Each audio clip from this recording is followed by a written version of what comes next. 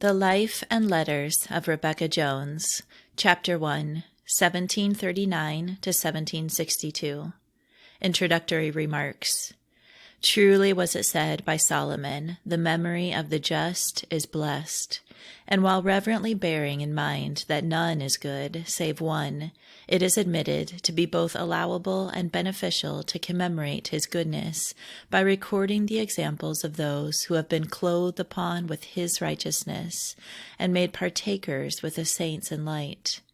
It is helpful to the pilgrim to contemplate the steps of those who have walked with the Redeemer in the way cast up, not for a servile imitation of particular acts, but with a prayerful desire to be enabled to walk by the same Spirit, to mind the same rule, and to adhere to the same principles of eternal truth which they illustrated and adorned. The papers of our beloved and highly gifted friend Rebecca Jones, having been placed by her sole residuary legatee in the hands of the present compiler, were in course of arrangement with a view to ultimate publication. During a delay in the compilation, arising from causes not immediately to be obviated, anecdotes respecting her, with a small portion of her narrative, found their way to the press, in connection with some inaccuracies. This, so far at least as the portion is concerned, which was strictly private property, was regretted, yet it stimulated the compiler to furnish to Friends' Review, a valuable journal published in Philadelphia and ably edited by Enoch Lewis, copious selections from the materials in his possession. Long after the compilation had been entered upon, the caution prefixed to the autobiographical sketch with which the narrative commences continued to operate as a bar to its publicity on the mind of the proprietor of these manuscripts, by whom the memory of Rebecca Jones is most affectionately cherished, and her wishes and requests regarded almost as a binding law. This feeling of reluctance, although not removed, has in some degree given way to the following considerations: the wishes and views of judicious friends, a conviction that the request originated in the writer's very humble estimate of herself, and in more private reasons the force of which has been weakened by time, and to the still weightier conviction that our dear departed friend was, in the constrainings of that love in which she was enabled to labor for the good of souls, led to pen this testimony to her divine Master's gracious dealings, and that, however undesirable the prospect might have been to her shrinking and sensitive mind, it is right at this time to extend the benefits of its perusal beyond the narrow circle within which it has been known. The publication above referred to, of the only part respecting which this scrupulous delicacy was felt, has assisted in deciding this point, and it may be remarked that the other journals from which selections will be made, having been presented by Rebecca Jones to the friend referred to, without any such restriction, the responsibility is entirely removed from her of giving to the public anything that was prohibited. The compiler himself, cherishing the most tender affection and reverence for the memory of his venerable friend, trusts that any incompetency or error of judgment on his part in arranging the materials before him may not obscure the light of her example or derogate from the dignity, beauty, and excellence of a character which can hardly be appreciated by those to whom she was not personally known. He had fondly hoped to throw the task upon a more competent hand, but it was found impossible, without going through the whole labor of editing the work, to place the materials intelligibly before a third person, while motives of propriety and gratitude pressed upon himself the duty of discharging this debt to her memory. The size of the volume might have been lessened by comprising from the letters the merely narrative parts and giving them in a condensed form, but the compiler has desired to present the matter, when practical, in her words rather than in his own, and it has been, moreover, his settled conviction that these choice and instructive specimens of the epistolary style would be both pleasant and profitable to the serious reader. He has in his possession a rich collection of letters to and from Rebecca Jones, and while he regrets his inability to obtain many others of especial value, which were sent on her decease to the families of her correspondents, he feels bound to acknowledge his indebtedness to several friends in England and elsewhere for the kind loan of interesting letters. The extent of her correspondence was truly astonishing, and it would, if collected, of itself form a larger work than is here presented.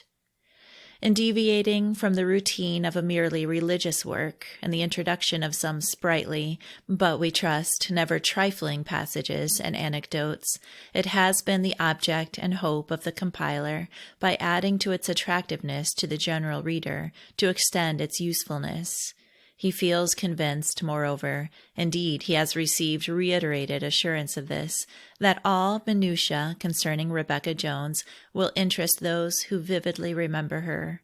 In hastening to share these interesting relics with those of her former friends who may very soon be permitted to follow her, he is influenced also by the hope that others, in contemplating the course and perusing the experiences of this dignified handmaid of the Lord, may be stimulated to seek in faith of him by whom alone any can come unto the Father, ability to walk in the same straight but heaven-illumined path, knowing that the principles of truth, which she found to be so precious, have not been subject to fluctuation, and that the crown of glory, which we humbly trust has been assigned to her, is reserved for all those in every age who love the appearing of our Lord and Savior, Jesus Christ. Autobiographical. It is on my mind to leave a short account of my convincement and the Lord's gracious dealings with me, a poor, unworthy creature, even of the least of his mercies and of his truth, for the perusal of some of my best and most intimate friends. And I desire that to such only it may be shown, and that it may not be made any further public. Begin not to say within yourselves, We have Abraham to our father. For I say unto you that God is able of these stones to raise up children unto Abraham. Luke 3:8. Give us help from trouble, for vain is the help of man. I was born in Philadelphia in the 7th month, 8th day, 1739. My parents' names were William and Mary Jones. My father, leaving the city when I was an infant, the care of my education and that of my brother, who was 9 years older than myself, devolved upon my mother, who by hard labor, keeping a school, brought us up reputably, giving us sufficient learning, and educated us in the way of the Church of England. Footnote: William Jones was a coaster, was much absent, and died from home. Rebecca did not remember him. Returning to text. Before I was 12 years of age, I often solicited my mother for liberty to go with some of the neighbors' children, who were friends, to their meetings, with which she often complied, saying that I was but a child and not capable of determining in matters of a religious nature, which indeed was really so, yet I have abundant reason to believe that something of a divine nature was then secretly at work in my tender mind, though I knew not by what name to call it, which had I given way to it, would have preserved me, though but a child, from many things into which I afterwards fell, to the wounding of my poor soul, and making hard work in the cleansing, purifying day that afterwards powerfully overtook me, and from which I could by no means escape. My mother would frequently say, "What do you go to meeting for?" I, being light and airy, would reply, "I don't know, but I believe they are good people, and I like their way, for there is not so much rising up and sitting down among them as at church." And blessed be the God of my life, who thus gradually and secretly drew my mind towards this people, not only to go to their meetings, but I loved even the sight of an honest friend. Yet I was at times under the influence of another spirit, for though I loved this people, and very early saw a beautiful order and becoming deportment in their meetings, I could not give up my days to lead such a life of self-denial as the divine instructor in my own breast at times directed me to. but I loved vanity and folly, and to keep unprofitable company, by which I was led into many evils, and quenched the blessed Spirit from time to time. Yet not wholly, for oftentimes, in the midst of my career, I was favored with its secret smitings, and from which it was impossible to flee. And frequently, when in bed or alone, my heart was made uneasy for the multitude of my transgressions, so that I often promised to amend, for I greatly feared to die. But alas, though I made covenant, I soon forgot it, and returned to the same things for which I had been reproved, and thus added sin to rebellion for some time. Yet I kept close to meetings, both first and weekdays, when I could get away without my mother's knowledge, though I knew not why I went, for I liked not their way of preaching, but was always best pleased with silent meetings. In the year 1754, and in the 16th year of my age, there came from Old England on a religious visit to the Churches of Christ in America, Catherine Payton, in company with Mary Paisley from Ireland. I was at several meetings in this city with the aforesaid friend, and heard several testimonies which she bore, with which I was much pleased. But like many others, I only heard, and sought not to learn the way to salvation and sincerity. But forever blessed and praised be the great minister of all ministers, and bishop of souls, who in his abundant compassion to a poor creature in the very road that leads to the chambers of death, was graciously pleased through his handmaid to set my state and condition open before me, and who enabled her in one of our first day evening meetings to speak so pertinently to my situation, in showing the consequences of trifling with divine conviction, and proclaiming God's love through Christ to all returning sinners, that I cried out in the bitterness of my heart, "Lord, what will you have me to do to be saved?" And so effectually was my heart reached that I was made willing to forsake everything here to obtain peace. Yes, my natural life would not have been too great an offering if it had been required, that I might have inherited eternal salvation. Oh, the many days of sorrow and nights of deep distress that I passed through! How frequently did I cry out, "Lord, save me, or I perish!" I almost despaired of finding mercy, for sin not only appeared exceedingly sinful, but my soul's enemy almost persuaded me that my sins were of so deep a dye and so often repeated that I had neglected the day of my visitation, and that, though I might, like Esau, seek the blessing with tears, I should not obtain it. But forever magnified be the kindness and goodness of the Lord my God, the everlasting Father. He left me not here, though I was in the situation described by the prophet. I was greatly polluted, lay wallowing in the filthiness of the flesh, without any succor from temporal connections, and a stranger to the Lord's family, not washed at all, nor salted at all, but cast out as in an open field, void of any enclosure. None eye pitied me to do any of these things to me. When the sure Helper passed by, he beheld me in my deplorable situation, cast his mantle of divine love over me, and with a most powerful voice said, "Live." Yes, he said unto me, "Live." I was again encouraged by the renewal of divine favor to enter into solemn covenant with that gracious being against whom I had so highly rebelled, and whom I had justly offended. And fervent were the breathings of my soul that I might be enabled to stick close to the terms made in this the day of my humiliation. My love to this instrument in the Lord's hand was very great, and on a certain time, being reduced very low in my mind under the consideration of my many and deep transgressions, I took up my pen and opened a little of my condition to her, though I was afraid to sign my name to it. I watched an opportunity and slipped it into her hand just as she was going into meeting, and in 2 days after received, per the hands of one of her friends, the following answer, which, as it had a blessed effect in encouraging my mind reverently to confide in the Lord's infinite mercy, I here transcribe at large. Peradventure it may revive the hope of some afflicted soul. Philadelphia, 4th month, 1st, 1755. Dear child, I have carefully read your letter, and from a tenderness of spirit which I feel towards you, conceive much hope that you will do well if you keep to that power which has visited you, which, as it has already appeared as a light to convince you of sin, will, if you permit it, destroy it in your heart. Which dispensation, being already begun, is the reason of that anguish of spirit which you feel, which will lessen gradually as you are assisted to overcome. And be not too much discouraged, neither at what you have committed against the Lord, nor at what you may have to suffer for him. For though your sins may have been as scarlet, he is able and willing to make your heart as snow, upon your sincere repentance and humble walking in his fear, and also to give you strength to do whatsoever he commands you.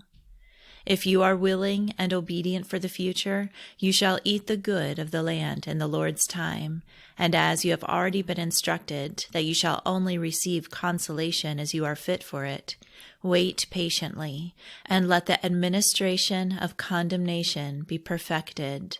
So shall the administration of light and peace be more clear and strong, which will assuredly come to you if you abide faithful to that power which has visited you.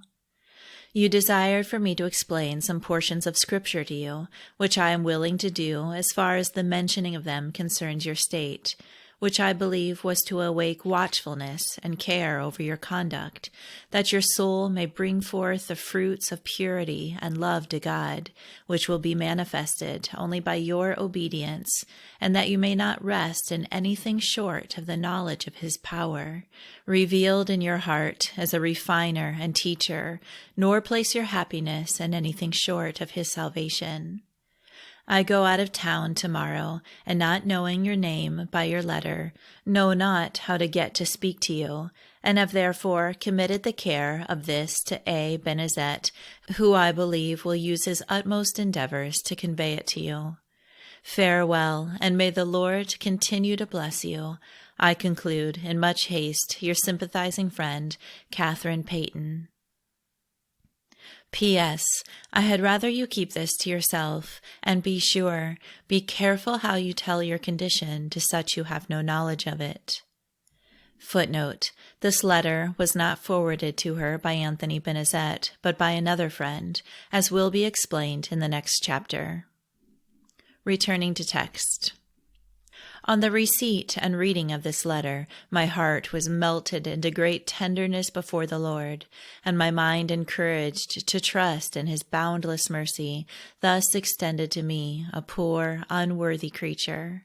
My resolutions were daily strengthened in remembering that, at what time soever the wicked turns from his wickedness and does that which is lawful and right, he shall save his soul alive. I now attended meetings constantly, though I suffered some hard things on that account.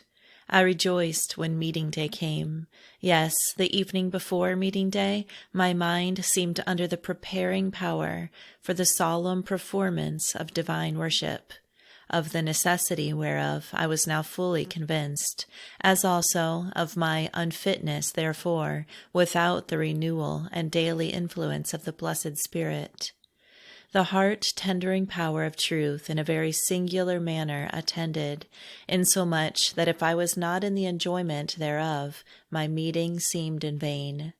I frequently compared my situation about this time with that of the children of solid friends, many of whom, I perceived, walked widely from their holy profession. I thought if I had been favored with privileges like those which many of them enjoyed, I would not have had so much work for repentance. Oh, that they did but see and rightly understand the manifold obligations they are under to the everlasting Father, and also to their pious parents.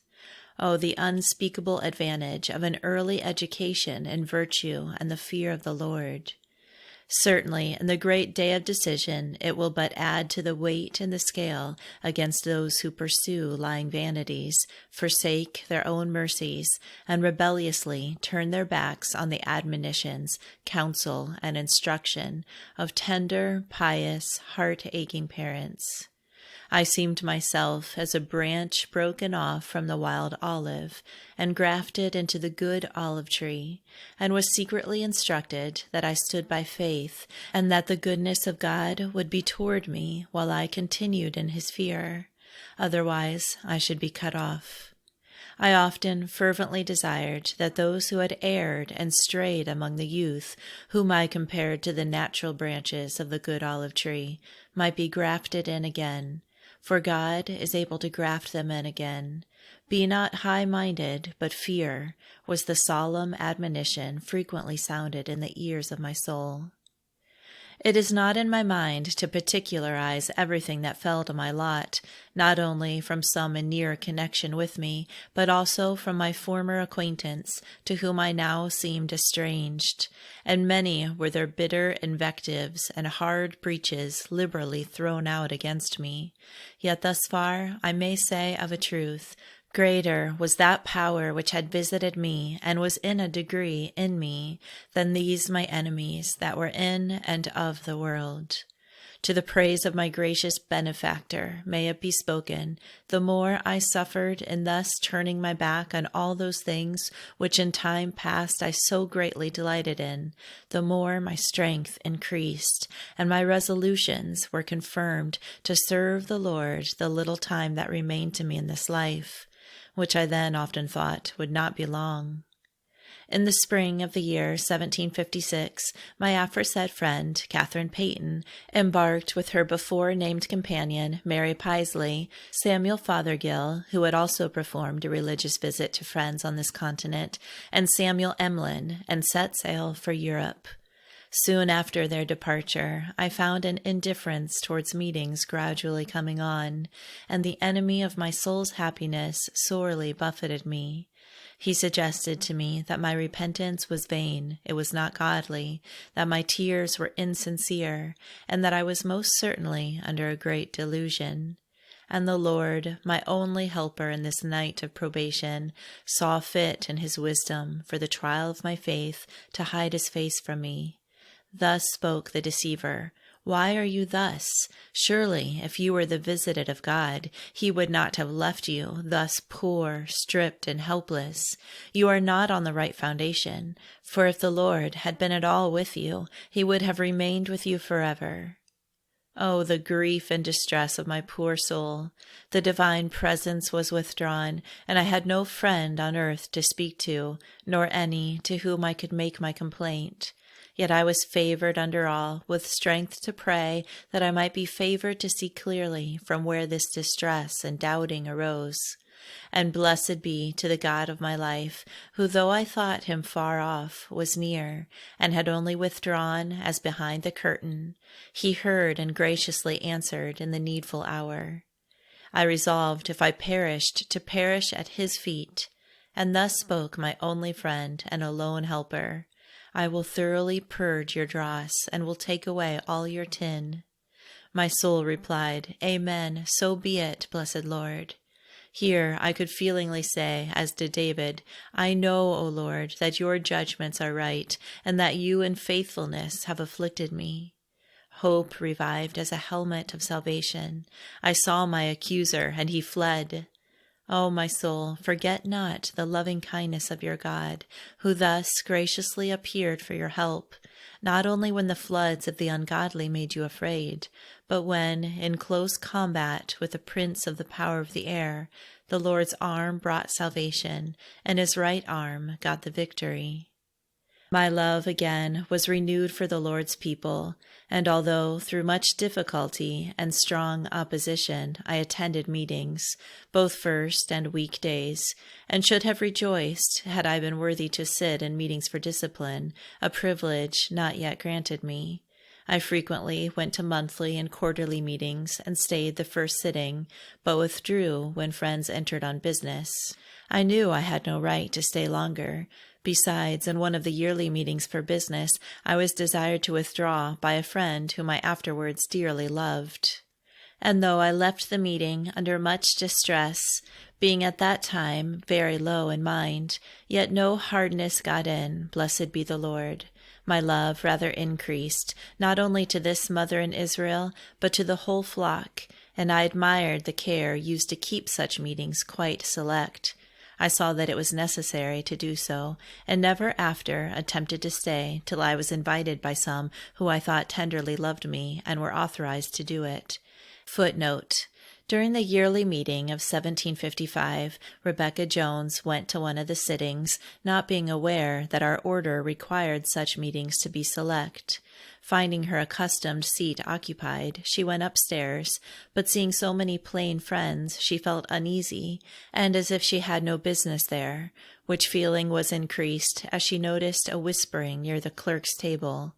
Catherine Callender, leaving her seat, went upstairs and sat by her, and seeing Rebecca about to rise, she laid her hand upon her kindly, and presently they both went out, when Catherine informed her that those meetings were exclusively for members, but that she believed the time was not distant when it would be proper for her to attend them.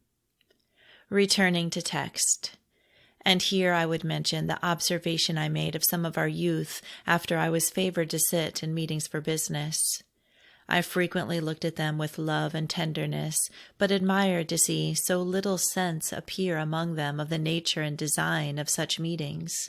I found that many attended through curiosity, and some from other motives, but very few whose shoulders were preparing for the burden of exercise that lay weightily upon several mothers in the family, who were far advanced in years, and in all probability would before long finish their course.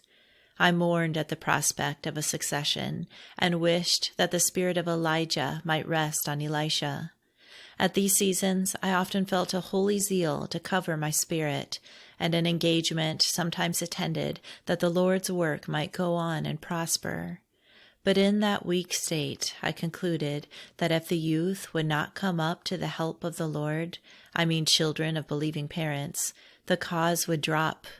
Yet I was sometimes favored to understand the Lord's proclamation, "I will work, and who shall hinder it?" Very frequently I was seized with an apprehension that, if I was faithful to the manifestations of divine grace, the baptizing influences thereof would be witnessed for the cleansing, purifying, and preparing my spirit rightly to engage in the Lord's work, at which my heart trembled within me, and I very much feared I should push like Uzzah. And though in meetings both for worship and discipline, my duty was often pointed out to me, yet the fear of marring the Lord's work, and a sense of my own weakness, and the situation in which I was placed in the world, the prospect of much suffering awaiting me, but above all a sense of the purity and stability necessary for those who fight the Lord's battles, and a sight of my own state and lonesome condition in the family, I say all these things mightily humbled me, and reduced me to the brink of the grave. I went alone. I kept silence. I refrained from my natural food, and my sleep departed from me.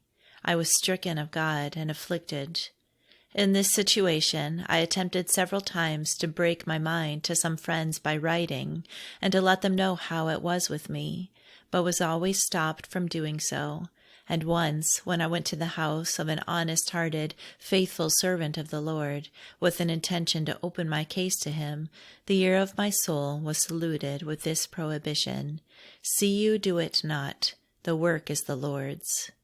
My mind was fervent with the Lord, none else knowing my condition, that he would be pleased to favor me with a distinct sight and knowledge of his will, that I might not be deceived by the enemy of my soul, whom I had before seen in some of his artful transformations, but that light might so attend as that I might make no mistake in darkness. I carried my burden from 1 month to another, and from meeting to meeting, until the 7th month, 9th, 1758, in an evening meeting, finding no excuse would longer do, and that faithfulness was required. After William Prickett had finished a lively testimony, in which he expressed much sympathy and had great encouragement for some who were under the preparation for the Lord's service, I stood up in great fear and trembling, and expressed a few sentences very brokenly. I returned home with the promised reward of peace, which I had long sought in vain, but now that I had given up to the Lord's will, was favored to obtain it. This was my first public appearance, and I greatly desired as a sign that if I was yet mistaken, I might be visited and advised by some friends. But as I met with no opposition from friends, and as, contrariwise, some spoke encouragingly to me, I found need to watch myself with a jealous eye, and was fervent in spirit that I might be preserved in true humility and divine fear, the only safe situation for a gospel minister. And now I found it my place to make a stand against some things in some of my near relatives, with which before I had no unity. And blessed be God, my best friend, I was helped to overcome, both in myself and others, some inconsistencies which I plainly saw truth disallowed of. Hitherto I had met with much opposition in attending meetings, but the Lord pled my cause and inclined the heart of my dear mother toward me, so that she not only gave me liberty in that respect, but was very affectionate, both to me and to friends when they came to our house, and she continued so till her decease, for which my soul was made humbly thankful, and it was no small confirmation to me that the Lord was on my side. What shall I render to the Lord for all his benefits? Was the honest language of my mind. In the year 1760, I had the privilege granted me to sit in the meeting of ministers and elders, of which I thought myself very unworthy, and I attended the first meeting of this sort under strong apprehensions of my own weakness and the necessity of laboring after true humility. In the spring of the year 1761, my dear mother began to decline very fast in her health, and could scarcely keep about house. She grew weaker and weaker, insomuch that she needed constant attendance all the summer. I had a large school on my hands to take care of, the only means for our subsistence, and her to nurse both night and day, till the 9th month, when she grew so ill that I was obliged to break up the school. I also was much reduced in my health, and by such constant exercise, both of body and mind, received a weakness that I fear I shall never be rid of. She deceased near the end of the 9th month, 1761, and here I am free to add that she was a woman of good natural understanding, of a noble disposition, had many good qualities, lived a peaceable life among her neighbors, and, I have good ground to believe, was under a religious exercise of mind for many months before her decease. She was favored with an easy passage, for which, during her illness, she often prayed, as a sign of acceptance with the Lord, and was buried in the burial ground of the Church of England, so called, among whom she always made profession. In her illness, she desired to see Daniel Stanton. He came, and had a heart-tendering time in supplication, particularly on her account, whom he had known from a young woman, that she might be favored with patience, and might obtain mercy from the Lord. After which she seemed easy, and said he was a servant of the living God. Now I was in a strait, for I had often thought that if it should please Providence to remove my mother, I would think of some other way than keeping school for a livelihood. But as our yearly meeting was coming on, I concluded to leave it till that was over, and in waiting to know what was best, I seemed easy to continue in the same way, as being what I was most used to, and a suitable friend offering made it the easier. This was Hannah Catherine, a religious, prudent young woman who joined me in the business. I esteemed this a favor from kind Providence, for I was now grown so weakly that I could not have undertaken it alone, and she was of an affectionate disposition towards me. We soon had a large school, and were blessed with a sufficiency to live comfortably. I had been very little abroad, not only because I was confined by business, but I was under great discouragement in my own mind on account of my weakness, both of body and mind. But whenever my aforesaid companion apprehended I was under any engagement of that sort, she always encouraged me, and did all in her power to make things as easy as she could, for which I feel grateful acknowledgments and esteem for her. In 1762, I went in company with E. Smith of Burlington and some other friends to the general meeting held at Shrewsbury, and after that, at different times, with Esther White, Mary Evans, and Hannah Harrison, several little turns to some quarterly, monthly, and particular meetings within the compass of our yearly meeting. In 1769, I found a draft of love in my mind towards the yearly meeting on Long Island, and obtained leave of our second-day morning meeting of ministers and elders. I made preparation and was in readiness, but when the time came, my mind was so beclouded and distressed that I was glad to give it up. The cause afterward appeared very plain to me, and I was thankful for the secret intelligence afforded from on high. In 1770, the engagement for that meeting was renewed, and my friend Hannah Foster of Evesham having sent me word that she intended going there, I gave up, and though much discouraged, being poorly in my health and not used to ride on horseback, yet I was favored to hold it pretty well as far as Ralway, where my kind friends Joseph Shotwell and wife provided a chair for my accommodation and went with us to Flushing. I was much assisted in this journey, or I could not have held out, for I was not only indisposed in body, but my mind was very low, insomuch that I apprehended I should not live to return, and accordingly settled my outward affairs and took a very solemn leave of my dear companion, who was also fearful on my account. However, the Lord was near, blessed be his name, and made the weak strong. We were mutually comforted together at that meeting, and I returned home better every way, for which I bow before the Almighty, and acknowledge that nothing is impossible with him. Praised and magnified be his great name, both now and forever. Soon after my return, my mind was bowed very low, by reason that a beloved friend and father in the truth, Daniel Stanton, was taken from works to rewards.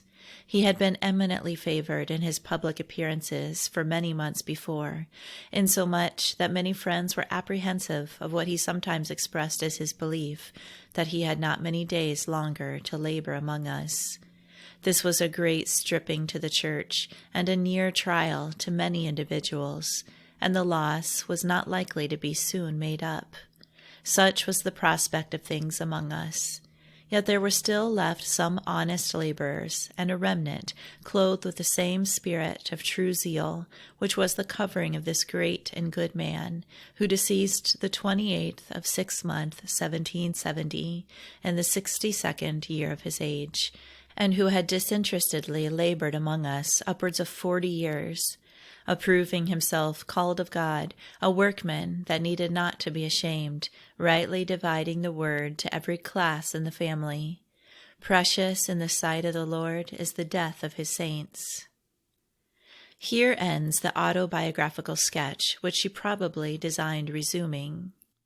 The mother of Rebecca Jones, as has been mentioned in the preceding memoir, kept a school for small children. She had subjected herself to many privations in order that she might give Rebecca a good education, being ambitious to make her a teacher of the first standing in Philadelphia. As this precious young person yielded obedience to the divine monitor, she found herself restricted in various ways and restrained from indulging in and teaching to others the lighter and merely ornamental branches, as dancing and music and ornamental needlework.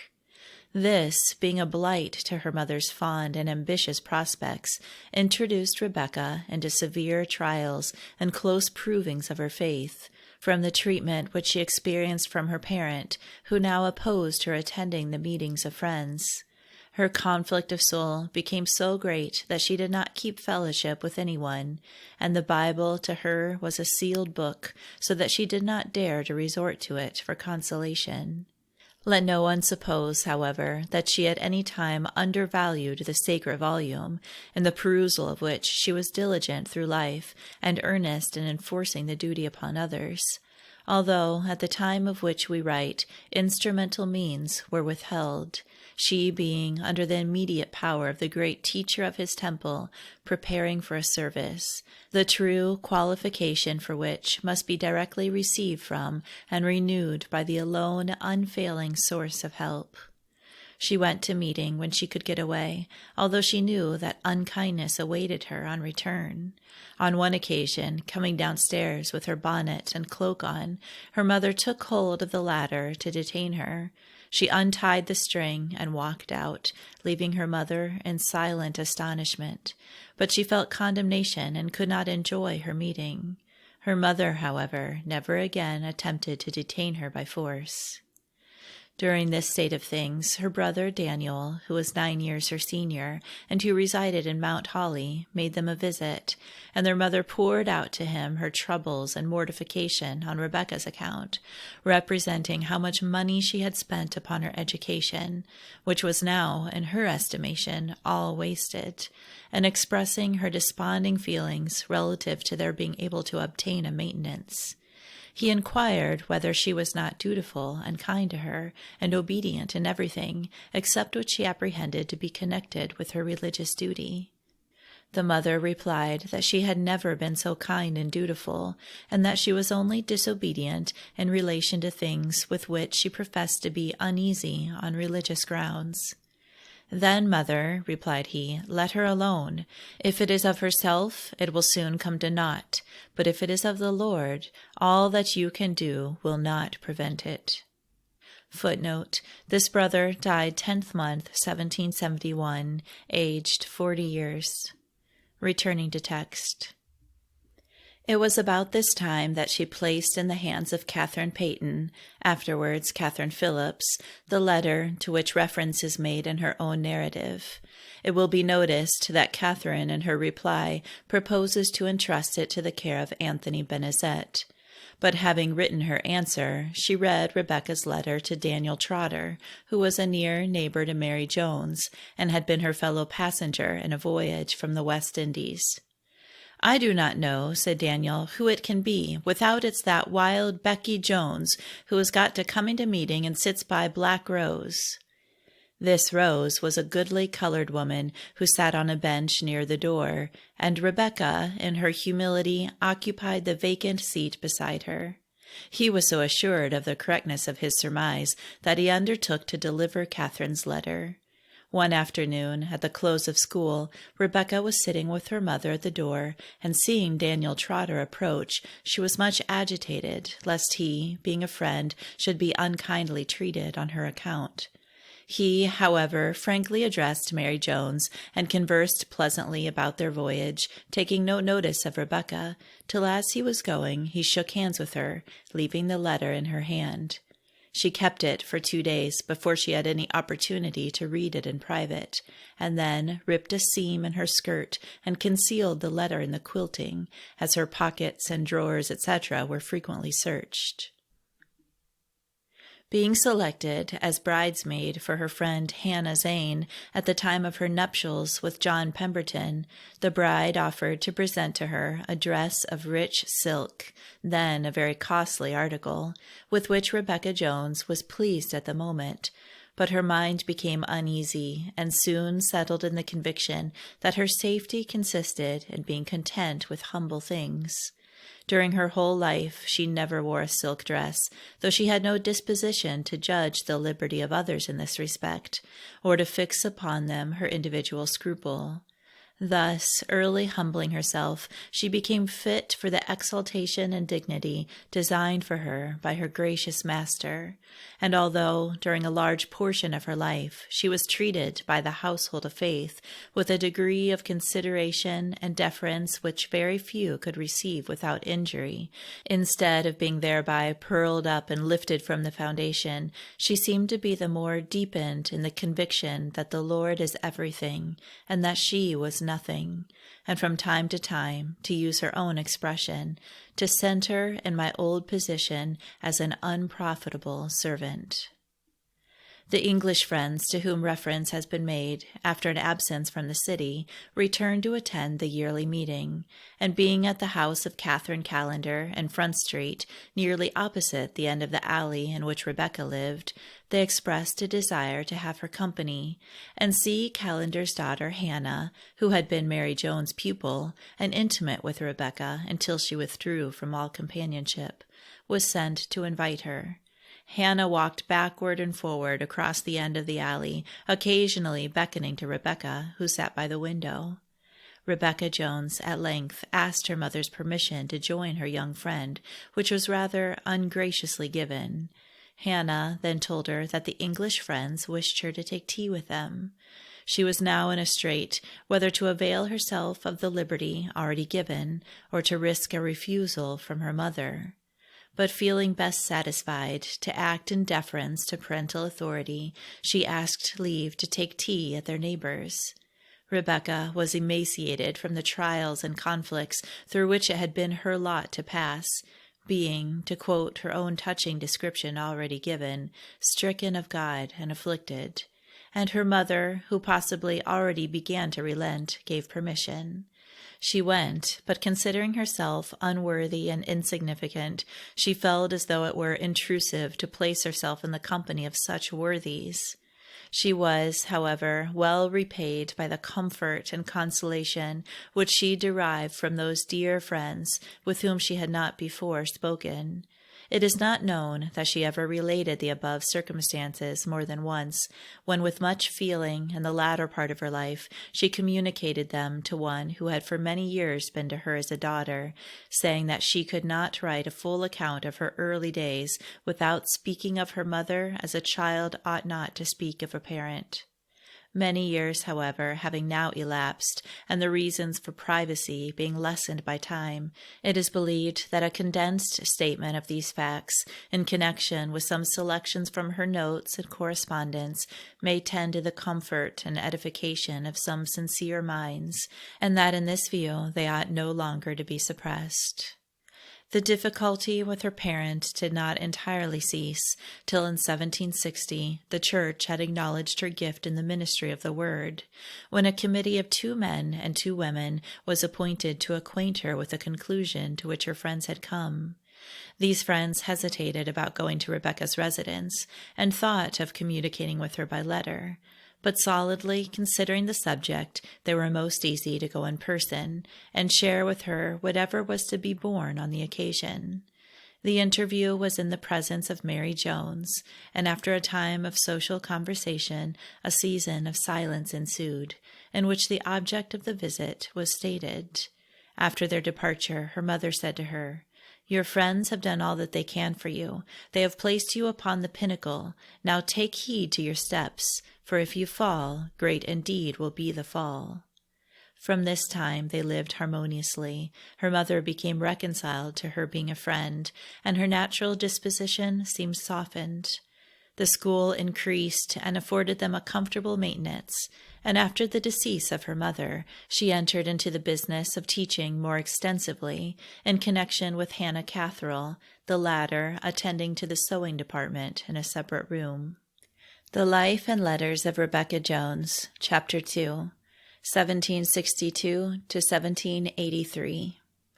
It might be laid down as an axiom that none but a philanthropist is fit for the office of a teacher.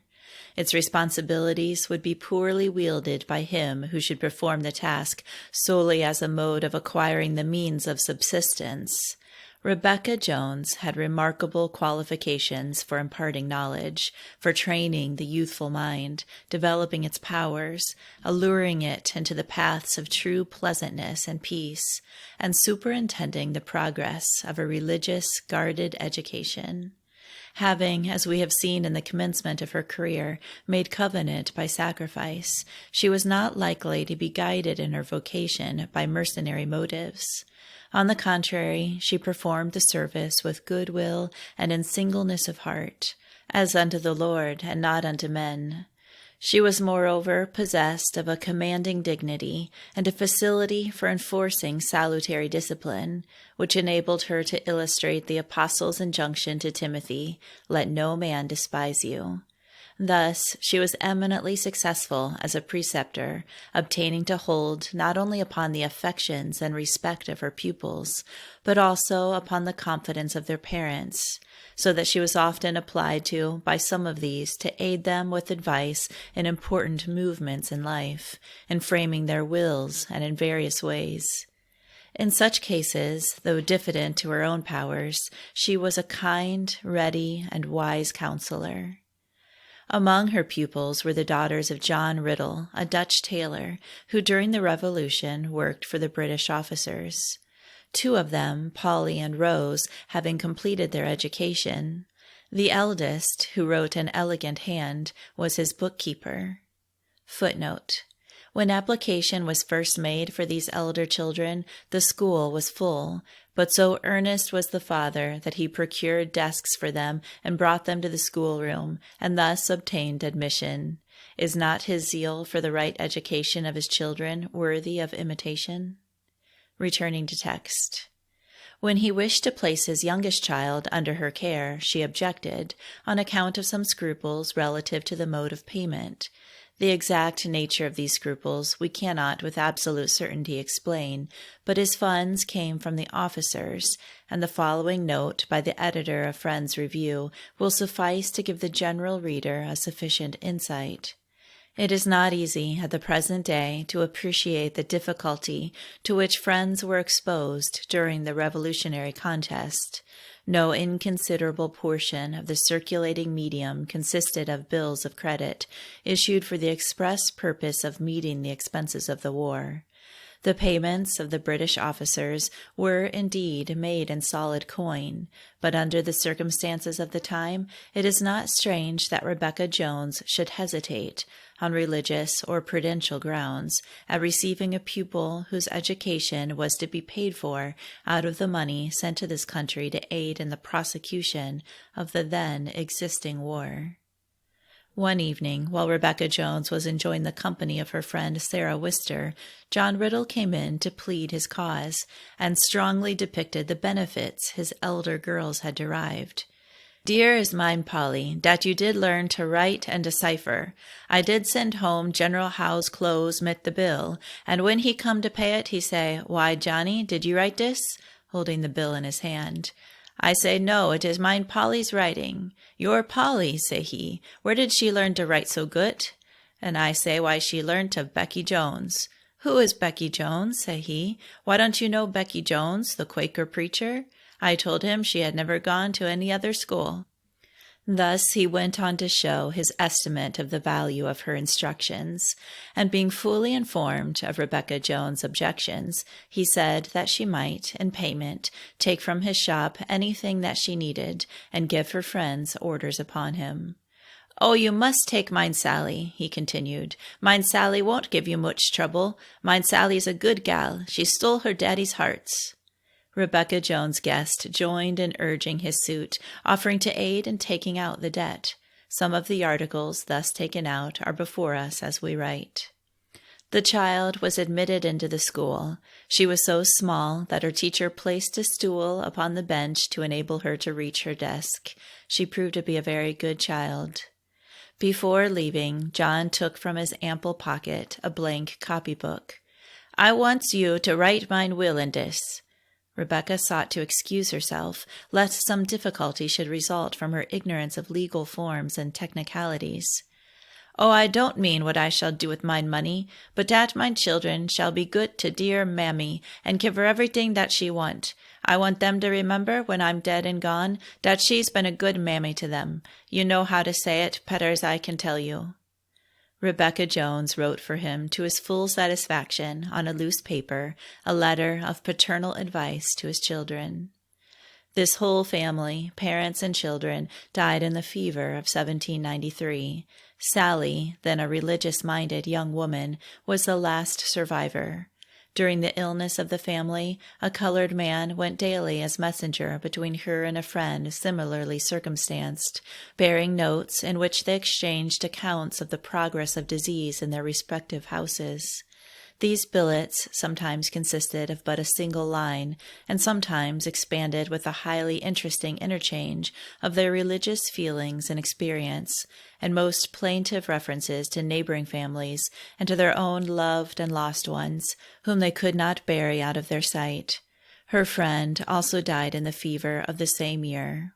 The following rules for the observance of her pupils in school and elsewhere were conspicuously placed in Rebecca Jones' schoolroom, and while they may fail to interest some readers who have not been similarly engaged, they will probably commend themselves to a sufficient number to warrant their introduction.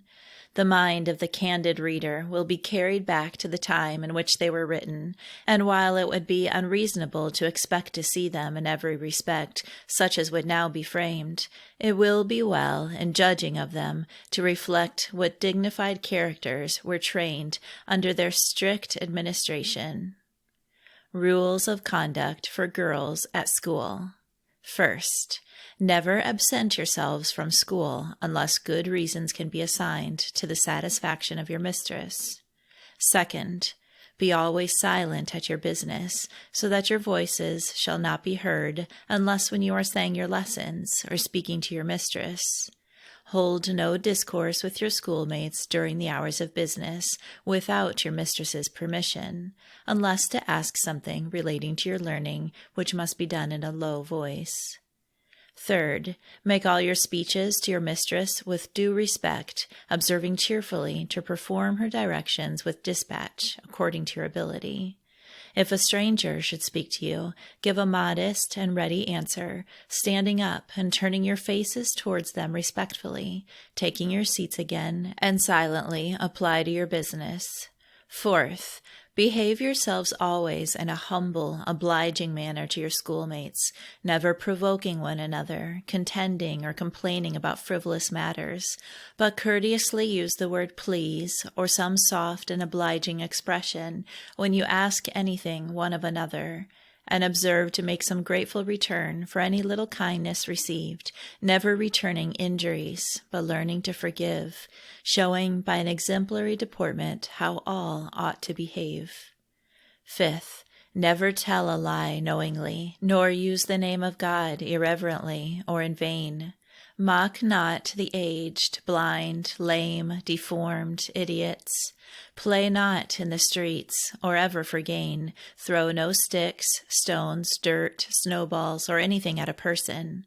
Revile none, utter no indecent expression, and return no affront to any you may meet with, but according to the best of your knowledge, demean yourselves in a modest, civil, complacent manner to all. Sixth, let your language be the plain language, and spoken with propriety everywhere. Seventh, be not forward to divulge anything past in school, nor jeer those who have been corrected, lest it should happen to be your own case. At home. Eighth, before you arise from your beds, observe to offer a mental petition to divine providence for protection from evil and danger the following day, not omitting at the same time a grateful acknowledgment for the benefit of your rest. Observe also the same reverence at lying down, returning humble thanks for preservation through the various incidents of the day. Ninth, observe to use a cheerful and ready compliance to all your parents' commands with becoming resignation to their will, never addressing or approaching them without honor and respect. Neither be loud in voice or laughter in their company or before any of your superiors, nor forward to talk in their presence, yet always returning ready and modest answers to their questions. Never intrude yourselves upon them when alone or with company. If you are necessitated to speak with them, appear with good manners, and be sure to whisper, and withdraw unless desired to stay. 10th, make all your addresses to your brothers and sisters with humility and good manners, using the word please, etc., and in like manner to the meanest servant, that your good example may induce them so to behave to you. If you are necessarily where the servants are, give no ear to their jesting or idle talk, much less join with them, but always choose the company of such whose conversation is most improving in the best things. At the table. 11th, be not forward to sit down at table before the rest have taken their places, especially your elders or superiors. When seated, be not eager to fall to your victuals like the brute animals, but first observe a solemn retirement of mind to the supreme giver of them. Be not talkative, or offer to carve, or ask for yourselves, but wait till you are served. Find no fault with your food or its dressing, but sit upright and soberly with silent attention, ready to answer any questions that may be asked of you. Having eaten moderately, rise from table without noise, moving away your seats. Withdraw if strangers be present, unless desired to stay. Add places for worship. 12th. When you attend meetings for divine worship, observe to be present at the times appointed precisely, entering the place soberly and without noise and walking or otherwise, so as not to disturb the meditations of those that are met. When seated, make no disagreeable scraping or rubbing of your feet against the floor or seat, nor use any unbecoming gestures or motions with any part of your bodies to disturb or offend any person, by biting your nails, pinching your fingers, lolling, stretching, yawning, spitting, staring about, or by any other means.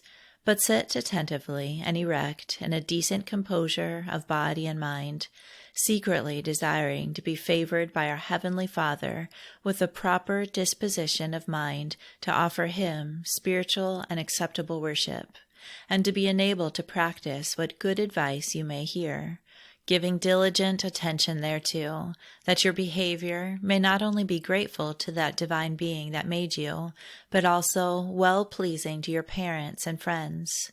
When the meeting breaks up, rise not in a hurry, nor be impatient to be gone, but rather think it a favor to be admitted upon such solemn occasions to sit with your elder friends, respectfully noticing them as you pass along, showing no haste to leave their company.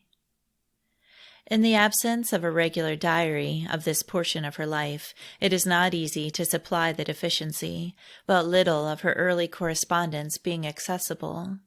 The following letter, written at the age of 20, evinces that even then she was instant in season, under the divine anointing, in obeying the injunction given to Peter, "When you are converted, strengthen your brethren." Rebecca Jones to Benjamin Swift and Samuel Sansom. Philadelphia, 8th month, 10th, 1759. Respected friends, it has been upon my mind ever since I heard of your intentions for England, and a great deal of goodwill, with desires for your welfare every way, to communicate in a few lines what I think quite necessary to observe. I have remarked some young men on their return from abroad seem, as it were, swallowed up with the prospect of those transient, glaring views which many have been presented to their minds relating to visibles, which disposition I would have you guard against, and bear in mind that you are of the youth of Philadelphia, many of whom are greatly beloved by their Maker as well as friends.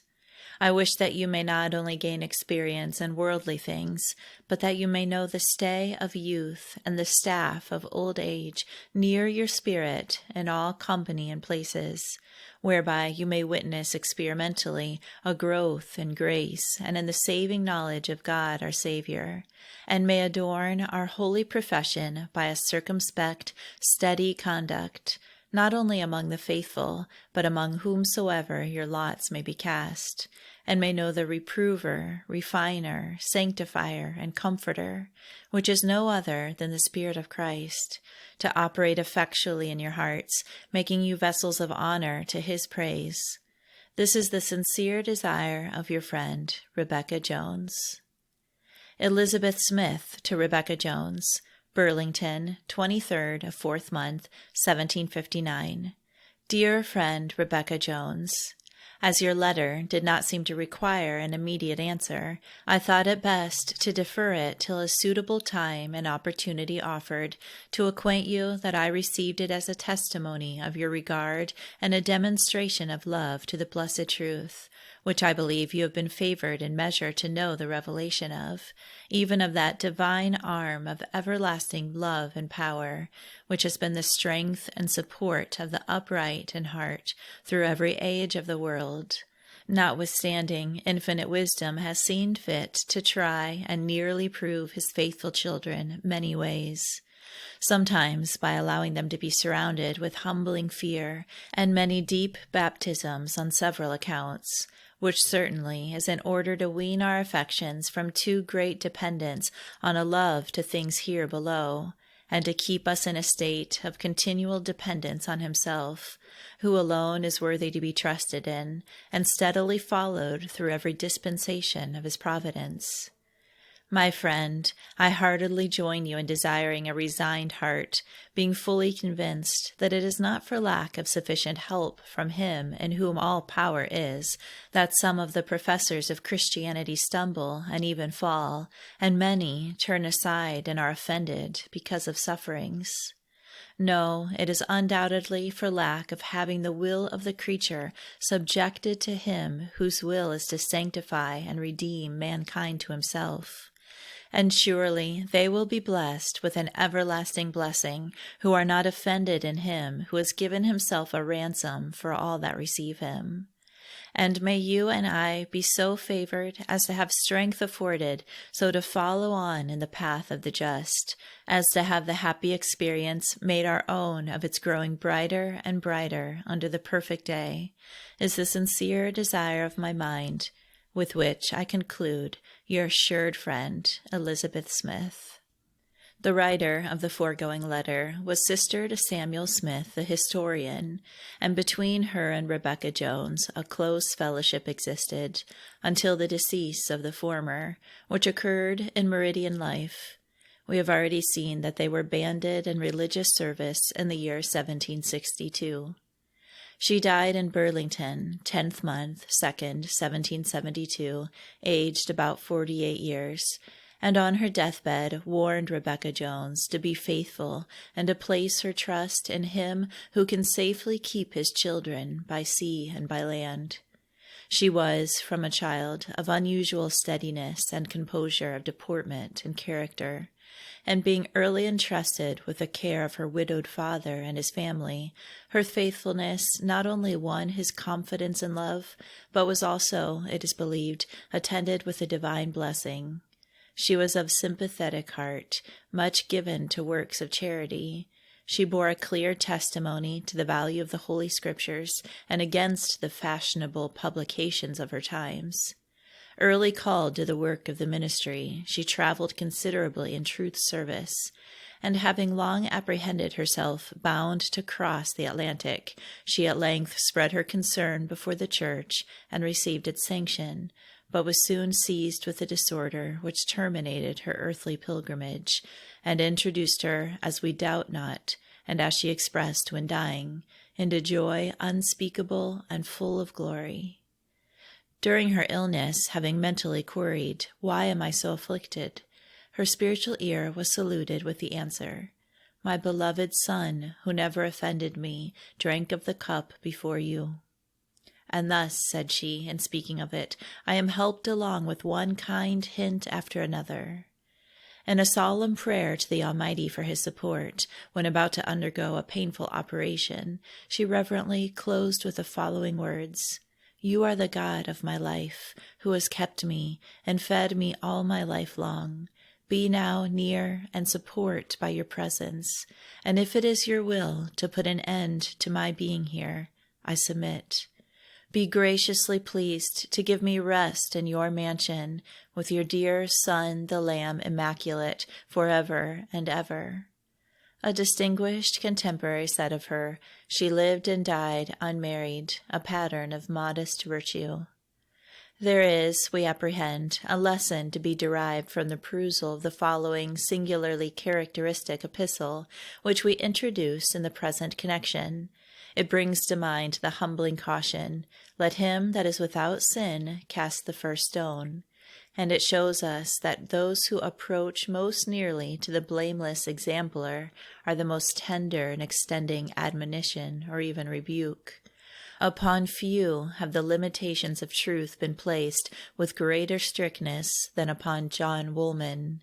Few, perhaps, if any, have been more faithfully observant of them than he. Few have turned inward upon themselves a severer scrutiny, or have turned upon others a milder and more loving eye. Unreserved in his dedication to manifested duty, he was filled with that fervent charity which thinks no evil and does not behave itself unseemly. He walked by that spirit which James Naylor felt in dying, which, as it bears no evil in itself, so it conceives none in thought to any other. And when, in the divine illumination with which he was eminently favored, it was given him to see that by the example of any, others were in danger of being diverted from close attention to the light of life, instead of passing prompt judgment upon them, it was his concern in the love of him by whom his own goings had been established, to remind such that there were lessons for them and him yet to learn, remembering that Christ of old time taught the people as they were able to bear it, and having regard to the state of their minds. He could thus, in marking his friends' and younger sisters' indulgence in some things against which he felt that the truth must testify, perceive also that the Lord had in great measure weaned her mind from all these things, and he could publicly manifest Christian unity with the reserve which he communicated to her alone, in that perfect love which casts out fear. To our mind, this letter touchingly depicts the writer as faithfully attentive to his master's interests, and full of kindness also to his fellow servants. To our mind, this letter touchingly depicts the writer as faithfully attentive to his master's interests, and full of kindness also to his fellow servants. John Woolman to Elizabeth Smith. Beloved sister, I have often had a tender feeling with you in your outward afflictions, and I trust, in some measure, with you in your inward exercises. I believe our afflictions are often permitted by our Heavenly Father for our more full and perfect refining. The truth, my dear sister, has been precious in your sight, and I trust remains to be to you as precious as ever. In the pure and undefiled way, that which is not of the Father but of the world is purged out. Christ of old time taught the people as they were able to bear it, and I believe, my dear friend, there are lessons for you and me yet to learn. Friends from the country and in the city are often at your house, and when they behold among your furniture some things which are not agreeable to the purity of truth, the minds of some, I believe at times, are in danger of being diverted from so close an attention to the light of life as is necessary for us. I believe, my dear friend, the Lord has weaned your mind in a great measure from all these things, and when I signed your certificate, expressing you to be exemplary, I had regard to the state of your mind as it appeared to me. But many times since I signed it, I felt a desire to open to you a reserve which I then and since often felt, as to the exemplariness of those things among your furniture which are against the purity of our principles. I trust the great friend and helper is near you, in whose love I remain your friend, John Woolman, 28th day, 4th month, 1772. I desired my wife to keep this letter for you when she might see you. Rebecca Jones to Catherine Payton.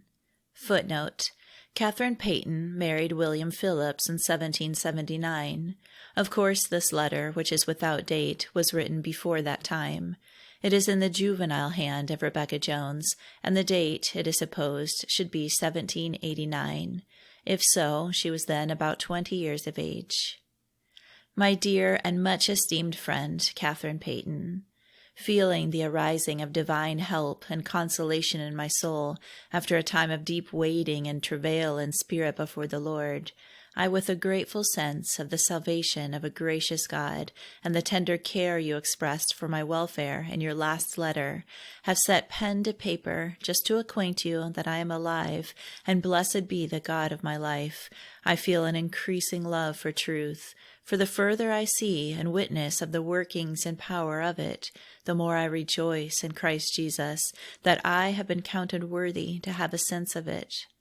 Lord, grant, says my soul, that the visitation may be extended to thousands more, even of them who at present seem dead in sins and trespasses, as I was when it first reached, to the awakening, quickening, and raising from a state of death and separation from God, to a state of favor and acceptance with Him. My dear friend, the love I bear you causes me to use great freedom. I desire, if you find aught to write, you may send it, for in a spiritual relation I can, in a feeling sense, call you my beloved parent in Christ, through whom I received the first awakening stroke. Oh, may I ever bear in mind the mercy and loving kindness of God to my soul, for a sense thereof has many times sweetened and made easy that which to the creaturely part was hard and bitter.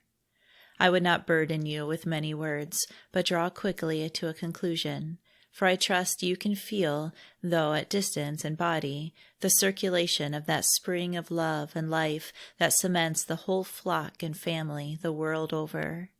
Our youth here seem wonderfully favored, and many will, I hope, be made useful in the Lord's time, and qualified to fill up the places of those who have faithfully served him in their day, when they shall be called from works to rewards. Friends here, in general, are in pretty good health.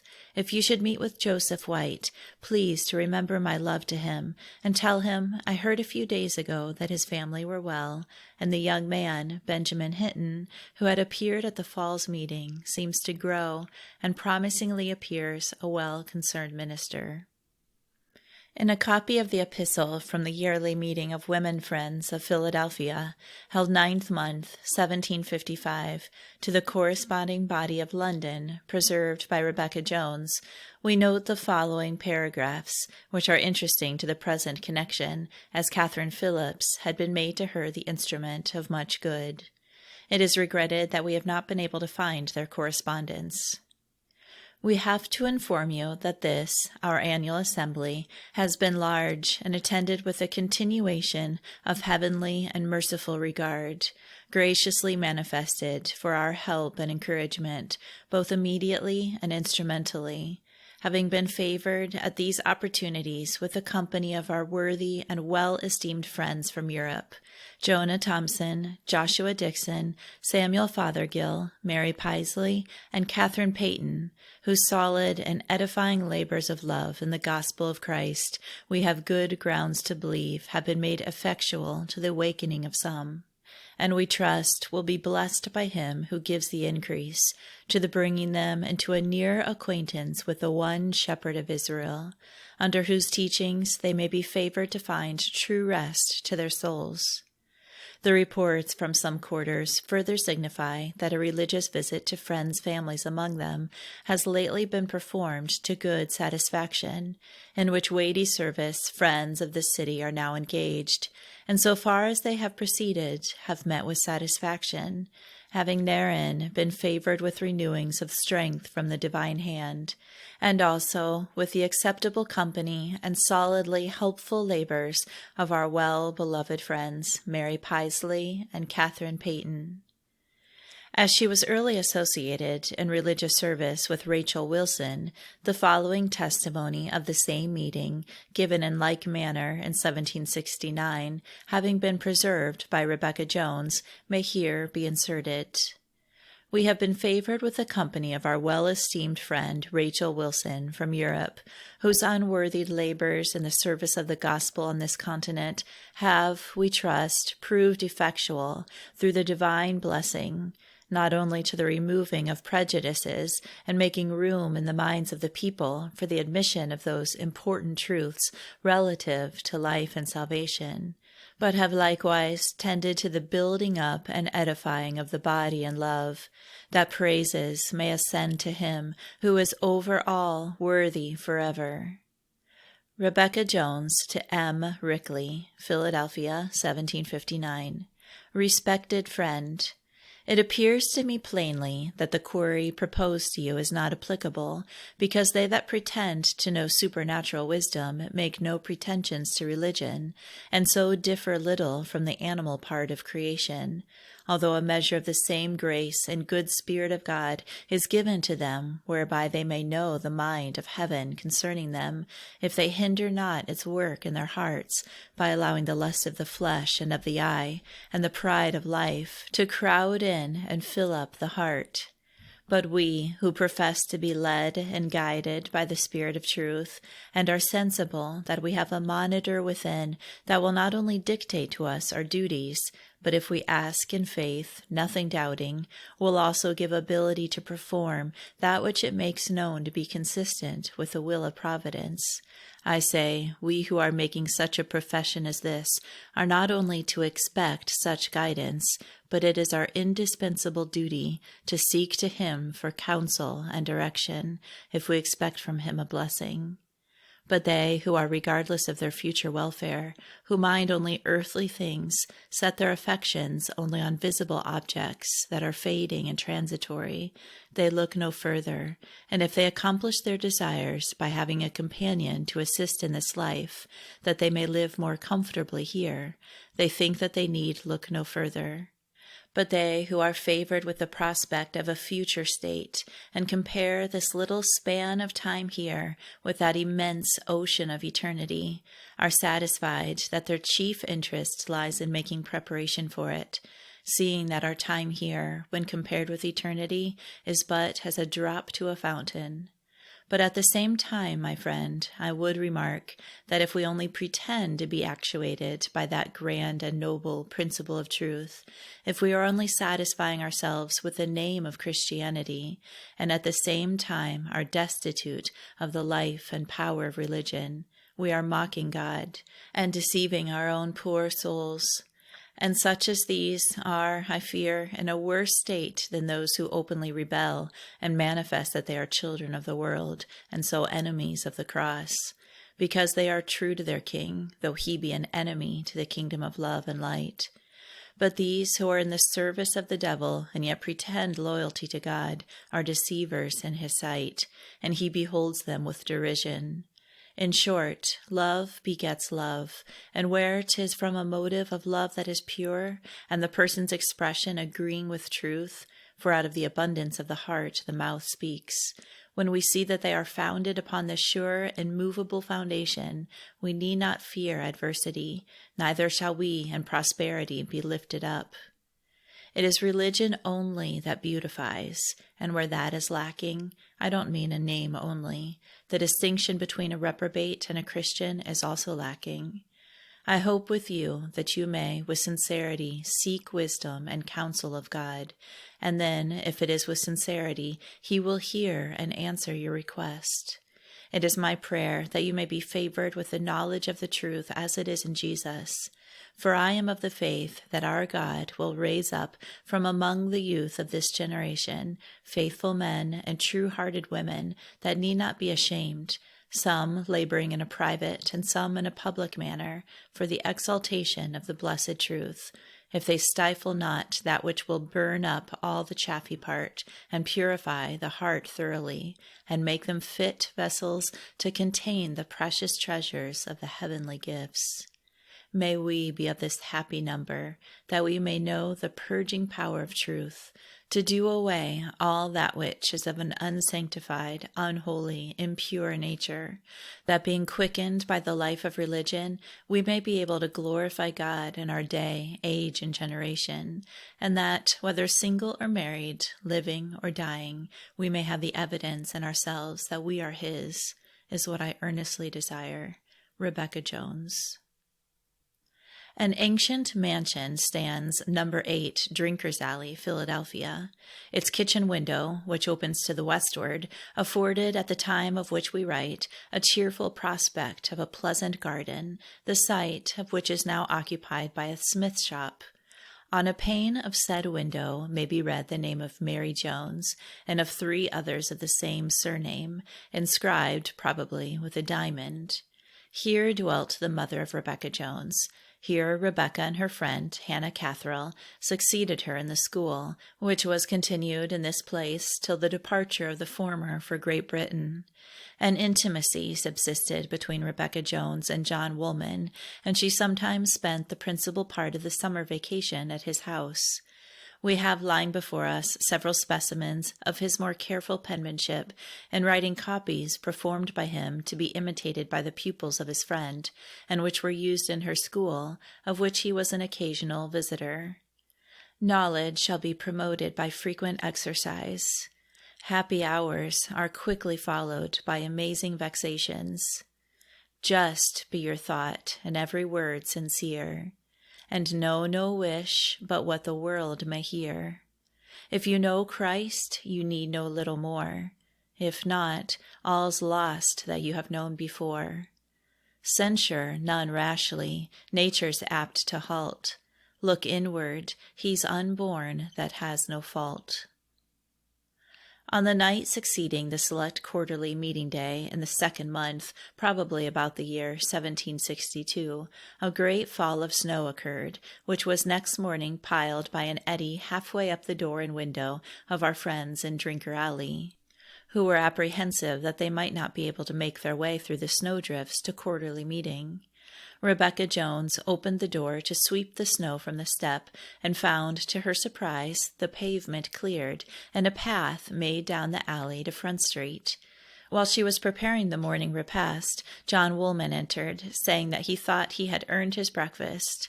Having spent the previous night at Reuben Haynes in High Street near Forth, he arose early, and remembering the lone sisters in their need, and ever ready for an appropriate labor of love, however humble, he took with him from his lodgings a snow shovel, proceeded, wading through the deep snow from 2nd Street downwards, and cleared a path from Rebecca Jones to the bank meeting in front near Mulberry Street. After breakfast, he made a passage to 2nd Street for the benefit of the scholars.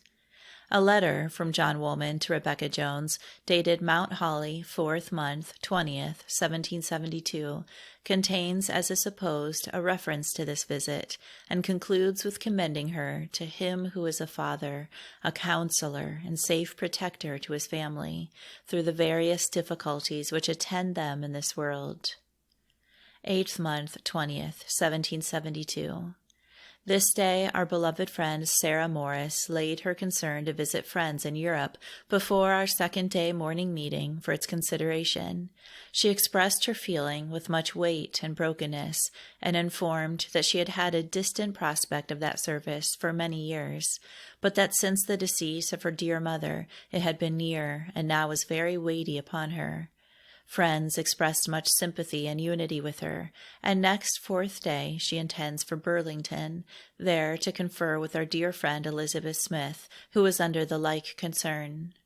By the following minute of Burlington Quarterly Meeting, held at Chesterfield, 5th month, 25th, 1772, it is inferred that our friend was at the time of its date engaged in a religious service abroad with a certificate.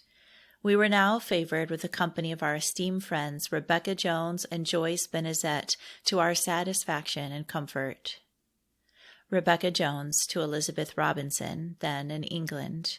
Philadelphia, 6th month, 25th, 1775. My beloved friend, as you have been so particularly near my spirit today, I thought this evening, while my dear Hannah is at meeting, I would stay in a little more paper in writing to you. I wrote you by Captain Falconer the next week after you embarked, which I hope will be soon received if it has not been already. And now I may tell you that our dear friend S. Morris is so much relieved, though not well, that she was at Germantown meeting last Thursday, and this morning at our great house, in both which she kept her seat and preached the gospel. My dear Hannah appeared in public ministry this day 2 weeks, while I was at Salem attending the yearly and quarterly meetings there. I took Woodbury, Pilesgrove, and Alloway's Creek in my way. William Brown, Isaac Andrews, and Grace Fisher had good service there at Salem, and poor I, as usual, in such large meetings, was favored to keep pretty still all but one day. We this day visited Samuel Smith and wife. Since the morning meeting, Samuel Emlyn told me he was much with the dear friends at London, and he fixed you at Devonshire House, M. Lever at the Peel, and Robert at Gracious Street. He almost set me a longing to be with you. I wish I was able to give you a cheering account of the matters here, but that I cannot. Oh, for the testimony, how it is trampled upon by many in profession with us.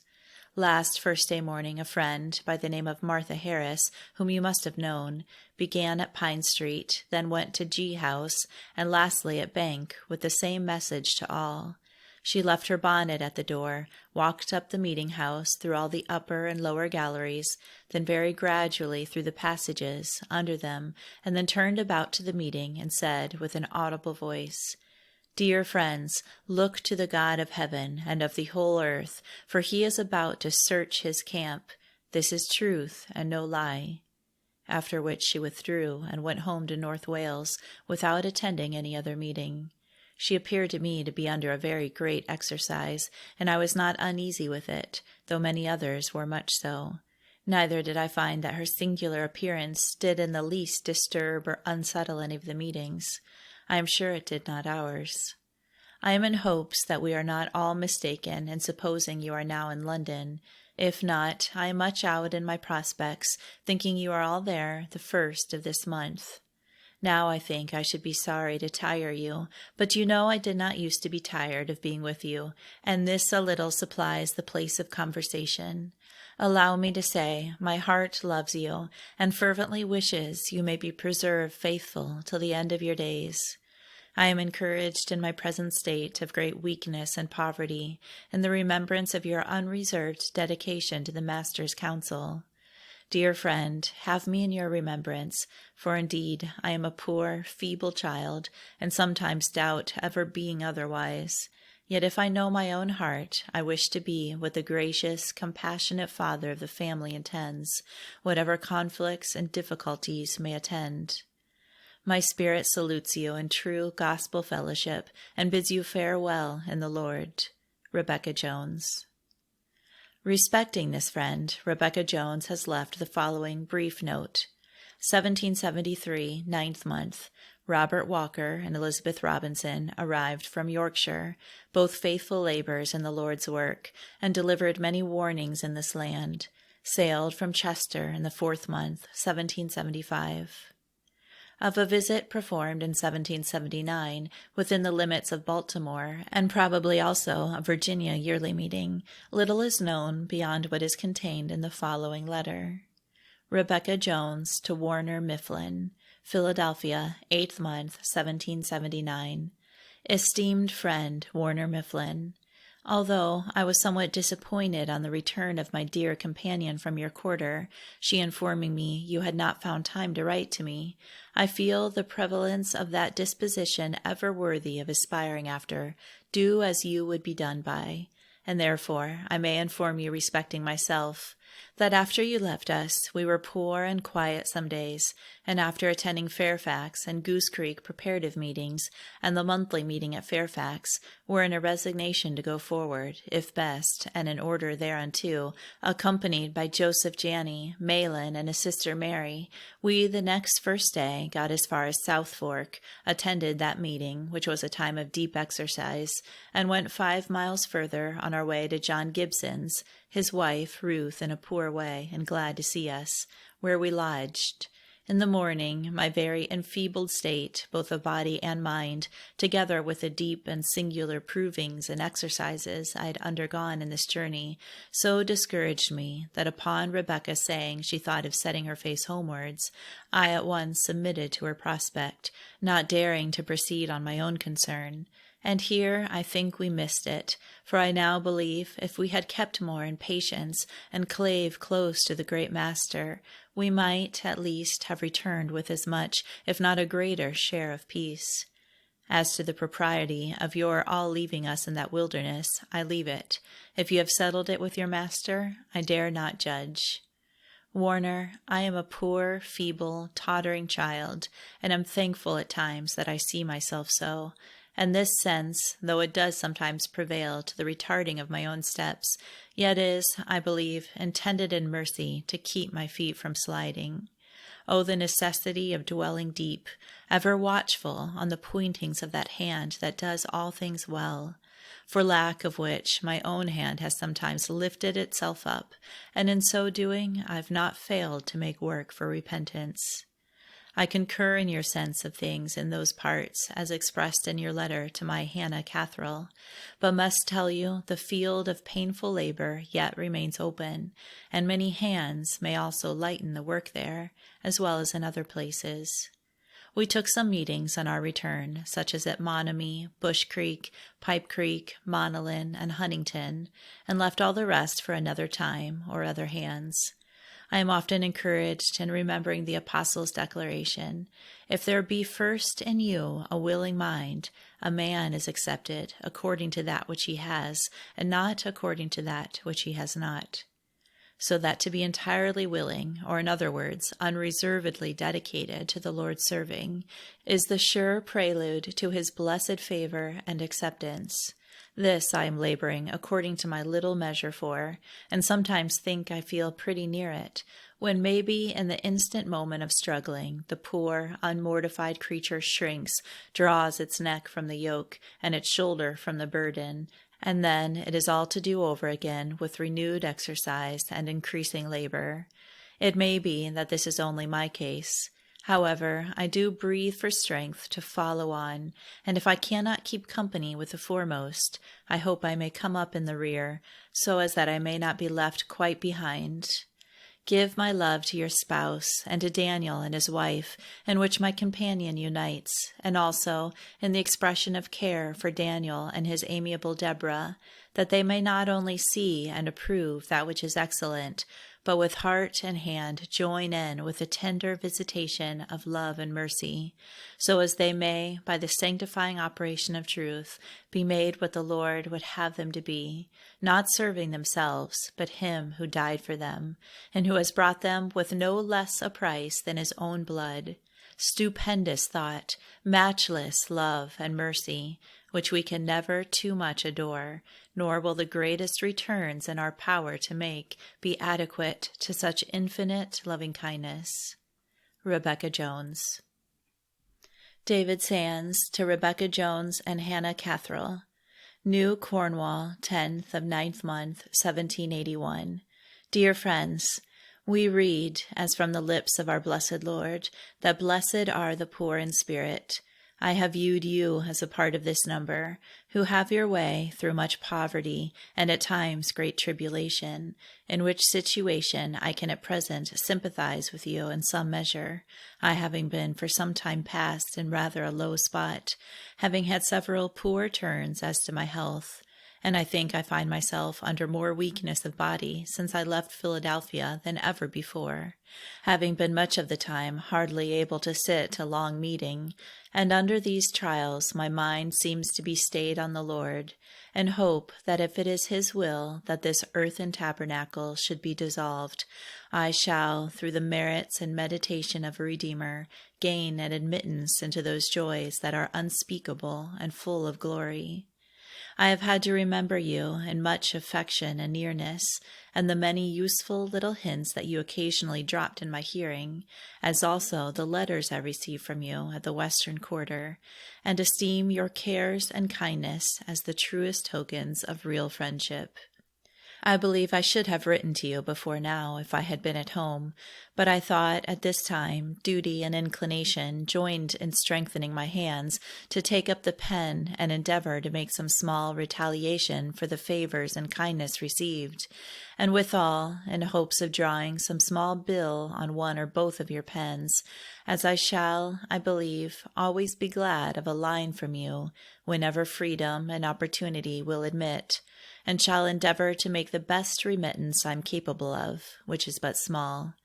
I have looked at your situation as a life of care and much exercise in your outward employment, as well as in your more public, and would, if I also may say, private labors.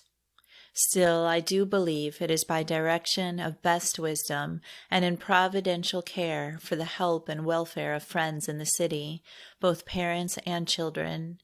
Though I believe this favor, like many others, is too lightly thought of by some, yet I believe there is a remnant preserved, and a living sense thereof, unto whom you are often made very near.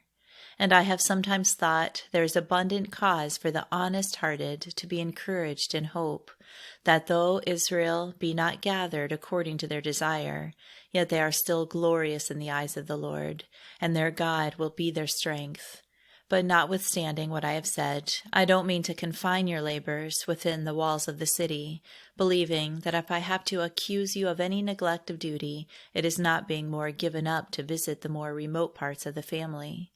And I may say, I've sometimes thought there appeared too many buts and ifs, and these I have feared were sometimes too much given way to the hindrance of some service that might prove advantageous to yourselves, and shall I say, to many of the sheep and lambs that the Master has ordered to be fed. I shall leave you to find or judge by whom. Thus, my dear friends and sisters, I shall conclude with desire for your prosperity every way, and remain your truly loving and affectionate friend, David Sands. Rebecca Jones to Edward Catherall, Philadelphia, 7th month, 25th, 1782.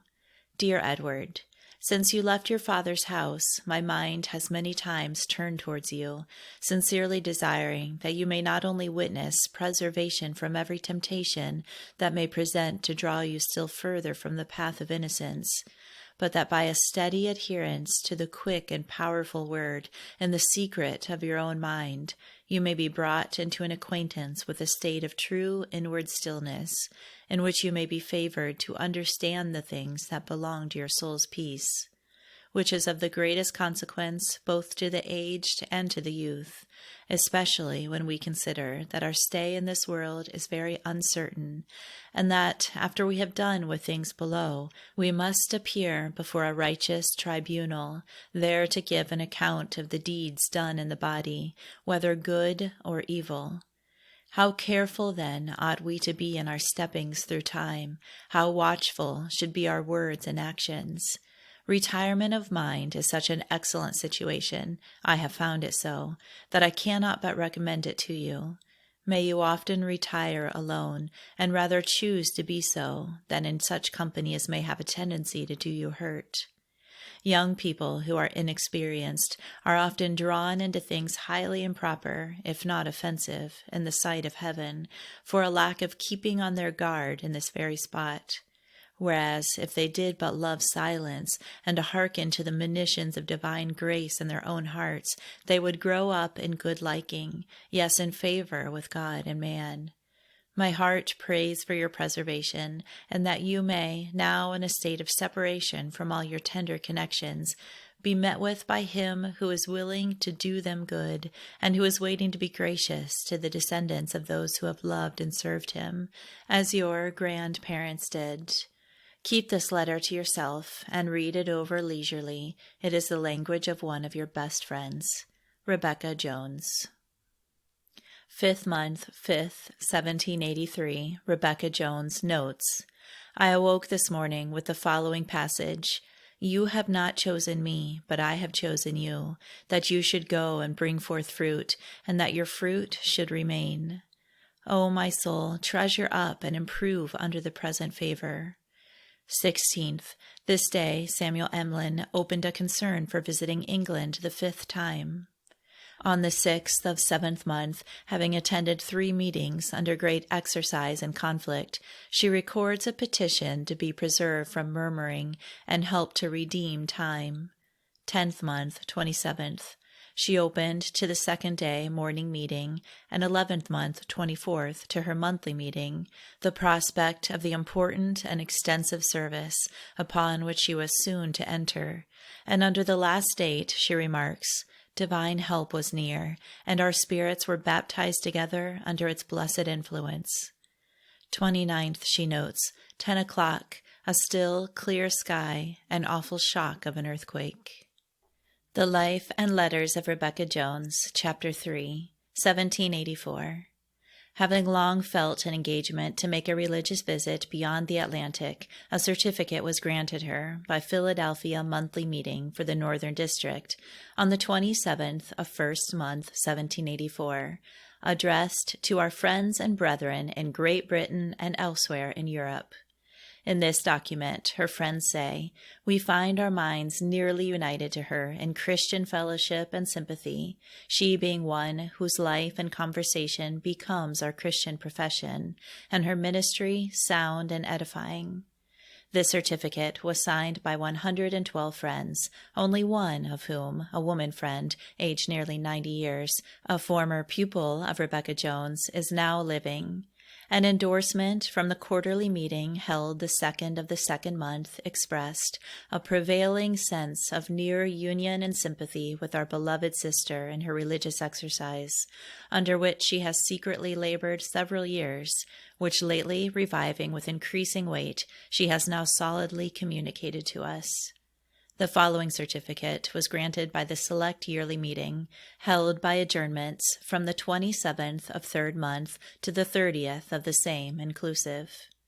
To our brethren and sisters in Great Britain, Ireland, and elsewhere in Europe, dear friends, we salute you in a thankful sense of the continued love of Christ, through the efficacy whereof faithful servants are drawn forth to labor in his church, and commend unto you Rebecca Jones, our much esteemed sister, who has, with the approbation of the monthly and quarterly meetings, as expressed in their certificate, now spread before us an exercise that has for some years attended her mind religiously to visit you, which has brought a solemn weight over this assembly, uniting us with her concern, and giving us an evidence of duty to resign her to the Lord's will and guidance, and her procedure on this weighty undertaking. Greatly desiring that the protecting providence of the Almighty may preserve her by sea and land, and that by humbly continuing under his holy anointing she may be daily qualified to perform the work whereunto he appoints her, to the honor of truth, her own peace, and the comfort of the faithful among you, to whose tender sympathy and Christian fellowship we affectionately recommend her, and remain your loving friends. Signed by 130 friends. These testimonials, given forth by the Church, are well calculated to introduce her to the confidence of those who cannot recall her memory, while those who knew her, and in whose hearts an indelible memorial lives, may perhaps, in the perusal of them, find themselves in the midst of thronging remembrances of the flourishing days of our society. May such friends, the venerable relics of the race, who danced our infancy upon their knees, be favored with a Pisgah view of the day when he, whose presidency was then so eminently felt, shall restore judges and counselors, and qualify his servants to build again the waste places. From the diary of Catherine Howell we extract the following passages. 4th month, 20th, 1784. Went down to see my valued friend Rebecca Jones before her departure. A great number of friends came, and we had a favor time. Rebecca Jones and William Savory spoke excellently. 21st. Mary Smith took a seat with my husband and self, and left the city with the intention of accompanying our beloved friends to the ship. Phoebe Pemberton, Mary Pleasance, Rebecca Jones, and Hannah Catherall, Thomas Ross, John Parrish, wife and sister Patience Marshall, and Mary Compton joined us at the ferry. S. Smith, Mehethabel Jenkins, David Bacon and daughter, Joseph Jenks and wife, having crossed before us. Mary Armitt, Elizabeth Fulke, Anne and Susanna Dillowin, Rumford Dawes, and Nancy Emlyn soon overtook us on our arrival at Chester, where we dined, and where we found Margaret Haynes and son and Sally Greenleaf. Richard Vaux and Elizabeth Roberts, Samuel Elam, and Hester Fisher came in soon after, and James Bringhurst drove Samuel Emlyn and John Cox. H. Drinker and son and Samuel Emlyn, Jr. came on horseback, and I believe we had been there more than an hour when George Dillwyn and wife, Margaret Morris and son, Henry Hall and Patty Moore, driven by Richard Wells, arrived.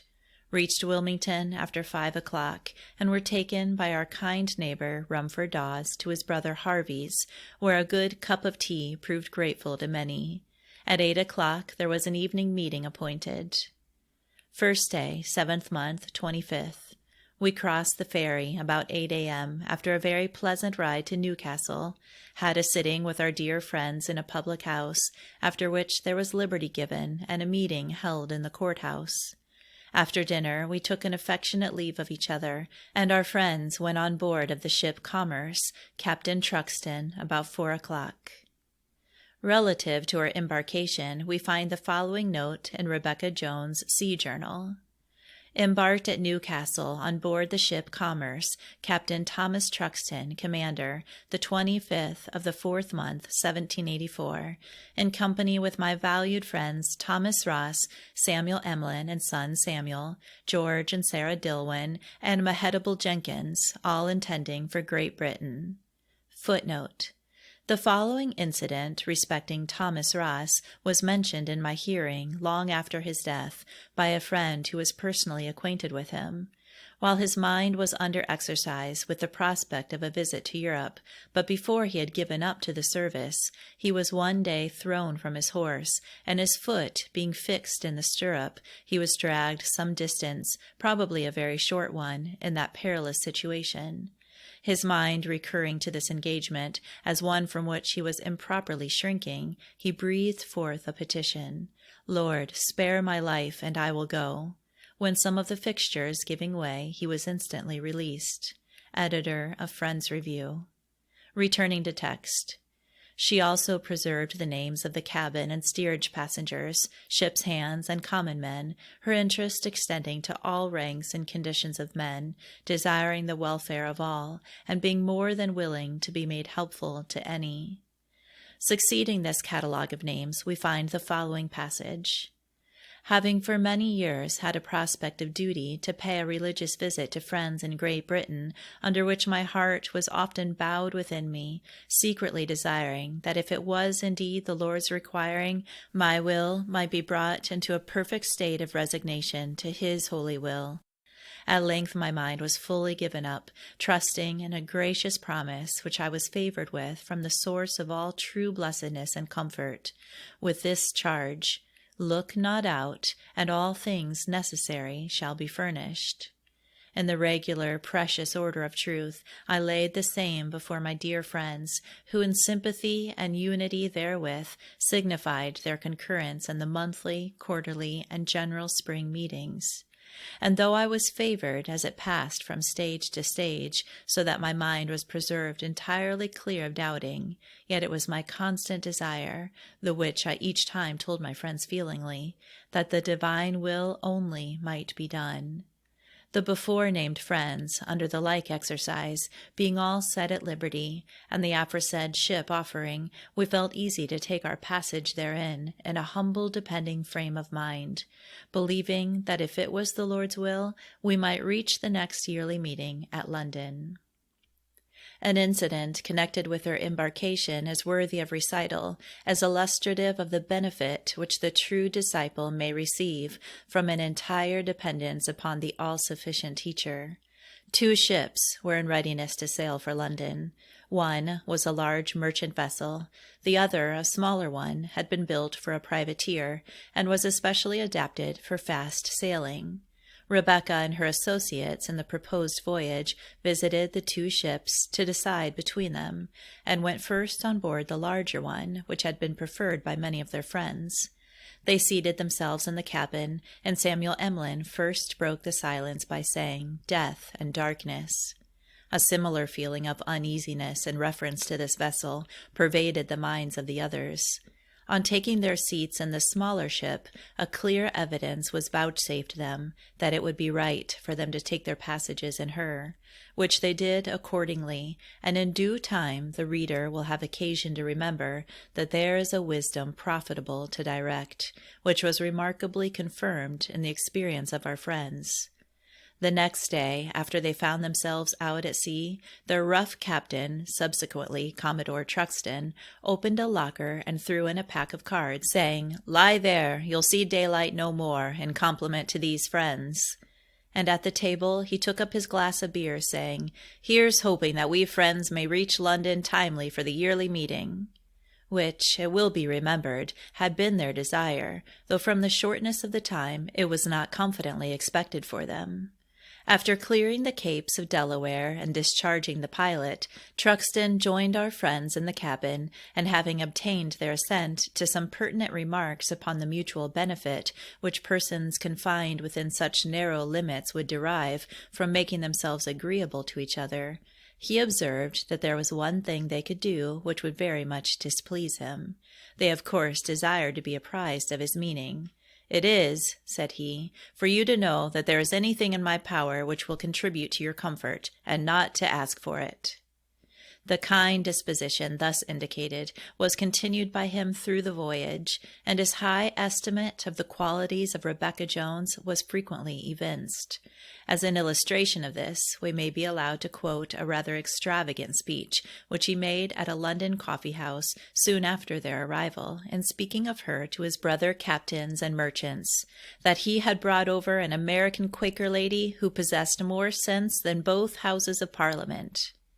One day, Rebecca Jones, going upon deck, saw George Dillwyn seated in pensive mood upon the chicken coop, which on shipboard is ordinarily fitted for a seat. He said to her, "Rebecca, can you keep a secret?" To which she replied that she was not in the habit of prying into other people's secrets, but that she could keep them when entrusted to her. "Well, then," said he, "I think we shall see land next first day." They were soon joined by all their companions, except Thomas Ross, who was confined in his cabin, as will hereafter appear, by a hurt. Rebecca Jones, remembering the lonely situation of the latter, went to sit with him.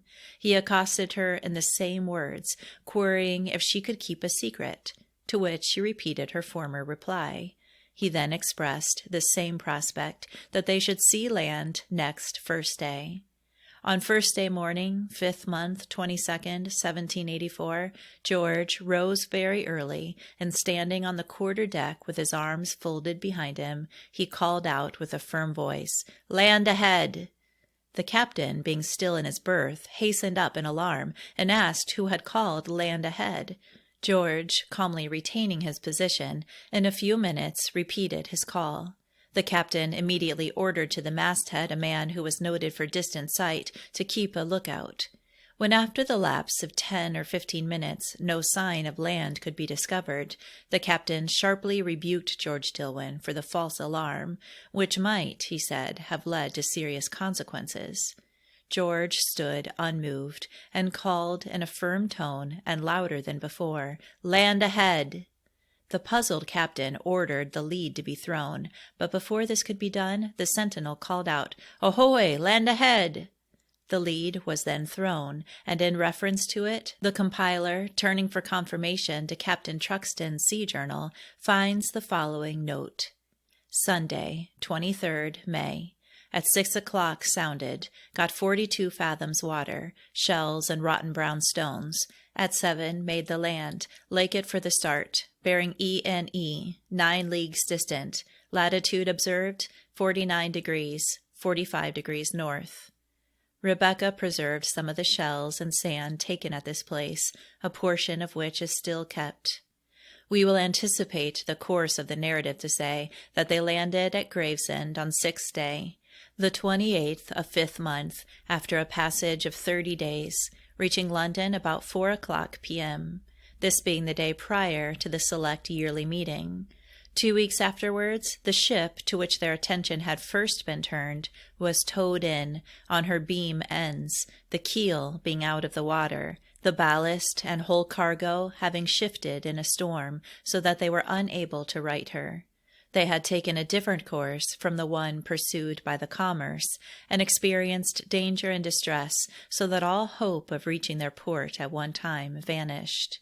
A female passenger afterwards gave Rebecca Jones a moving account of their passage, and mentioned that when, every light in the cabin being out, the water made its way in the cabin and into the stateroom, she lay in her berth, expecting death as inevitable, and reached down her hand to feel the water as it rose, and that while her soul's concerns were uppermost, and her heart was engaged in fervent prayer, the only temporal desire she allowed herself to cherish was that she might not struggle long in the water. We now insert some extracts from her own notes of the voyage. We left Philadelphia, 4th month, 24th, upwards of 60 friends with us. Dined at Chester, then proceed to Wilmington, had a meeting, which was large, and favored with confirming evidence that the Lord is good to those that fear him, to the souls of those who in sincerity seek and serve him. 25th, first day. Proceeded to Newcastle, where the ship lay, had a meeting in the courthouse with the inhabitants to satisfaction, after which we dined, and after an affectionate leave of our dear friends, went in the yawl to the ship, which was ready for our reception. Our dear friends S. Hopkins, Samuel Smith, John Parrish, wife and son, S. Pleasance and wife, Phoebe Pemberton, Anne Dillwyn, who was afterwards the wife of John Cox, and Anne Emlyn, Jr., accompanied us on board about 4 o'clock, where we felt easy and resigned, trusting in that gracious Providence who is able to protect and preserve us by sea and by land. After adjusting our little conveniences, we retired to rest, which was much interrupted. However, I got some sleep and felt refreshed and comforted in the hope that the Lord was with us. 26th, second day. About 7 a.m., the wind having sprung up and fair, we reached the Capes, which is nearly 100 miles, by 1 o'clock p.m., when the ship hove to for the pilot, who left us about 2 o'clock. 28th, fourth day. Extremely sick, G.M. and self taking little nourishment, yet quiet in spirit, looking to the Lord. 29th, fifth day. Had a poor night. High wind kept us rolling about. 3 of our hogs washed overboard, and several poultry drowned. But the deadlights having been put up in the afternoon, the cabin was mostly dry. As I lay rolling about, the sea being very rough, my mind was turned toward the Lord, and this petition revived with life and sweetness. Let not the water flood overflow me, neither let the deep swallow me up. And my trust and confidence were renewed in the all-sufficient helper of his people. This day we passed through the Gulf Stream of Florida, and left Cape Henry to the windward. 30th, sixth day. George Dillwyn, M.J., and myself continue very sick, but the weather clearing up and a pretty good breeze from west and shifting to northwest, we ran along finely. I came upon deck about 1 p.m. and was revived with the air and took a little nourishment, so I sat on the floor of the deck to make this memorandum, retired to rest under a humbling sense of the Lord's continued care and regard towards his poor servants who have left all to follow his leadings. 5th month, 1st, 7th day, very sick, yet quiet in mind, trusting in the Lord. 2nd, first day. Our captain, having been informed last evening that we thought it right for our little band to retire and wait upon the Lord, under the persuasion of his providential care, and in acknowledgment of our dependence upon him for a blessing, he readily consented, and appeared willing the steerage passengers might have the privilege of sitting with us if they chose it. But the wind springing up freshly and increasing with rain, we sat down alone. Melting goodness was near our spirits. Thomas Ross and Samuel Emlyn had some encouraging hints, and we were comforted as well as bowed together in spirit. The Lord's great name be praised. 3rd, 4th, and 5th. The wind being fair, we sailed from 8 to 10 knots. We came in sight of the banks of Newfoundland. 6th, 5th day. A calm and a pleasing calm of soul.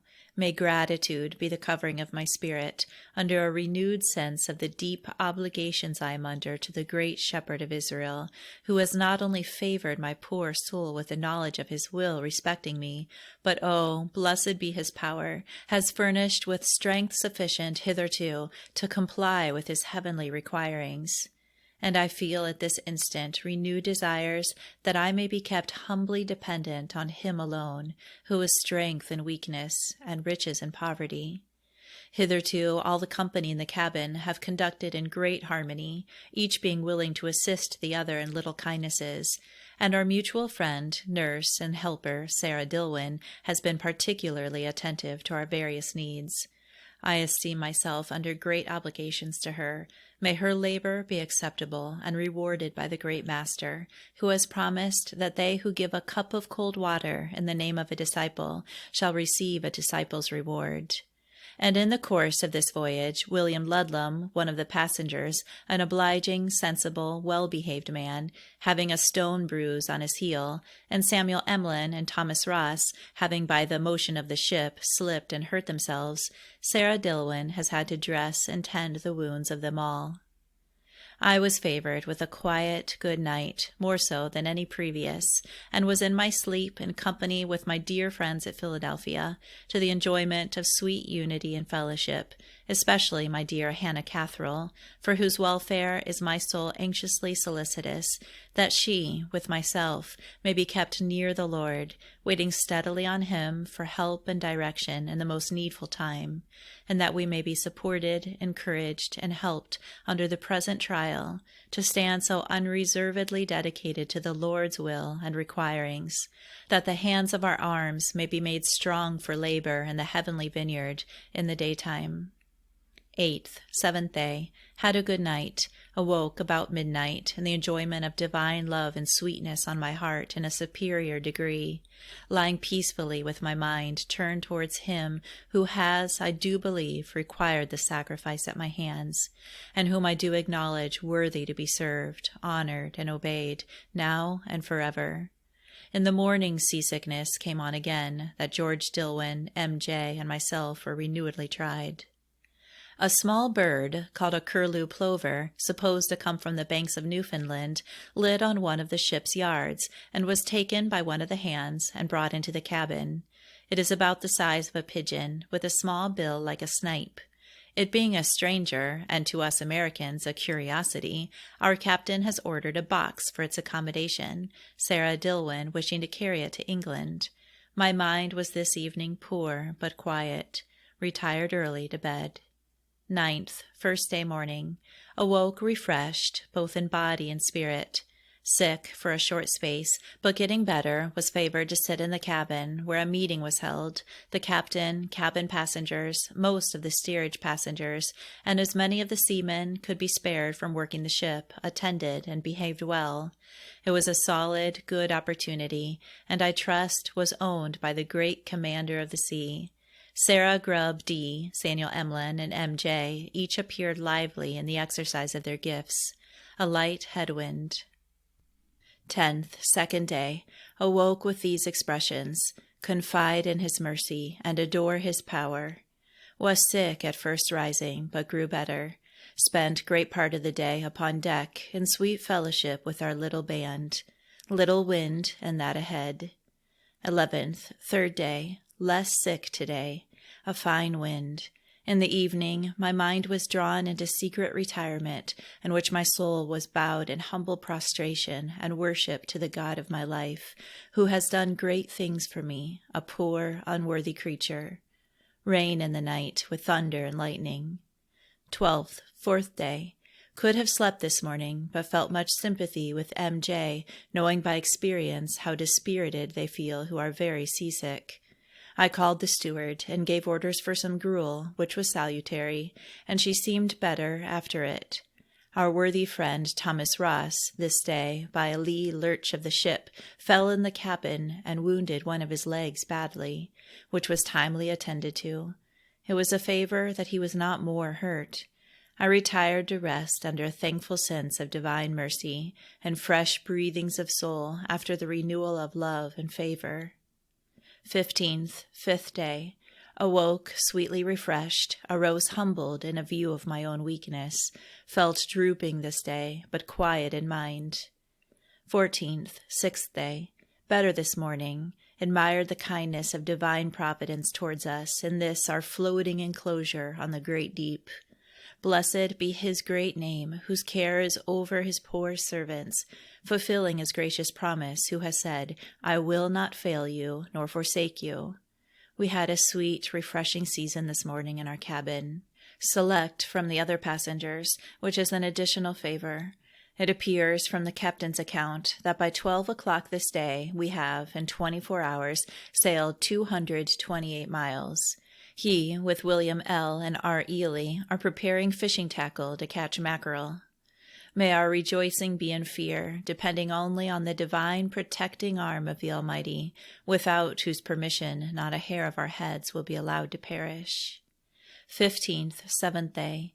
A fine, fair wind, and such pleasant weather that our captain tells us we might go to sea for 20 years and not have such another day, for our ship is steady enough to sew and write pleasantly, though going so rapidly that in the last 24 hours we have sailed 240 miles. 16th, first day. The wind unfavorable. I was not so well today.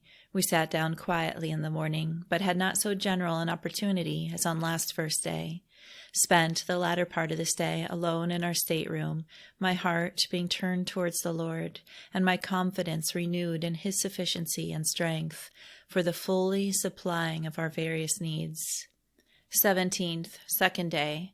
Rose, refreshed in body, yet low in mind, though not discouraged, much desiring to be rightly directed in my future movements, particularly in the place suitable for me to take up my abode, while in the great city towards which we are approaching, and that I may be kept humble, little, and low, in that simplicity which my heart has been long convinced is designed for my safety, and has ever been the prelude of true peace. Oh, that wisdom and knowledge may be the stability of our times. Then we may hope the divine strength will be our salvation and rejoicing. To this note is appended, in the handwriting of George Dillwyn, these words, "Amen," said George Dillwyn. The following instance of the signal care of divine providence is worthy of record. Samuel Emlyn, Jr., had just moved from his seat directly under the skylight in the cabin, when one of the sheep on deck fell through the glass into the cabin. Without doubt, if Samuel had been in the spot where he had been sitting, without his hat, the particles of glass, with the weight of the falling animal on his bare head, must have greatly wounded him, if not taken his life. May a grateful sense of the distinguished mercy be so impressive on his young and tender mind as to excite this query in sincerity, "What shall I render to you, O Lord, for all your benefits?" 18th, first day. Not so well this day. Still under an exercise on my own account, that the Lord, my alone helper, may condescend to favor me with a distinct knowledge of His will, that I may not determine in the uncertainty nor mistake His counsel. Spotted a brig from Amsterdam, bound to New York. 19th, fourth day. The wind favorable. Several of us employed in writing, hoping for an opportunity to convey some intelligence to our dear friends whom we've left behind, towards whom my mind has been often turned in near affection, and for whose preservation and stability in righteousness have my prayers ascended, as for my own. It looks probable we may reach the yearly meeting of London, where I expect fresh exercise. And oh, may I be kept humble and low with the pure seed, though in a state of deep suffering. Last evening I had some serious conversation with our captain, during which he was attentive and solid, at the conclusion of which he acknowledged my kind intentions, and said he believed I was concerned for his and others' good, and behaved affectionately. 21st, sixth day. Awoke with these expressions: "He will be a strength to the poor, a strength to the needy in his distress, a covert from the storm, when the blast of the terrible ones is as a storm against the wall."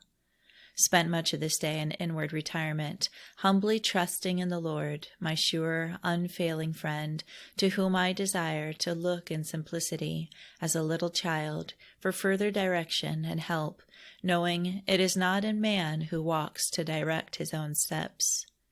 23rd, first day. Held our meeting this day in the cabin. It was a favored, comfortable season. On this day, the 23rd, the captain, who had conceived a high respect for our friend, which he afterward repeatedly evinced, presented her with a copy of his sea journal in his own writing, with the following letter written upon the first page. To Rebecca Jones, on board the Commerce in the English Channel, May 23rd, 1784. Madame, our passage, in all probability, being now nearly at an end, give me leave to present you a copy of my journal, which contains all the observations that were essentially necessary for our guide and direction across the Atlantic Ocean, which, with the help of divine providence, we have passed over without the smallest accident whatever, and have, thanks be to heaven, arrived on our desired coast, where I hope in a few days to see you safely landed, and to congratulate thereon. For it is with heartfelt pleasure and satisfaction to myself that I can with truth say that I never had so instructive and pleasing a female companion at sea as yourself, and in short, I cannot say less for all the rest of the friends. This small token of my esteem I present you, that you may at any future time refresh your memory with the different occurrences that have turned up from time to time during the passage, respecting the ship, winds, and weather, that you may enjoy your health and be the instrument of enlightening the minds of many in this eastern world, as I am satisfied that is your errand, and return safely back to your connections and friends in America, rewarded by heaven for your labors, is the sincere wish of your friend, Thomas Truxton. The journal thus commences. A journal, by God's permission, on board the ship Commerce from Philadelphia to London, commencing April the 26th, 1784, and kept by Thomas Truxton, commander of said ship. 24th. Second day. As we were advancing up the British Channel, and although delighted with the fine prospect of the land of White Rocks and the Isle of Wight, George Dillwyn and self being on deck and counting the shipping around us, 30 in all, which was a feast to the eye, yet my mind was low, stripped, and fearful, lest I should not keep near enough to that power which alone has preserved and can preserve, under and through all the dispensations of his providence, to his own praise. May I be favored not only to get deep enough, but to keep deep and humble with the pure seed in my own bosom and the bosoms of the faithful among whom my lot may be cast. 28th, 6th day. Being favored to reach Gravesend early this morning, we prepared to go on shore, which we did. Our captain left the ship first in order to prepare a dinner and carriages for us, and had all ready when we arrived. Having dined, we started, our captain with Thomas Ross and Samuel Emlyn, Jr., in one post-chaise, Samuel Emlyn and M.J. in another, and George Dillwyn and wife and myself in a third, and reached London about 4 o'clock. During the ride up, though there was much to entertain the eye and delight the senses, yet my heart was humbled and bowed in contrition under a sense of the Lord's goodness and mercy in having conducted a poor handmaiden over the mighty ocean in safety, and above all, in the sustaining sense of his power and presence which had attended me, to bear up in the time of conflict and exercise, for all which my heart is prostrate before him and returns the feeble attribute of thanksgiving and praise for all his mercies, acknowledging that he is worthy now and forevermore. Amen. Before her departure from Philadelphia, Arthur Howell, in bidding her adieu, placed in her hand a sealed note to be read at sea, which contained a short but full expression of his sympathy and unity with her in her prospect, and concluded with quoting from Isaiah 49:23, "Kings shall be your nursing fathers, and queens your nursing mothers." She afterwards mentioned that on first meeting with Christiana Hustler, who was her first companion in England and traveled much with her, at Joseph Gurney Bevan's, the passage occurred to her, "Kings shall be your nursing fathers, and queens your nursing mothers." Although their home was together at the house of Joseph Gurney Bevan, nothing passed between them during the time of yearly meeting relative to their being associated. But when John and Christiana Hustler were preparing to return to their home in Yorkshire, Christiana told her husband that she believed he would have to return alone, that she was not acquainted with Rebecca Jones's views relative to a companion, but she felt very much bound to her, and felt that she must make an offer of herself. Being encouraged to attend to her feelings, she went to R.J.'s room, where they had a conference, which resulted in a mutual conviction that they were designed to be banded together as companions in religious exercise. In a letter written immediately after her arrival in London, she says, "Christiana Hustler is in her person very much like my Hannah Catherall, about 50 years of age, has a lively gift in the ministry, an agreeable, nice, very nice person, and indeed, in general, the English women make a very neat appearance and carry their age remarkably well." On 5th day, 6th month, 3rd, she writes to Hannah Catherall, "As I know you are fond of particular accounts, I have risen early before the family. My mind is turned towards you, expecting to be so engaged when I leave the city that I may not write so much, though I intend to omit no opportunity. I spent the evening before last with Catherine Phillips, and she, with her husband, supped with us the last evening. I have already informed you she looks much as when with us. Her husband appears an elderly person, is a sensible man and agreeable. Joseph Gurney Bevan, my kind landlord, is a solid friend, and his wife a lively, agreeable, very nice woman. She does a little in our way. He is an apothecary. They have no children. They are very kind and attentive to us, and I believe it right we are here.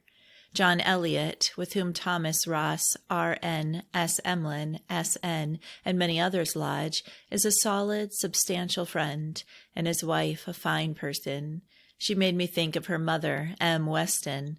They lived in a spacious, complete house. William Dillwyn lives elegantly, his wife very much like Ruth Richardson. Lydia Hawkesworth, whom I shall call Catherine Phillips, aide-de-camp, is a fine, agreeable person, and Esther Tuke is a sort of princess. Samuel Neal looks much as he used to, only a little older. In a large company he said to me, "You and I are sisters." I replied, "Why not brethren?" upon which he discovered his blunder, and many smiles ensued. There is, however low things are in this nation respecting the discipline, a living, clear, deep ministry, and remarkably so on the women's side. Dear Catherine Phillips labors indefatigably. Seldom does she sit a meeting through in silence, and in many of them has exceeded any time I remember her in America. She is greatly improved in humility, tenderness, and sympathy. She has shown much love to us poor little Americans, and has told me she does not expect to be continued much longer in mutability. Hannah Wigham is a solid, agreeable friend. Also Martha Routh, Mary Proud, and Mary Pryor. These all are from Yorkshire, and lively ministers. You would love them all as I do.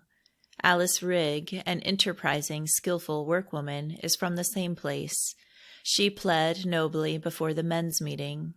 Harry Lever looks much as she did, inquired kindly after friends in America. She and E. Gibson desired love to you. It appears that prior to this time the queries were not answered by the Women's Yearly Meeting of London. 31 years previous, a proposition was made for the establishment of a regular Women's Yearly Meeting. Though united with by many friends, it was then postponed, as was also the case when revived some years afterward. One friend remarking, "I see it, but not now. I behold it, but not nigh." A communication from Rebecca Jones, enforcing the propriety of it, had such place as to induce the action which is recorded in the following minute of Women's Yearly Meeting, bearing date the 5th of 6th month, 1784. It coming weightily under the consideration of this meeting, the great loss it sustains for lack of its being regularly constituted a meeting for discipline, the following friends are desired to lay the concern before our men friends now sitting, and bring in a report to our next adjournment, namely, Esther Tuke, Elizabeth Gibson, Alice Rigg, Christiana Hustler, Mercy Ransom, Martha Routh, Tabitha Middleton, Susanna Rowe, and Sarah Corbin, in which service the company of the women friends from America would be truly acceptable.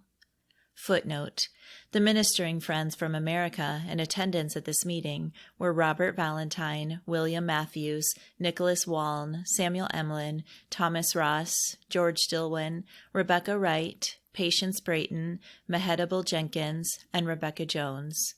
There were several other messengers from America at that time in Great Britain who were not at the yearly meeting. Returning to text. This dignified deputation, leaving their own meeting still in session, proceeded to that of the men, some of whom were unprepared for the proposition. A part of the discussion which ensued is too familiar to our readers to need insertion here.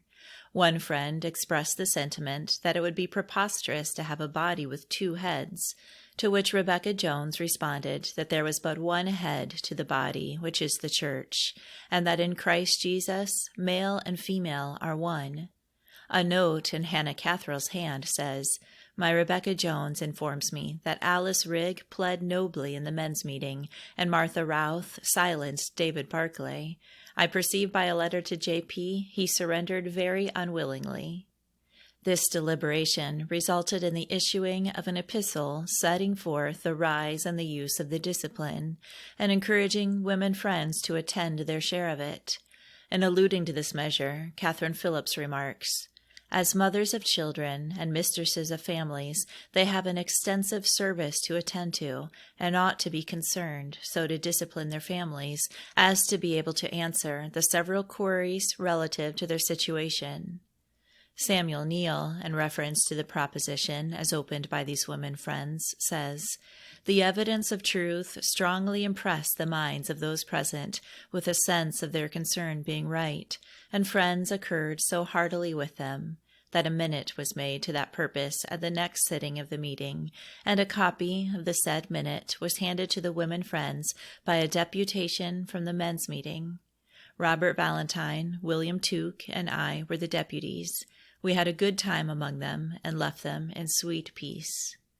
The following is the minute of the men's meeting in the case, bearing the same date with the women's minute.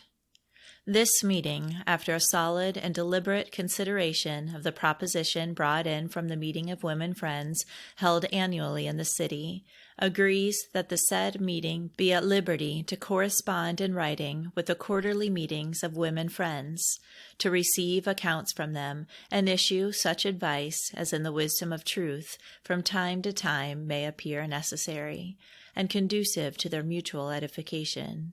For this purpose it will be expedient that the said meeting be a meeting of record, and be denominated the yearly meeting of women friends, held in London. Yet such meeting is not to be so far considered a meeting of discipline as to make rules, nor yet alter the present queries, without the concurrence of this meeting. Our readers will be amused with an extract from a letter written the 10th of the same month by one of those who dissented from the above conclusion, but who evinced commendable candor in admitting that he had been actuated by prejudice, and that he had received a salutary lesson of condescension. After bearing his testimony to the value of the instrumental help, and expressing his sentiment that the yearly meeting had been much favored every way, he adds, "The most remarkable occurrence this time was that the women have obtained a point that they have long thirsted after, that is, a yearly meeting, regularly established by representatives from the quarterly meetings. So you may, at some future meeting, be a member of this female parliament, who, if they take it into their heads, may recollect that they may, like Solomon's crown, be placed above the head, as told the audience at a wedding. I was no favor of this measure, well knowing that power is a dangerous tool in some hands, who if one gives them an inch may take an ell, and so strong was my prejudice against it, that though most of the solid part of the men, and all the women to be sure, seemed to favor it under a right influence, yet I felt it not. Thus I have, however, obtained a teachable lesson of the strength and danger of prejudice, as well as to learn condescension to such as are entitled to it. For to set my own judgment and feeling in opposition to my superior would be a presumption that I should not pardon myself for." The Life and Letters of Rebecca Jones, Chapter 4, 1784 to 1785. Her memoranda of the time spent in Great Britain and Ireland, every day of which is noted, are in some particulars curious and minute, and doubtless were designed to assist her memory in the preparation of an autobiographical memoir, to which task, though her humility shrunk from it, she at times felt her mind drawn. They do not, however, assume the form of a regular religious diary, and afford very little aid to the present compilation. In a neat and compact form we find tables of the meetings of that nation, lists of the ministers, and of all the friends residing in the different places visited, with other minutiae. The deficiency in the diary is in a great measure supplied by her letters, and would be wholly so could we have access to all that were written. A mere narrative of her journeyings might be comprised from these, but to divest it of the portions which are only appropriate to the epistolary style would deprive the general reader of much that might prove instructive, and lessen the interest of these memoirs to the numerous class of individuals to whom her memory is still fresh. The compiler, moreover, is desirous of presenting the subject in her words rather than in his own. We offer no apology for inserting the following interesting observations, which form part of an editorial in Friend's Review, and which were written in especial reference to this portion of our narrative, the able and venerable editor being one who well knows the things whereof he writes. The memorials of Rebecca Jones, and especially the part which has recently appeared in the review, must recall to the memory of such friends as, like the editor, have nearly reached the western verge of life, the condition of our religious society at the time when Rebecca Jones' visit to England was performed. We find by the narrative before us that no fewer than 5 friends in the ministry who were engaged in the love of the gospel to visit the churches on the other side of the Atlantic were passengers in the Commerce. Of these, 4 were members of Philadelphia Yearly Meeting, residing in or near the city. At the same time, we find that 2 Philadelphia friends were there, John Pemberton and Nicholas Waln, traveling in religious service in England or Ireland. Thus it appears that at least 6 eminent ministers, all residing within a few miles of Philadelphia, were then engaged on a mission of love to the British Islands. Simultaneously with these visits, or shortly afterwards, a number of European friends traversed the parts of the United States where members of the society were located.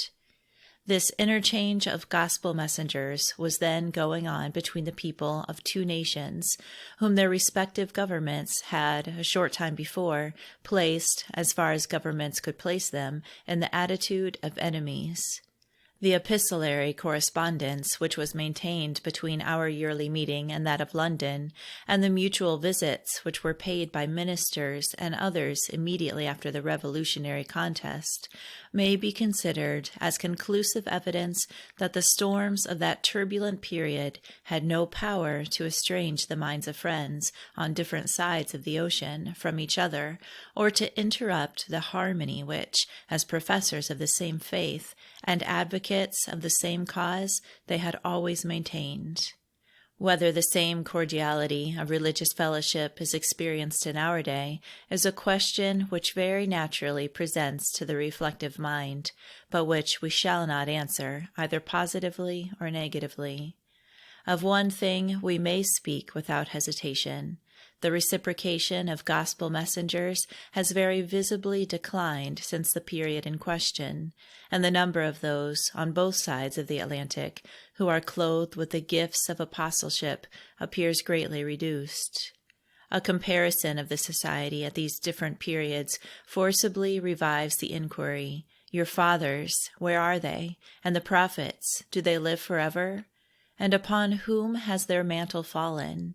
Has our religious society retained its position in the forefront of civilization and reform, or has it fallen behind? These questions we leave to be answered as the judgment and observation of our readers shall suggest.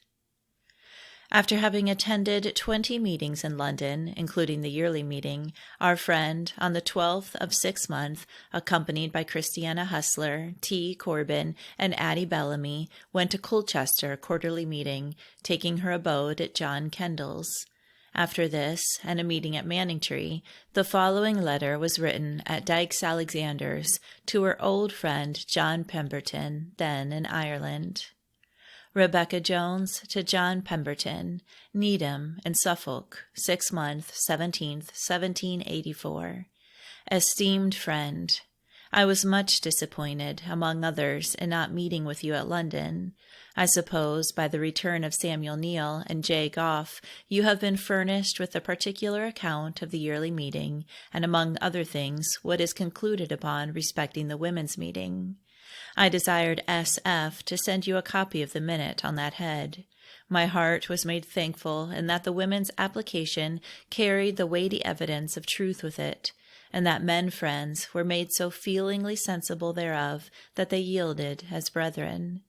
I have no doubt that my arrival in this land is a matter of astonishment to you, as well as to many more, who do know what a poor, feeble creature I am.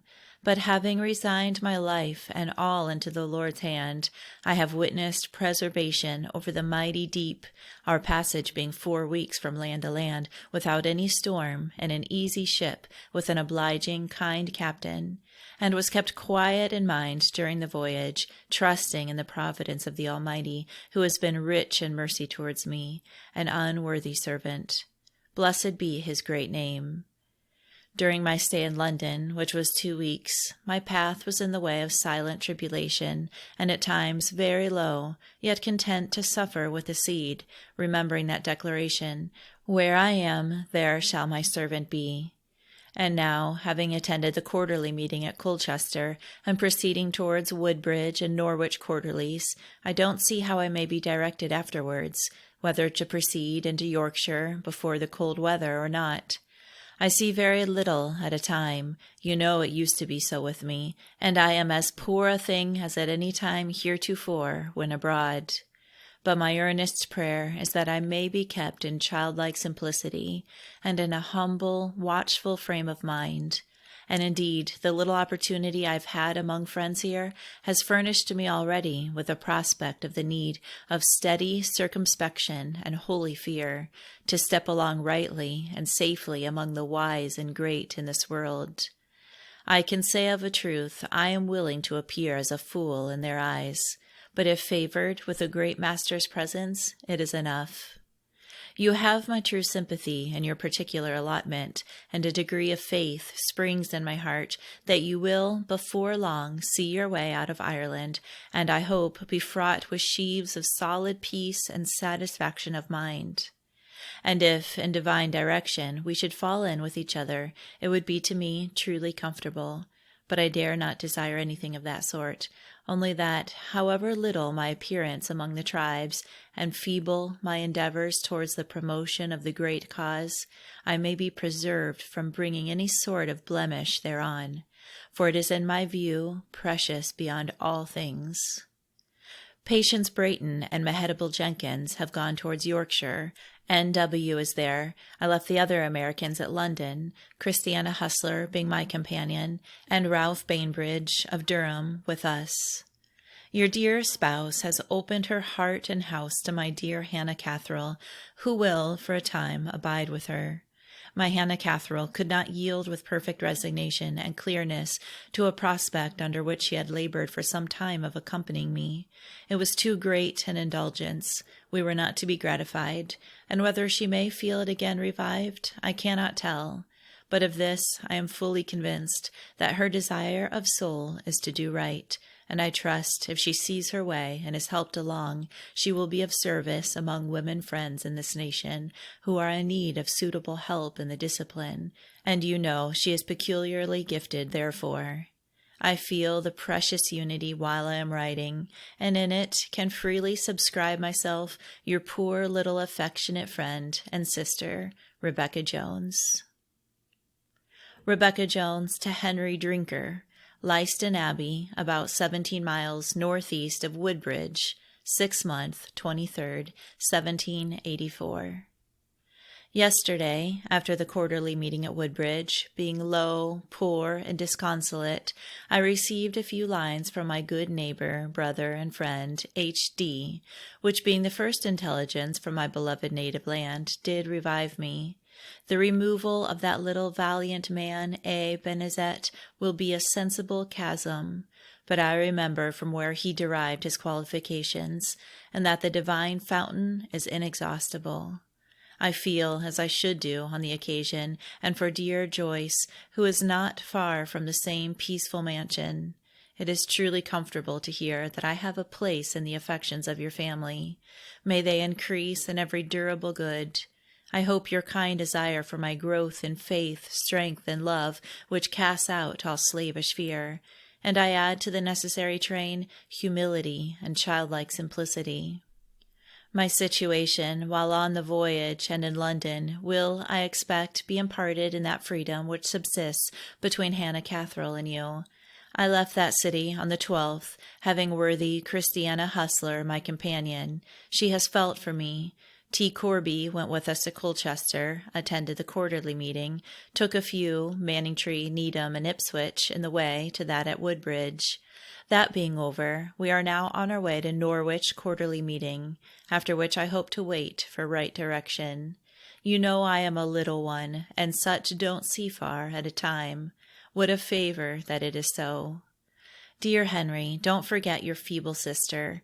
My heart is earnestly desirous that I may be kept where only true safety is known, and I have felt very peaceful while sitting and looking like a fool among the great, wise, and good.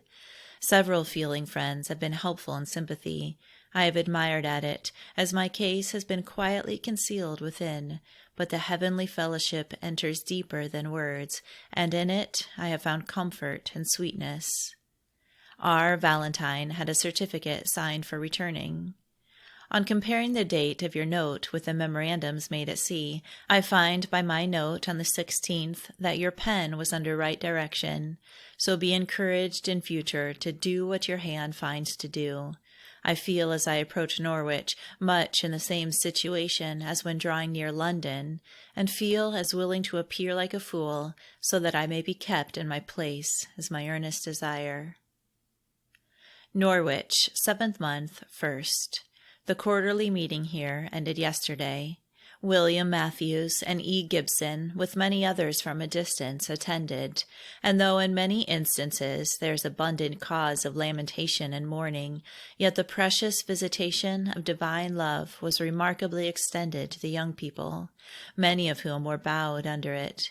My heart was secretly comforted and raised in hope that some of them will be preserved under it and be made useful vessels in the family. Many of the youth here and in London were wide in their appearance from the ancient standards of plainness, but there is a tender part in them so very susceptible that 'tis beautiful to behold, and what I have often wished was the case with the gay and thoughtless among that class in my native city more generally. Upon the whole, it may be said with thankfulness, there is yet a solid number in this place who are, under the present low state of things, much depressed, among whom are particularly worthy Edward Gurney and Sister Mary. As to future movements, I rather think my face will in a few days be turned towards Yorkshire. N. Waln, P. Brayton, and Mehetabel Jenkins are now in Yorkshire. Thomas Ross and Samuel Emlyn are in London, detained by Thomas's indisposition and bad leg, he having heard it on board ship. I am afraid it will be tedious, if not worse. George Dillwyn, yet in London. R.W., with a friend from Manchester, has gone that way, and dear John Pemberton is yet in the gloomy confines of Ireland. I should rejoice in his release therefrom. Salute me to your household, and to all my other dear friends who are too numerous to name particularly. May the Lord be near you, and keep me truly dependent on him, is the prayer of your obliged friend and sister, Rebecca Jones. Rebecca Jones to Hannah Pemberton, Norwich, 7th month, 1st. I have been kept in the patience, and can of a truth say the Lord has been very gracious to me, a poor, unworthy creature, both by sea and land. And it is the prayer of my heart that I may be kept humbly dependent upon him alone, without whose renewed aid nothing can be availingly done in this day of grievous revolt and deep backsliding. Yet there is a comfortable prospect among the youth here, which will, I trust, as they keep under the sweet visitation with which they've been favored, make some of them honorable, as in the beginning our forefathers were. From Rebecca Jones to John Pemberton. Thorn, the edge of Yorkshire, at N. Dearman's, 7th month, 22nd, 1784. Much esteemed friend, your truly acceptable salutation of the 28th of last month I received at Lynn, the 11th of this, and at a time that rendered its contents the more valuable, as my mind was very weak and low. I'm truly thankful that I'm yet counted worthy of a place in your affectionate remembrance, whose brotherly sympathy I much desire may be continued. Our Valentine, with S. Fisher, I expect, sailed on the 10th in the Commerce. Captain Truxton, who I hope will be as kind to them as he was to us, for he behaved to us with great courtesy and respect. I understand N.W. and Mehitable Jenkins are gone into Scotland. The latter, I expect, intends for Ireland. I have had no late account from Thomas Ross, whose leg was badly hurt at London. George Dillwyn and Samuel Emlyn were also there. R. Wright is still with Martha Routh in the Midland countries, and Patience Brayton, I hear, is gone back to London. I note the account of your situation. I feel deeply with you under it, and trust in the Lord's time you will be released. Still having a hope it will not be long before you are set at liberty to come into this nation again, where, if I am favored to meet you, I shall rejoice. Hitherto, since I left London, I have been helped with a little strength from day to day to step along in the line of duty, and as you observe respecting yourself, trust the good cause has not been dishonored, and am sincerely desirous that I may be kept truly dependent on the all-sufficient helper of his people in childlike simplicity and humility. Great need I find to be watchful, lest by a conformity to some customs which have crept in among this people, strength should be given to that part which stands opposed to the plain self-denying path into which our worthy predecessors were divinely drawn and enabled to walk. My mind is often led to admire why so many servants from a distance should be employed in this part of the vineyard, and as often I am led to believe 'tis for some good and valuable purpose. Oh, that nothing may be permitted to lay waste to the service intended, but that we may all steadily eye the great Shepherd, and that he may be graciously pleased to furnish with strength and wisdom in all our movements to the praise of his worthy name and the real benefit of the churches, is the humble prayer of your truly affectionate friend and sister, Rebecca Jones. 26th. P.S. Thomas Ross has gone for Bristol in order for Ireland. S. Nottingham is now in London. I have heard of the death of Thomas Milhouse. Since writing the above, George Dillwyn and Samuel Emlyn are gone for Holland. I am now at Ackworth, much tried, and in poor trim every way.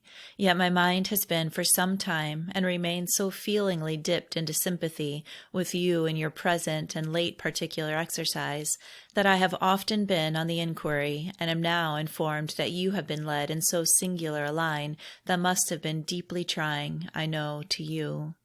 May the Lord, dear John, be with you, and furnish with best wisdom in all your movements, which I have no doubt has hitherto been the case, and if it be his will, give you a release in mercy with the income of solid peace. My heart again salutes you and bids farewell, Rebecca Jones.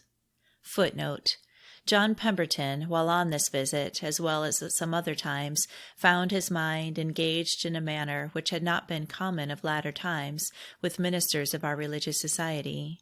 He was not only engaged in the appointment of meetings where no friends resided, and where meetings of friends had not been previously held, and in visiting the prisoners confined in the jails, but he apprehended himself called to walk through the streets of Londonderry and preach repentance to the people there. To this concern he at length gave up after a long and painful struggle. It is probable that this singular engagement was one of those to which Rebecca Jones alluded in the letter before us. It was much to the credit of the people of Londonderry that no insult was offered to our friend while employed in this remarkable mission. Exercises of a similar kind are several times noted in the early history of the society, but the conduct of the populace was often very different from that which J. Pemberton experienced. Editor of Friends Review. Returning to text. Rebecca Jones to Hannah Catherall. Undercliff, near Bradford, Yorkshire, 8th month, 6th, 1784. Sitting quietly in my chamber this morning thinking about you, Sally, the eldest daughter of my truly kind friend and fellow helper, Christiana Hustler, came up with your salutation of the 4th of last month, which, with 3 others received, I enter number 4, and wish you would in future number them, as I should then know how many are written, and as mine are all numbered, I wish to know whether all have come to hand. I find by your last that you are comfortably accommodated at H.P.'s, for which I'm thankful, but you are still in an exercised path. May divine wisdom be your safe director, counselor, and strength. I have no doubt that as you and I stand resigned in our wills to the Lord, who has been so rich in mercy towards us, we shall find grace to help in time of need. I have from time to time given you a particular account of my steppings in this land, which have been in great weakness and fear, deeply bowed under a sense of the present state of society, and of my inequality to the necessary labor of the day, yet often confirmed in hope that it is the line of duty, and I am therefore desirous to be kept in a steady trust and dependence on Him, who, as I do believe, has required this sacrifice at my hands, and whom my spirit feelingly acknowledges to be worthy to be served, loved, and obeyed. I have been this week at John Hustler's, resting and refitting, and his amiable spouse appears willing to bear me company a while longer, which I esteem a favor. We have been much united in spirit and labor. We have now meetings laid out in the West Riding of Yorkshire, in order to be at some of the 12 monthly meetings which constitute this quarterly meeting, which falls out the beginning of next month, and after that may perhaps proceed towards Newcastle.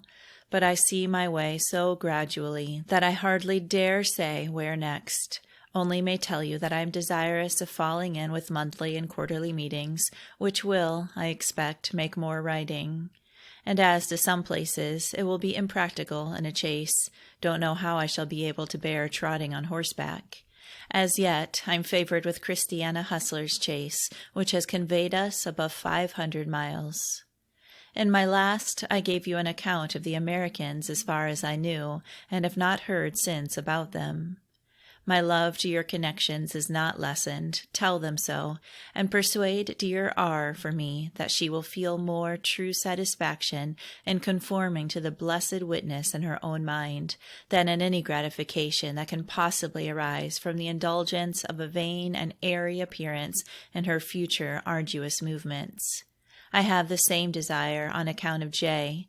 He does know better, but oh, this conformity to the spirit and fashions of a degenerate age, how it does fetter the hearts of the beloved youth. May their bonds be burst asunder by the power of truth, and they be brought under its humbling operation. Dear, very dear love to all my friends, as if named. Mine to you is not to be conveyed by pen and ink.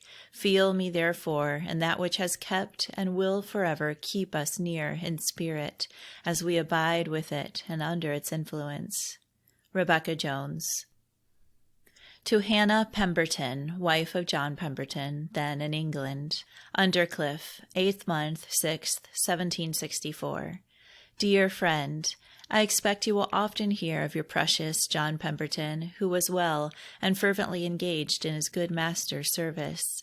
May he be sustained, for the harvest is truly great, and faithful labors but few, and you will also have your reward, if you are as careful in the line of improvement. And when you are favored to meet again, may you be each other's joy and comfort in the Lord. As to this climate, very few days but have borne a fire, morning and evening, and I am at times pinched with cold. If there happens a moderate day, the people here complain of oppressive heat. The easy mode of traveling with which I've been favored calls for thankfulness. Love to all your and your husband's relations, also to E. Clark, R. Jackson, Phoebe, and Orenick, and accept a large share yourself from your loving friend, Rebecca Jones. The following letter to a young physician, then prosecuting his studies in England, and who afterwards became eminent and honorable in his profession, is not only interesting as reviving his memory, but may also be serviceable to other travelers in pursuit of knowledge. Our readers will scarcely need to be informed of the realization of the desire expressed in the closing sentence. To Caspar Wistick, M.D., Undercliff, 8th month, 9th, 1784. As in all probability I may not have an opportunity of seeing you again for some time, if at all in England, or ever, and feeling an earnest desire of heart for your preservation from the many dangerous snares so peculiarly awaiting your present exposed situation, and that you may be so happily conducted in the line of true rectitude, in your general conduct, as well as for your better improvement in that which is really valuable, and suiting the dignity of a candidate for an eternally enriching prize, I thought that consistently with my duty I could not forbear apprising you of the necessity of endeavoring carefully in the course of your travels, and especially when among men of corrupt minds, reprobate concerning the faith, to maintain the watch, lest while you are making an improvement in matters relating to your medical knowledge, the better part in you should receive essential damage, and which would be prevented by a steady resolution uniformly to maintain the noble character of a Quaker, despising the shame which you in moments of weakness may conclude consequent thereon. Hereby not only solid satisfaction of mind would be witnessed, which is more truly desirable than the approbation or applause of the gay and irreligious part of mankind can possibly furnish, but even the deserved esteem of the judicious, wise, and good. I consider you as a fellow citizen whom I have known from an infant, as the son of a pious mother, who, as well as your father, was anxiously concerned for your welfare, both as a man and a Christian, and as a youth inexperienced, and in your present situation, much exposed to numerous temptations.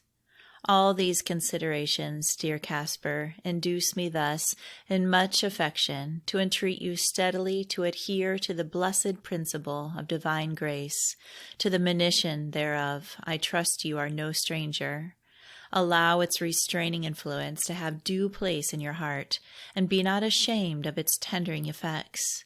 And then, instead of falling a prey to that spirit of dissipation and licentiousness which has captivated and drawn away so many from the simplicity of truth, you will rise superior to all the attempts of the power of darkness, and be enabled to resist even the appearance of evil.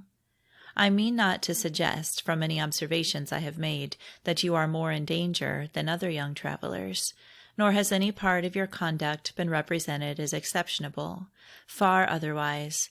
I rather hope that there has of latter time, and especially when under difficulties arising from bodily weakness, been a desire possessed by you to improve in things of greatest importance, and am therefore more concerned on your account that these good desires may be cherished, and that under the conduct of the holy fear of the Lord your future steppings may be ordered in his wisdom, that your days here, whether few or many, may be spent in such manner as that your life may be truly honorable, and your close peaceful and happy. Accept the salutation as the fruit of love from your cordial friend, Rebecca Jones. Rebecca Jones to James Pemberton, Ayton in Yorkshire, 9th month, 16th, 1784. Esteemed friend, my sympathy with your beloved brother John is such that I have often been on the inquiry respecting him, as I was greatly disappointed in not seeing him on my first landing, and knowing your concern must be great on his account, I seem disposed this evening, though fatigued, to begin some account in this way, and to let you know that from good information I have reason to believe he is in the way of his duty, and greatly owned and supported under the uncommon exercises that have fallen to his lot, and that he is favored with a steady, worthy, ministering friend, Thomas Cash, of Cheshire, for a companion. This friend went into Ireland the last spring with Isaac Gray of Hitchin, who died very suddenly at Toberhead, after which T.C. joined dear John, and having the like draught among the people at large, they appear suitably yoked. He still continues in that nation, quietly resigned to the Lord's will, and has great place and acceptance generally. I have no doubt that he is under best care and direction, and will be helped along and released when his service in that nation is over.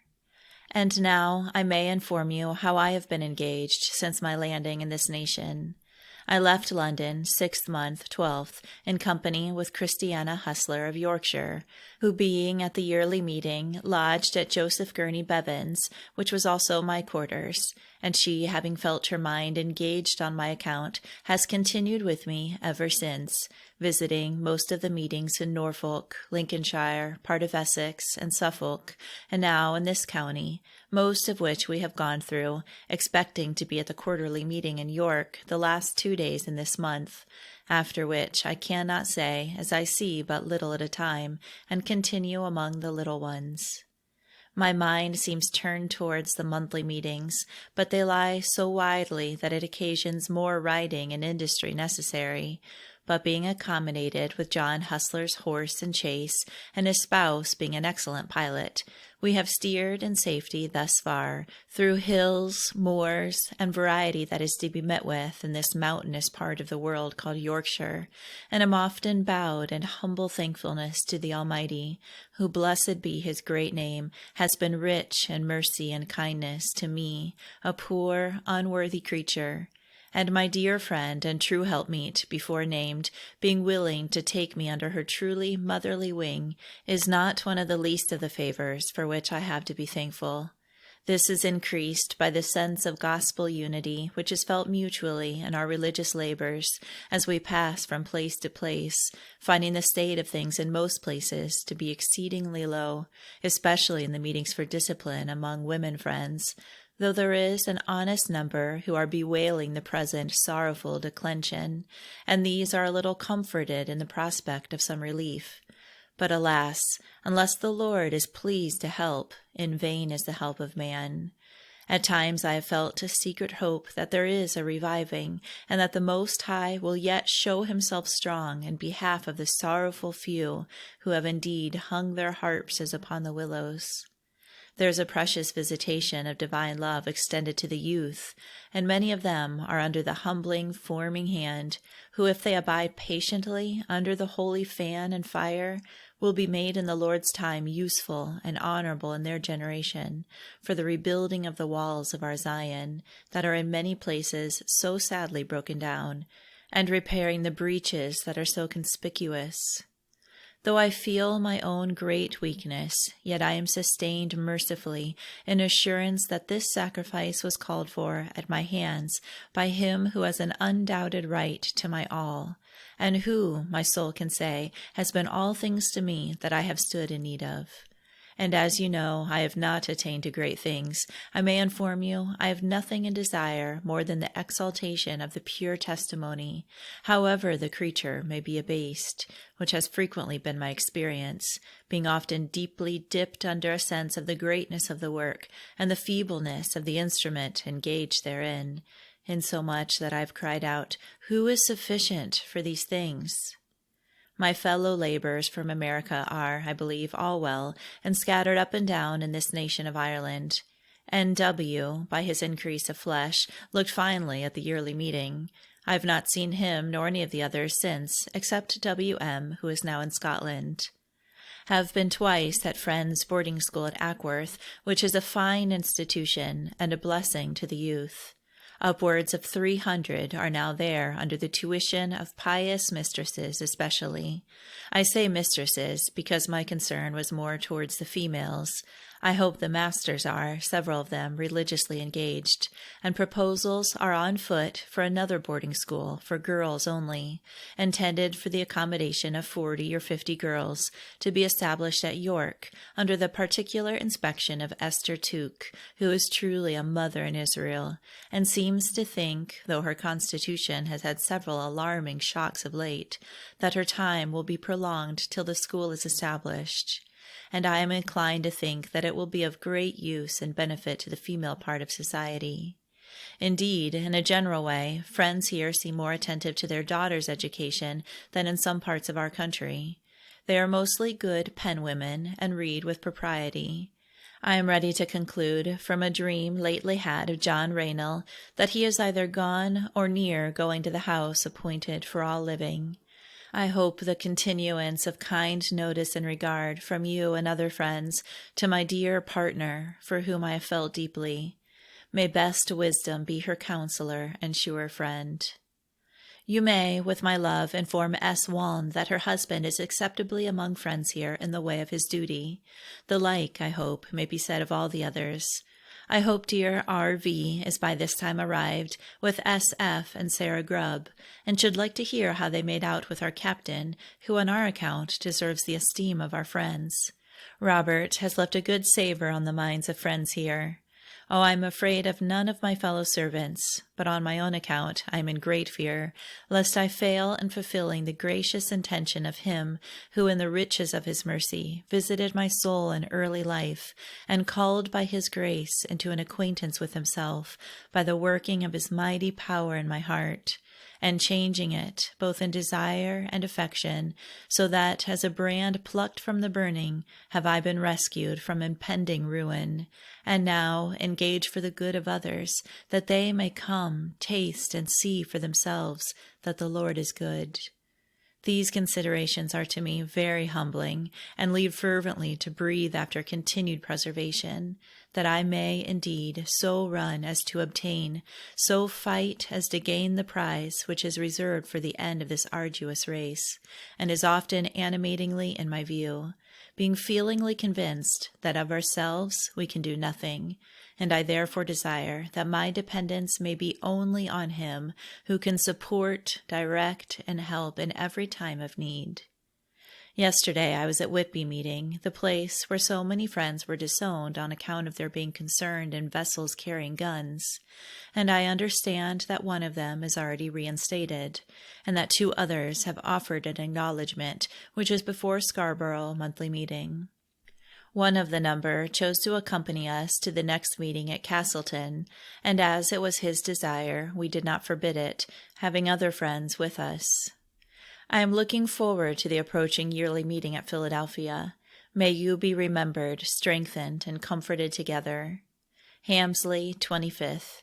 I remember this day begins the yearly meeting, and though I believe I am where I ought to be, yet if I might spend about 10 days with you now, it would be truly comfortable. This is not to be, but my mind is and will be with you, and is strongly desirous that the Master of our assemblies may favor with His blessed presence, and be your counselor, wisdom, and stability. Farewell, says your tried friend, Rebecca Jones. The dream referred to in the preceding letter was in substance that Samuel Coates had brought to her from John Raynal a plate of soup. She told her dream to Esther Tuke, and next day a letter arrived from S.C., written in his capacity of executor to J.R., enclosing a legacy of 501. Dear Rebecca, said Esther, that is the plate of soup. The removal of this valued friend is thus referred to in a letter to Rebecca Jones from Catherine Howell, dated Edgeley, 9th month, 11th, 1784. In the death of that worthy elder, John Raynal, our society has sustained a loss, and the poor have lost a kind friend, he having for the last 20 years allotted 1/3 of his expenditures for their relief. And now at the close he has left £1,000 to be handed them in sums of £5 each, also the following legacies as a token of his regard. James Pemberton, writing to Rebecca Jones the ensuing 2nd month, says, Your apprehensions respecting our friend John Raynal appear to have been right. At the time you intimate, he was confined to his chamber, if not just departed. He was in his sickness, favored with a composed state of mind, without much bodily pain. John deceased the 3rd of 9th month in the morning, and was buried the next day, leaving a fair character for integrity and stability through life. His judgment and experience, which were valuable, are also missed among us, particularly in the Southern District meeting. You have, doubtless, been informed of the token he left of his regard to yourself and several others. From the residence of William Tuke at York, she writes, 9th month, 29th, 1784, to John Pemberton. Beloved friend, you are so much the companion of my thoughts, and with so much real sympathy under your varied exercises, that I believe it will tend to my own relief at least to salute you again by a few lines, though I have no account whether my last reached you or not. With my dear friend, Christiana Hustler, we have visited most of the meetings in Norfolk and Lincolnshire, and have been for some time engaged in this country, and having felt a draft particularly to the monthly and preparative meetings, has occasioned more writing and industry, so that we have had little rest. Being accommodated with J. Hustler's chaise has made it more easy, which with many other favors is cause of thankfulness to him who has not failed nor forsaken in the time of deepest exercise and trial. For indeed, my dear friend, I may say of a truth, the path allotted me in this land is one of tribulation, and my constant breathing is for preservation in the path, that by no part of my conduct, nor yet through impatience under suffering, the gracious design of infinite wisdom towards me, a poor, unworthy creature, may be frustrated, nor any dishonor brought on the blessed and noble cause of truth. Truly, there is little room for any language other than the language of deep bemoaning. The glory of many in this land has become dimmed and changed. Oh, how has my heart mourned in remembering that in this part of the world, where the glorious light of the gospel so eminently broke forth, and where so many were gathered from shadows and forms to the living substance and power of truth, under full persuasion that the seed of life reigned and was in dominion, there should be such falling away among the descendants of the great and good, that in most of the places I visited there is but little left but the form. The love of the world and a conformity to its customs and friendship has captivated many of all ranks, the sense whereof leads me sometimes to believe that the Lord will visit for these things and be avenged on such a nation as this. Yet there is an honest and tried number up and down who have a just perception and a clear discerning, and who are engaged for the restoration of these captives, that there may be a revival of ancient zeal and simplicity, and a precious visitation is extended to the rising youth, and those in the middle rank, many of whom will, I hope, be brought forward in the Lord's time as workmen and women that will not need to be ashamed, provided they keep patiently under the holy forming hand of divine power, which through adorable mercy is not yet wholly withdrawn from this heritage. I did not intend to say so much in this line, but there are very few to whom I can disclose my present feelings, except Christiana Hustler, who is a true sympathizing friend and is willing to continue a little longer with me. By no means strange was this language of bemoaning in reference to the inhabitants of the nation where George Fox and his associates so nobly testified to the dominion of the seed, and to the power which is over all, and which must eventually subdue all things unto itself.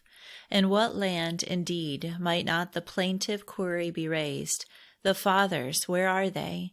In view of the degeneracy of descendants of godly parents, and of the worldliness of communities in the midst of whom the truth has been preached in its simplicity and purity.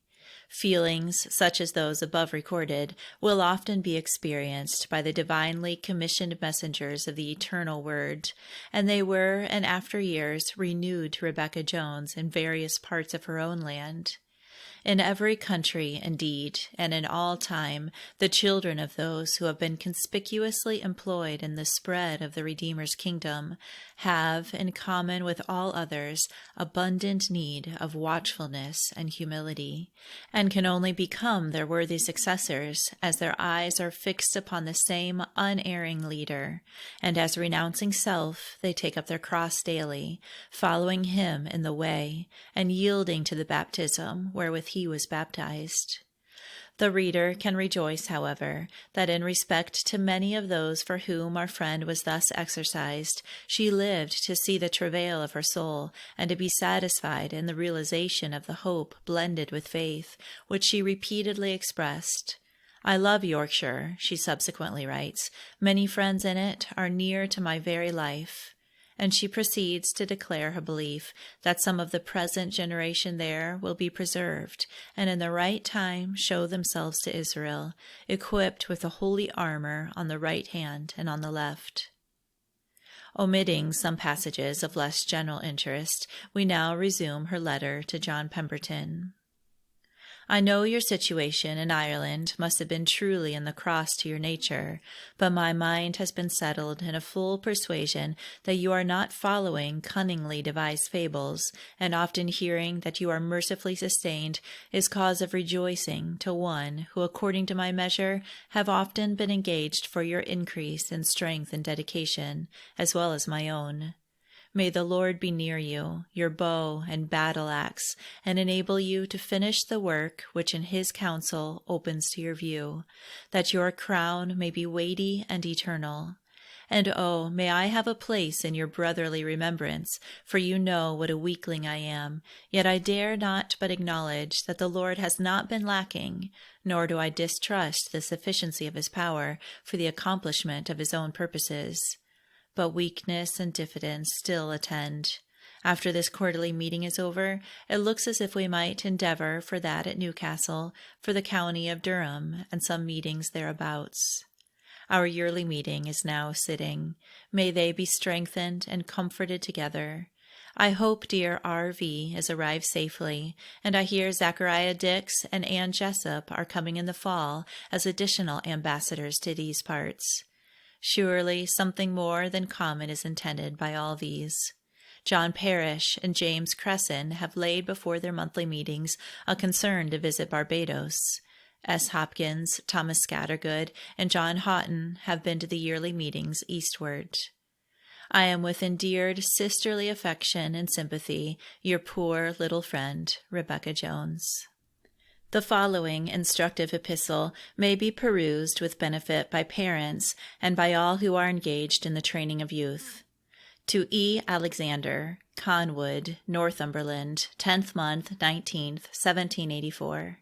Dear friend, having you, with your sister Mary, often in my affectionate remembrance since we parted at Norwich, and feeling it in a stronger degree this morning, I am willing by a few lines to let you know the continuance of my prospect concerning you, if by any means I may encourage your steady attention and obedience to that good hand which has tenderly visited your mind, and given you to see both the emptiness of all temporal pleasure and the beauty, permanency, and excellence of the divine principle of truth, unto which let me press your steady and uniform adherence, esteeming the reproaches of Christ greater riches than all the treasures of Egypt.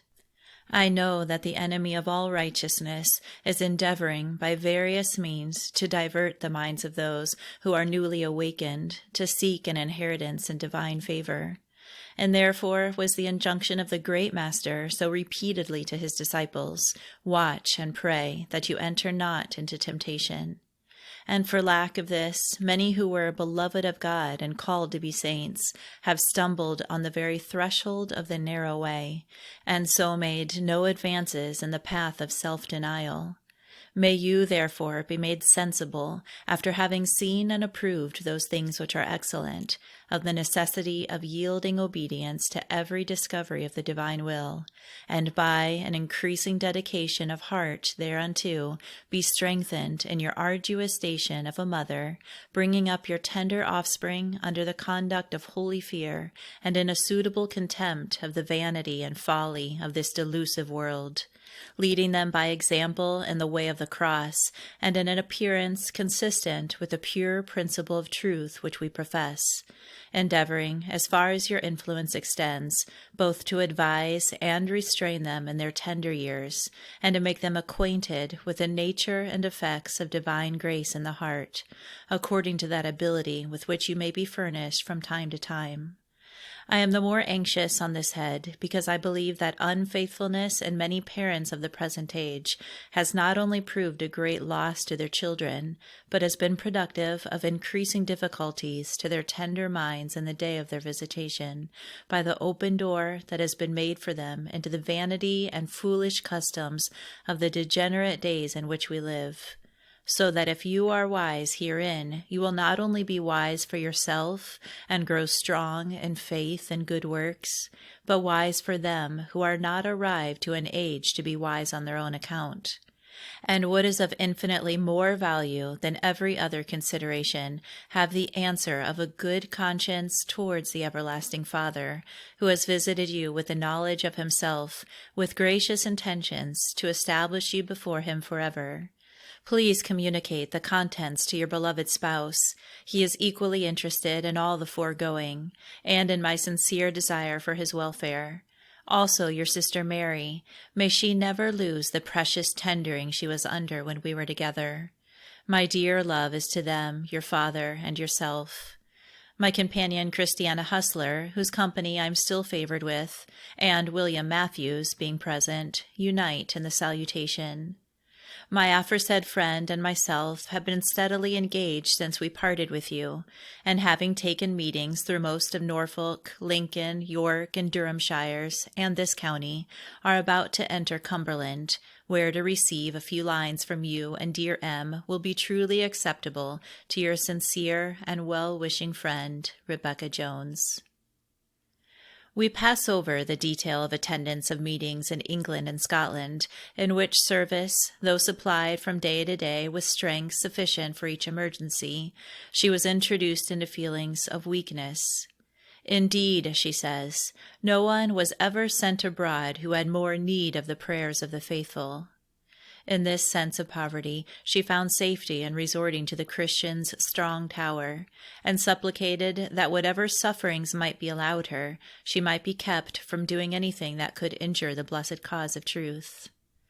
The following letter from her faithful friend Sarah R. Grubb, as she sometimes signed her name by way of necessary distinction, develops in an interesting manner her secret preparation for extensive and weighty religious service.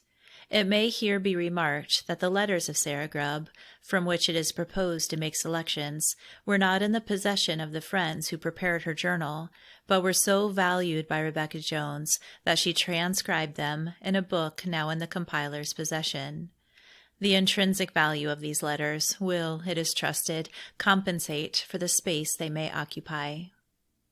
Sarah Grubb to Rebecca Jones, York, 1st month, 9th, 1785.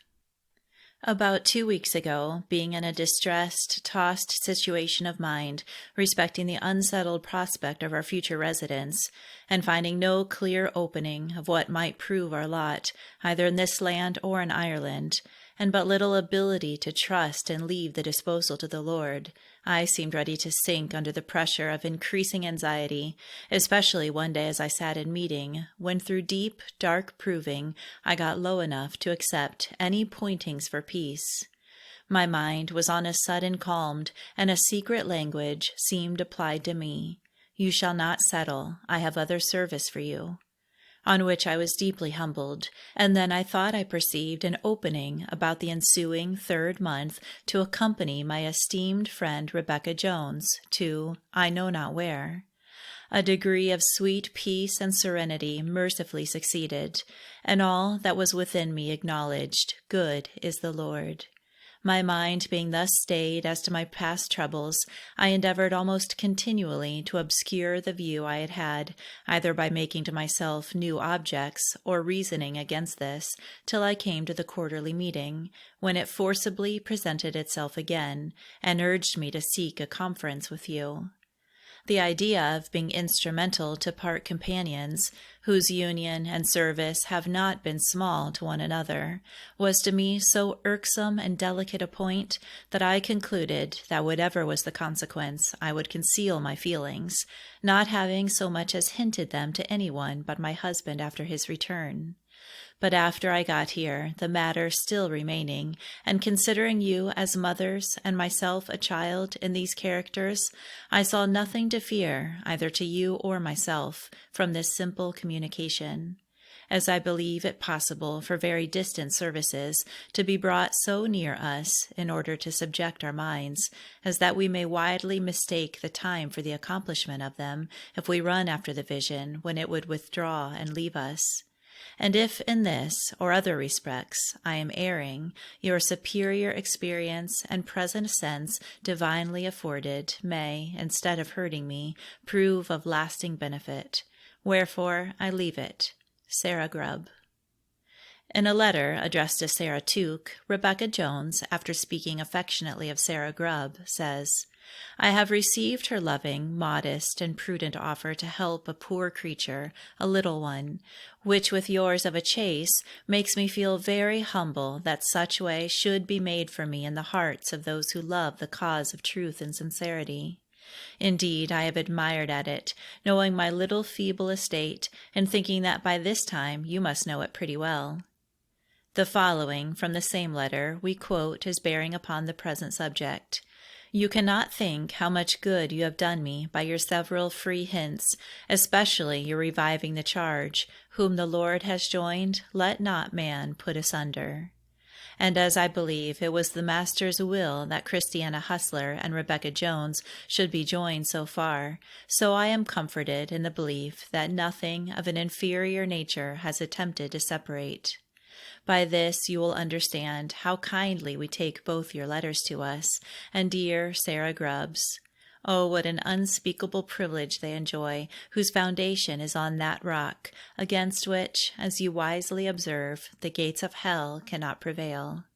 These are not disposed to misconstrue the fruits of love and freedom, but wisely to improve thereby, which is, my dear friend, my desire.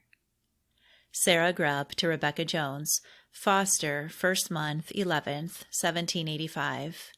Beloved friend, I am obliged by your favor in so early replying to mine from York, and particularly for your affectionate freedom contained therein. The suspense was short and easy, feeling but little anxiety how my prospects might terminate, if my resignation to them and their inherent trials was all that was required. I gratefully accept the gracious design, and thankfully acknowledge its early completion. If I was wrong, being conscious of having no end in view but the secret approbation of truth, I trust that a future impartiality to myself will enable to discover where the error lay. If I was right, I am contented to rest my cause in that good hand, which by ways and means inscrutable to us can effect its own unerring purposes. In short, when I had read your letter, I considered the lilies, and remembered the gospel injunction, take no thought for the morrow, which the activity of self and the perplexing inquisitiveness of my disposition often, very often, prevent my compliance with. But I humbly crave the continuance of the present covering of my mind on this subject, and that you may simply proceed in your arduous journey in the pure openings of truth upon your own minds, uninfluenced by anything inferior thereto. For did you know to the full the feelings of my heart towards you, you would be completely convinced, as I trust you are in a good degree, that it was in my power I should dread to move a finger to bring about too early a separation of companions united in the holy covenant, believing the command applicable to these, whom God has joined, let no man put asunder. I hope you will be instrumental in supporting the drooping spirits of our beloved Christiana Hustler, with whose hidden sorrows my mind has often been led hiddenly and deeply to sympathize. Various are the ingredients, wisely and evilly, cast into the cup of human life, and great is our natural antipathy to some of them. What is tolerable to one is almost intolerable to another. So various are likewise our palates for interior food, and so hard to learn is that capital lesson to endure all things, and quietly to depend upon the everlasting arm of power which changes not, nor forsakes the poorest of the flock who trust in his strength. Oh, the need there is in this day often to repair to the just balance, and when weighed steadily to dwell as at the center of the beam, lest we should be unprofitably tossed up and down by the sleight of men, and prevented of that quiet habitation divinely appointed for the refuge and sanctuary of the faithful in their tribulated pilgrimage. I marvel not, dear friend, from my small experience, at the often tried situation of your mind. The seed, if it be visited in many places, must be sought for in prison houses, in mangers and deserts, and sometimes lamented for in the language similar to Mary's. They have taken away my Lord, and I know not where they have laid him. And when the deep exercise and travail of spirit of the faithful laborers are blessed with a degree of success, in how abject a state is the pure life found! What need is there for such as minister to it to be baptized into its sufferings, and content therewith as acceptably to clothe its nakedness, relieve its hunger, and visit its imprisoned state?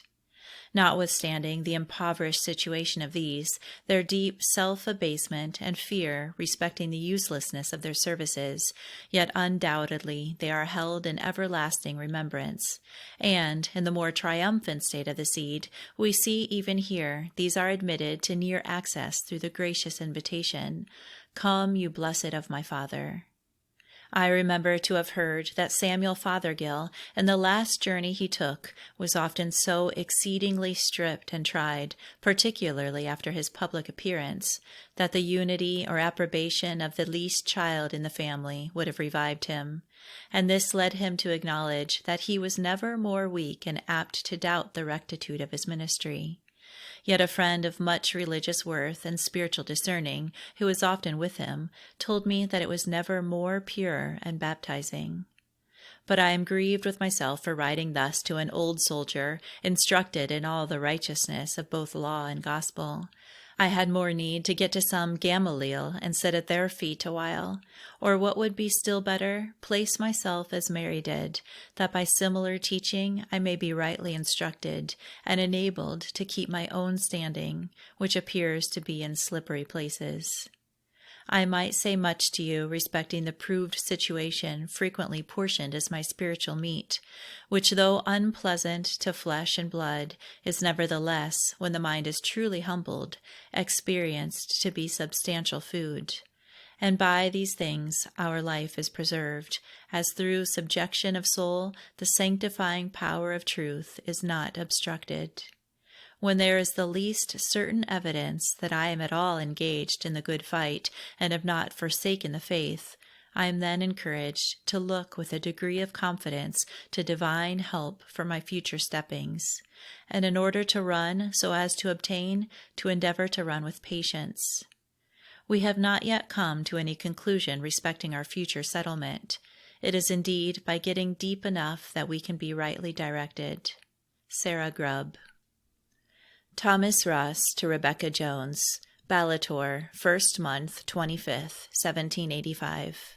Dear Rebecca, you have been of late brought up in my mind in great nearness of affection, in that love which distance does not destroy, so that I find a freedom to visit you with a few lines, to inform you that I have been favored to visit friends' meetings generally through this nation, and have been enabled by that good hand which I believe has sent me forth to labor in his vineyard, to clear myself in warning the rebellious to return, as also to encourage the youth to give up without reserve, that so they might come to fill up the seats of those worthies who are removed, and to be made useful in their day to the promoting of the great cause on earth.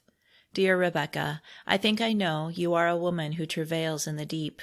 I travail with you in my measure, for I think I may let you know that I have been led along in a low way, and often baptized for the dead, and yet have been preserved to cast my care upon him that can raise the dead.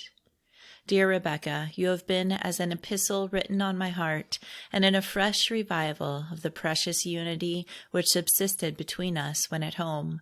I have a hope that if we keep to our first love, we shall come to know an increase, and that will be more than the increase of corn, wine, or oil. And now I may let you know that I am as a blank, but cannot see my way out of this nation. Yet I trust he who has hitherto helped me in his own good time will open the way for me. Dear Rebecca, you know and I know that unity which spreads over sea and land, a measure of which I have felt at times, that has brought not only you, but all my brethren and sisters from America, fresh up in my mind, with strong desires that we might all be preserved little and low, and that we might be preserved chaste in our love to him who is the bridegroom of souls. Then he will take care of us, that we need not be anxious when we are going from one meeting to another, what we may have to say, but to keep to our gifts and look to the giver, not to lean on our own understanding. For if we do, we shall fail greatly, instead of bringing honor to his great name, who has called us forth. We shall bring death on ourselves and not administer life to the people, for life answers life, as face answers face in a glass, and there is nothing that can draw to him but what proceeds from him. The province meeting is to be next 7th day at Castle Dermot, which I propose to attend, after which I have a view of going to Moat, where our friend John Pemberton is, to see him. He has been confined there some weeks with a cancerous wart on his hand, under the care of a man skillful in such cases. He is otherwise pretty well in health. Though he suffered considerable pain, he has been preserved in patience and resignation. Mehetabel Jenkins has had the smallpox at Samuel Neal's in Cork, and is finally recruited. I should have written you before now, only I am such a poor scribe, but now have an opportunity of writing by a female hand, one who, a little like you, has a ready hand with her pen. I salute you in near affection, with desires that you may bear up in your mind, remembering that he, who is the great helper, is said to have been a man of sorrows and acquainted with grief.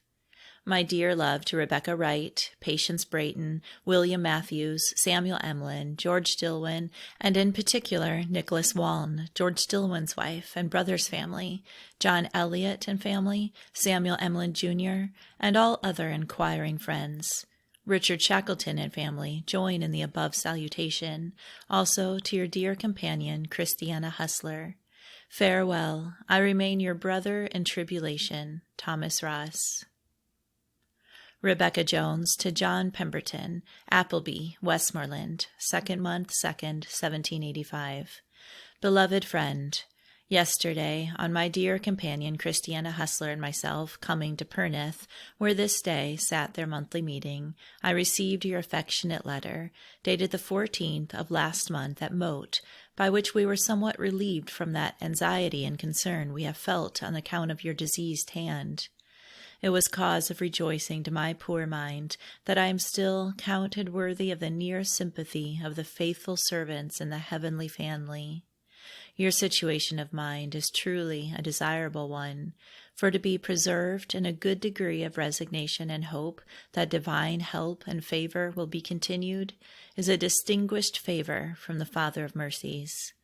I have a letter from my Hannah Catherall, who mentions your brother James being on the recovery, that Thomas Wharton, Samuel Rhodes, A. Pemberton's son Israel, and Martha Noble are released from the troubles of this life, that our other friends are pretty well, except Samuel Noble, who has had another stroke of the palsy, by which he is quite speechless, but sensible, and in a sweet frame of mind. I am rejoiced to hear of dear Mehetabel Jenkins' recovery. She is an innocent, humble handmaid.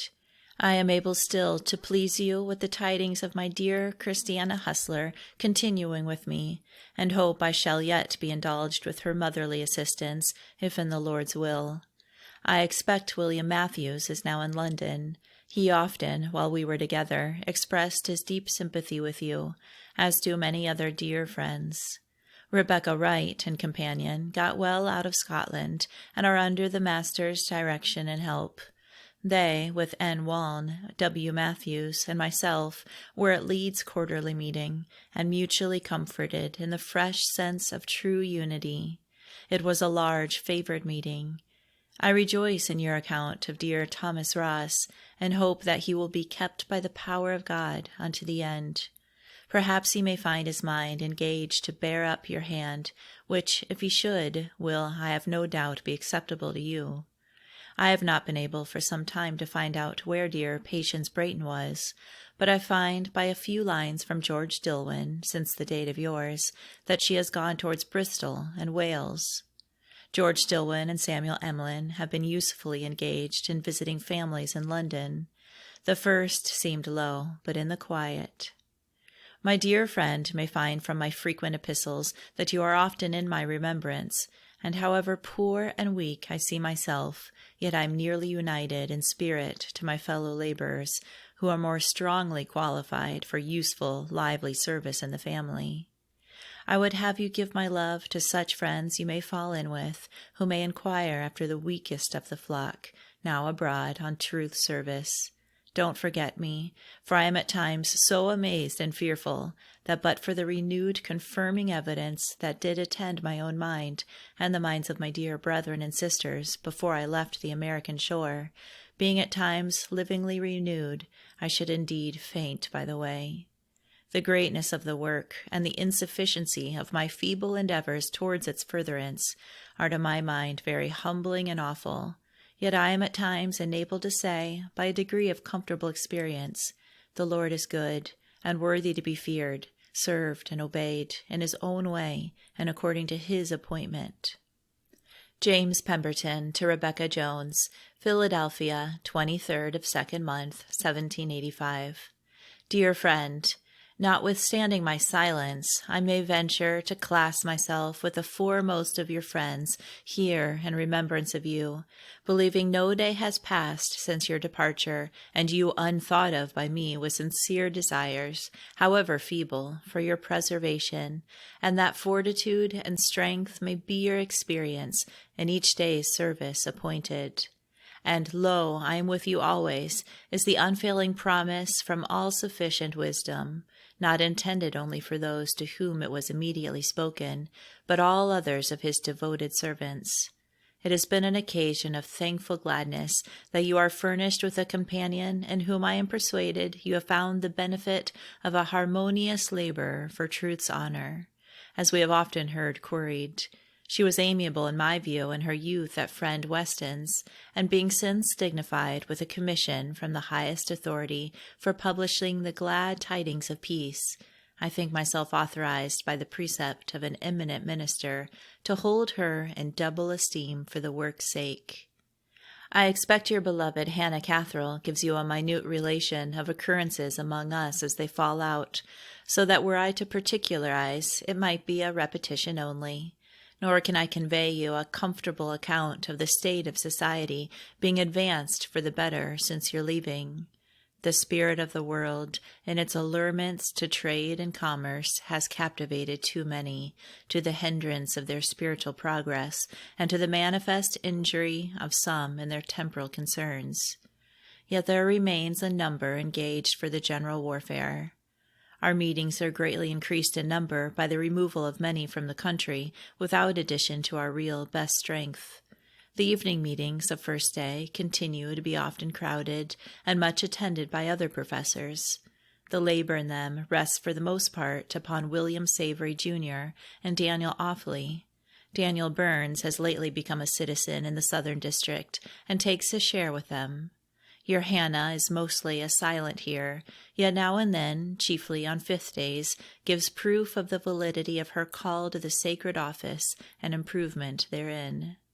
Sarah Harrison, J. Simpson from Bucks, accompanied by I. Zane and M. England, are now employed in visiting families within our district. Your account of your visit to Ackworth is very agreeable. While that school is maintained on its original intention, I expect it will prove of great use, but it too frequently has happened that good institutions have been perverted, which I hope will not be the case in that, and the judicious guard it is placed under will be its preservation. With cordial love, your affectionate friend, James Pemberton. On the 21st of 2nd month, she reached the hospitable abode of J. and Christiana Hustler, Undercliff, near Bradford, from which she visited the families at Bradford, which service occupied her till the 20th of the next month. A letter from Sarah Grubb to Rebecca Jones, dated 3rd month, 18th, contains, among much that is replete with instruction, the following paragraph, which, though not necessary to our narrative, appears so calculated to be of substantial benefit to some readers that we fear to omit it.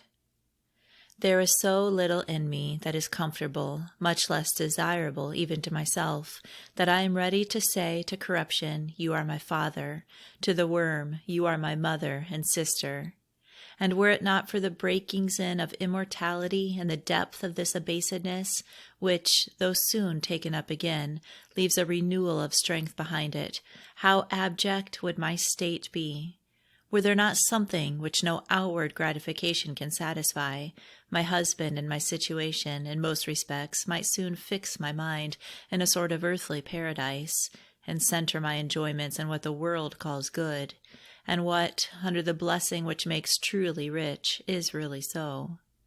Your kindness and my feelings have urged me to write, an employment from which I'm often led, believing that if it is my lot to make a safe progress, I must learn more and more to salute but few by the way. There is an airy, unconverted mind very prevalent among the professors of truth, and may it not sorrowfully be said among some of the fore rank of the people, which is naturally seeking to attract us from the rock of our strength. And though it is attended with a specious appearance of loving the truth, and a readiness to say, "Blessed is he that comes in the name of the Lord," and there is something in me that loves to be courteous to these rather than abide in the cross, yet in those humbling, abasing seasons, wherein no human consolation can avail, except what is felt in the deep utterance of united spiritual exercise, I find not such to be my fellow helpers in the Lord. And I have clearly discovered that to support as unrequired familiarity with them is to be in great danger of hurting myself, and if it should be grateful to any such, will rather strengthen their contentment in their present state than turn from the sandy to the true foundation. Thus, my dear friend, has a line sometimes opened to the view of my mind, which being opposite to my natural disposition, brings with it its trials, a daily call for circumspection, and a daily condemnation for lack of it, and a willingness to tread, according to my measure, the suffering path of the great and holy Pattern, who, though he ate with publicans and sinners when salvation was sent to their houses, yet in no wise countenanced or approved those who boasted of being Abraham's children, but were under the power of the seducer. To be sensible of our own infirmities, and therefore to be chaste to the bridegroom of souls when he is pleased to withdraw the sensible enjoyment of help, and discoveries of his putting forth, is a desirable situation for the mind to centre in, as it preserves us from joining with those spirits and things, either in ourselves or others, which we have once seen to be in the degeneracy from the pure life, and enables to possess the vessel in sanctification and honour. Rebecca Jones arrived in London the 10th of 5th month, taking her abode at Ploughcourt, a locality familiar to the readers of W. Allen's life, and remained in and near that metropolis till 6th month 3rd. During this time she experienced various interests and exercises. Meanwhile, she had parted with Christiana Hustler, her true yoke-fellow, in whose absence she felt like a lonely dove without its mate, and she says, in a note to her about this time, "A living hope springs up just now, that as you were the first, so you will be the last companion in this land," a hope which, as will hereafter be seen, was literally realized. The following note to John Pemberton, written in London some time in this month, might excite a desire to know something respecting its result, but we cannot doubt that such a band of disciples, reverently meeting together in the name of the Lord, would experience him to be in the midst of them, realizing his ancient promises. 6th day morning, 9 o'clock. Beloved friend, my mind has been thoughtful this morning on my own account, and feeling much love and sympathy with my fellow laborers from our land, I was willing to propose, if it meet your approbation with the rest, that we might all meet at some suitable time and place, and sit down quietly together, not knowing what may arise for our mutual confirmation and benefit. I am your poor, tried friend, Rebecca Jones. Whether there was a connection between the above note and the meeting referred to as follows in a letter to Christiana Hustler, it is not easy to determine, though it was probably not the case. My soul salutes you under the precious uniting sense of the love of our Heavenly Father, which so abundantly flows towards you that words would fail me in attempting to convey my feelings. The salutation which I am now handing to yourself can be done in no other language, if I am honest, than to say, I love you as my own soul. Remember what I have often reminded you of. Having loved his own, he loved them unto the end. And as he is humbly confided in and depended upon by these, he has determined none shall be able to pluck them out of his hand. On 7th day, 5th month, 28th, we all dined at Samuel Hoare's at Newington, that is to say, all our little band of 7 that came over sea together. Was it not worthy of thankful commemoration? Without adverting to the circumstance till we all got there, we found it was just 1 year to a day, about the same hour of the day, that we landed at Gravesend. Our hearts were sweetly melted together when I mentioned it. We were made thankfully to acknowledge that we had lacked nothing, and we could unitedly set up our Ebenezer. Referring in her diary to this gathering, she says, we had to offer humble thanks for the Lord's mercies, since that time many ways extended. Rebecca Jones to Sarah Hustler. London, 5th month, 20th, 1785.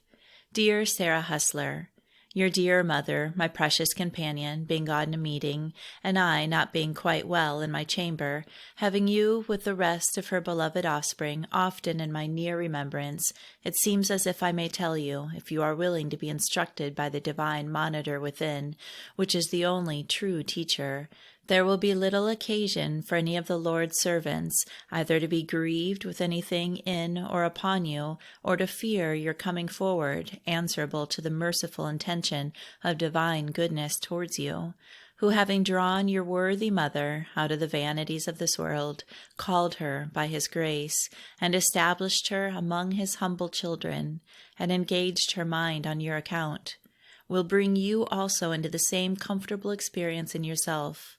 Why, then, should any little matter, things that your own good sense and better judgment allow to be very little things, impede your advancement towards an establishment in the Lord's favor?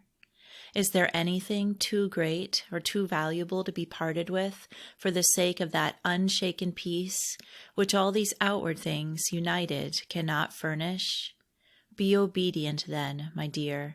Give up everything, however pleasing, when the divine requisition is, give up, that so you may be enabled to step forward in beauty and strength when the further call is heard. Keep not back. Oh, my heart is, and has often been exercised on your account, and on account of your dear brother William, lest for lack of an early conformity to divine manifestation, you should go wider and wider into the paths of defection, and in so doing render yourselves unworthy of a place in that succession which will be filled up in the Lord's family, whether they who are first indulged with the heavenly offer are willing or not. For he has determined that his table shall be filled, and many from the highways and hedges are already brought in to sit down among his faithful children, delighting in the lifting up of his glorious countenance, rendering him the acceptable fruits of obedience and love in their season. And, dear children, I am persuaded this is the season, the blessed season, for you to begin, by bowing under the cross of Christ, conforming to its humbling, restraining effects, and with a noble and righteous firmness, disdaining to be brought under the power of the foolish customs and fashions of this degenerate and deluded age.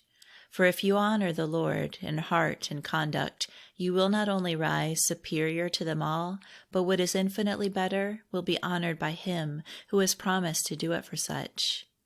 And as dear William is more in the way of temptation in various respects, being often in an exposed situation, arising from the necessary business in which he is engaged, I wish him to be on his watch, and not give way to the subtle whisperings of the adversary, who may attempt to persuade him that to keep in a plain, humble appearance is unmanly, and that the road to preferment, riches, and honor is pleasant, and may be safely pursued in the time of youth, but that by an outward attention to the in-speaking voice of divine wisdom, he may understand its intelligent, indisputable language.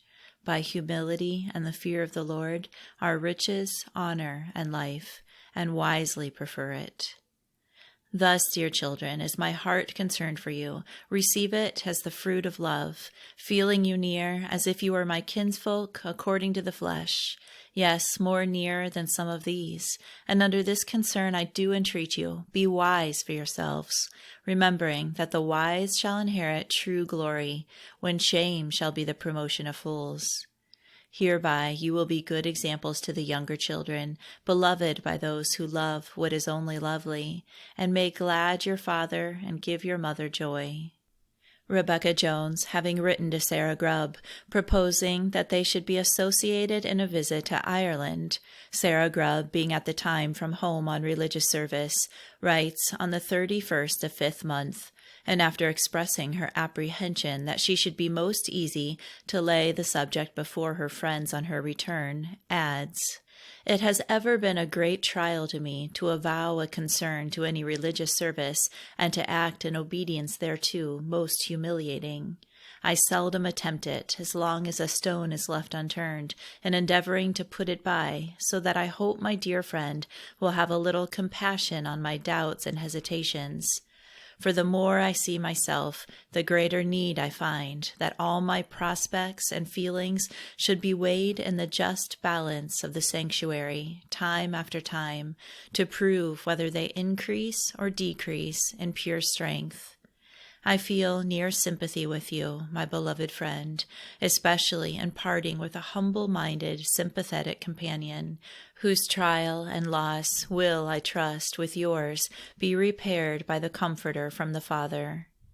Sarah Grubb, in allusion to the desolating effects of unfaithfulness among some among whom her lot was at this time cast, says, "May I ever remember, in prospects so distressing, the instructive conduct of the Archangel, who brought no railing accusation, but wisely left the work to that hand which can do all things, with or without us." The Life and Letters of Rebecca Jones, Chapter 5, 1785 to 1788. Her proposed mission to Ireland closing from her view, Rebecca Jones made preparation for going into Sussex, and she esteemed it a favor that her friend Deborah Townsend obtained on the 31st the consent of Peel Monthly Meeting to accompany her. 6 months second, she makes this brief note: "At Ploughcourt, in great distress, gave up for Ireland." And on the morning of the 3rd, she writes that after a night of deep distress, this prospect so clearly opened and everything else so closed up that her full resignation became absolutely necessary. "I have, therefore," she says, "yielded to it as the path for me to pursue, in order to obtain that peace which no substitute, no contrivance of the creature, no human exertion can procure, because it is reserved for obedience only. The great lesson of self-abasement and mortification has been singularly renewed to me, from which, through the divine blessing, I hope to derive lasting instruction and benefit." On the same day she writes to Christiana Hustler, "Pray for me, that I may not be left to run at uncertainty, for I am likely to be led in paths that I have not known. I should be glad you would encourage dear Sarah Grubb to move forward. Her Robert, I expect, will accompany her over the water. Let her know that my heart is nearly united to her. I now feel in this sudden movement the force of the expression, 'You are not your own.' But if I may, in any sort, be acknowledged by him, it matters not whether or not I am owned by Abraham's descendants, or acknowledged by the nominal, lifeless professors of Israel, those who are not doing the works of Abraham, nor of the wrestling seed. Feeling you in the precious heavenly fellowship to be of the seed, I freely open my heart to you. You know I love you, and wish you all joy and peace in believing that you are one of the tried, chosen number who will not be forsaken by him unto the end, and in whom he will yet show forth his praise.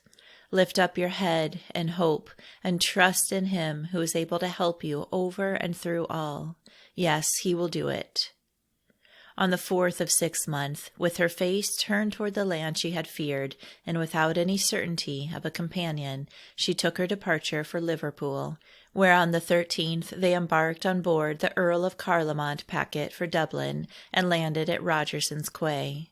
Here, on the 20th, they commenced a family visit, which was completed on the 14th of 7th month, comprising in all 115 sittings, in which, though deeply exercising, at times truth prevailed, and we enjoyed peace, and only 2 families refused a visit from us. I have been, she says, without a woman friend except Sarah Dillwyn, who just went to keep me in countenance. Yet the Lord has been my helper, and I have abundant cause to bless his name and to rejoice, however strange it may appear to some, that I came when I did. I have been a feeling witness of his great mercy and love manifested towards his people. They received us joyfully, and though we have been exercised in much plain dealing, yet the influence of best love has been felt, and though all are not alike sensible, yet many feeling minds have, I trust, been encouraged and quickened in right prospects. I never knew Samuel Emlyn more favored. A letter from Captain Truxton to Samuel Emlyn, received at this time, says, "Present my best compliments to Rebecca Jones, and to that worthy old favorite of mine, Thomas Ross. May God, of his infinite mercy and goodness, continue his blessing towards you all, and after you are satisfied in your own minds that you have done your duty towards him and towards your brethren in this eastern world, that he may be pleased to conduct you to your families, relations, and friends in safety, is my sincere wish and prayer." The following lines, addressed to her by Sarah Grubb and dated 7th month 1st, have reference to the engagement just noticed. My mind sympathizes with you and your companion in your exercising engagement. It is a work in which, comparatively speaking, the weather changes many times in the day. Sometimes the clouds hang so low as even to baptize the inhabitants of that climate in them, from which there is so blessed a connection with the great ocean of wisdom and strength, as to extend the baptism thereto. Here we find our spiritual Moses, through whose almighty power the clouds break, the earth is refreshed with celestial rain, and the sun of righteousness breaks forth. Then they who delight in his precious influence revive in vigor and press forward with new alacrity of soul. Thus may your spirits be supported to persevere in the Lord's work, and to do valiantly in restoring the ancient path of purity, simplicity, and dedication of heart. Rebecca Jones to James Pemberton, Dublin, 6th month, 29th, 1785. Esteemed friend, your truly acceptable salutations of the 23rd of 2nd month and 13th of last month came duly, the first received at London and the other yesterday. Both were occasions of comfort and encouragement to my drooping mind, having had many conflicts and exercises, through all which the Lord has been merciful beyond what I could have even dared to expect, and among other favors received, having had the wing of a valuable, experienced mother cast over me, and my beloved fellow-laborer, Christiana Hustler, is not one of the least. We have in many depths, few heights, with increasing love and truest unity been exercised together for the space of 12 months, and found it a close trial to separate at London the week after the yearly meeting, when she returned home with her husband. And now that I am like to be favored with the company of Sarah Grubb, a daughter of William Tuke, who after their quarterly meeting, the latter end of this month, intends crossing from England, I view it as an additional provision by kind Providence, which renews the obligation on me to be still more humble and devoted in his service. I thought it was rather confirming to my mind that you should even think of my coming into this nation, which I did not give up to without great fear and much exercise of mind. I left London the 4th instant, and took a few meetings in the way, in company with my dear friends Samuel Emlyn and son, and George Dillwyn and wife. Got to Liverpool the 11th, and on the 13th in the packet, a brig, from there crossed the water here, landing the 16th, not without seasickness, as usual, but resigned and quiet in mind. and now I am engaged till my companion comes, and going with George Dillwyn and Samuel Emlyn from family to family in this city. But whether Samuel will make a thorough visit of the kind is not known. George Dillwyn will hardly, and I hope soon to be released. But you know Samuel Emlyn is much led in this line, and is peculiarly gifted for it. He is at times weak and discouraged, but on the whole I do not think him in a much more enfeebled state than when in Philadelphia. It was cause of great joy to meet your dear brother John at London, and the more so to find him so easy and cheerful in spirit, as well as that he appears improved every way, except that he is and does look older. Whether he will cross from Scotland, where he has gone with Father Ross, as Captain Truxton used to call him, into this nation again, is a matter, I believe, not fully settled in his own mind. But I trust he will be wisely and safely directed. I note your brotherly desire on my account with thankfulness to him who is so rich in mercy and boundless in compassion still, that he is pleased to require no mighty works at my feeble hands, so that he should condescend to accept my little labors of love in his cause, is humblingly marvelous in my eyes, and must be so to others in whose hearts a place has been found for so poor a creature. You will doubtless hear from different hands how and where our American friends are. I can only say I believe they are all well, and I trust in the Master's appointment, as well as that they are much in the acceptance of friends where they travel. I may inform you there is a large body of friends in the city. Their meeting, when fully gathered, is in number, I think, equal to ours at the bank, and no ministering friend belonging to it but one woman friend who has a small testimony. Many of them appear hopeful, especially among the younger and middle rank. My landlord and his wife, Joseph and Jane Williams, are steady, valuable friends. Please give my love to your wife and children, to H. Pemberton. Bid her be still resigned and patient on dear John's account. He is in good hands and prosperous. To your kinsfolk and to other dear friends in your freedom. 'Tis cause of humble thankfulness that I still maintain a place in the minds of my dear friends at home. May their prayers with mine ascend for renewed help and preservation.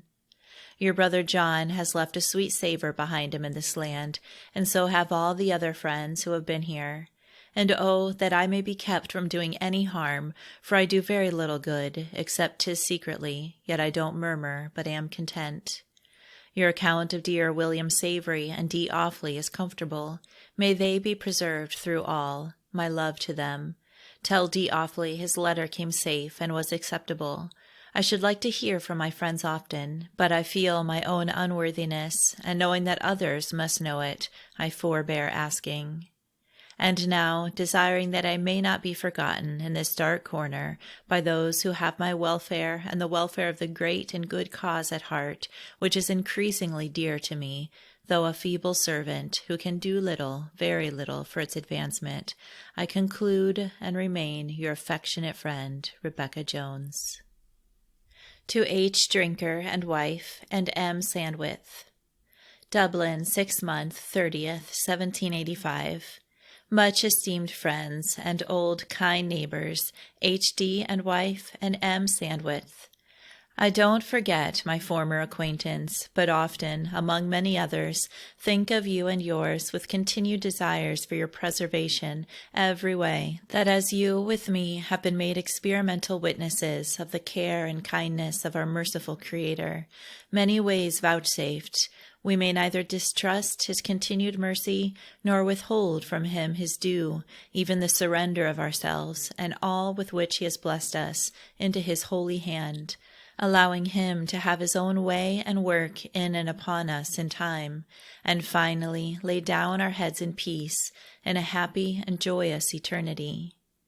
H.D.'s few lines, the 3rd month, 12th, accompanying G. Churchman's, were truly acceptable, and more than I expected, considering how many are his engagements, which I understand are not lessened.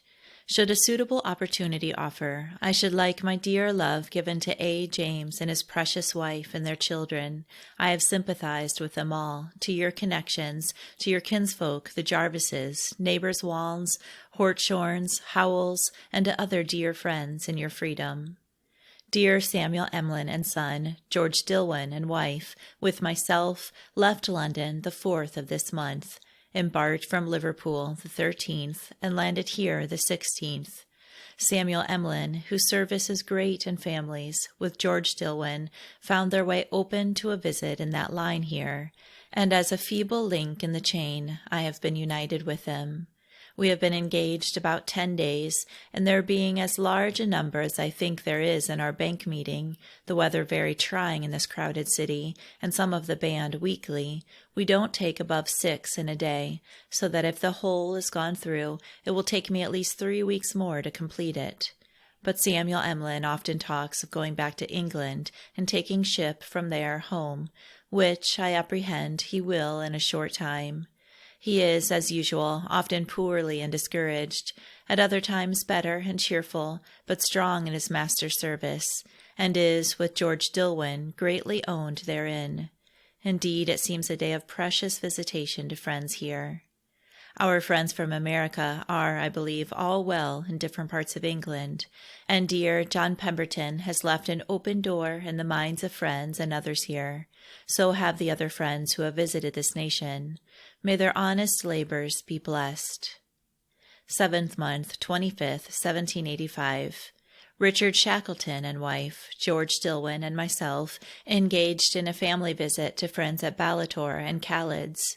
Began at Abraham Shackleton's school, among about 50 boys, mostly not members of our society. This was a time of great favor.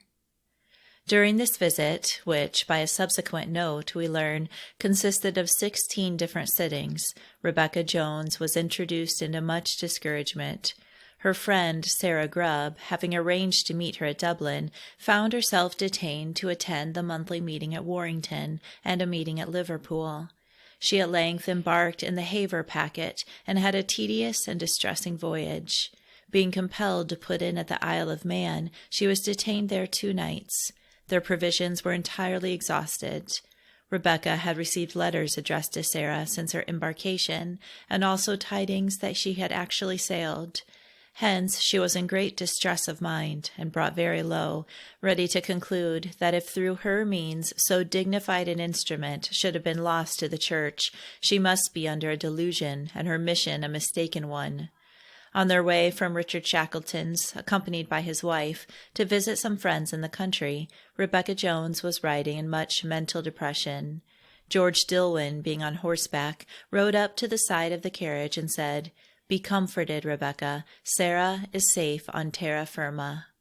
When they had reached the house to which they were bound, Rebecca Jones found a Bible in the window, and opening it, her eyes rested on 1 Kings 17:24. She said, "George, are you willing to be tried by this?" He replied, after a solemn pause, "I am." And she read aloud, "Now by this I know that you are a man of God, and that the word of the Lord in your mouth is truth." It had been their design to remain that night in the country, but in consequence of George Dillwyn's firm impression, they returned toward Ballator. While they were on their way, in the dark of evening, they met an Irish car, bringing Sarah Grubb, who, having landed, was hastening to join them. Sarah Grubb says, "In a few days we set forward together, namely, George Dillwyn, Rebecca Jones, and myself, our prospects comfortably corresponding one with another. We cheerfully concurred therewith to travel in company."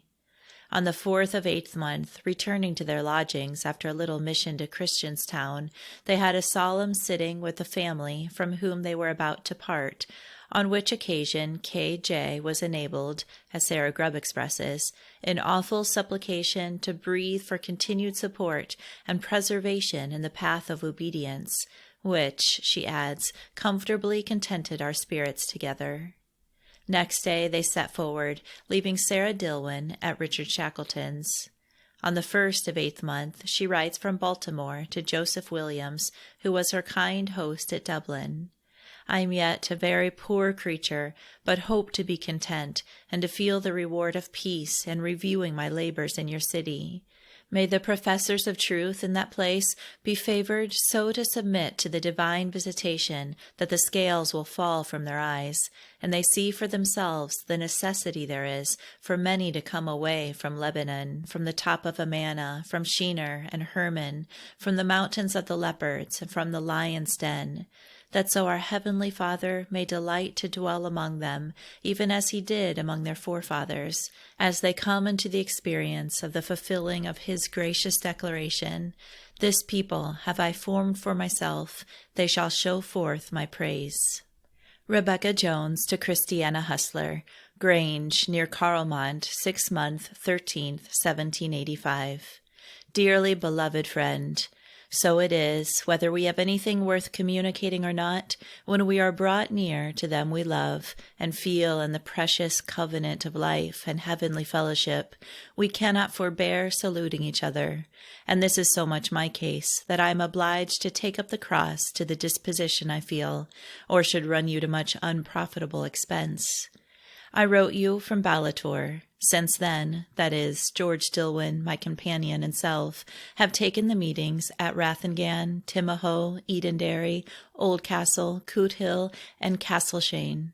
To the last 4, the inhabitants had an invitation on George Dillwyn's concern, and they were held, I hope, to some profit, the people behaving well, and friends being desired at the breaking up to keep their seats afforded me an opportunity for some relief. We had a very large, satisfactory opportunity at a newly settled town called Prosperous, a few miles from Timahoe, no friends residing there, which was held in the chamber of a large, unfinished building. Came to Joseph Nicholson's last evening, feeling our minds more inclined here than to Dunghamson, and are comforted in the company of his grandfather, J. Morton, who, though laboring under an asthma, is an Israelite indeed. Several young people here appear hopeful. After tomorrow we may move toward Toberhead. We have had rainy weather mostly since leaving Ballator, so that I am more reconciled to the old post chaise, which George Dillwyn and Samuel Emlyn strongly urged my accepting. My limbs are better, but I am still a very poor affair, and don't know what will become of me in this journey, for I feel very little more than resignation, and that, I think, I hear you say is a favor. I join you because whether I live through it or not, it keeps me quiet, so that I don't look far before me, but just live from day to day, and that more by faith than by sight. And in some of these, my baptized moments, you are brought so preciously near to my soul that the enjoyment of the unity of your spirit is indeed a brook by the way, wherewith I am refreshed and encouraged still to trust in that good hand who has thus inclined your heart towards a younger, tried sister, and who will, I do believe, allow you and me to be tried no further than he will enable us to bear up under, if we retain our confidence in him to the end. Cast, therefore, my dear friend, your care upon him, for he cares for his depending children. And though in his unsearchable wisdom he feeds with the bread of affliction and dispenses the waters of bitterness, oh, they are measured in the hollow of his holy hand, and in that unerring wisdom are given us for the more full effecting of his inscrutable designs and our perfect sanctification thereby. I know not why you should be so constantly present with me. I sometimes think and believe you are in near sympathy with my tried situation. At other times, that perhaps we are again to be united in service. And again, if you should have your commission extended to America, and we, in the Master's appointment, cross the great Atlantic together, it would be cause of humble rejoicing to more than myself. But let the cause be what it may, or ever so latent, the sensation is so sweetly comfortable, 'tis as a seal upon my spirit, that you are under the special notice and regard of the heavenly shepherd, whose voice is sweet and countenance comely as ever, and will put his own forth, go before them, and give unto them eternal life, and none shall be able to pluck them out of his holy hand, nor anything past, present, or to come separate them from his love and favor. I have letters from home as late of 20th of 6 month, all well. They have not yet heard that my mistress is taken from my head. When they do, they will bemoan me, as I do my own situation. Yet I am thankful for dear Sarah Grubb's company, who is a valuable, steady, kind friend, and has been much favored in her service. I love her, and wish she may receive no damage through me.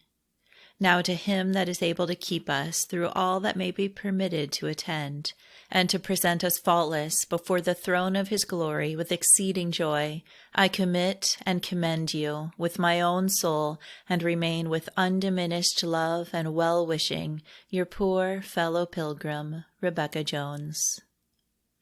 On the 25th of 8th month, our friends attended the monthly meeting at Lisburn. Sarah Grubb says, "My dear companions were silently baptized under a concern to visit the families of friends in that place, though the time did not appear to be then come. After visiting various other places, they returned to Lisburn, and 9th month 2nd commenced the visit, which occupied about a week. The minister of ministers being near, as Sarah Grubb remarks, to hand forth in the needful time, often after long suffering silence, suitable instruction and consolation to the visited. Shortly after this, they found peace in the performance of a family visit at Timahoe. Having been very generally through the meetings in Ulster, they had several very large and satisfactory meetings at different places, among other professors there and on the way, particularly Ballinacree, Ballymona, Carlmont, Ratherforland, Prosperous, Rathangan, Edenderry, and Tullamore. Referring to these places, she writes to John Pemberton, "An opening is made for us through your dedication, and many, both friends and others, remember you with love and esteem." At Moat, they met with Zachariah Dix from North Carolina.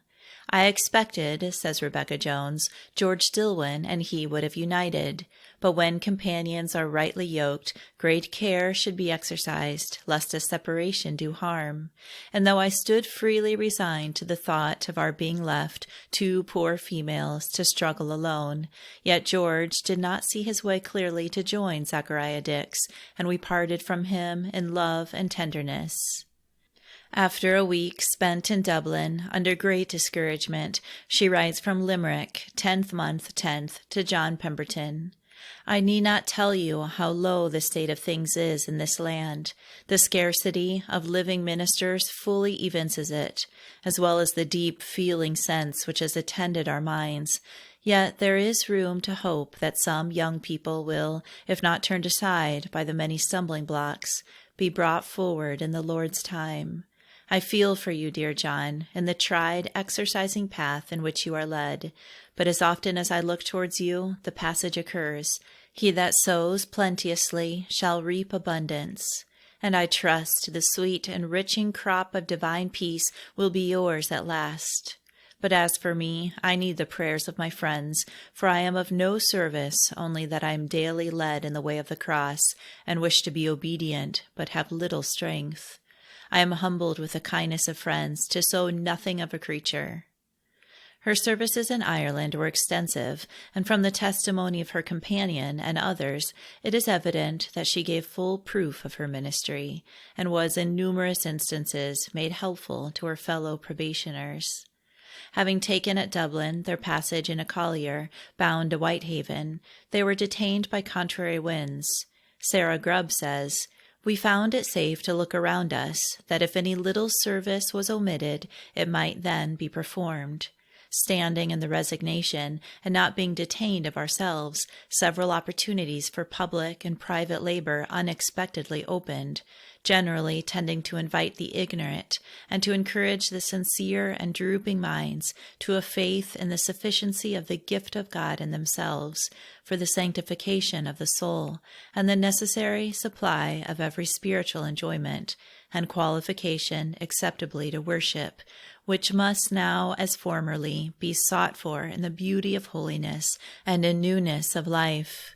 We stayed over another first day, when my companions, George Dillwyn and Rebecca Jones, were enabled to bring up living stones of memorial to the sealing, I trust, of their testimony on the spirits of many, and my cup of affectionate fellowship seemed to overflow in secret.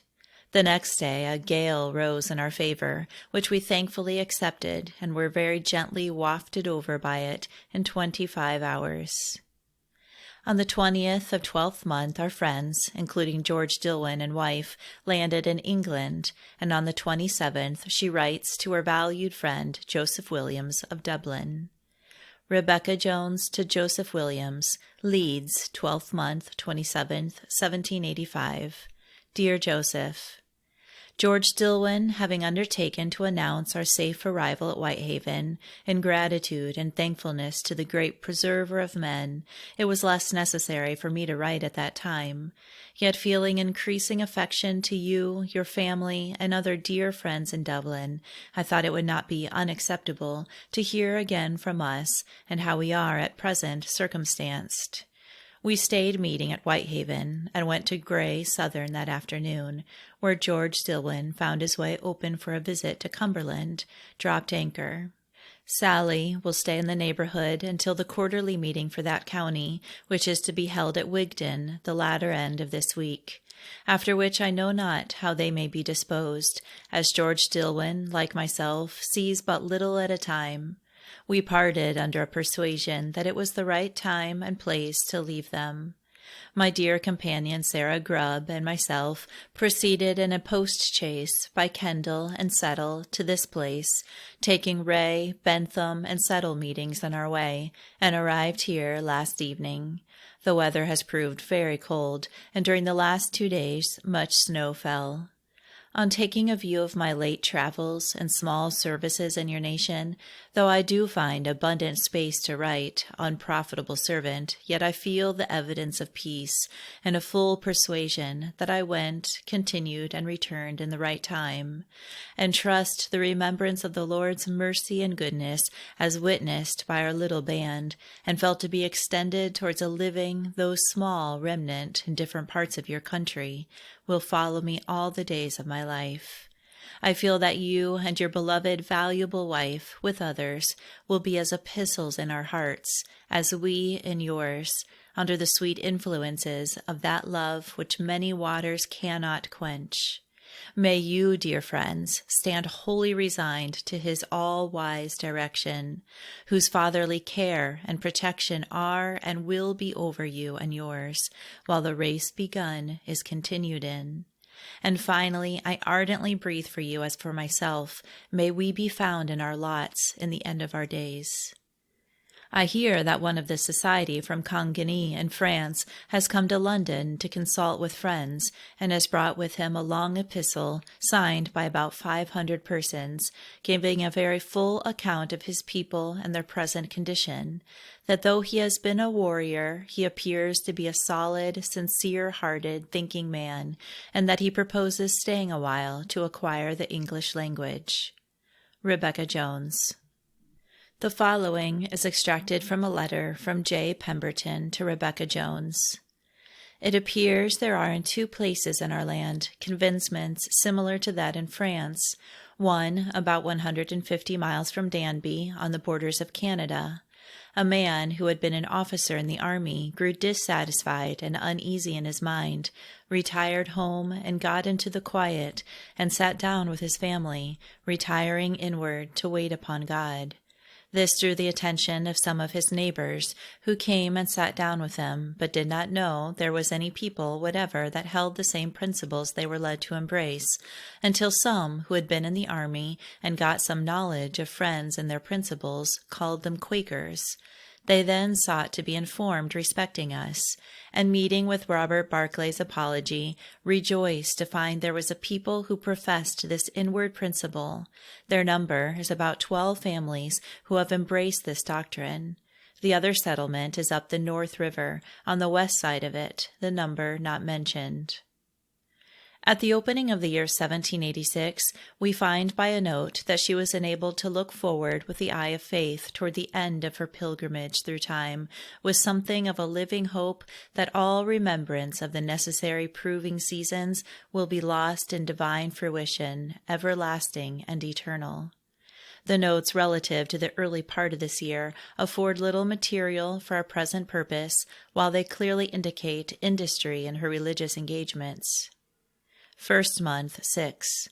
My Hannah Catherine writes me, Society concerns have greatly increased. Our monthly meeting, North Meeting, Philadelphia, has become very large, but I may truly adopt the prophet's language, our joy is not multiplied.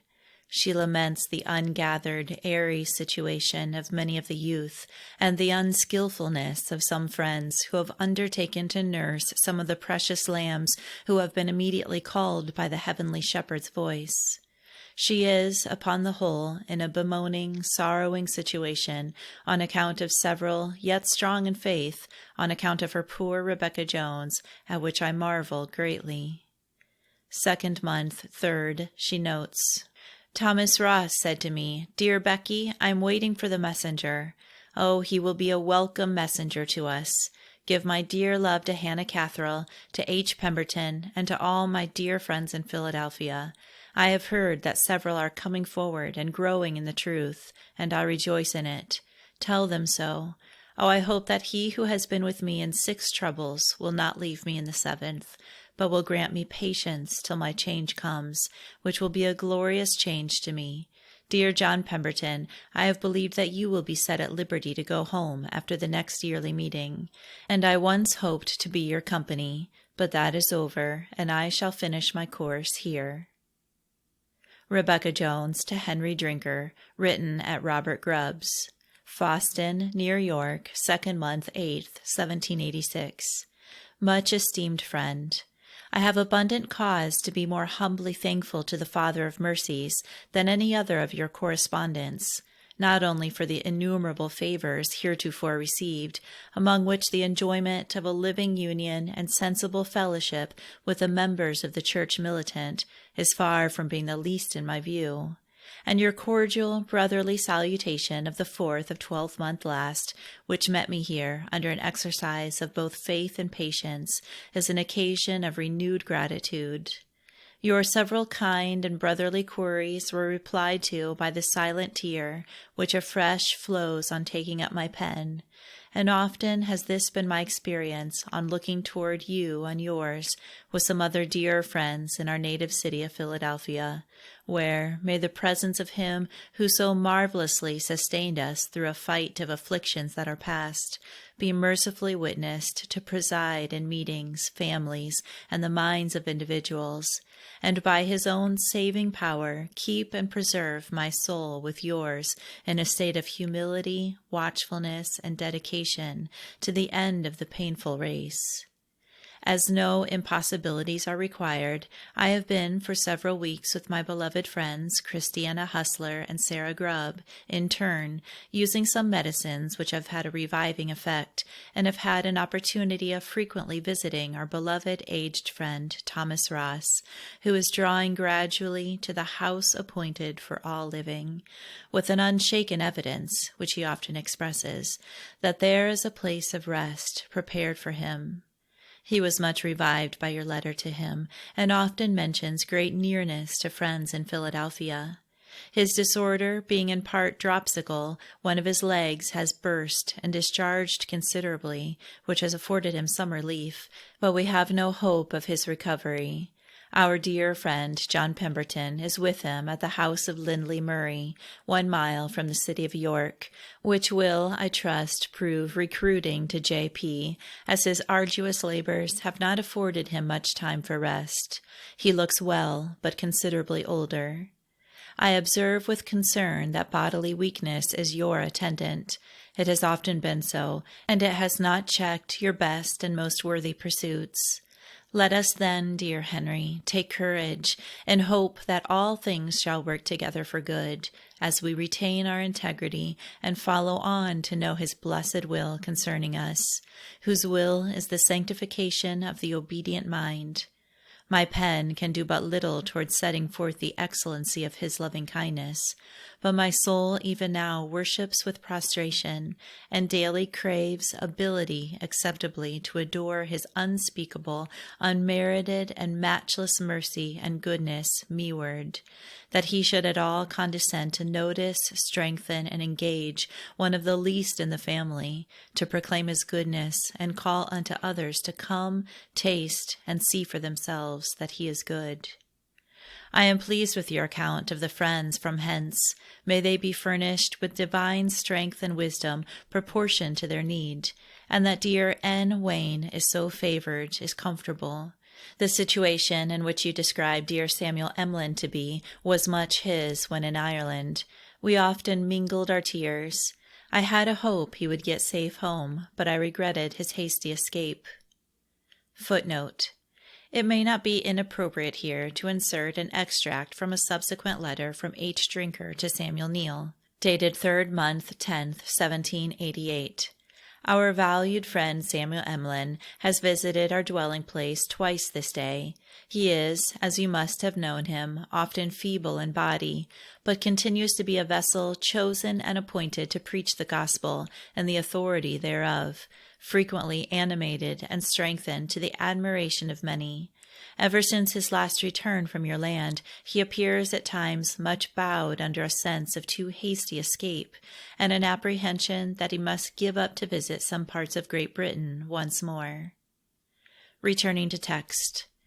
And though I do not wish to add to his uneasiness about it, yet I am still of the same mind that if he had extended his visit in Ireland to the northern parts of this nation, his bundle of sheaves would have been increased. My dear love is to him and his, and to the other friends above named. Though I did expect he would have written to me, yet I know I don't merit his notice, and therefore wish to be content. But you may tell him his visit will not soon be forgotten by his friends in Dublin. Our leaving Ireland, George and Sarah Dillwyn, my companion Sarah Grubb, and myself, I expect will be mentioned to you by others, since which, as before said, I have been attending a little to the body, and engaged a little among friends at Leeds, and a few meetings in this county, and if no engagement at York prevents, I hope in a week or two to move towards Cheshire, where I may probably be detained till the next yearly meeting. After which, whether I may be favored with leave to return home or not, some of our number, I expect, will.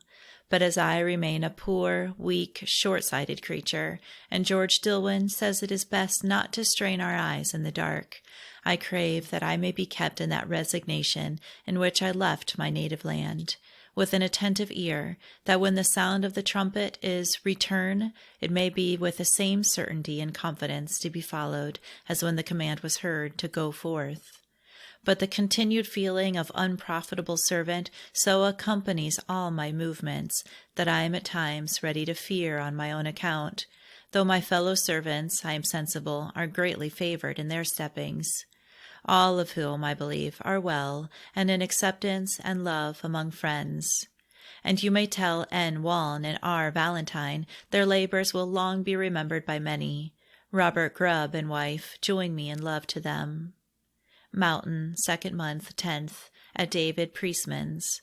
I forebore closing this, thinking I might have something to add respecting dear Thomas Ross, but find by a few lines received this morning from William Tuke that I have only the account of his growing gradually weaker, and being easier, they have a hope that he may pass the little time that he has continued with less bodily pain, though he is not likely to continue many days. I have also a letter from our dear friend George Dillwyn, dated the 6th of this month, at Kendal, where he, with his wife, were in usual health. He is going into the Dales of Yorkshire, mentions Patience Brayton as being there and well. I have also tidings of dear J. Pemberton's continued health, and that he is not easy to leave Thomas Ross. With the salutation of love, I can feelingly subscribe myself, your sincere and obliged, though poor, friend, Rebecca Jones. Rebecca Jones and John Pemberton were detained a while in the neighborhood of York, awaiting the release of their aged, honorable friend, Thomas Ross. He quietly ceased to be mortal on the 13th of 2nd month, 1786, at the house of Lindley Murray, about a mile from that city, and was interred on the 16th in Friends' burying ground at York, beside the body of his countryman and friend John Woolman, agreeably, says Rebecca Jones, to the good old man's desire. The time of his funeral was a favored season. Rebecca Jones preached with remarkable unction at the grave, as did George Dillwyn at the meeting house, a large audience being collected on the occasion. On the 15th, she writes, Dear J. Pemberton's tried path has claimed my sympathy, but he is so admirably supported, both body and mind, that I am therefrom encouraged to believe that all is now and will be finally well. George Dillwyn has sometimes made a comparison between some of us and John Pemberton, that we are as fishing with a crooked pin and thread, while John is casting his net into the sea. Oh, that his labors may successfully gather many to the heavenly shepherd. In Ireland, friends and others love to speak of him, and also of our deceased friend Thomas Ross. Indeed, they have seemed to labor more abundantly than us all. On the 20th, a second month, in connection with George Dillwyn and Esther Tuke, she commenced a family visit to friends of York, and on the 6th, the third month, with George Dillwyn and Christiana Hustler, she began a similar service at Leeds, which latter comprised 59 sittings, ending on the 22nd with 3 satisfactory meetings, one with disowned persons, one with those in a tender, seeking state, who, though not members, attended friends' meetings, and one with 50 scholars and their teachers. The latter 2, as also the meeting on the ensuing 5th day, are spoken of as crowning seasons and an adequate reward for their painful labors. A note from Sarah Grubb, received at this time, says, "Let me bid you go boldly on and believe that your judgment and your work is hid in the holy treasury." Writing from Stockport on the 6th of 4th month to Esther Tuke, who was stepmother to Sarah Grubb, after acknowledging the favor of the living loan from your family, she thus continues, "Now that my back is turned upon Yorkshire, I cannot say, notwithstanding I have had close and deep baptisms to pass through, what dear N. Waln uttered when he had to quit your borders, except this, which I may say with thankfulness, that I have been enabled to keep from complaining to mortals, and, as dear S.F. advised, have desired no confidant but eternal help, which help I've been made sensible is near the true seed there, and will, I believe, be more signally displayed for its support and preservation, even when it may be more signally sought after and implored. I love Yorkshire. Many friends in it are near to my very life. I have had to believe that under the precious, however painful, operation of the holy fan and fire, some of the present rising generation there will be preserved, and in the right time show themselves to Israel, equipped with the holy armor on the right hand and on the left. And I also do fully believe that a time is approaching when a discrimination will be made between the worshippers only in the outward court and the deeply exercised suppliants in the inner temple, of which number you may, my dear fellow travelers, both parents and children, be happily found. Being joined by Sarah Grubb, they visited Wales and the western counties. This journey was rendered arduous by the ruggedness of the country, the road partly being over the tops of very high mountains, and the scenery impressed her as amazing and awful. She speaks of meeting with honest-hearted friends in Wales, well worth visiting, and more in the simplicity than most other places. Great openness also among others, many of whom understand our language and gladly accept invitations to attend our meetings. Rebecca Jones to Joseph Williams, Bradford, Yorkshire, 3rd month, 25th, 1786. Dear Joseph, you will probably be surprised to hear that I am still in this country, and I assure you that my detention has been as unexpected to myself as to any of my dear friends. Yet having a humble hope that I have been in my right place, you know it matters little where that may be. Your brotherly salutation of last month reached me at York, and was truly comfortable to my poor mind. Having just attended the funeral of dear Thomas Ross, I had an opening into some mortifying labor before me, to which, when our worthy brother George Dillwyn came, who arrived in time to attend Thomas Ross's interment, I soon yielded. He joined Esther Tuke with me in a family visit there, and I may say that I was thankful in believing that George also was in the way of his duty. For besides his weighty and acceptable service in the several meetings we there attended, one of which, with the inhabitants, was at the request of dear J. Pemberton, he was much favored in the visit. After the service was completed, we came on together to Leeds, where a concern of like mind came over me, and he united with my dear friend Christiana Hustler and myself in a family visit there, which was evidently owned by the putting forth and leading of the Heavenly Shepherd. We finished on 5th day last, having visited about 80 families. From there, we came here, attended the monthly meeting, which is large, and expect to stay their meeting tomorrow, and to have a public meeting in the evening with the townspeople. The quarterly meeting being held next week at York, I suspect I cannot avoid going there, after which I shall again hope for a release from the north.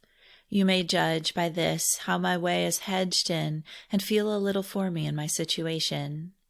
John Pemberton writes me from Whitley on the 20th that he was visiting families and having public meetings thereaway.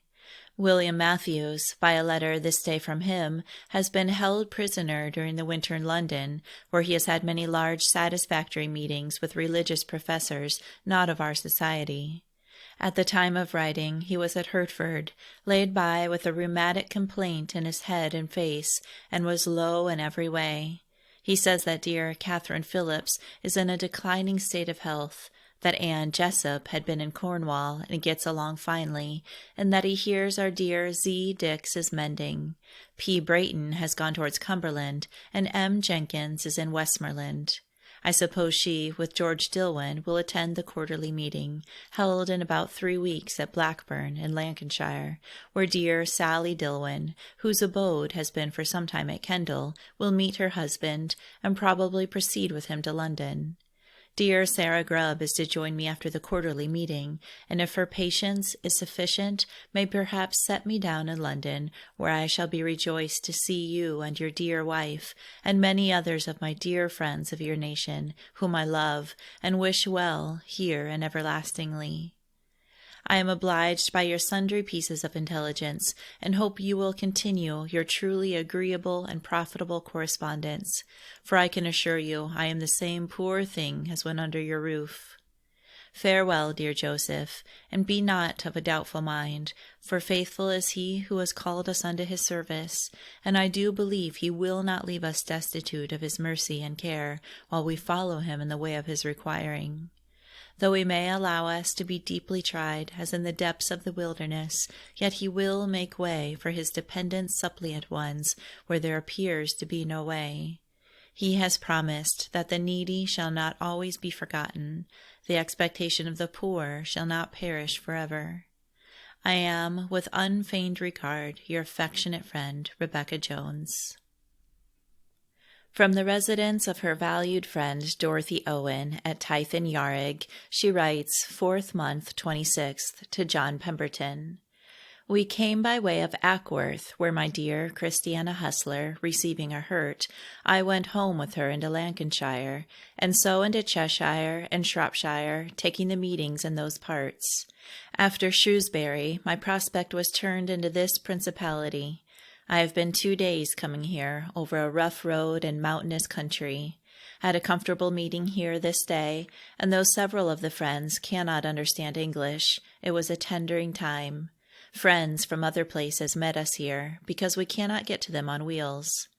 After taking Escargot, Llanidloe, Powleys, Almely, Leominster, and Pontypool, we are to be at Cardiff, where their yearly meeting is held this year. North Wales being then gone through, we may, should the prospect continue, visit South Wales before the yearly meeting in London. Thus I am led in a way that I know not, but desire to be content and thankful, acknowledging that the Lord has been my help and support beyond all expectation or desert in me. Rebecca Jones to Christiana Hustler. Llanidloe, 29th of 7th month, 1786. My dear friend, I wrote you a few hasty lines from an inn at Welchpool to inform you of my coming into this principality, and to entreat you to let me hear from you. And now, being a little at leisure, in a kind friend's small cabin, though in the chimney corner, with very little light, on my lap, and a book for a table, have begun this, which may perhaps be finished some future day, and sometime reach your quiet prison, from which I do believe the prisoner of hope will go forth, and that with songs of joy and rejoicing in the Lord's time, which must be patiently waited for. We had a precious meeting at Tythen Yarig. Many who could not understand us were feelingly sensible of the spreading of divine love over us. At Escargot, in the midst of high hills and great barren mountains, to the house where old Jonathan Goodwin lived and died, came many not of our society several miles on foot, and were solid and attentive. The Welsh people are an industrious, hardy, plain people, and there are few precious friends worth visiting. I have a secret hope that there will be a revival in Wales in His time, who does all things well and wisely. The roads are in general sound and hard, but we were comparatively like a ship on the ocean, continually ascending or descending, and the steeps very great, with a great precipice at the side for miles together, so that yesterday morning, a very high wind taking us on the tops of the mountains, the probability of being overturned was very alarming. We had an honest Welshman with us, who carefully led us in the steepest, and one hill, a mile in length, I walked down, which was great doings for me, a poor cripple, so that I have daily need still to say, What shall I render to you, O Lord, for all your benefits? We got here last evening much fatigued, and though a small house, a very little bed, and holes on all sides to let in light and air, with plenty of company to keep off the lethargy, sensible of the kindness of our friend's disposition, we were thankful for past preservation and present favour, and are to stay here till 2nd day morning. Pales, in Radnorshire, 5th month, 2nd. We've got thus far safely. Yesterday and today has held the quarterly meeting at Philadelphia. My mind has been much with them. Do you think that I shall ever sit with them again? Whether I ever do or not, there's a precious number there to whom my soul desires to be united now and forever. As we have a bit of leisure this afternoon, though the wind is high and cold, having had both snow and hail and showers these 2 days, I would gladly undertake a walk of a couple of miles to make you a visit, if it could be done. But as it cannot be personally, feel my spirit, my precious, and that which is unchangeable, and accept the tenderest salutation I am capable of, with my desire that grace, mercy, and peace may be multiplied to you, that you may lift up your head in hope. For infinite mercy does not forget the kindness of your youth, the love of your espousals, and has promised, I will not fail you or forsake you. The present sensation is sweet. Under it I renewedly feel an increase of gospel union with you, and drop my pen in a reverent hope that darkness will be made light before you, and crooked things straight, through His love who is bringing the blind by a way they know not, and leading them in paths which they have not known. 4th. Being got as far as Leominster, I now conclude, as the post goes from hence. For these 2 or 3 days past, much rain falling has made the road steep and trying, especially in Herefordshire, the soil being clay. But we have made out as well as we could. Tomorrow, it is probable, we shall set off, having 50 miles to Pontypool, where the quarterly meeting is to be held on 1st and 2nd days, and next to Cardiff, where, oh, if it were possible to meet you, it would be almost too much joy for me to behave decently under, considering where we have been, and how I have fared every way. But hush, my faithful monitor reminds me how little I deserve, so complaints of every kind aside, I wish to be more thankful. William Young, at whose house we are, tells me his sister Catherine Phillips is to be this week at Bristol, where she has been advised to come, and L. Hawkesworth is with her, who is almost worn down with attending her, and that Catherine Phillips is in a very declining and doubtful way, not at all likely to attend the yearly meeting there, much less get to London. Nathan Dearman, she notes, presented me with a walking stick made of the trunk of an oak tree dug out of a morass at a depth of 10 feet near Thorn, and supposed to have lain there since the flood. Many such have been found, all pointing towards the west. The morass contains many thousands of acres, the surface of which, nearly 10 feet deep, is turf for fuel, and below it are often found large fir as well as oak trees, some of which have been used for timbers in houses built upwards of 100 years ago, and are still sound and good. Where the turf has been removed, the ground is in many places cultivated. The following certificate was issued by the half-year's meeting for Ireland, held in Dublin, 5th month, 7th, 1786. Our esteemed friend Rebecca Jones, having paid a religious visit in the work of the ministry to the meetings of friends in this nation, and in some instances to the families, and apprehending herself clear of further service in that way among us by a friend, requested our certificate. These may inform you that her labors of love in the gospel were truly acceptable, her ministry being sound and edifying, and her life and conduct consistent therewith. And we esteem it a gracious mark of divine regard still extended to us by the servants and messengers being thus sent to labor among us. May the great Master continue to strengthen and furnish her for every good word and work, which he may yet call for at her hands in the further course of her service in Europe.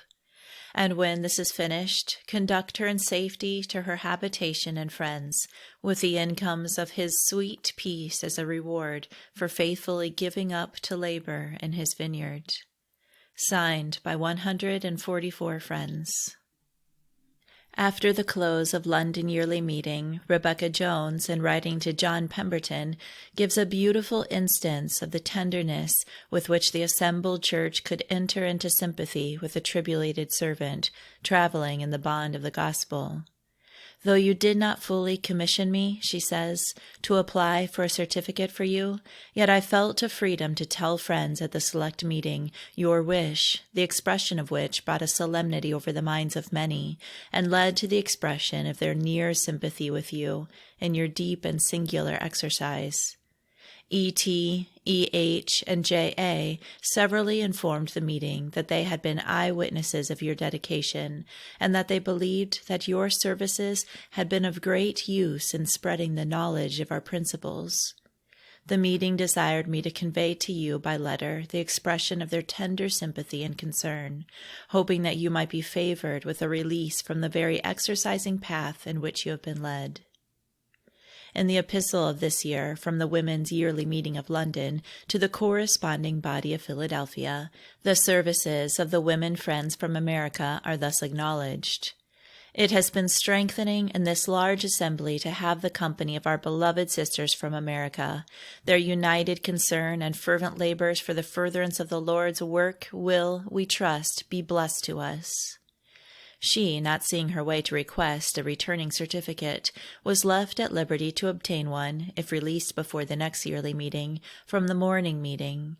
She proceeded, accompanied still by Sarah Grubb, to visit the western counties, being, as she expresses, made willing to go down into the imprisoned state of the seed, and in deep baptisms with and for it, to feel the supporting hand of divine goodness. On the 21st of 7th month, she writes thus to Joseph Williams: I have had a low and weary travel since we left London. We passed through Hampshire and some other counties on our way here, where we have found the state of the church low indeed, as in the wilderness. Meetings very small, and very little of that living exercise by which our ancient friends had near access to the living fountain, drawing refreshment therefrom, through the precious current of light, life, and salvation. Yet we have found a few true Jews who are mourning on account of the desolation, and these have been encouraged to step forward under all wise direction in the work of repairing and rebuilding the walls, and several among the youth appear under lively, tender impressions, but they have few skillful nurses or safe waymarks among those who ought to lead on in wisdom and firmness. They have been advised to look to the holy head for preservation and strength, and I do hope that some of them will stand their ground, and in the appointed season advance to the praise of him who has visited their minds with the dayspring from on high, and called them out of darkness into his marvelous light. We are now drawing towards Land's End, and expect to return by Minehead, Bristol, etc. My way at present is quite shut up from any immediate prospect of home. I hope I may be kept in patience the Lord's time. Yet I confess, the thought of my dear friends leaving me behind is very discouraging. The country near the sea is so hilly we cannot be very expeditious. I conclude with desires that you and I may persevere in faithfulness through all our buffetings, tossings, and afflictions, so that we may be favored with a safe landing at last on that peaceful shore where all sorrow will cease and temptations will have an end, and where our wearied spirits will be forever at rest. Penryn, 7th month, 28th, she writes to Hannah Pemberton. I suppose you are a little cheered in hope of seeing your beloved husband before another year, but though he has a certificate for returning, I would not have you to be too anxious, but continuing in the patience, be thankful that you are not exposed to the same necessity to expose yourself to the many jeopardies he and others have been in for the sake of that peace, which when obtained is beyond every other enjoyment. Tell Samuel Emlyn that if he should be sent here again, I shall be careful to write to him quite as often as he has done to me since his escape. Farewell, dear Hannah. May you, in the Lord's time, be favored with the company of your dear husband in peace, and when these few fleeting moments are over, be received by the beloved of souls into that peace which is pure and eternal, which on my own account I often desire, finding nothing here worth desiring to be continued for, except that the suffering of the present day may work a far more exceeding and eternal weight of glory at last. In recording, after the lapse of more than half a century, these aspirations after a better, an enduring, and an undefiled inheritance, the mind is brought in a degree to realize the deep meaning of the phrase, these few fleeting moments. Though our friend had yet a score of years to tarry for the coming of her beloved, and to rejoice, now that the lives of these valiants of Israel are as a tale that is told, in the assurance that they are in the fullness of bliss, having received, beyond all that they could ask or think, the end of their faith, even the salvation of their souls, being gathered with the just of all generations, and beholding their Redeemer face to face, and the glory which he had with the Father before the worlds were made. Pursuing her journey with her valued Sarah Grubb, she notes respecting her a growth in her gift and an increased weight and clearness in the discipline of the Church. Her mind being turned with strong natural longings towards her native land, she admired that her way for returning did not open, and W. Matthews being constrained to let the ship in which he had hoped to take passage sail from Bristol without him, he was in company with our pilgrims at a number of meetings. Being deeply grieved in spirit at seeing how many were minding their own things, and how few coming forward as they ought, the query was often raised, Lord, what will you do for your great name's sake? Connected with the petition that the Lord of the vineyard would raise up, qualify, and strengthen other laborers successfully to search the camp, so that every accursed thing being removed and judged down, some of the little ones may arise and do valiantly. Why, she writes to a friend, should you be ready to lay down your arms and retreat from the field?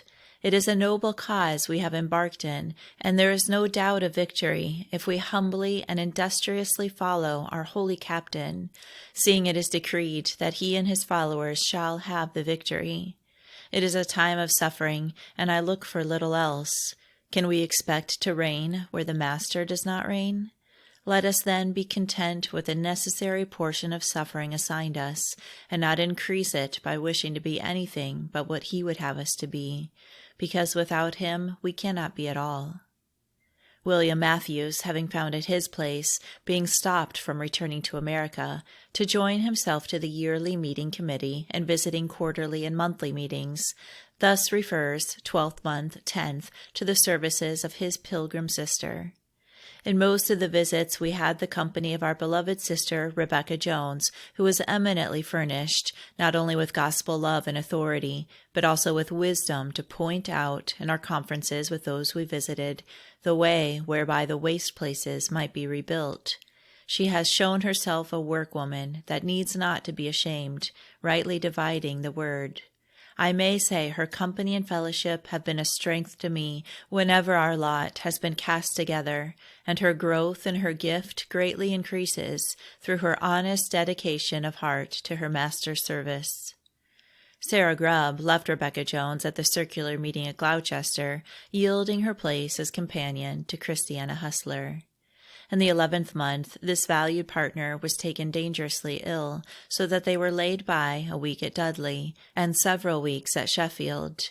In the prospect of Christiana Hustler being likely to be unfit for winter traveling, Rebecca Jones says, "I shall be like a lonely sparrow, for there are very few that have so feeling a mind and such real worth as this meek disciple."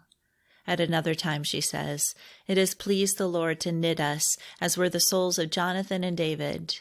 In this place, as previously at Leeds, Birmingham, and other places, she found great peace in having select meetings with apprentices, female servants, and those who work day's labor.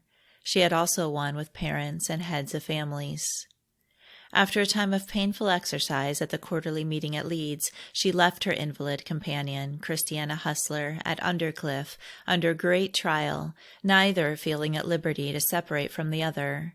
Joined by Sarah Grubb, she tore herself from Christiana Hustler, essaying to accompany H. Stevenson to Bristol. But passing to Sheffield and Chesterfield, the prospect towards Bristol clouded, and her distress greatly increased. Taking counsel from the unerring source, her mind was favored with a calm, and a former prospect of a family visit revived. Attending the monthly meeting at Warnsworth, 1st month, 6th, 1787, Esther Brady of Thorn opened a like concern, greatly to Rebecca's strength and confirmation, and on the 8th the visit was commenced at Sheffield by the trio, Rebecca Jones, Sarah Grubb, and E.B. After 66 sittings, this visit closed on the 26th. During the service, she expressed herself deeply concerned for the blessed cause, lest, in this time of trial, we should dishonor it. And writing to John Pemberton, she says, "I have been ready to think I might finish my course in Yorkshire and be laid near dear John Woolman and Thomas Ross. Who is so poor as the Lord's servant, or blind as his messenger?" Very soon after this, her companion, Sarah Grubb, was taken alarmingly ill and remained so for some time. 2nd month, 5th, Sarah Grubb dictated the following message: "Say to Rebecca, my affection for her is unspeakable. Also, that in this affliction I have been sorely athirst for the purest enjoyments. As the hunted deer pants for the water brook, so have I after the living fountain. But my beloved has been a well shut up, a fountain sealed." And on the 19th, being again able to take the pen, she wrote to Rebecca Jones, "The extension of infinite compassion is marvelous in my eyes. The hand of omnipotence invisibly supported in the time of greatest proving and conflict, when, as Jonah said, I went down to the bottom of the mountains, the earth with her bars covered me, yes, and the sorrows of death compassed me about. But for this support I had irrecoverably sunk under the sense of gloomy desertion. But I have thankfully to commemorate that the accuser, and even that condemnation which I must have acknowledged my due, were mercifully restrained." We find that on the 26th of the 2nd month, Rebecca Jones commenced a family visit at Warnsworth, consisting of 38 sittings, accompanied by Christiana Hustler, Eliza Hoyland, and Philip Maiden. The work, she testifies, was singularly owned with good, and an open door set before them. 4th month, 8th, she commenced a visit to the families at High Wycombe. After this, she appears to have been engaged about the neighborhood of London in great bodily infirmity. Croydon meeting being much on her mind, she was enabled to administer at that place close warning, and also consolation and encouragement. After this meeting, she was taken ill with fever and acute pain, from which, being a little recovered, she was removed to London in time to attend the yearly meeting. The following letter was written about this time. Rebecca Jones to David Sutton, Dear Friend. Our dear friend Hannah Catherine of Philadelphia was a few years ago presented by her relation James King with the sum of £50, understanding that she had suffered through the trials which were permitted to prevail in America. And she, being informed of the deplorable state of his affairs, was uneasy to retain this sum, which he, through intended kindness, had given her, having a tender regard for the reputation of our religious society, and to manifest that uprightness which the principle we profess leads into, she has requested that this money might be returned to the assignee, and that the creditors may be informed thereof. Our said friend is rather in low circumstances, but this did not prevail upon her to retain this money, which I have ordered into your hands, and desire you to pay. Rebecca Jones. The money, above referred to, being offered to one of James King's assignees, he refused to accept it, till the committee of the creditors should meet. Several of the committee being informed that a bill for the amount was ready for their acceptance, they said in surprise that it was such an instance of integrity and uprightness as they had never known, that it reflected unspeakable honor to the Society of Friends, and that they thought the creditors would not take it. We find at a subsequent date the last sentiment repeated, but whether the money was at length accepted, the compiler has not been able to ascertain. To Joseph Williams she writes, I sometimes remember the precious bedewing seasons you and I were favored with together when in Ireland, and I humbly pray, according to my small measure, that these may often be renewed to us, when separated in body still farther than at present, and that you may not be discouraged nor faint in your mind because of the great insensibility in which so many of our fellow members are centered, but that we may run with patience the race set before us, so as to obtain the glorious crown of eternal life, which is at the end thereof. Let us keep this animatingly in view, and endure hardness as good soldiers, remembering that the Lamb and his followers will have the victory, however the latter may be tried from within and without. The following certificate was granted to her by the London Yearly Meeting, although she notes that she had no prospect of a time for returning to her home. From our yearly meeting of ministers and elders, held in London by adjournment from the 26th of the 5th month to the 4th of the 6th month inclusive, 1787, to the monthly meeting of Friends in Philadelphia for the Northern District, the quarterly district of the said city, and general meeting of ministers and elders for Pennsylvania and New Jersey. Dear friends, our beloved friend Rebecca Jones, having in a weighty and solid manner informed us that she apprehends her religious service and labor among friends in this nation is so nearly completed as that she may be likely to return before our next yearly meeting, and proposed to this meeting's consideration the granting her of our certificate. These may, therefore, inform you that in the course of her gospel labors in visiting the churches in these parts, she has endeavored faithfully to discharge the trust committed to her, and in the exercise of her gift has been favored with renewed ability to labor to the comfort and edification of friends, and has been particularly serviceable in the promotion of our Christian discipline, her conduct and deportment having been becoming her station in the church. And this meeting, after weighty and mature deliberation, leaves her at liberty to return to her native country, if the Lord permit, when she may have finished the remaining part of her service. And in the conclusion of this, her arduous engagement, we hope she will be favored with the evidence of peace and divine consolation. We salute you in the love and fellowship of the gospel, and remain your friends, brethren, and sisters. Signed by 204 friends. About this time she had in London 8 meetings, exclusively for servants, apprentices, and poor laborers. The whole number thus visited was 500, many of them evidently under the notice of the great master of us all. month 2nd, she writes from London to Joseph Williams. I have esteemed it among the Lord's mercies and favors that I have been enabled to sit most of the meetings, and have thankfully rejoiced with my dear friends in the renewed sense of the Heavenly Father's love, which has eminently attended this solemn assembly in its various sittings. More friends have come up from the different counties and places than have been known for many years.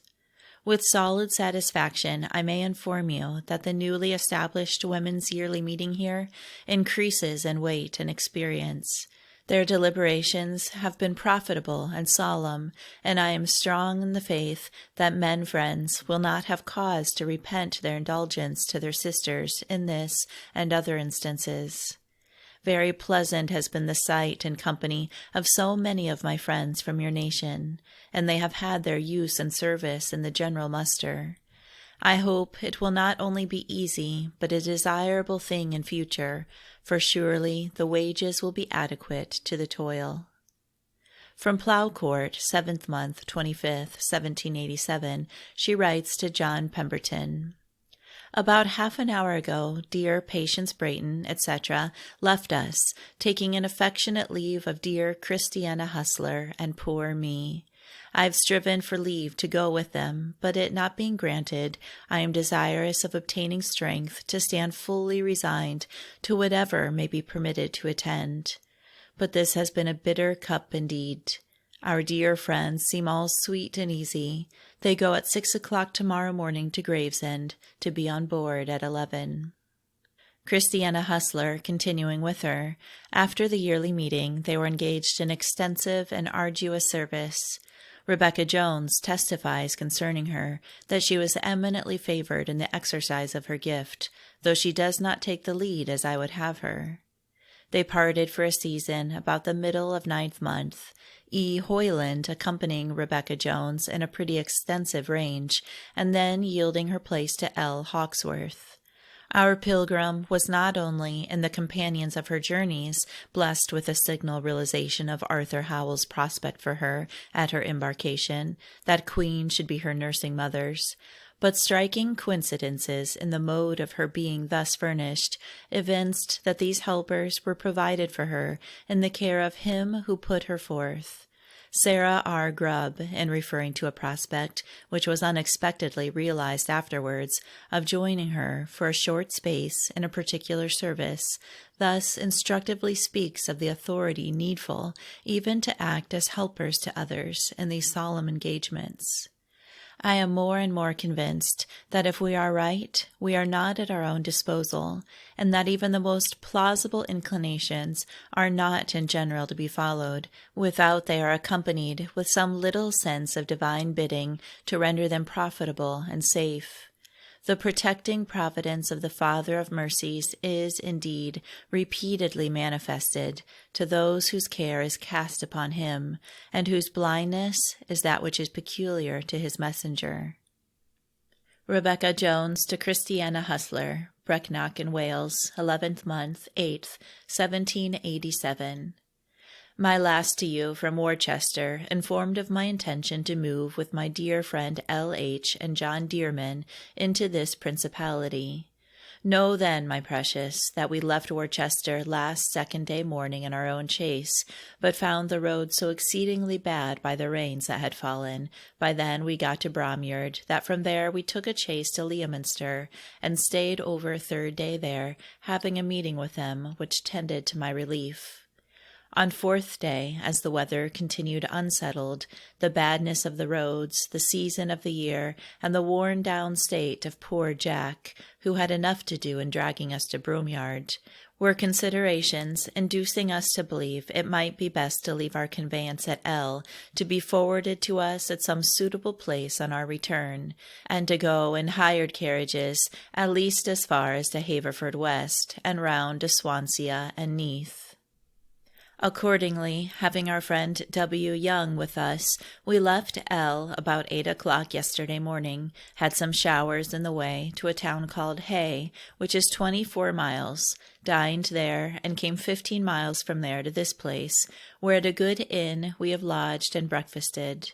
but my mind was, on awakening this morning, brought under a very close exercise, which upon keeping to myself as long as I could, has at length issued in a belief that the resignation of my own will is required even in Wales, and on mentioning to the company the prospect of a meeting here, they have readily closed with it, and have procured the town hall. Notice is now spreading for its being held at 11 o'clock. Landalavur, the 9th. The meeting yesterday was small, yet I hope the great and good cause did not suffer. It proved the most steadily heavy day's rain that I remember in all my travels, yet we went in the afternoon about 11 miles to Tree Castle, where we lodged. The wind was so exceedingly high that I was kept awake great part of the night, not only by the tempest, but in considering that we were now in a very mountainous part of the country, and no friend within 20 miles, and moreover that I had been the cause of my 3 companions leaving their comfortable, quiet homes, exposed every day to rain, etc., that we were altogether at expense in our journey, a variety of such fears and doubtings as you are of no stranger to and me, so that my mind for a time, while my dear L. Hawkesworth slept beside me, very much resembled the tempest of the night. Yet towards morning, being enabled to make my humble appeal to Him who knows the integrity of my heart, that I'd given up to what I did believe was required of me, and that I had nothing in view besides an honest discharge of duty, it pleased my great, gracious, and alone Helper to quiet every disturbing apprehension and favor with the lifting up of the light of His blessed countenance, even as He, in His unutterable mercy, had often condescended to do, and many a needful time of trouble. Under the humbling sense whereof I fell asleep, and in the morning resolved to go forward. Haverford West, 12th, at John Lewis's.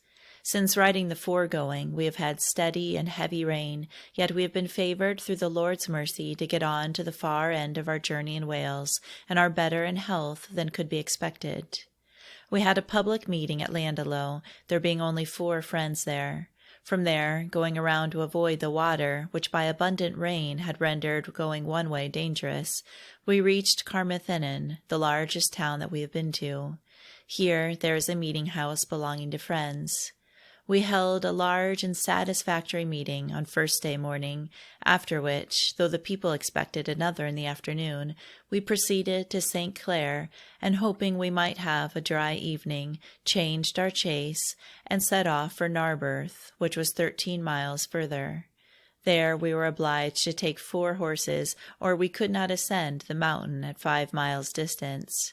Before we sent back the 2 4-horses, a violent, heavy rain came on, and it grew so very dark that by the time we had got within 4 miles of Narberth, we could not see neither horses nor driver.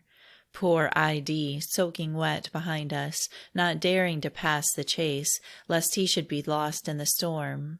W. Young parted with us at sea, and hoped to get home in 3 days.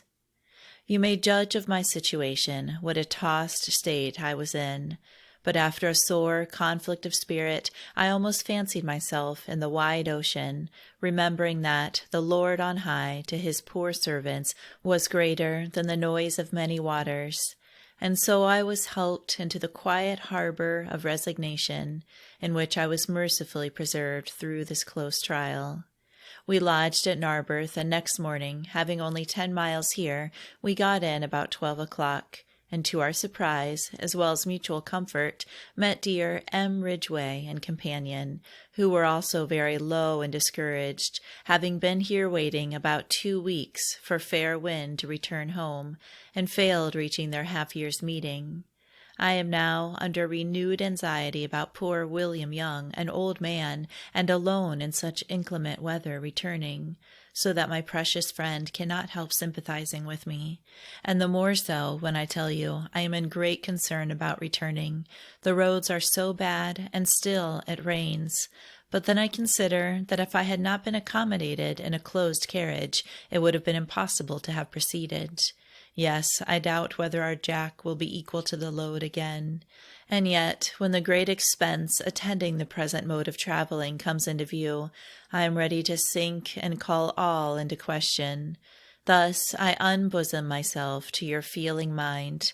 I have endeavored to stand open, yes, have desired through the several stages of our journey liberty to turn about, and wished for a discharge from the prospect.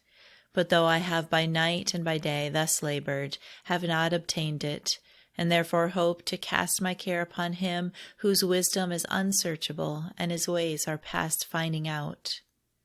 Among other damage done by the late gale last 5th day night, a Captain Blackburn, who has a wife at Whitby, supped here in the evening, and with 4 of his hands went in a boat towards his ship lying at a distance, was, with 3 of the men, drowned by the boat overturning just as he had got near the ship, and the 4th person is deprived of his reason through the shock, being saved by his foot somehow fastening to something in the boat, so that when she turned up again, he turned with her.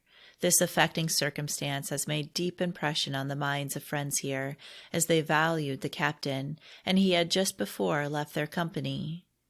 Tomorrow is the weekday meeting here, where there are only about 5 or 6 families, and no more friends till we get to Swansea and Neath. From there, I expect we shall proceed by Pontypool, Monmouth, etc., into Gloucestershire, so that you will hardly hear from me again till we get into England, where I shall rejoice to meet your salutation. Salute me to all your kind family, accept my endeared love, and hold yourself in readiness to come to London and see the last of the child. Pray for my preservation, pity all my weakness, and believe me to be yours in the precious bond of gospel unity, though your poor, tried Rebecca Jones. Rebecca Jones to Joseph Williams, Undercliff, 1st month, 4th, 1783. Beloved friend Joseph Williams, you may perhaps wonder to find my letter dated from this place, and truly it is marvelous to myself also, that having been, as I apprehended, fully clear of the north, I should again be directed here, experiencing as a truth that the wind blows where it wishes. Having just returned from a visit to friends in South Wales, and expecting to go pretty directly to London, I felt a strong draught to the quarterly meeting held at Leeds last week, and being enabled to reach it timely, have been made humbly thankful in believing I was in my place there. And you know, if this sense does but attend the mind, it matters little where we are. May you, dear Joseph, of whom, with your beloved wife and children, I have late often thought, having now been favored to feel your proper place in the family, be encouraged to fill it with dignity and firmness, and become, under the renewal of holy anointing, a workman that needs not be ashamed. I have been for some time expecting a line from you, but I know my own littleness and unworthiness, and am therefore willing just to remind you that I was once your guest, and don't forget your and your dear wife's kindness to me while with you. It is likely you have accounts directly from J. Pemberton, who is yet in Scotland, and from George Dillwyn, who has been mostly in London since the yearly meeting. I am, with dear love to your household, your assured, affectionate friend, Rebecca Jones. The next day, writing to John Pemberton, she says, I believe I shall spend some time in London this winter, where dear George Dillwyn is still a prisoner. I trust a prisoner of hope. Whether he will be at liberty to return with me, I cannot tell, and I desire to leave all to him who has not failed to be gracious to us poor Americans, and who, I do believe, will not fail nor forsake you. A concern seems spreading on account of the poor Africans. Many small and well-written tracts have been published and dispersed, tending to set forth the injustice and iniquity of that trade, and the newspapers have continual strokes at it, so that I hope something will be done to put a stop to the diabolical business. The town of Manchester have formed a committee and passed many resolutions, and they are opening subscriptions there and at York and some other places to forward the good design. I hope, my dear friend, you will not forget me when it is well with you. You know not how many difficulties and discouragements I wade under, and the greatest fear of all is that I shall dishonor the great and good cause, which is indeed dearer to me than life itself. May the good hand be with you in all your goings, and crown your labors with peace, whatever becomes of your poor unworthy friend and tried little sister. About this time she became fixed in the prospect of being at liberty to return to America in the spring, though she began to doubt whether she could with an easy mind depart before the yearly meeting of London, which would commence on the 11th of 5th month. Being solicitous to accomplish all the work required at her hand, she used much diligence, even going from meeting to meeting when the state of her health seemed to forbid the effort. She was much interested in the efforts which now became prevalent for the abolition of the slave trade, yet she was careful to guard friends in the modes of expression adopted in petitions addressed to the great ones of the earth, that in all respects a pure testimony might be exalted. This true Christian circumspection was not made a cloak for indifference, her interest in the good cause being in various ways evinced. Reaching London the 4th of 2nd month, she sat, mostly in silence, the meetings for worship and discipline as they came in course, and noticing with much satisfaction an advancement among women friends in the work of the discipline. 3rd month, 10th, she writes, I am now a prisoner in London, yet peaceful in my allotment, going almost daily to meetings, but not blowing my horn in them all. Our dear friends Robert and Sarah Grubb and Mary Dudley produced this day to the 2nd day morning meeting their certificates given by friends in Ireland for visiting London, France, and Germany, and our brother George Dillwyn revived his concern. The meeting freely concurred with them all, expressed near sympathy, and agreed to furnish them with certificates from hence. It was a solid time. Shortly after this, she says, I am waiting in the patience, as an unprofitable servant ought, for clear direction, and then shall not hesitate about going with the first likely opportunity. The second sitting of the select yearly meeting, held 5th month, 12th, Rebecca Jones mentioned to friends the cause of her detention among them, and at the next sitting, the 15th, a cordial endorsement, signed by William Tuke as clerk, was made upon her certificate, setting forth that her additional services had been to the comfort and satisfaction of friends where her lot had been cast, and desiring for her and her return the evidence and reward of true peace. After the yearly meeting, attended by Christiana Hustler, she found herself still engaged, so that she could not, with a peaceful mind, take passage for Philadelphia. She went to Norwich, partly to visit John Pemberton, to whom she was closely united, and with whom she kept up a frequent correspondence. She writes to him from London, 7th month, 1st. I have hastened to the city, after a large, and I trust good meeting at Haddiston this day, in order to go on board the Pygon tomorrow with some friends, that if this appears, on waiting for right counsel, to be the right time and ship, I may be accommodated with a good berth. I have the prospect of Anne Warder and Susan Dillwyn's company. Anne takes 2 of her children and a servant. Now, notwithstanding I told you at Norwich that I should fear going in the same ship with you, unless you felt yourself clear to return, yet if having had some time to deliberate, and feel for the mind of your great master therein, you are easy to come and take passage also, I then shall have fresh cause for humble thankfulness to him who has so marvelously sustained us both to the present time. Rebecca Jones to Sally Hustler, Carshalton, 8th of 7th month, 1788.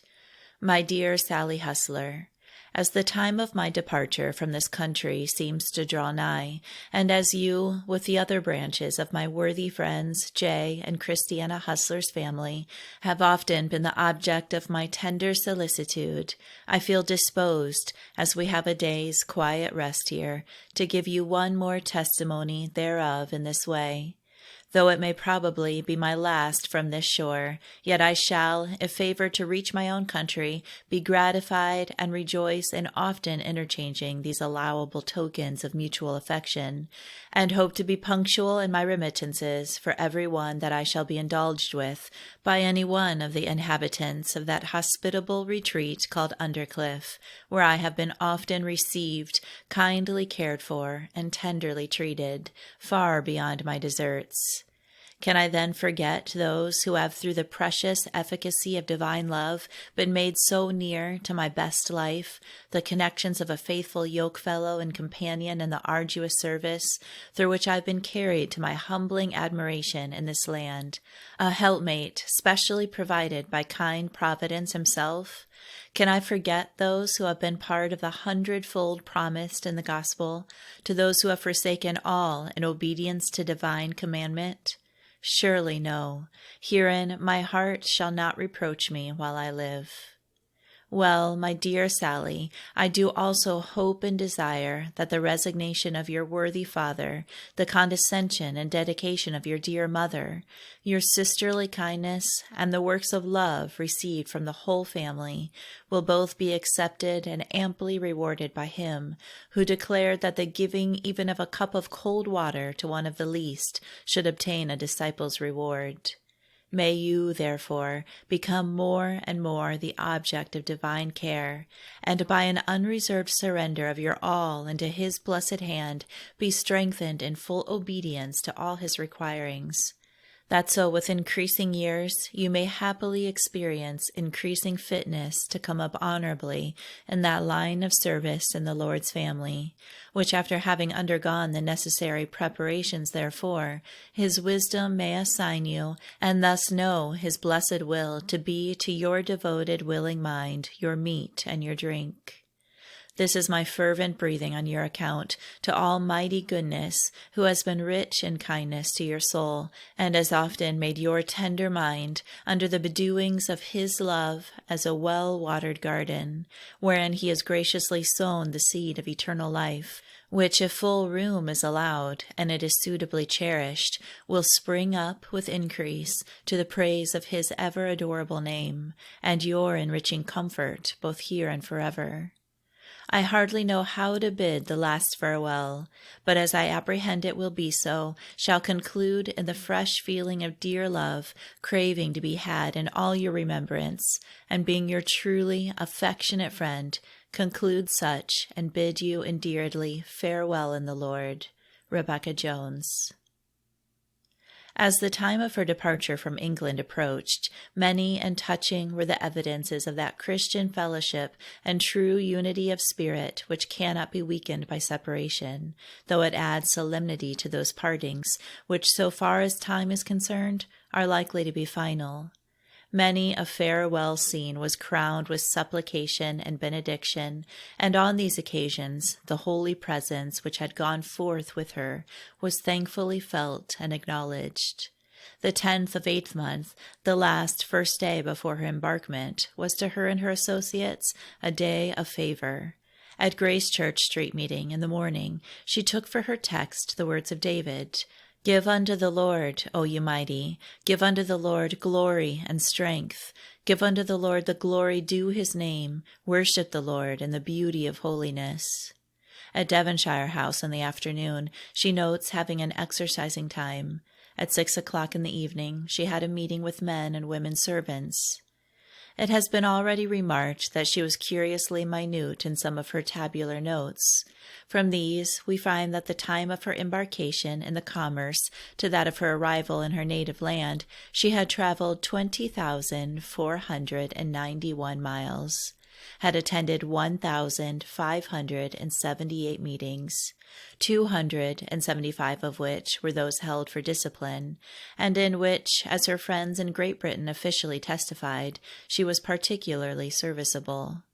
She also notes having had meetings with friends in the stations of servants and apprentices and laboring poor friends to the number of 1,120 individuals. At a time of mortal extremity 5 years subsequently, this last named service afforded her a peaceful retrospect. Blessed is he that considers the poor. The Lord shall remember him in time of trouble.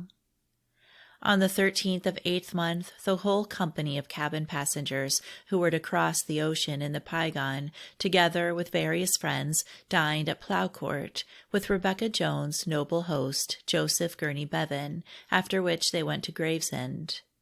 In some of her notes made during the voyage and given in the next chapter will be found interesting references to her embarkation and to her final parting with the friends who attended her on shipboard, especially with her beloved Christiana Hustler, who was her first companion in England and the last to part from her, after the performance of every service which the most tender affection could suggest, and respecting whom Rebecca Jones repeatedly said in after years, "I have loved her as my own soul." As a parting token, Christiana Hustler, when about to be let down in a chair to the boat, took off her cloak and threw it upon her friend, when they immediately separated, with emotions too deep for utterance, beyond the last farewell. But was it such? It was. Where they are gone, adieus and farewells are a sound unknown. The Life and Letters of Rebecca Jones, Chapter 6, 1788. Went on board the Pygau the 13th of 8th month, 1788, at Gravesend, about 7 o'clock in the evening of the 4th day of the week, accompanied by Joseph G. and Mary Bevan, George and Sarah Dillwyn, my dear companion Christiana Hustler, Mary Crowley, Thomas Crowley, John Townsend Jr., Richard Phillips, Anthony Wilson Birchbeck, Thomas Jeffries, etc. Had a comfortable season at the inn previous to leaving Gravesend, and with the above friends on board the ship, before my fellow passengers came, we witnessed divine goodness renewed to us. About 11 o'clock came William Dillwyn and wife, and several other friends. Here follows a list of all on board, commencing with the captain, William Sutton. Passengers in the cabin: William Pointnell, George Russell, Rebecca Jones, Ann Warder, her son John and daughter Mary, her servant, Sarah Stewart, and Susanna Dillwyn.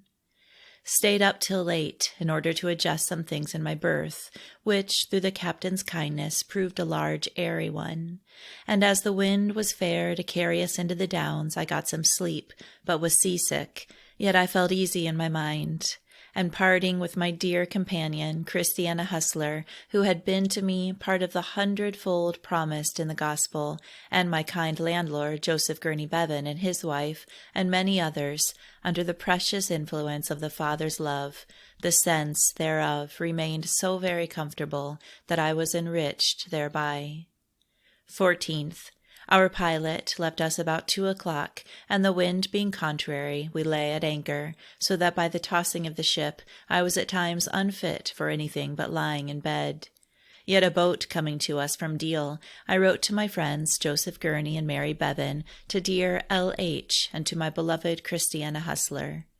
On board the Pygau, 16th of 8th month, 1788, 1 o'clock p.m. My dearly beloved companion, Christiana Hustler. Here, sitting on a hen coop, after a day and night sickness, by reason of headwind, which keeps us at anchor just inside of Deal, not knowing how long we may have to wait for a change of wind to carry us through the Downs, and thinking that maybe some friends may come and give a peep at us from Dover or elsewhere, though hardly able to hold up my head, I have got ink and paper in one hand, holding it on my knee, while I salute my precious Chrissy once more before we lose sight of the British shore.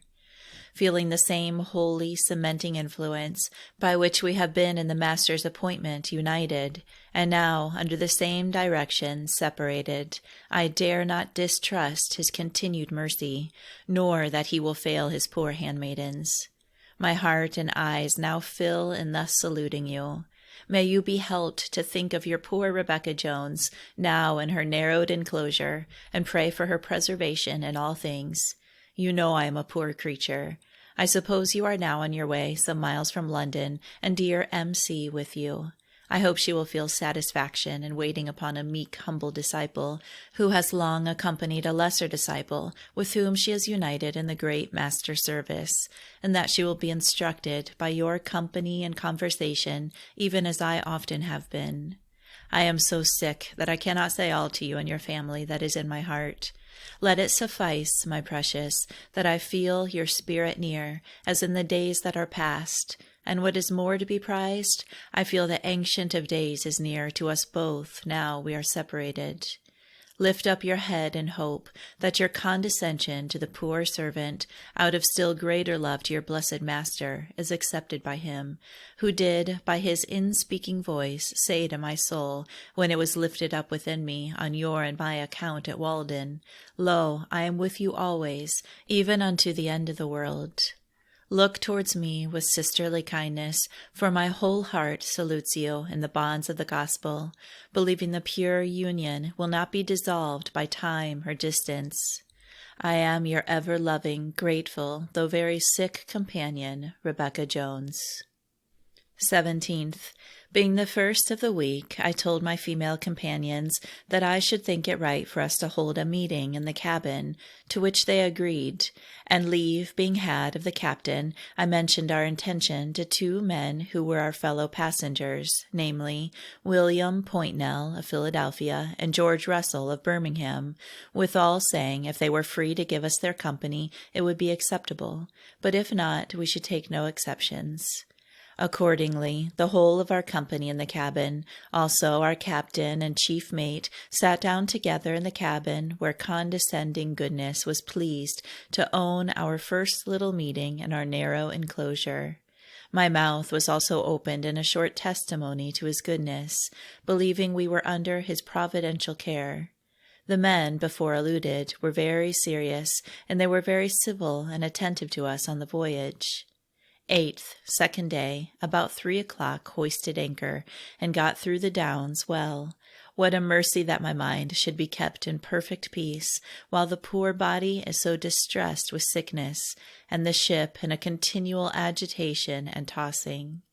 O my soul, trust you in the Lord, who by his in-speaking voice said on my going on board this ship, Fear not, for I am with you. Be not dismayed, for I am your God. 20th, fourth day, made but little way, past Beachy Head. I was led to consider that having, according to the best of my ability, waited for and desired the Lord's blessed direction as to when the time came, and the ship in which to embark home, and this detention in the Channel being in the ordering of that gracious being to whose requirings I had endeavored to stand faithful, was comforted in believing that I was under his mercy and protection, so that I was hereby kept from murmuring, gave up the idea of reaching the yearly meeting, and resigned my whole body, soul, and spirit to him who knows what is best for his poor creatures. 21st, fifth day. Awoke this morning in a quiet, sweet frame of mind, feeling my dear friends and late companions, Christiana Hustler and L. Hawksworth, brought near to my spirit, and the precious bond of love and light in which we had often rejoiced together. Also found the cord of love very attractive to my beloved companion, Hannah Catherine, which was like a brook by the way, even in this, my watery peregrination. O you precious being, be pleased for your great name's sake to keep us near to yourself and to each other to the end of our time in this world, and whatever you may see fit to deprive me of or allow me to be tried with, take not your Holy Spirit and blessed protection from me, I humbly pray you. 22nd, sixth day. Had a very sleepless, tossing night, so that I could scarcely keep from falling out of my bed, by reason of a high head-wind, occasioning a great swell in the sea.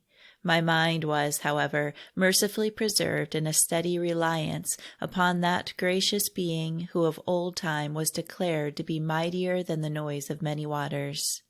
I did not rise till near noon, was much tried with seasickness, so that I was not able to move from my chair but with assistance, which Captain Sutton, John Sillett the mate, and our men in the cabin were all very willing to render. A. Warder also was in a like situation.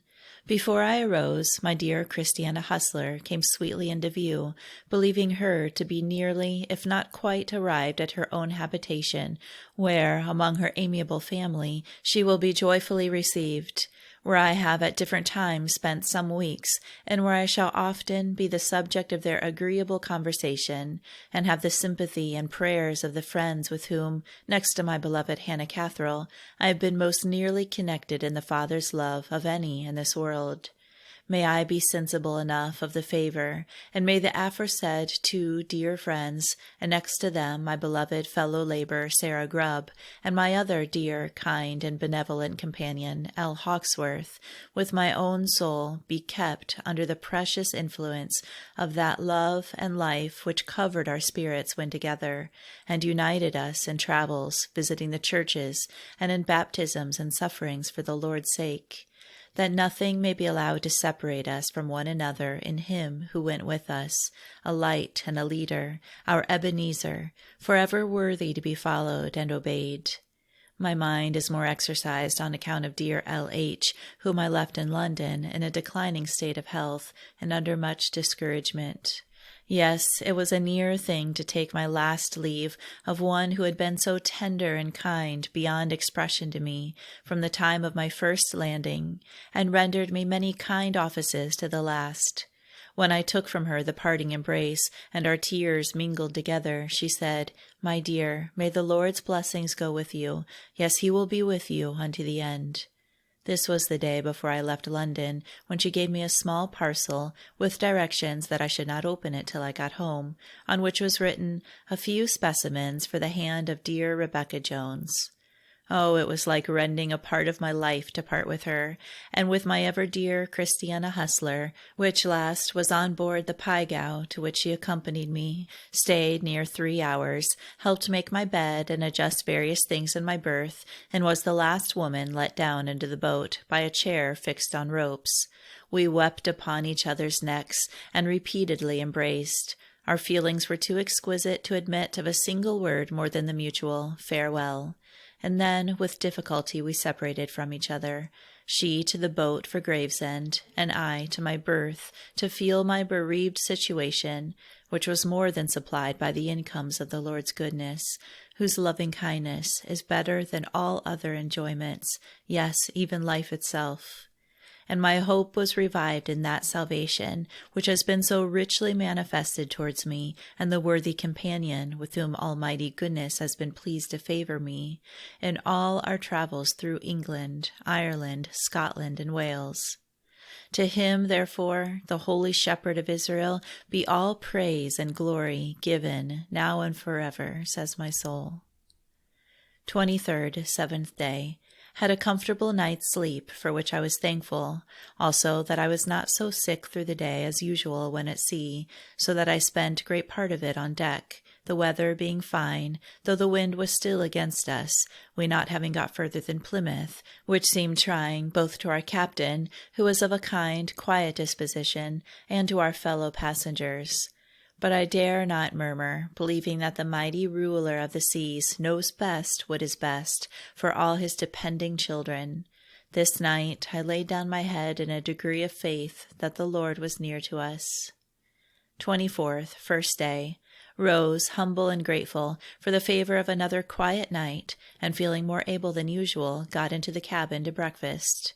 At 10 o'clock we sat down and held our little meeting as before, under some sense of the Lord's presence with us, and I had to mention some things concerning inward and spiritual worship, which seemed to gain both the attention and assent of the captain and men passengers. When the meeting broke up, they withdrew, and then we settled again, namely, A. Warder, S. Dillwyn, the children, and myself, and a word of counsel and encouragement was given me for my dear female fellow passengers, which had an affecting tendency. 25th, second day. Was quite peaceful in mind. Our whole cabin company behaved with great civility. Susanna Dillwyn very sweet and agreeable in her behavior and conversation, so that the detention for lack of fair wind was not so trying as it would otherwise have been. About tea-time, a fair wind gradually sprung up. We got quite out of the channel and clear of Scilly Islands. 26th, third day. The wind continuing fair, we got on at the rate of about 9 knots an hour till towards evening, when the rain ceased and the wind grew slack again. Retired to bed under a sense of divine care, and having awoke in the morning with, "Whom have I in heaven but you, or in all the earth in comparison with you?" It was a good day to me. Blessed be the Lord. 27th, fourth day. Awoke this morning less sick, but did not rise till after breakfast, finding myself less able to move about than in my former voyage, by reason of stiffness in my joints. The weather was exceedingly fine, so that my fellow passengers were upon deck, which I also tried, but finding it too cold, I descended, and employed my time in working, reading, and writing. By staying below, I had a time of deep inward retirement before the Lord, and enjoyed the unity of His blessed Spirit, both with my near and dear friends whom I have left in England, and increasingly so with my dear friends in America, whom, if it be the Lord's blessed will, I hope to see in a few weeks in my beloved native city of Philadelphia. Which comfort, though I anticipate it with pleasure, will, I expect, be greatly alloyed by the many painful circumstances that will occur, for the hearing of which my mind had for some time been preparing by a continual sense of sadness, in apprehension that does attend both by day and by night. O you most merciful being, who for purposes best known to yourself have been pleased to enlist me under your holy banner of love and life, and have, by a further display of your almighty power, measurably enabled me to fight against the power of darkness, against spiritual wickedness in high places, grant, I humbly pray you, for the sake of your blessed cause, which I have endeavored, through holy help from you, to advocate, not for any desert in me, that nothing present or to come may be allowed to separate me from the sensible and comfortable enjoyment of your love, shed abroad in my heart, nor from the precious unity of the Spirit in the bond of peace with your little gathered flock and family the world over. 30th, 7th day, spent the day chiefly in reading.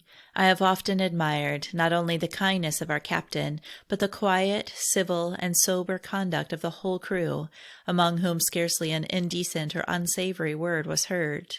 This, with the harmonies subsisting in the cabin, the singing of a sweet bird in it, and the innocent prattle of A. Warder's children, made time pass on more agreeably. But my being less sick than in the former voyage, and what is the greatest of all favors, believing heavenly protection and goodness were near us, often clothed my mind with a sense of gratitude to the great preserver of men, who is, both by sea and land, to his depending children, a God near at hand, a present help in every needful time, to whom be high and endless praises given, because he is good, and his mercy endures forever. 31st, first day. At 10 o'clock held our little meeting, composed as before, in which, feeling the spirit of prayer and supplication, my heart was poured forth to the Almighty, that He might be pleased to bless our little company, and to reveal Himself to every soul on board the ship, and favor them with the knowledge of His pure will, giving them hearts to fear Him and to love His holy law written therein. After meeting, A. Warder, S. Dillwyn, and myself, by turns, read many chapters in the Scriptures. Oh, that men would praise the Lord for His goodness, and for His wonderful works to the children of men. 9th month, 3rd, 4th day. Awoke this morning, refreshed in body, and thankful for the favor of a quiet night.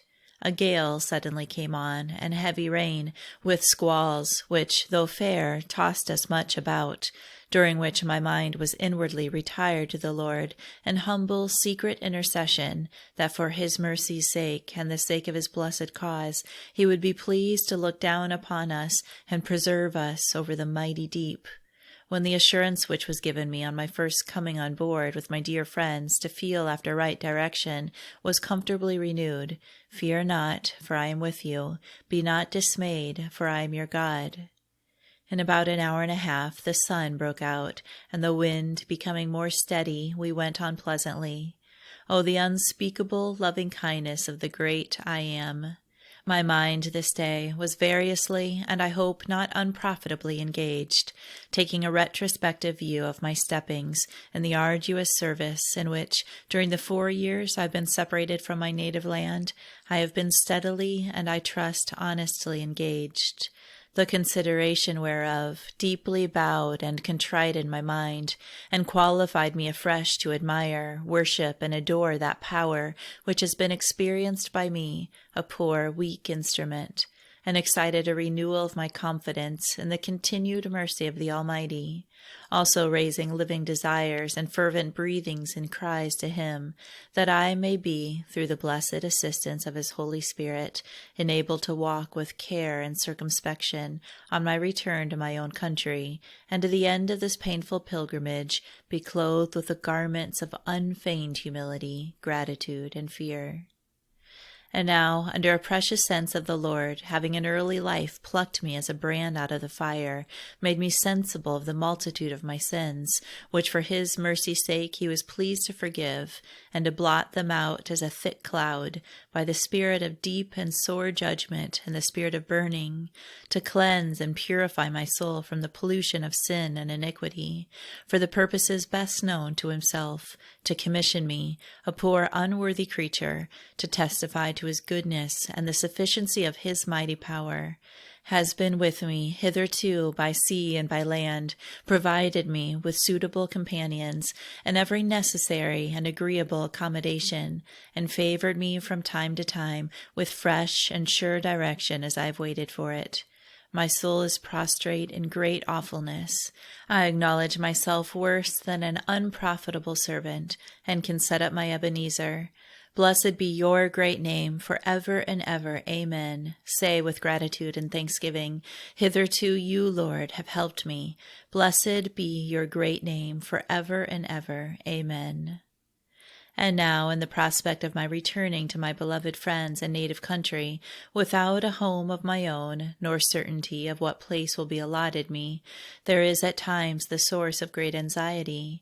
Yet I dare not distrust the care of the Heavenly Shepherd, who both knows what I need and how to supply with all needful things.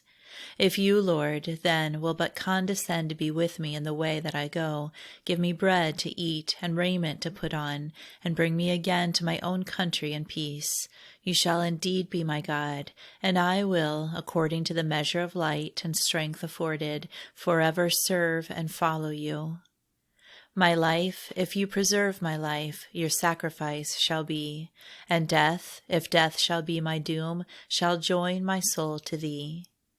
The remembrance of an honest, upright-hearted remnant in the island of Great Britain, to whom I have been made near in the fellowship of the gospel of peace, and in the frequent soul-solacing seasons which we have enjoyed together under the covering of divine love, the travail of soul I have witnessed on account of the dearly beloved youth, and the sense of the heavenly visitation being powerfully renewed to them, several of whom are preparing for service in the Lord's house, and the strong desire that I feel on account of my 3 fellow laborers, George Dillwyn, J. Pemberton, and James Thornton, whom I have left behind in the same field in which I have faithfully labored, have fully taken possession of my thoughts this morning, and a humble hope has been renewed that some good fruits in the Lord's time will be produced by all the labors and pains that have been immediately and instrumentally bestowed upon these parts of the vineyard, and that the honest laborers will have their reward, and the gain and praise of all be given to the great heavenly workman who is now and forever worthy. All the night it was at times squally, so that we were, I trust, properly thoughtful in the cabin, my mind being often lifted up in secret intercession to the Most High. 5th, 6th day, I went upon deck and stayed about 2 hours, when our captain told me we had now made 1/3 of our passage. May not only my poor soul, but all the souls in this ship, be fully sensible of the favor conferred, and endeavor to walk more worthy of its continuance. When on deck, I took an opportunity with S.L., a young woman who is passenger in the steerage, where there is no other female, and where among 4 men passengers, and all the skip's crew, making 22, she is very much exposed. I endeavored to strengthen her mind in behaving with such a degree of propriety among them that nothing may be unpleasantly remembered by her after she has gone on shore, advising her that when she cannot becomingly and consistently converse with them, she had better remain quite silent if she cannot withdraw.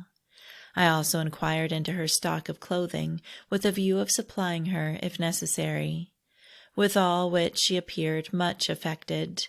I felt much for her, as she appears to be a sober girl and in a tried situation. May she be preserved. 7th, first day. Rose early this morning, much refreshed and thankful therefore. At 10 o'clock we held our little meeting, and though it was a low season, yet I was glad I was able to say that the Lord was near to us, and that we kept up our meeting every first day, having the company of the captain and all the cabin passengers. After meeting, the captain went up to take his observations. We stayed below, and each, by turns, read in the Bible. 11th, fifth day.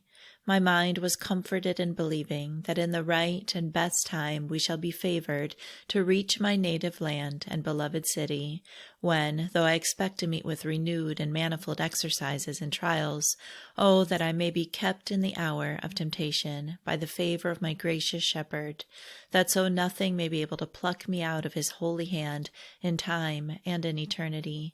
Amen. 12th, sixth day.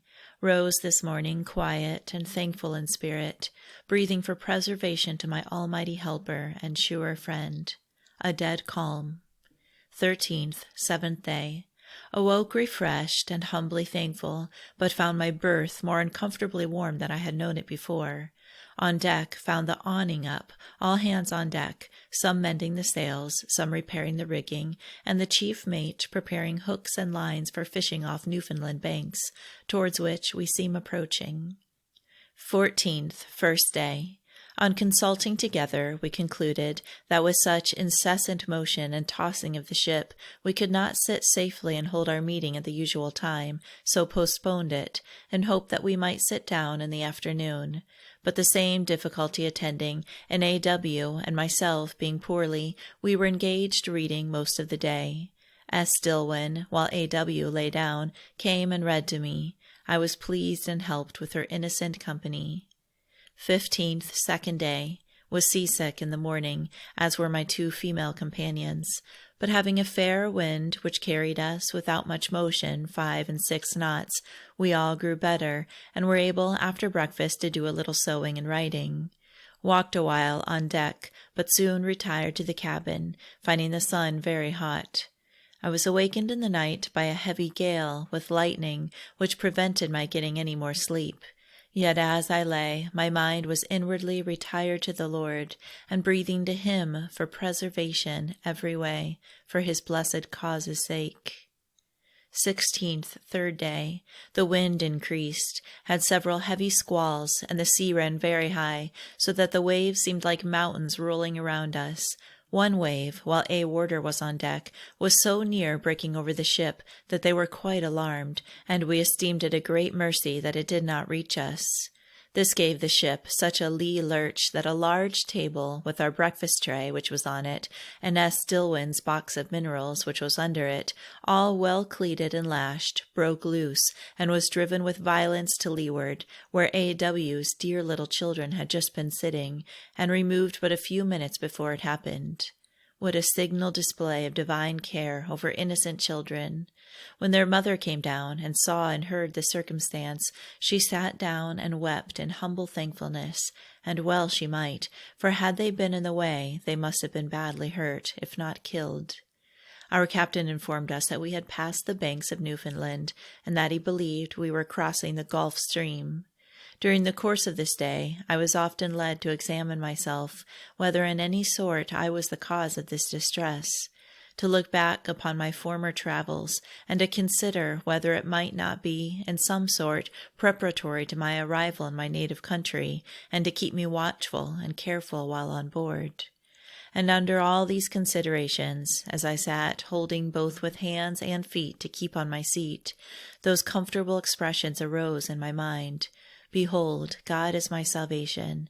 I will trust and not be afraid, for the Lord Jehovah is my strength and my song. He also is become my salvation. Therefore with joy shall you draw water together out of the wells of salvation.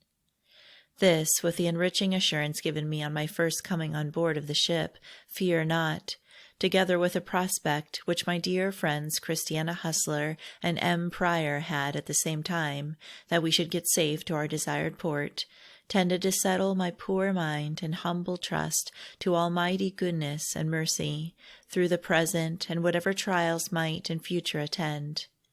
Went to bed about 11 o'clock, and was enabled to commit myself, body, soul, and spirit, into the hands of my faithful Creator, desiring His gracious protection for myself, my dear friends in the cabin, and all the ship's company. After which I soon fell asleep, had a good and comfortable night, and awoke refreshed every way. Blessed be my sure and unfailing friend. 17th, fourth day. I retired under some apprehension of a tossing night, and slept till about 2 o'clock, when I was awakened by a great noise on deck, and the 3 usual stamps of the men, calling, "All hands ahoy! Reef and topsails!" The wind being high, and the ship laboring hard, this at first a little alarmed me, and raised the humble prayer, "Lord, have mercy on us," when presently a warder came to my berth and sat by me 2 hours, in which time it rained heavily, with some lightning, and the wind in squalls very high. After another heavy squall, the ship was put about, by which I was turned to leeward, and was in less danger of pitching out of my bed. Rebecca Jones to Esther Tuke, on board the Pygau, on the great Atlantic, 9th month, 1788. Dearly beloved friend, being often favored, while floating on the mighty ocean, to feel near unity of spirit with such dear friends in the land from which, with my natural life for a prey, and a degree of that peace which exceeds description, I have now escaped, with whom I have enjoyed sweet fellowship, and who are still near to my best life, and you, among others, having been pleasantly brought into view this morning, I have sat down in order to give you some account of your poor feeble sister. I have given up all thought of our reaching yearly meeting, so that if more is given me than I expect, I shall give it a place among the many marvelous displays of almighty goodness, of which I have been a thankful, grateful witness. But not this mighty deep, nor length of time, will, I trust, ever erase from my remembrance an honest, faithful-hearted remnant, a tender, visited seed, a highly favored people in that nation, whom everlasting loving-kindness has so signally cared for, and at whose hands he is now looking for fruits adequate to his abundant care over them. May the upright, affectionate, disinterested labors of the poor servants who have been sent among you be in some degree promotive of this great end. May the hands of the faithful among you be made strong to the removing of every obstruction in the way of advancement. May the dear youth who have been enamored with the brightness of the divine power arising in their hearts keep humbly their solemn feasts and faithfully perform all their vows.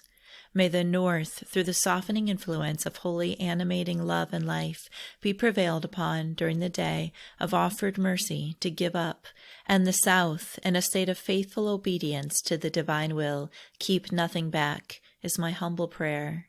Then will your light go forth with encouraging brightness, and the clothing of divine salvation on all the different classes in the family be conspicuously clear as a lamp that burns.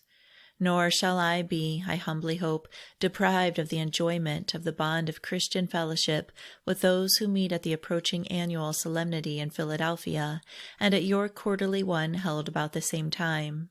But by the great and good remembrancer may I, in this my watery peregrination, be raised as an epistle in your hearts, and feel the efficacy of the fervent prayer of the righteous, with whom I pray that I may now and forever be united.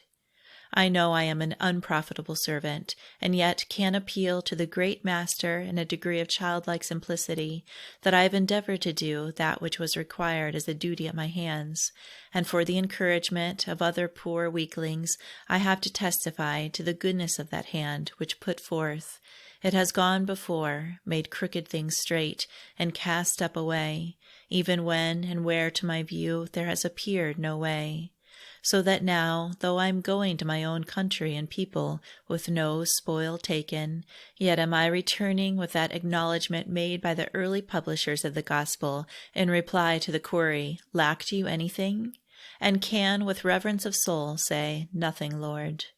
I know that it will still be necessary for me to feel after and dwell deeply with the heavenly gift on my return, And oh, that under its blessed influence I may be favored with patience, lest for lack of this profitable virtue I should lose the things which have, through holy help, been wrought, and so miss of that consummate reward with which we are not fully entrusted until the end of the painful race. May this, dear Esther, be your and my gladdening experience when this short fight of affliction is over, is my fervent prayer. I shall be much disappointed if I do not frequently hear from the houses of York and Holdgate. To all of them is my dear love, and to my other dear friends in your country, as if named. You know who they are. They are too numerous for insertion, but not too many in order one by one to rise in my affectionate remembrance. When you do write, mention how the lilies flourish and the pomegranates bud and blossom, and whether the garden of nuts has furnished any more ripe fruits for the king's table, with whatever is interesting to you, for it will be so to me, because we are, dare I presume, soldiers in the same army, consequently entitled to hear of the several movements therein. Rebecca Jones. 20th, 7th day, awoke refreshed and with an easy mind, but soon found on getting up that the wind blew fresh and quite contrary, which was a fresh trial of faith and patience, when on considering a little what should be the cause, and why we have such an unfavorable prospect, my mind was silenced from inquiry by a sweet persuasion that it was all for the best, though not for the present seen to be so. Whereupon I again resigned to the thought of not reaching our yearly meeting, which had it been, or should it be the Lord's blessed will we should do, would have been a comfortable circumstance. But as I have often been fully convinced that our Almighty Shepherd knows best what is best for his poor sheep and dependent children, may his holy will be done in all things, says my soul. Our captain came up along a sloop this morning from Granada, out 18 days, bound for Newfoundland, and upon comparing the ship's reckoning, it appeared that we were not by 3 degrees as forward in our passage as we expected. This was unpleasing tidings to our company, who had fixed the 7th of next month for getting to Philadelphia. In the evening the wind lowered, and it again grew calm, so that we retired early and soon went to sleep, trusting in the Lord. 21st, first day. About 5 o'clock the wind for the first time was on our stern. It blew fresh and rained heavily.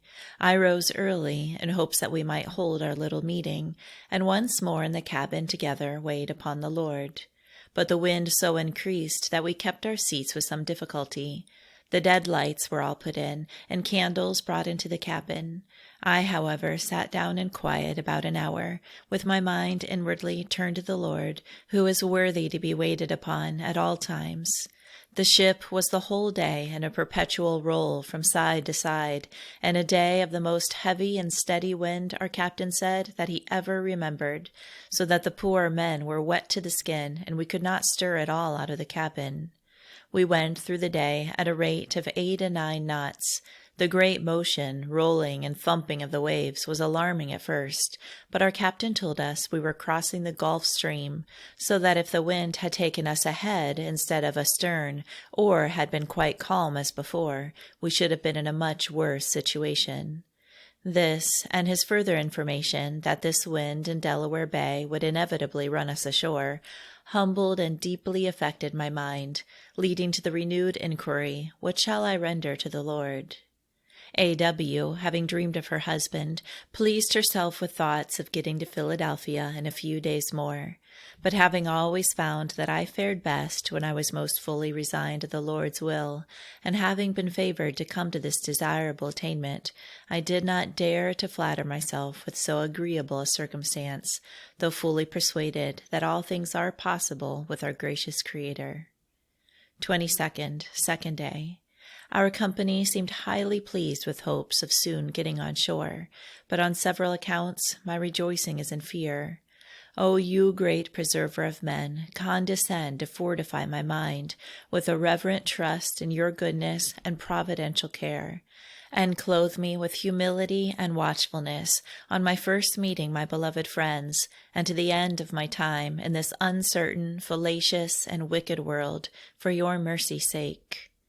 In the evening the wind shifted, and by 2 o'clock the wind again shifted, and blew a heavy gale directly against us.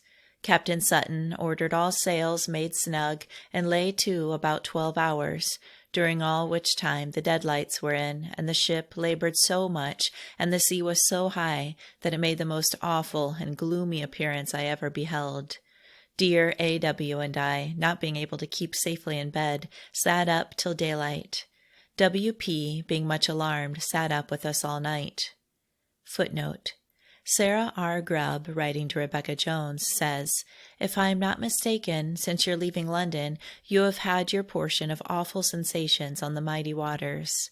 My heart was so almost continually with you, and so affected sometimes, as to amount to painful conflict, so that I could hardly conclude that it originated merely in those natural affectionate feelings which a separation from one so beloved occasioned." Returning to text. 23rd, third day. The wind much lowered, though the sea ran very high, and it was dangerous moving from our seats. I stayed in my berth, and as in the night, my mind was often engaged in humble intercession to the Almighty for our preservation, and that He would be pleased, for His great name's sake, to have mercy upon us, and influence our captain with wisdom, and his men with strength in so perilous a time. About 8 o'clock p.m. it was nearly calm, and I was told that it was likely to remain so. 24th, fourth day. After a good night's rest, I arose refreshed and thankful for the favor. This day makes just 6 weeks since we came on board. Light wind, but fair. About 11 o'clock we caught sight of a sail, which proved to be a schooner, Juno, from New York, laden with corn and bound to Tenerife. She had been out about a week, had met with a gale of wind last first day, when we were going before it at a rate of 10 knots, had been under the necessity of throwing aboard 60 bushels, and cutting in two her longboat, one half of which she threw overboard to lighten the ship. Her captain desired Captain Sutton to take a letter for him, and to bring it to us they immediately launched a small skiff with one of their hands, who with 2 oars made his way very dexterously over the waves, and brought the letter, returning safe again. This was a pleasing circumstance to all our company, who were with one consent gathered to the larboard side to look at fellow men floating like ourselves on the watery element. But as I stood looking on, and considering how we have been preserved in that very gale by which they had been distressed, my heart overflowed with gratitude and thanksgiving, and my eyes with tears, and the more so when I adverted to what might have been the consequences had we been in the bay at that time. The sense of the Lord's protecting goodness extorted from me this expression in the hearing of all, "Thanks be to Him who is forever worthy." This sense continued sweetly the covering of my spirit through the day. We made some preparation towards going on shore when it shall please the Lord so to favor us, which, when granted, will, I trust, sink me in the deepest gratitude, fear, and obedience, and love to my almighty Helper and Protector all the days of my life. In the afternoon we were easy and pleasant on deck, and in the evening came down to writing. My heart felt peaceful and humble, which I pray may be continued to me till landing on my native shore, and forever. Amen. Through the night I had not a wink of sleep, yet my mind was tranquil and easy. For several days they were subjected to storms and consequent discomfort. 9th month, 28th, first day. After a good night, awoke with the remembrance of its being a time of our yearly meeting in Philadelphia, where many worthy and dear friends are collected, and where, had it been the Lord's good pleasure, I should have rejoiced among them. But as it is so ordered, I desire to be content in the enjoyment of that blessed fellowship of spirit which cannot be quenched by the mighty waters between us, and is the solid rejoicing of the heavenly-minded family everywhere. After breakfast, I informed the captain of a wish which I felt, that if he had no objection, an invitation might be given to the steerage passengers and to the sailors to sit with us at our little meeting. He readily consented, and sent the steward to give them all notice. We sat down at 10 o'clock. Some of those invited came and behaved soberly, and my heart was enlarged in gospel affection towards them, and under the influence, I trust, of the spirit of true prayer, was enabled to intercede for our preservation and for redemption from all iniquity. Oh, that the request may, in adorable mercy, be granted, was much affected in the meeting, and appeared solid and thoughtful after it. Our captain sounded and found no bottom. 29th, second day. May I be favored with patience and resignation in the present trying allotment, thus detained from assembling with my dear friends in Philadelphia at their yearly meeting, because all perfect wisdom knows best what is best for us. 30th, third day, still an unfavorable prospect. Our captain found bottom in 50 fathoms water, on hearing which several of our company appeared very much elated, even to an ecstasy, but my mind felt very much restricted from appearing outwardly to rejoice. Soon after, the wind sprang up so fair that we ran into 5 fathoms. Upon this, our captain, who was prudently careful, stood to the southward. The wind increased to a strong breeze from the northeast, so that towards evening we lightened sail, and about 6 o'clock spied land ahead at about 6 leagues distance. All things then laid snug, we lay at the mercy of the wind and waves, which were under the direction of the Most High, till morning. 10th month, 1st, 4th day. Wind still the same, and the sea running very high. About 11 o'clock we noticed a pilot coming towards us, who proved to be Harry Fisher, a skillful man. On his coming on board, our captain and all the ship's company seemed relieved. He told me that he was last week in Philadelphia, and that I was expected to the great meeting there. He brought us a few apples and peaches, which S.D. and I particularly enjoyed. Oh, how my soul worshipped in deepest prostration, and craved to be kept little, low, and humble in going among my dear friends under the present mercy, which is indeed marvelous in my eyes. Blessed and forever magnified be the name of the Most High, from this time forth and forevermore. Last night I was comforted in remembering that last 6th day night, which was a time of sore exercise, in a storm of wind, thunder, and rain, I was assured this would be the last storm, and that we should safely get to Philadelphia before the yearly meeting ended, so that I had no creaturely fears to contend with. But my health feels too much impaired to promise myself much enjoyment for a time, and having no fixed home to go to feels discouraging. But I dare no more distrust divine care, now nor forever. Rain came on in the evening, and it was very dark, so that we were truly glad we had got to a safe anchorage within the Cape, as the wind blew fresh against us. Dropped anchor at 8 o'clock below Bombay Hook, and in the Captain afterwards. Our captain and pilot spent the rest of the evening with us, the latter giving some accounts of Philadelphia. 2nd, 5th day. A headwind, our ship could get no farther than within 5 miles of Salem, and being assured that unless the wind changed we could not get up till first day, and being desirous of reaching the yearly meeting before it ended, I concluded to go with our company on shore. So our kind captain ordered the ship's yawl to be launched, and sent 4 of his men, who with the pilot, after the latter had taken a respectful leave of all on board, took us on shore, to the house of a friend named Clement Hall, who took us in his wagon to John Redmond's in Salem, where we lodged, and found the family all very kind. On 6th day, the 3rd instant, Rebecca Jones notes, we rose early, and 2 wagons having been provided, having Emmer Bailey and Elgar Brown for drivers, we got on well and safely to Woodbury, just as friends were going to their weekday meeting, whereupon I felt a draught on my mind to meet with them, and left my companions to their liberty. They not being inclined to go, I went alone.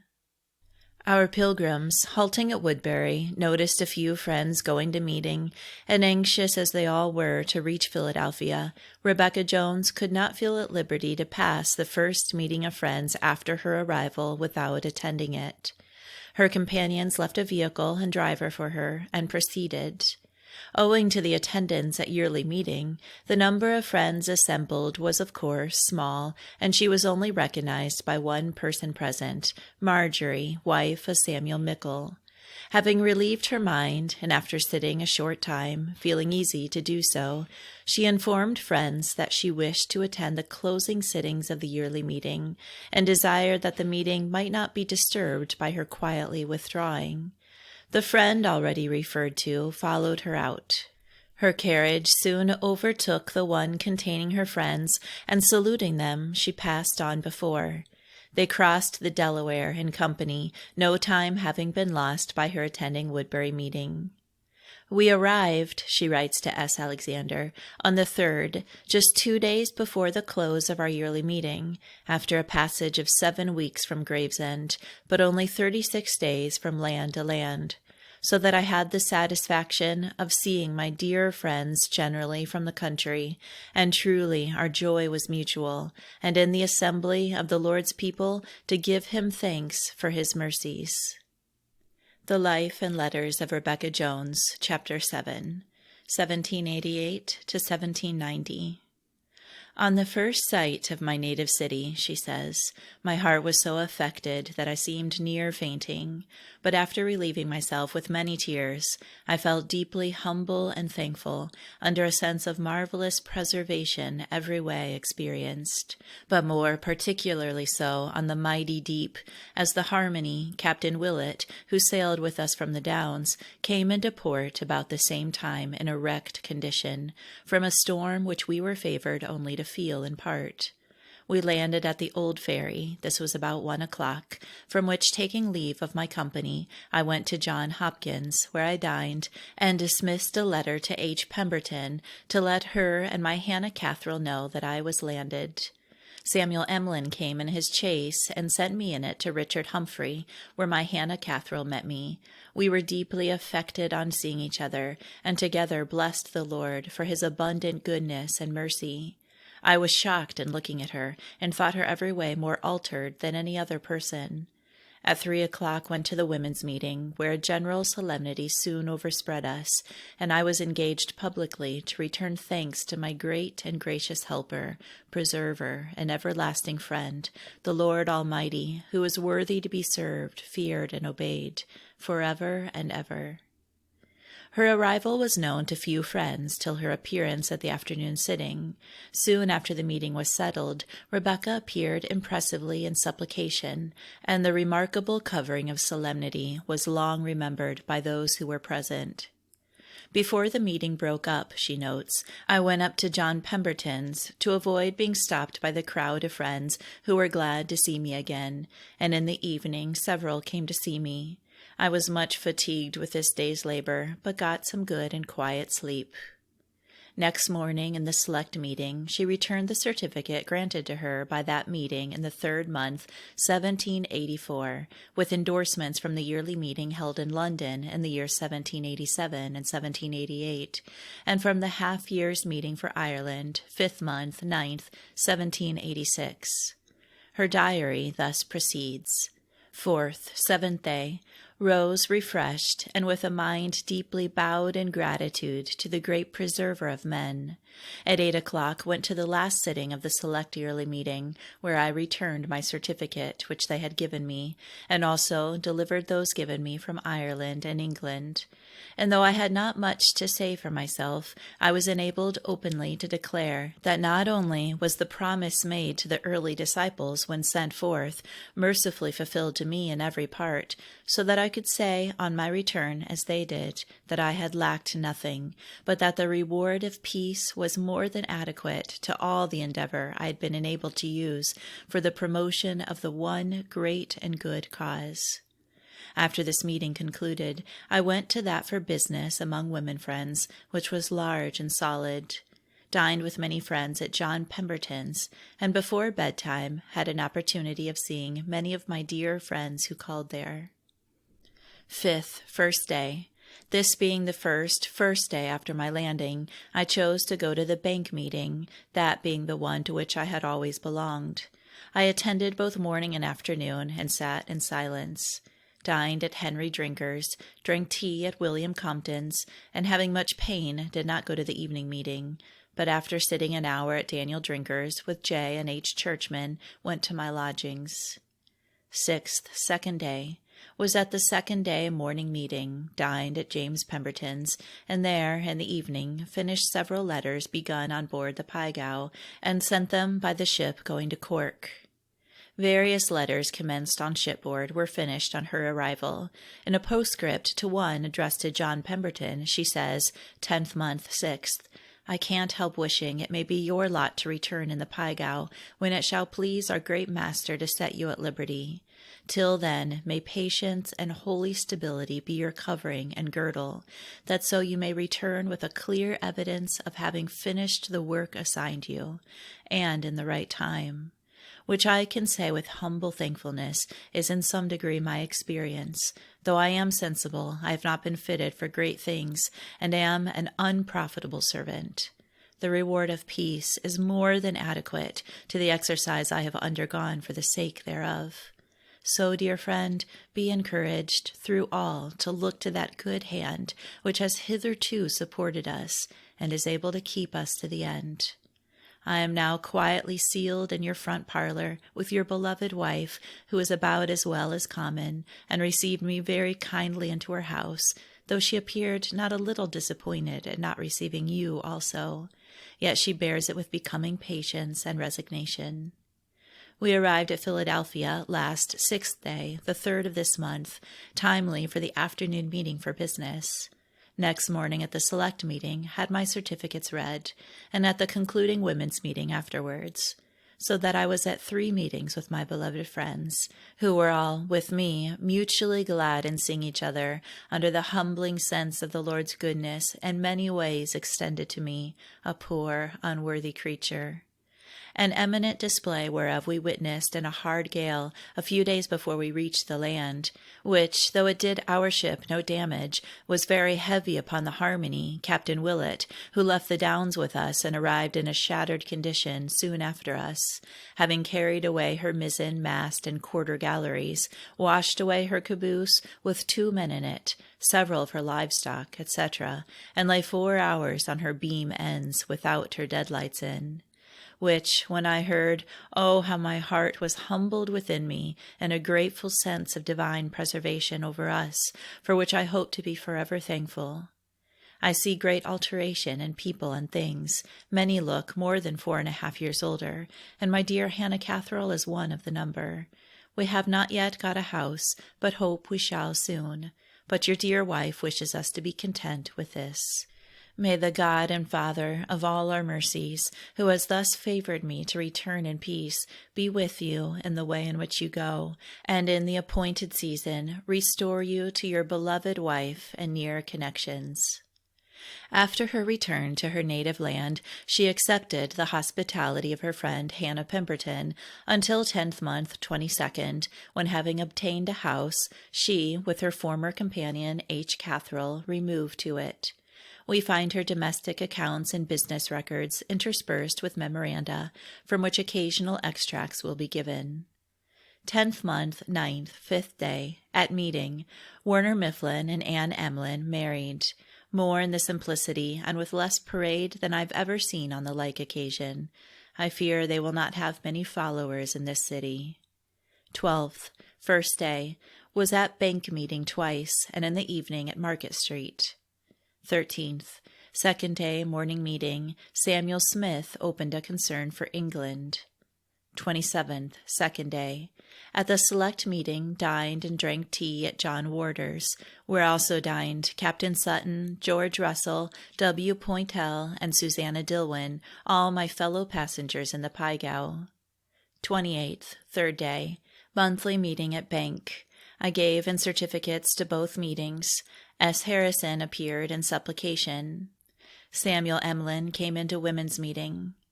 11th month, 1st, 7th day, at 2 meetings in the great meeting house, in both silent. 3rd, 2nd day, our quarterly meeting, delivered my certificates in both men's and women's meeting, adjourned at 5 o'clock, a good time. 9th, 1st day, at bank meeting, twice in silence, in the evening kneeled. 10th, 2nd day, was at the select meeting, mentioned the black people's having leave of their masters in a morning for attending meeting.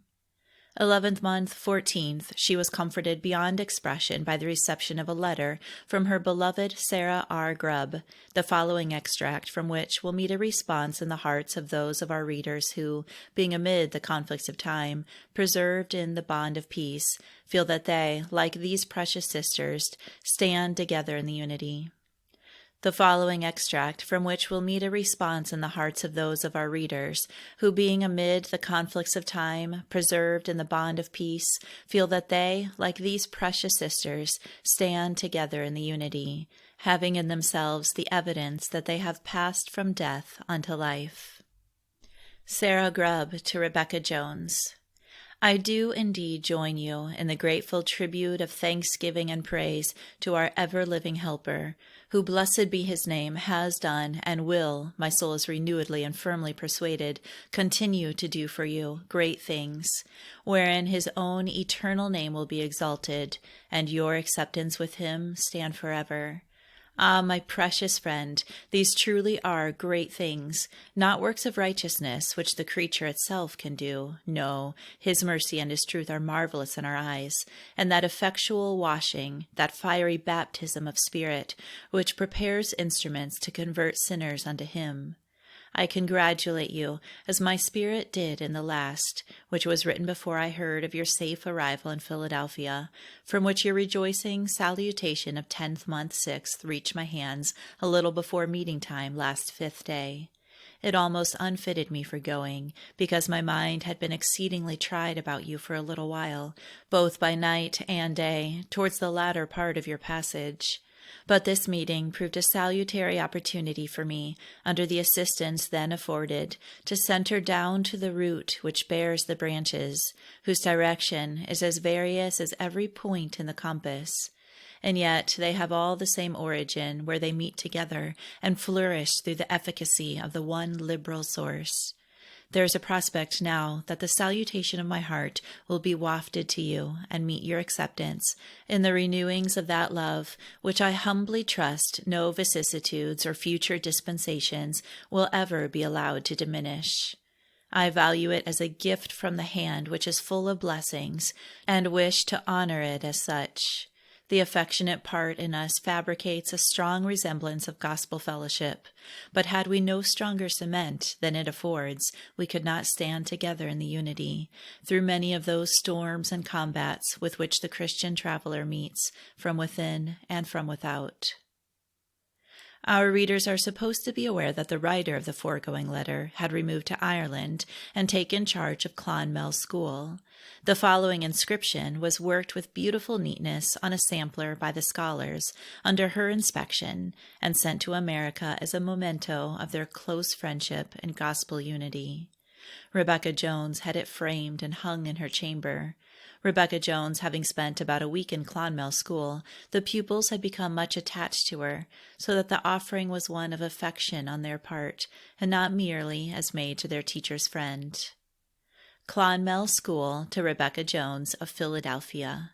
On her return from a long and arduous visit to the churches of the people called Quakers in Europe, sends greeting, after a frequent and sympathetic conflict with this, her endeared friend and instructive companion, Sarah R. Grubb, rejoices in hope that by the power of omnipotence and in the covenant of love and life, she is now restored to the bosom of the Church in America, and to the precious society of her most beloved and constant friend in the tribulation and consolation of true gospel, Hannah Catherine, 11th month, 1788.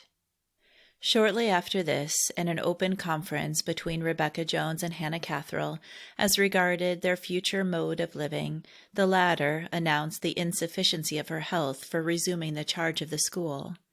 My mind, says Rebecca Jones, was much sunk in the prospect of our separation, and my not being able to work for my living as I used to do, nor having enough to bear me out without labor. So we retired for the night with heavy hearts. We may anticipate by noting that Rebecca Jones took lodgings with James Gorham, No. 3, Watkins Alley, on the first of the ensuing 4th month, Hannah Catherine removing to the house of her brother. Rebecca Jones, under that date, notes her desire for preservation under the close trial of being thus separated. I rested poorly, yet was quiet in spirit, believing that I had no hand in our separation, and desiring patiently to wait the event.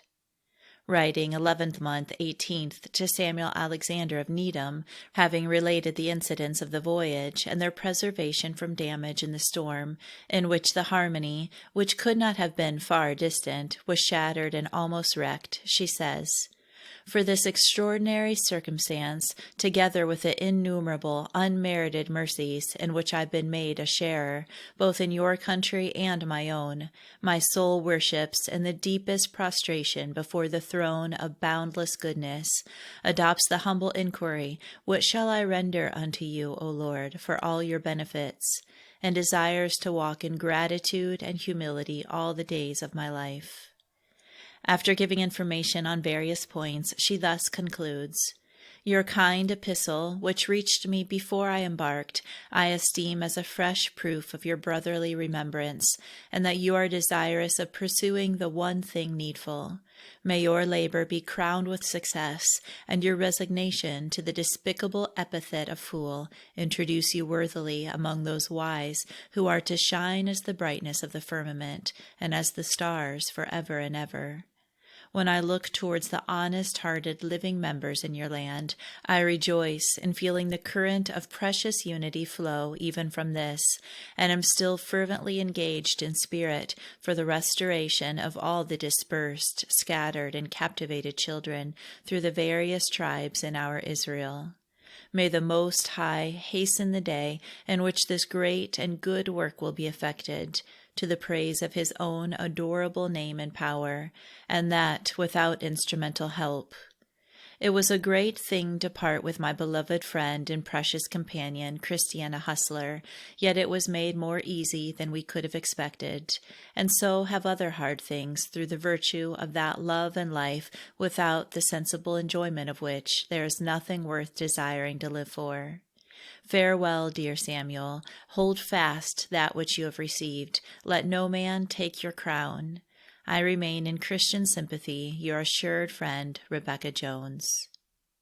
In accordance with the noble determination of Saul of Tarsus that he would make his ministry without charge, and with his own hands minister to his needs, our friend, not finding it expedient to resume her school, commenced a shop, which was kept in her parlor, the articles being deposited in closets and drawers so as to be entirely out of sight.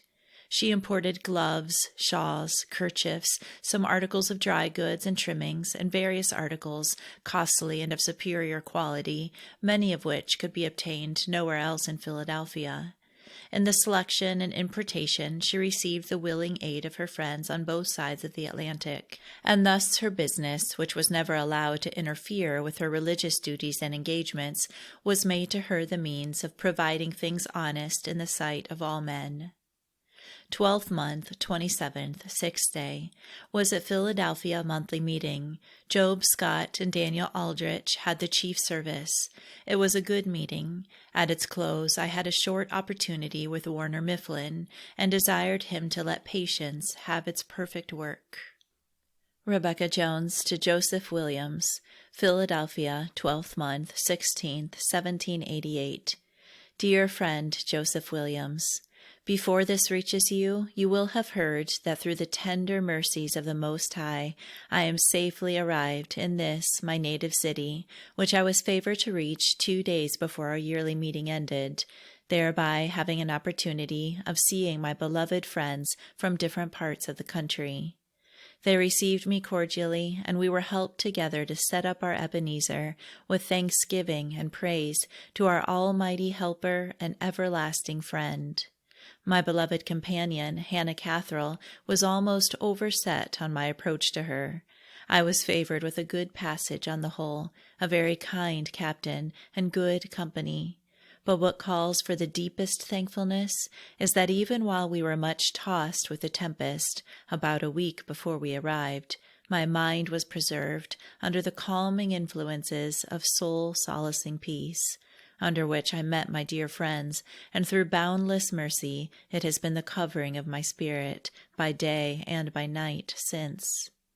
And now my care and desire is that I may be preserved from lavishing away the precious sheaf which has been vouchsafed me as a reward far beyond my deserts, and more than adequate to my feeble endeavors in your land and in Great Britain. Moreover, my heart breathes after an increase of ability to walk humbly with my God, who has so marvelously condescended to my weak and low estate, having been a very present help in every needful time, and having accepted the dedication of my heart in my late services, and who is now and forever worthy to receive the praises of his own works. May the honest and disinterested labors of love, which have of latter time been bestowed by the Lord's messengers upon the different parts of his vineyard, be productive of fruits answerable to his gracious design. May the living members of the church in your land increase in the holy increase of God. May the careless and lukewarm professors be quickened and made alive in the daytime, and repent and do their first works.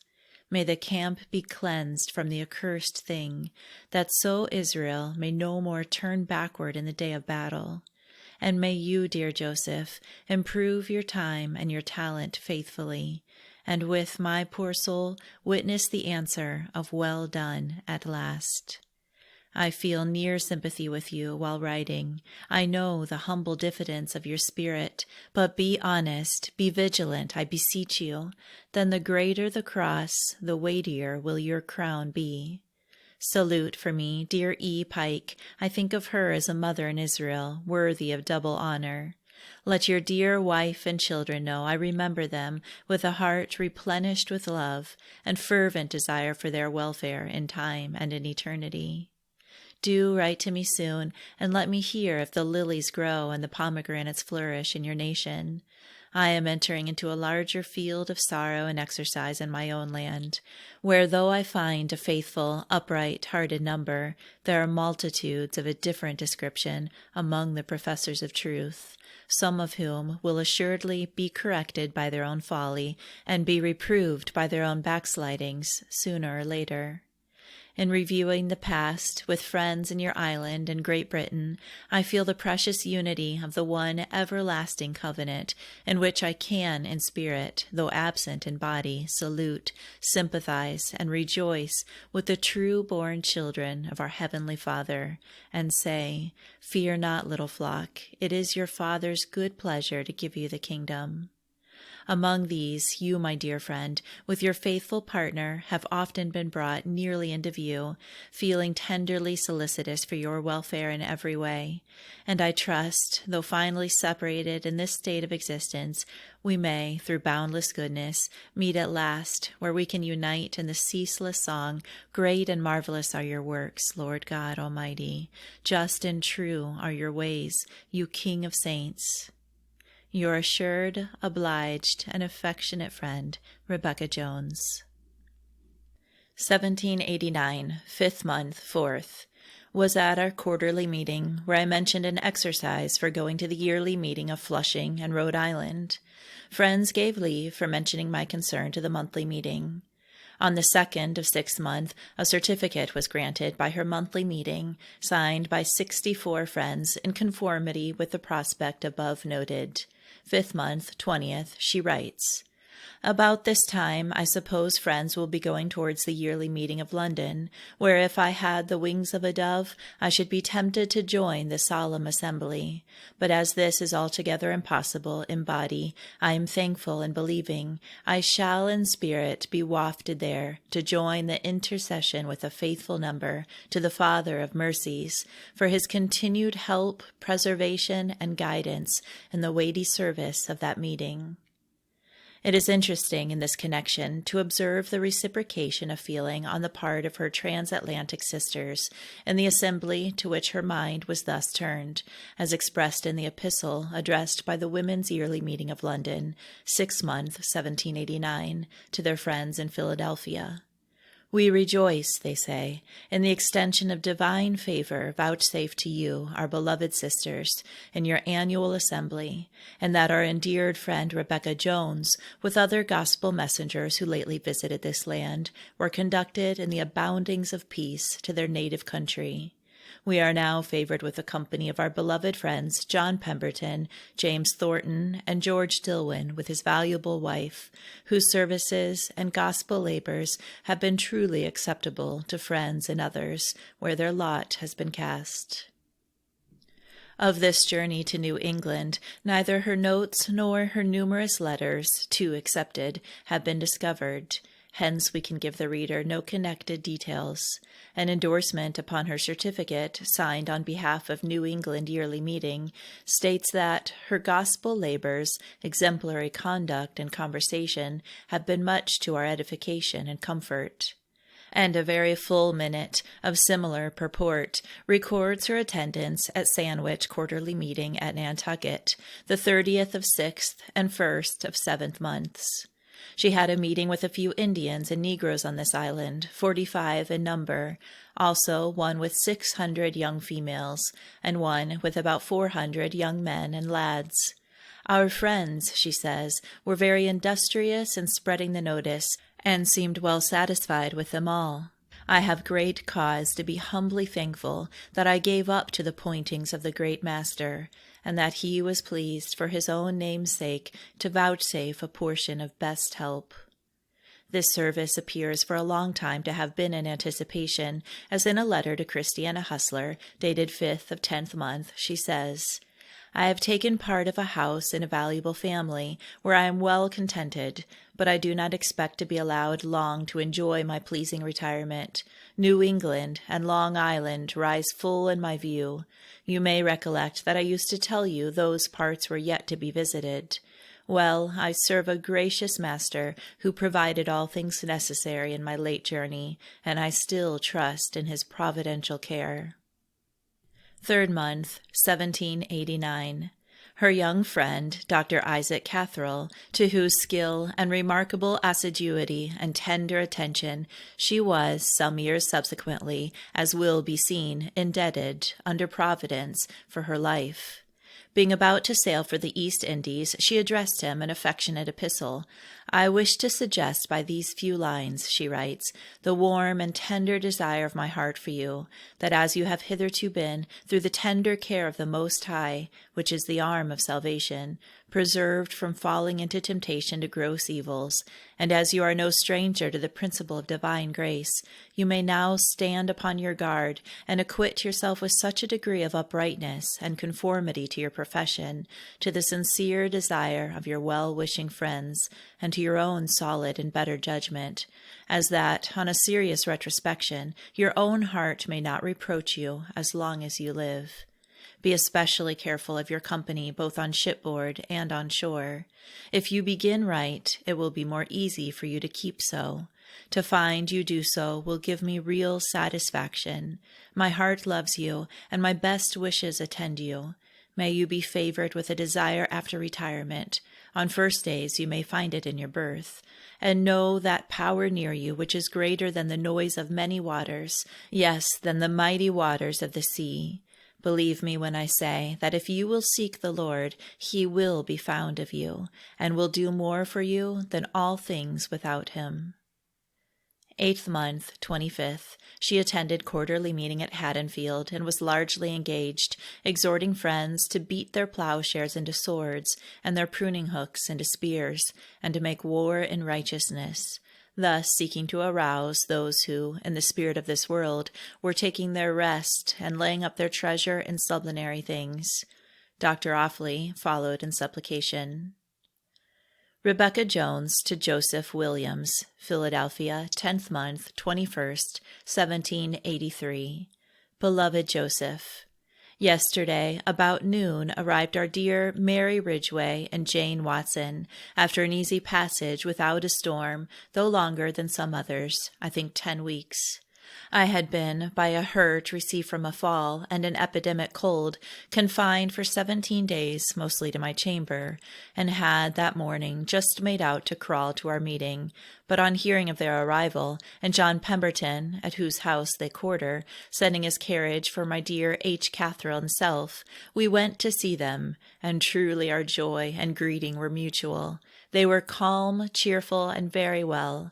Oh, that they may be as kindly cared for every way and helped along as I was in your land, is my desire.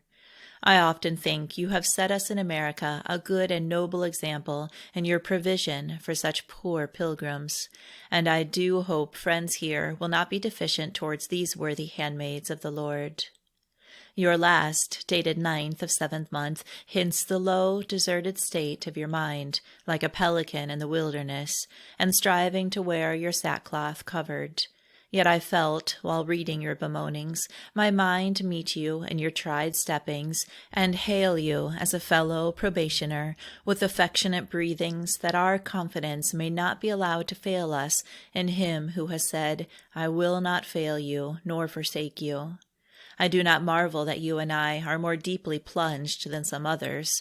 We are jealous of ourselves, and it is good to be so, and we are, I humbly hope, jealous of that honor which at times we desire may be advanced over all, however we may be thereby abased and humbled. Ah, dear Joseph, there is plenty of company when the triumphant song of Hosanna is uttered, but alas, very few who are willing to visit and abide at Calvary.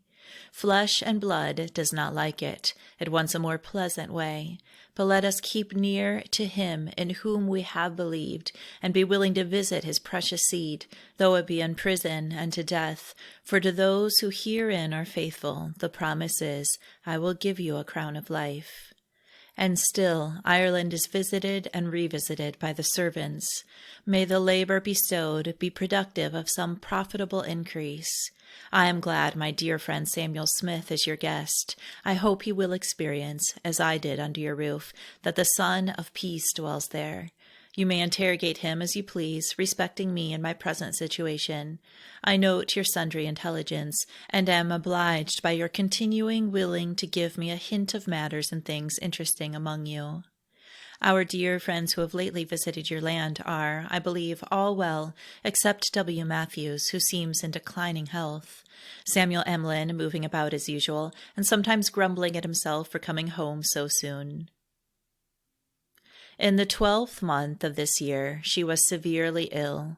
During her confinement, the precious reward of true peace was mercifully continued to her, and her mind was stayed upon her never-failing friend, with desires for increased purification and fitness for the exchange of the earthly house for the building not made with hands, eternal in the heavens.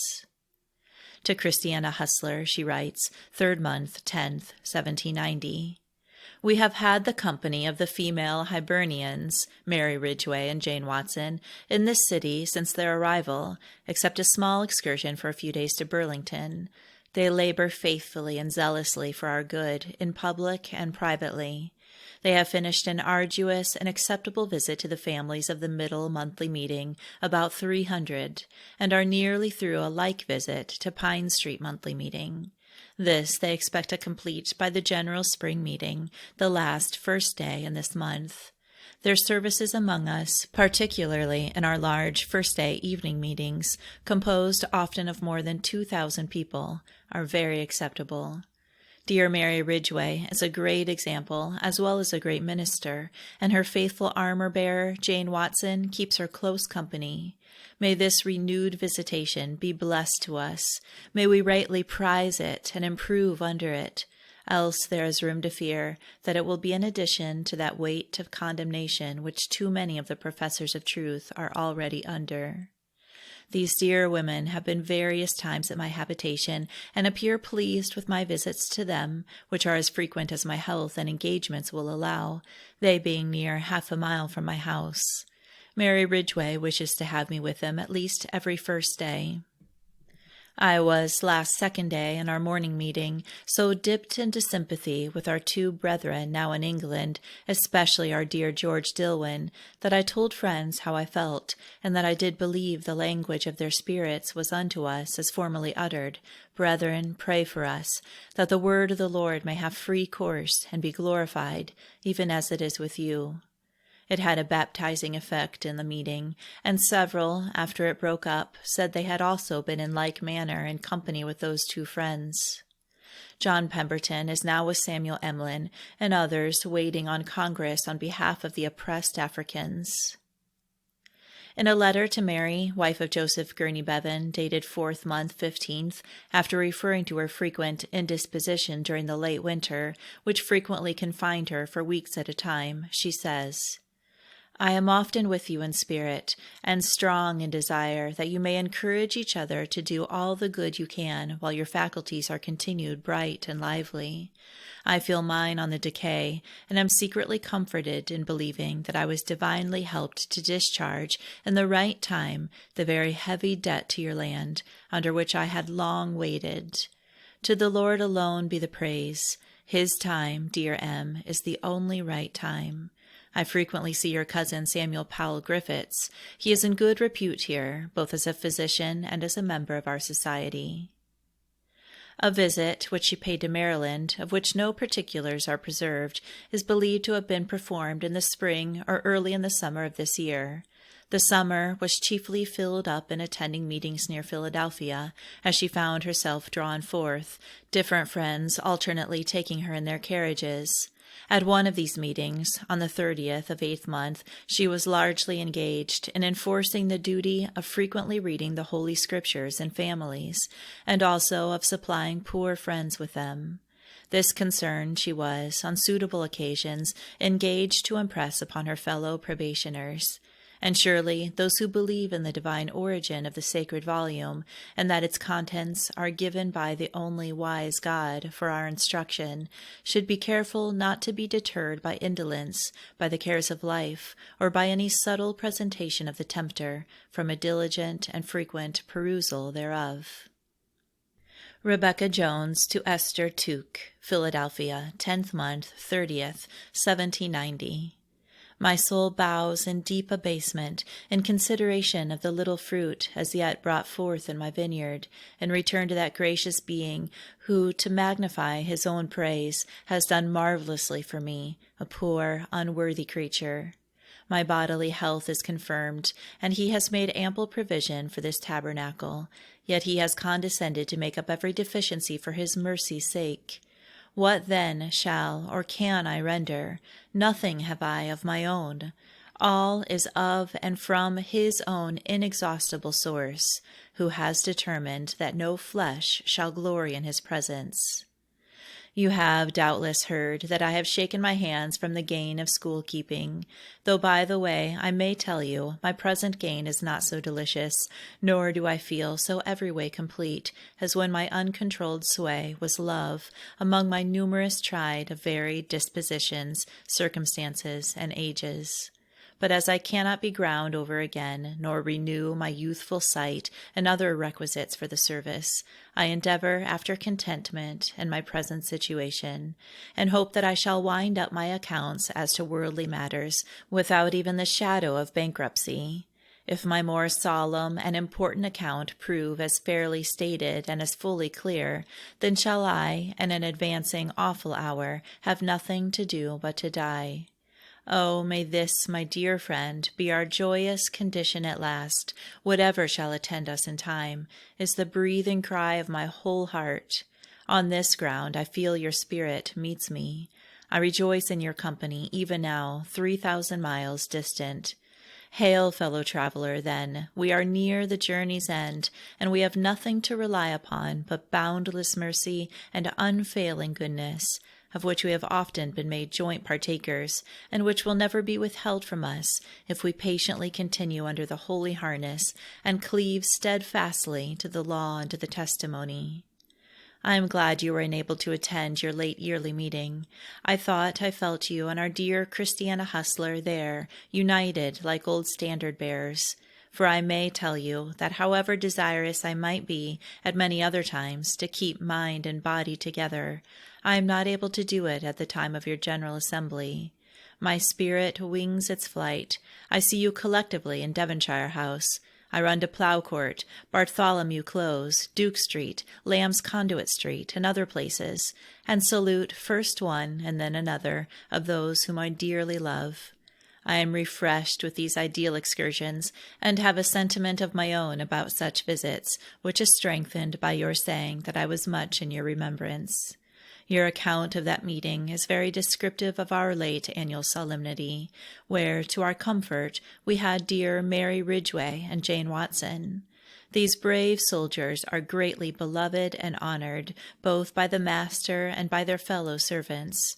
Soon after the meeting, they went with dear J. Pemberton and Samuel Emlyn into Maryland. I am pleased to find that you are likely to have a more convenient house for the yearly meeting, and that you love my faithful brother, S. Smith. I hope he will visit both my nest at York and at Undercliff, else I shall call him to account. I shall not be sorry to hear that he is obliged to visit the sprouting seed in Scotland. Tell him so with my love. Dear George and Sarah Dillwyn and Robert and Sarah Grubb wrote to me from Amsterdam to my comfort. Surely their sheaves will be very large, for they do not sow sparingly. The Life and Letters of Rebecca Jones, Chapter 8, 1791. First month, 27th, 1791. She thus notices the decease of John Hustler. I feel near sympathy with my dear companion and sweet fellow-traveler, Christiana Hustler, on hearing of the departure of her beloved husband. He was a man of great talents, much tender sensibility, and of a noble spirit. He will be missed by the public, by the church, and by his own amiable family. We pass away one after another, experiencing the verity of the divine decree, they shall perish. May we, who are allowed to survive a little longer, obtain, through our love and obedience to the Holy Shepherd, that enriching confidence which will enable us to say, "But you remain." And when we pass through the valley of the shadow of death, if favored to feel him near us, we shall fear no evil, but having been guided by his counsel, be received into his glory. On the same day, in a letter to Christiana Hustler, after expression of tender sympathy, she adds, "You know, my dear Christiana, from where soul-sustaining help is derived. You have often been permitted to draw near to it, and you are fully acquainted with its healing virtue. May you now, under this close conflict, for your own sake, and for the sake of your dear children and other relatives, and for an example to others when introduced into the like path of sorrow, be strengthened to say, 'Your will be done.'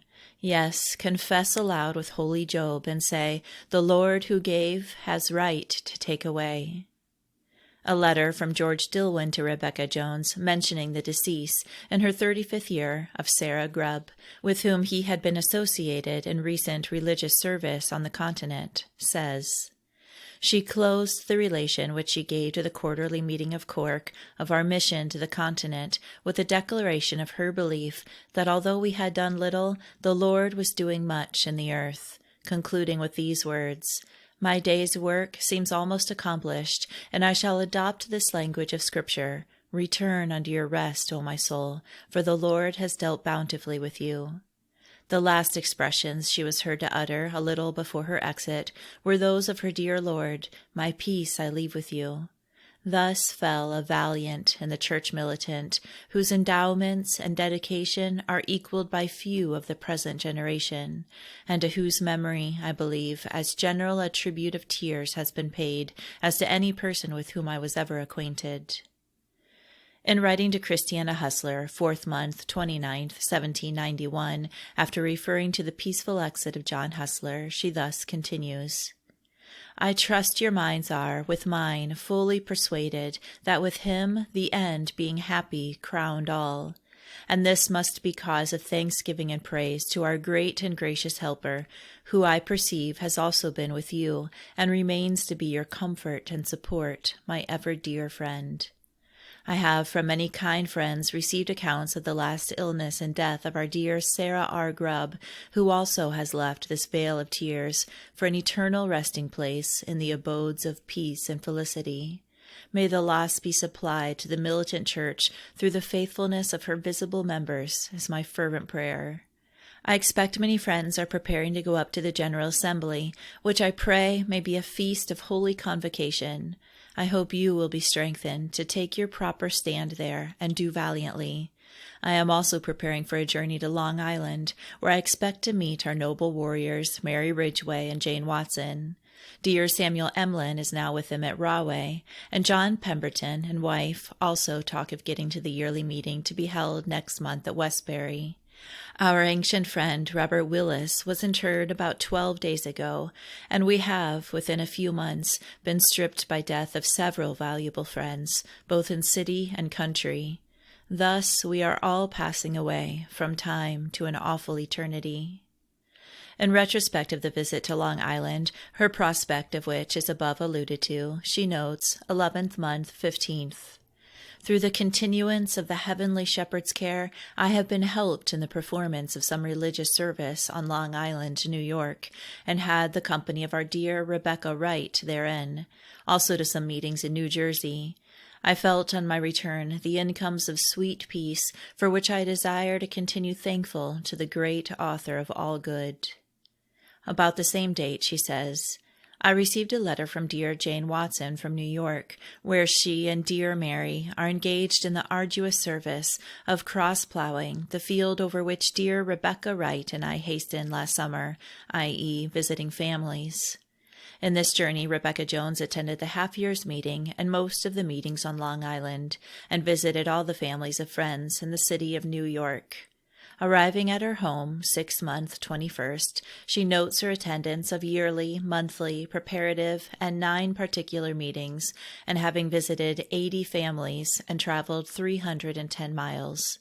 In all which, being mercifully supported, and sensible that I am still a poor, weak creature, my soul humbly worships, and ascribes praise and thanksgiving to the Lord God and the Lamb, now and forever worthy. Amen. Amen. In her memoranda respecting New York yearly meeting, we note that on the 31st of 5th month was a very favored season, and under a weighty exercise, friends we were named to visit the quarterly meeting and assist there in inspecting the necessities of the poor with respect to Bibles. It appears that Rebecca Jones and Jane Watson went into the men's meeting with this concern, where it was readily agreed to, and at a later sitting a committee of men was appointed to join their sisters in this truly Christian work. 10th month, 14th, she notes, I hear that the Piegow, with George and Sarah Dillwyn and Samuel Smith on board, is in the river. And on the same day she adds, soon after penning the above, our dear friends arrived. They look well every way, being, I trust, sweet and peaceful in their spirits. We met on the wharf. It was a joyously melting season, and I waited on them to their respective lodgings. Friends generally rejoice to see them, and I am truly thankful to the Father of mercies for this renewed favor, vouchsafed to them and us. Blessed be his worthy name, now and forever. George Dillwyn, in a letter to Joseph Gurney Bevan, thus refers to their landing and to their reception by Rebecca Jones. We landed in the midst of a considerable number of our relatives, friends, and acquaintance who waited to receive us. The first we discovered on the wharf, from the quarter-deck, when we dropped anchor, were James Pemberton and Rebecca Jones just coming down. 2 or 3 days before, they had heard of the Piegows being in the river, and Rebecca was prompted by several, the day before we arrived, to go down to the wharf and look out for us. But she felt no inclination than to comply.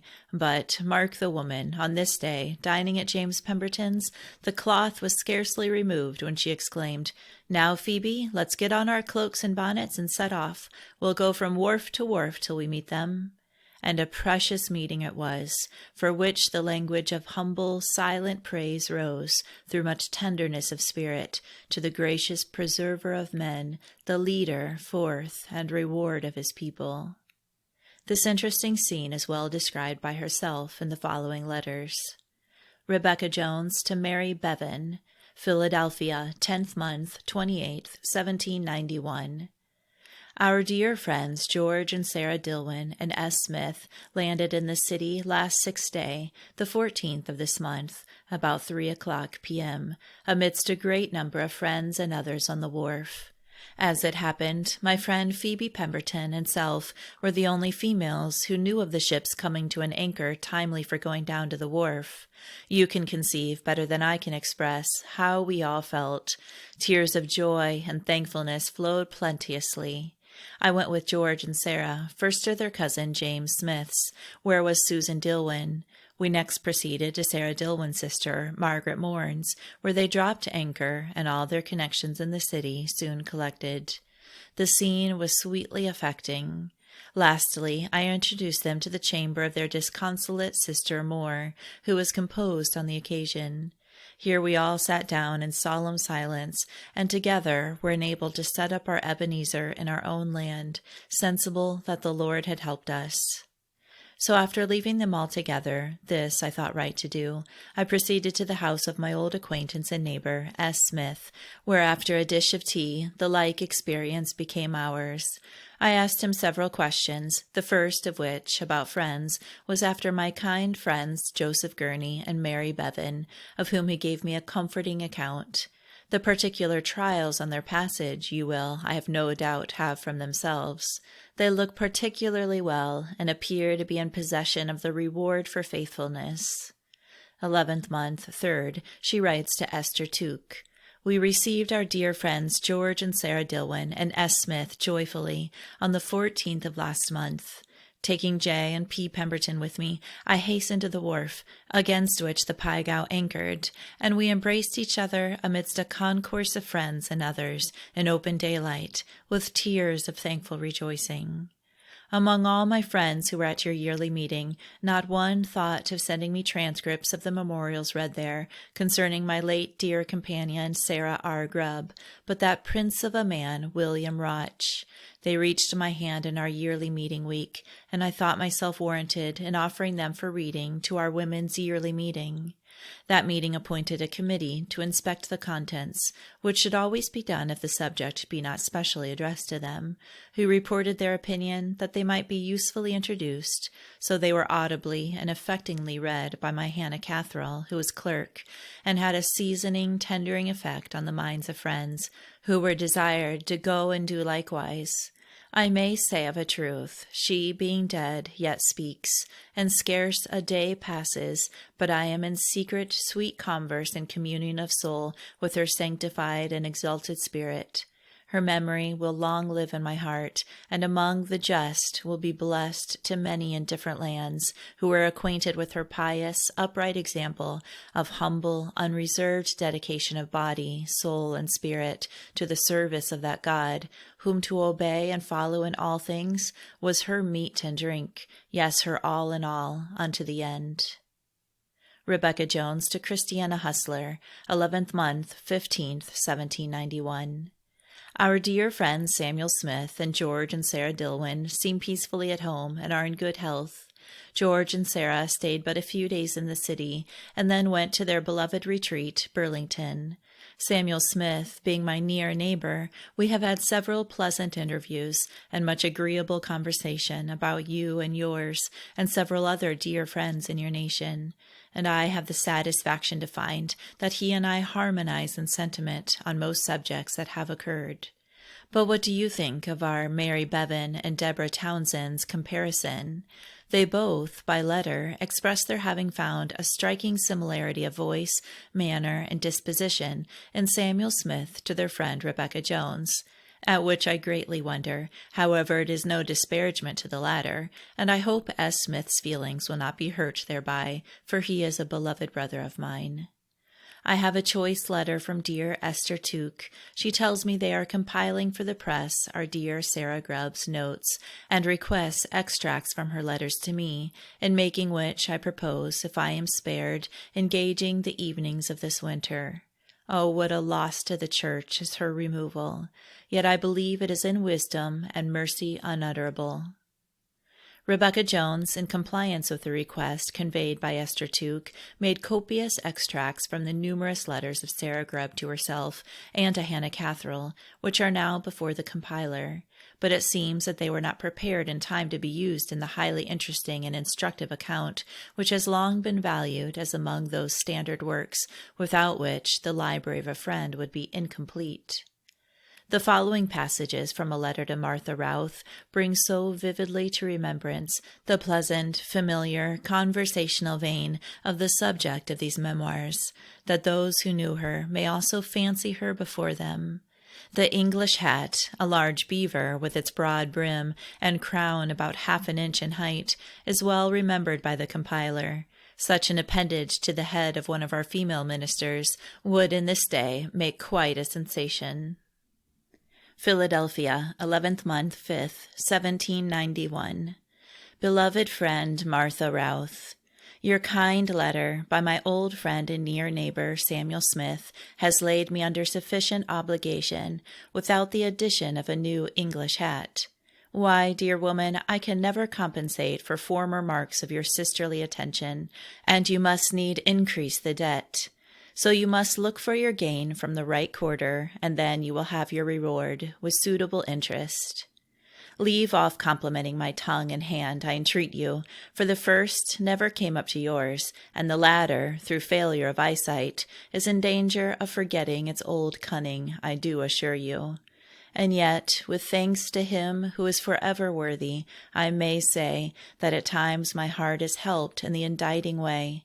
Whether all the matter be good or only insipid, I must leave, and in it, just now, a sisterly salutation springs, dear Martha, to you.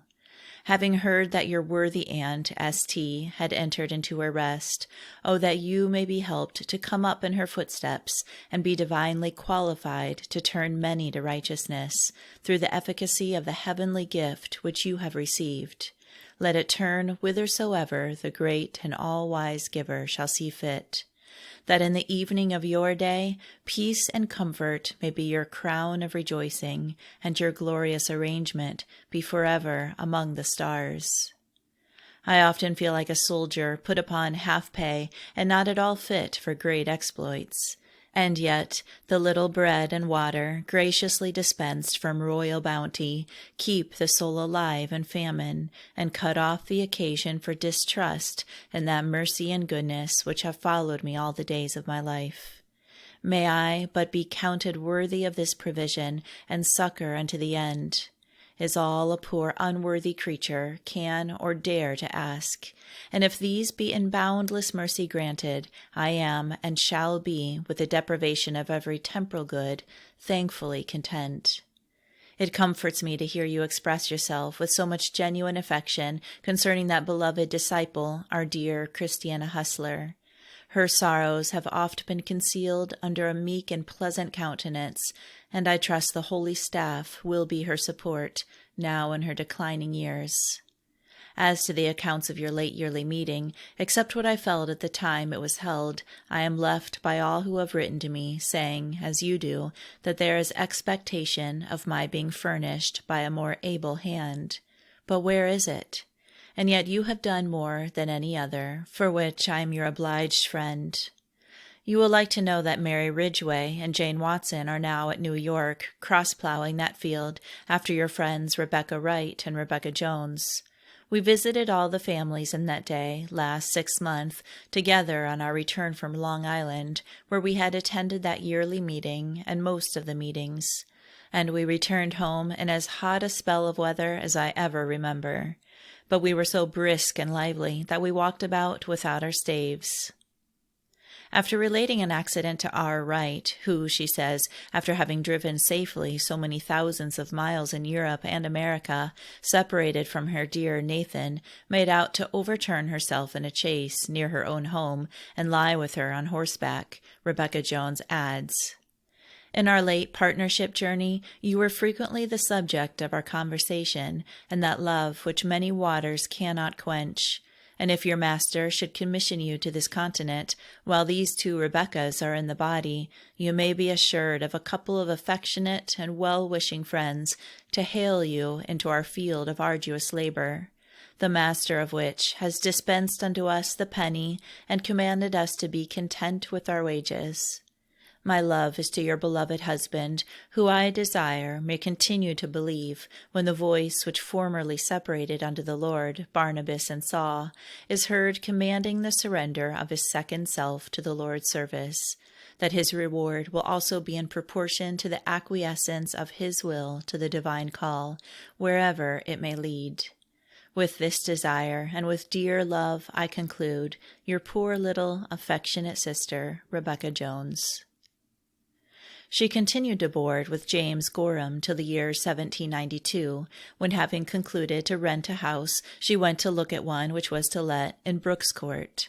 Calling at the adjoining house for the key, she found it to be occupied by a woman who had been her next neighbor in Drinker's Alley, but had fled with her husband, who was in the British interest, to Canada during the Revolutionary War. Their exclamations of surprise and pleasure were mutual, and this decided Rebecca Jones' choice of a residence. On the decease of William Matthews, his widow communicated to Rebecca Jones the following message, which was taken verbatim from his lips. She accordingly forwarded it to Christiana Hustler, who had been associated with her and William Matthews in various journeys, to be used in her judgment, and especially to be communicated to young friends to whom William Matthews had been made more especially a minister, a list of some of whom she furnished. The message is as follows.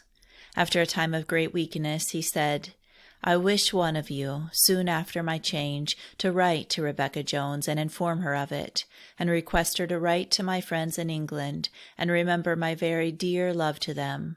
For to some of them I believe this language to be proper. In my bonds and afflictions have I begotten you in the gospel of our Lord Jesus Christ.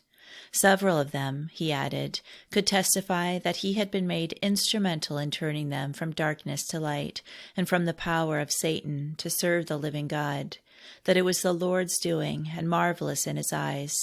He also said that Rebecca Jones had been more with him than any other fellow laborer in that land, and nearly united in the same exercises and afflictions, and that he trusted their labor had been productive of the peaceable fruits of righteousness.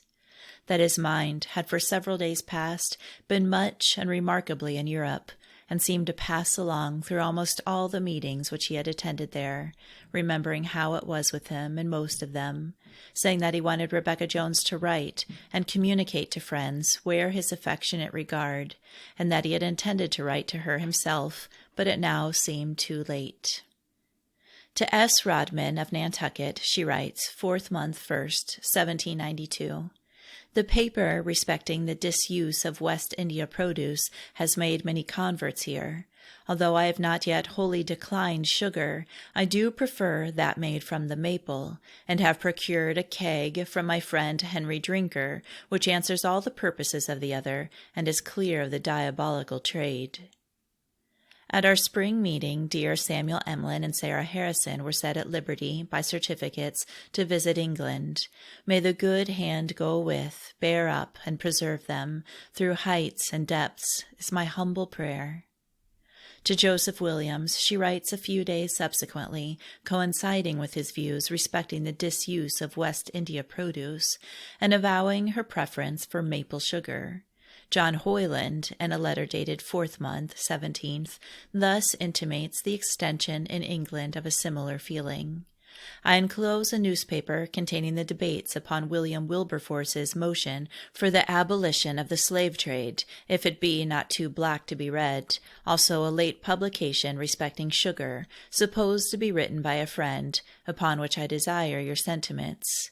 I don't know whether I acknowledge the receipt of the dried peaches sent to us via Undercliff. We have had some tarts made of them, and find they retain their acid better than our apples. But as friends generally disuse sugar, pies seldom make their appearance, and are little in demand. It seems to be apprehended that those in that country who conceive themselves interested in the continuance of the slave trade will yet have power to prevent an immediate and total abolition.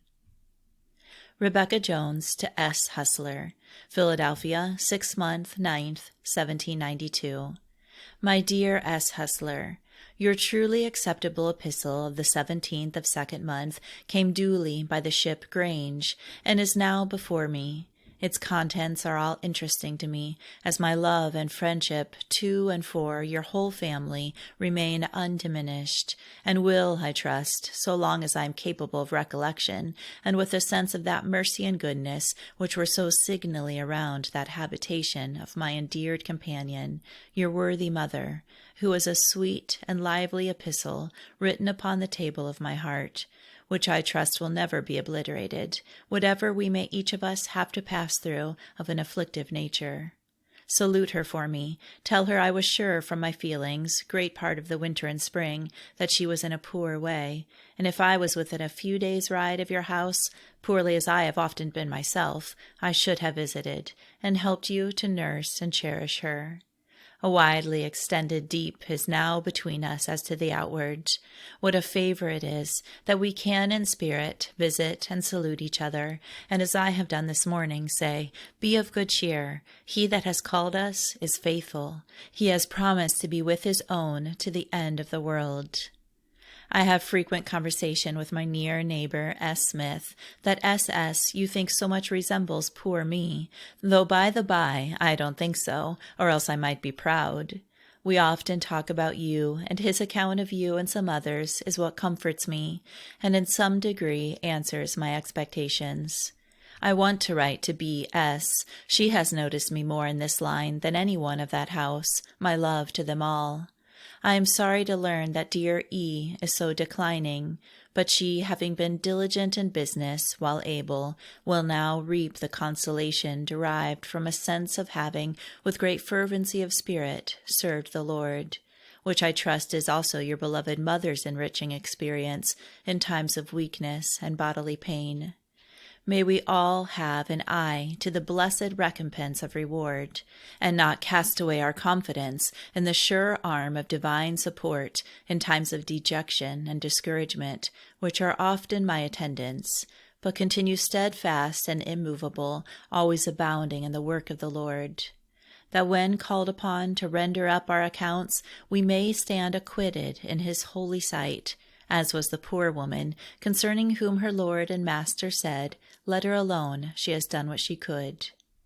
Say for me to your brother William, that as the eldest son of the family, I much desire his steady example may tend to dear John's preservation, and that they together may grow up in their youth plants of renown, to the praise of the great and good husbandman, who having in a peculiar manner watched over, cared for, and many ways blessed you in basket and in store, will most assuredly demand the conspicuous fruits of humility, gratitude, and fear before him, and which, if happily found with the widow and fatherless, they may with holy confidence look up in future trials and difficulties, and availingly cry, "Abba, Father," for in him the fatherless find mercy. And now in the fresh flowing of that pure spring, which was often encouragingly witnessed to arise for our mutual strength and consolation when we were together, do I salute you, dear child, desiring the Almighty Father, friend and helper of his people, may keep and preserve us among his own sheep, and finally own us as his when done with time. To Esther Tuke, 11th month, 30th, 1792. I believe from some peculiar sensations and late intimations that more are preparing for the solemn embassy from this to your land. Why are you so slow in your remittances? Surely in due time we are to reap from your country. In the prospect whereof I desire not to faint, whether I may be continued to rejoice in the completion or not. I have a letter saying that Richard Reynolds and Priscilla Gurney have openly preached the gospel. May they prosper in it and live of it is my fervent desire. In our particular meeting, we have several new appearances in the ministry, and among them a mulatto woman named Hannah Burrows, who has sometimes kneeled, and the meeting has risen. In her appearances, friends savor the gospel. The colored woman above referred to continued to speak occasionally in meetings to the satisfaction of friends. A friend who knew her and who mentions her peaceful death remembers Thomas Scattergood calling to her in North Meeting, "Raise your voice, Hannah." 4th month, 15th, 1793. In a letter to Christiana Hustler, she says, "I have a prospect of again moving about in that line of service which opens as the path of peace, being likely to set off in a few weeks for Long Island and Rhode Island, and to have Lydia Hoskins, a choice-spirited young minister, for my companion. Also the company of my very near and faithful friends, Samuel Smith and wife. In the ship George, by which this is intended to be sent, our dear friends George and Sarah Dillwyn, and my very particular friend Elizabeth Drinker, have taken their passage." Footnote: Elizabeth Drinker died in London, 8th month, 10th, 1794. She was wife of that honorable elder, Daniel Drinker, and mother to our late beloved friend, Abigail Barker. Returning to text. The first two will doubtless have a welcome reception by you, and the latter will be found a minister of the Spirit, to whom I wish that the same kind of notice which was shown to me when I was on the like errand may be extended, and also to dear Sarah Harrison. Perhaps we may not hear so frequently from each other as we have done, by reason of age and many infirmities, as well as increasing troubles among you. Be that as it may, I deeply sympathize with you on many accounts. But if the Lord be on our side, we need not fear what man can do. To him, therefore, to his blessed guidance and protection, do I commit and commend you and yours, my precious Chrissy, with my own poor soul, praying that we may be helped so to steer through the troubles of time, as that we may, of his unmerited mercy, find an everlasting resting place with him, when time to us shall be no more. The Epistle of Philadelphia Yearly Meeting of Women Friends to the corresponding body in London, issued 9th month, 1793, thus affectionately refers to the friends mentioned above, and evinces also the readiness on the part of friends in this country to receive with cordiality, for the truth's sake, the ministers of Christ, when sent forth as ambassadors for him. Your mention of our dear friends Samuel Emlyn, Job Scott, and Sarah Harrison's acceptable service with you is truly comfortable, and we desire that they, with dear George Dillwyn and Elizabeth Drinker, may be sustained and strengthened to finish the work which may be assigned them, so as to obtain the full reward of peace in the Lord's time. The friends mentioned in your epistle as likely to embark in truth service for this country are not yet arrived. We hope, when so favored, they will be acceptably received and aided as necessary by such as may be continued, willing to entertain strangers and to wash the disciples' feet. The same epistle thus notices the awful scourge which will be more particularly mentioned in the next chapter. Our meeting is unusually small by reason of great sickness and contagion in the city, yet several friends from different quarterly meetings have resigned their lives into the Lord's hand, have ventured in, and their countenances, with the sensible help of their spirits, have been witnessed as balm to our minds. 4th month, 23rd, 1793. Our friend was furnished by Northern District Monthly Meeting with the following certificate, addressed to our friends and brethren in the governments of New York and New England. Our beloved sister, Rebecca Jones, having for some time been under a religious engagement of mind to visit the approaching yearly meetings on Long Island and Rhode Island, also some other meetings in those parts, laid her concern before this meeting, which obtaining our approbation and unity, we hereby certify that she is a friend well approved among us, exemplary in life and conversation, and her ministry sound and edifying. We therefore affectionately commend her to the care and regard of friends where her lot may be cast, desiring that her labors may, through the divine blessing, prove to the comfort and edification of the Church and her own true peace. We salute you in gospel fellowship and remain your loving friends. Signed by 84 friends. Of this visit, in which she was accompanied by Lydia Hoskins, little record being found, we subjoin the testimony of the church. The yearly meeting held at Westbury declared by its endorsement to her certificate that her gospel labors, both in the line of the ministry and discipline, have been truly edifying and comfortable to us. And a similar minute of New England yearly meeting says, her company and gospel labors, both in the line of the ministry and discipline, have been cordially acceptable, strengthening, and comfortable to us.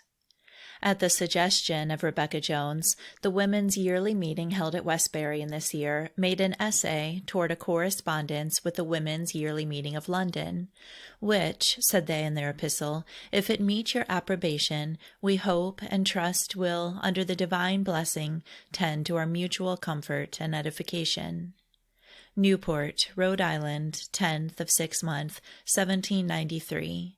Dear friend H. Drinker, through the care and protection of kind Providence, L. Hoskins and myself have been helped thus far in safety on our way. We arrived here after a 40-hour passage, about 20 in company, in the packet from New York, which place we left last 5th day morning early, the day on which S. R. Fisher was married to a precious girl named H. Rodman.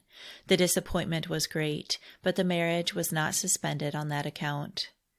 I expect our friend S. Smith will give you all the needful intelligence about the yearly meeting on Long Island.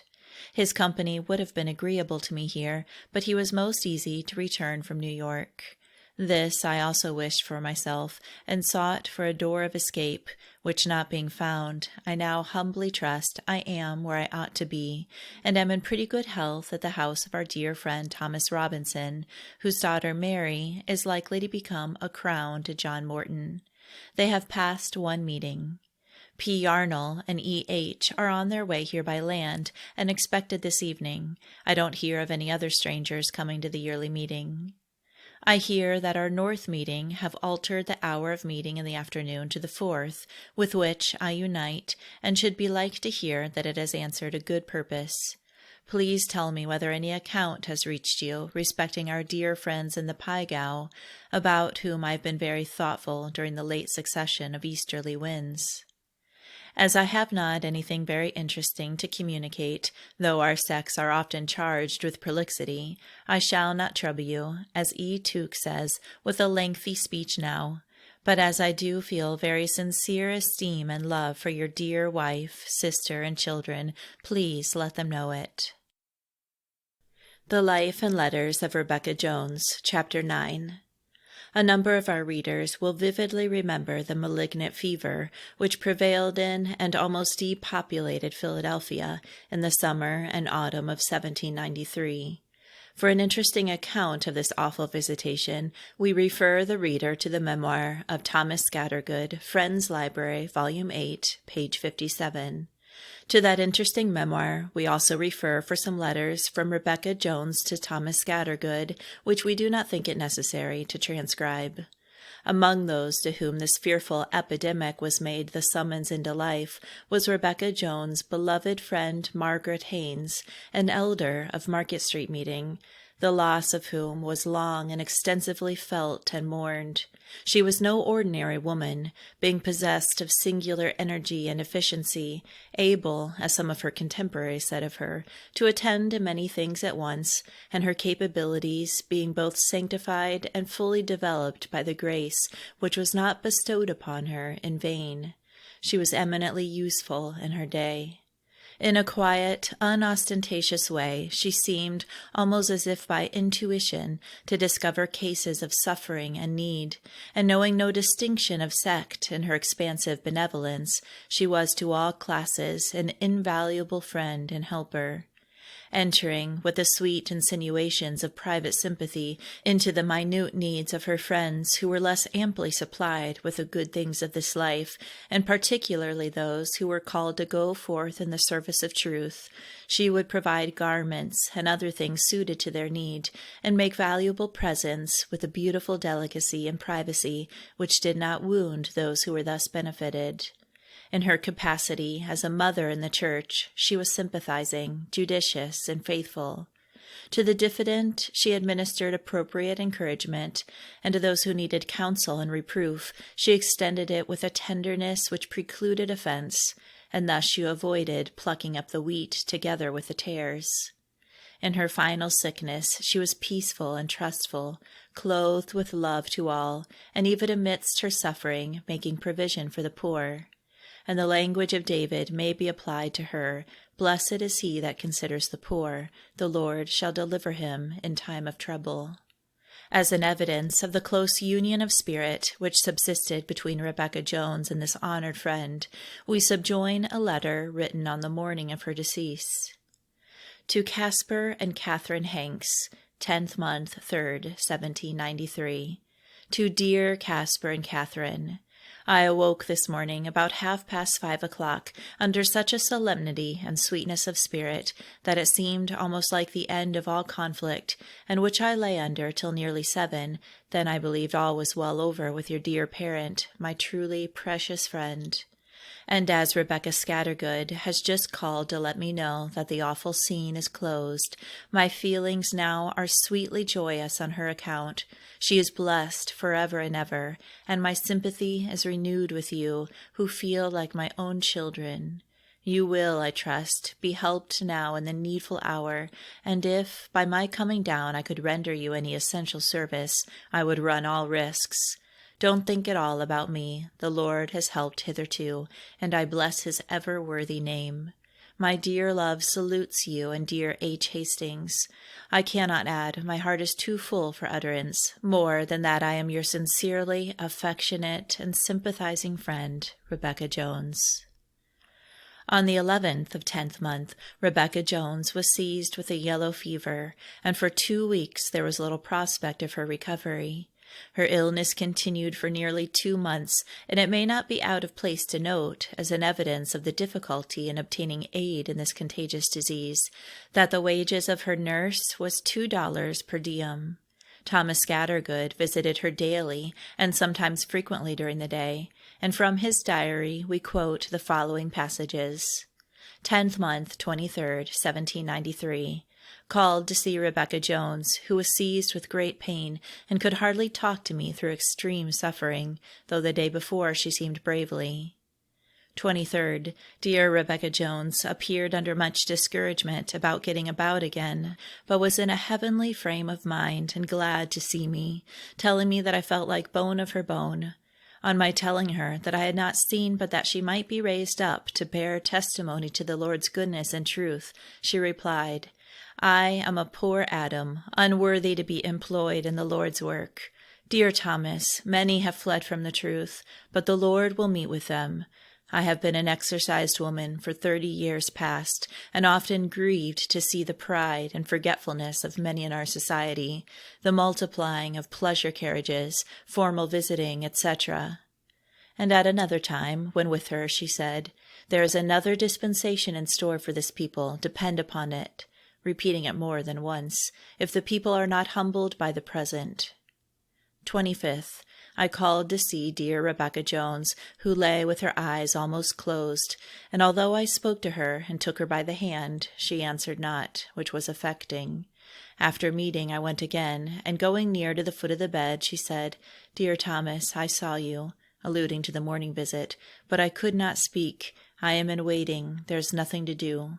She lifted up her hands and seemed to wish to say more, and several times gave us a look of much sweetness and love, and at length, looking up again, she said, Go, and the Lord go with you.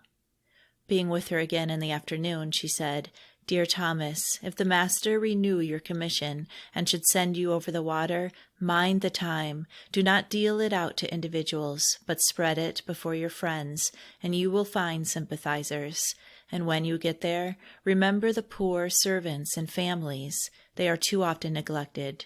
The Lord dealt bountifully with me in that land, and I have had comfortable seasons with such.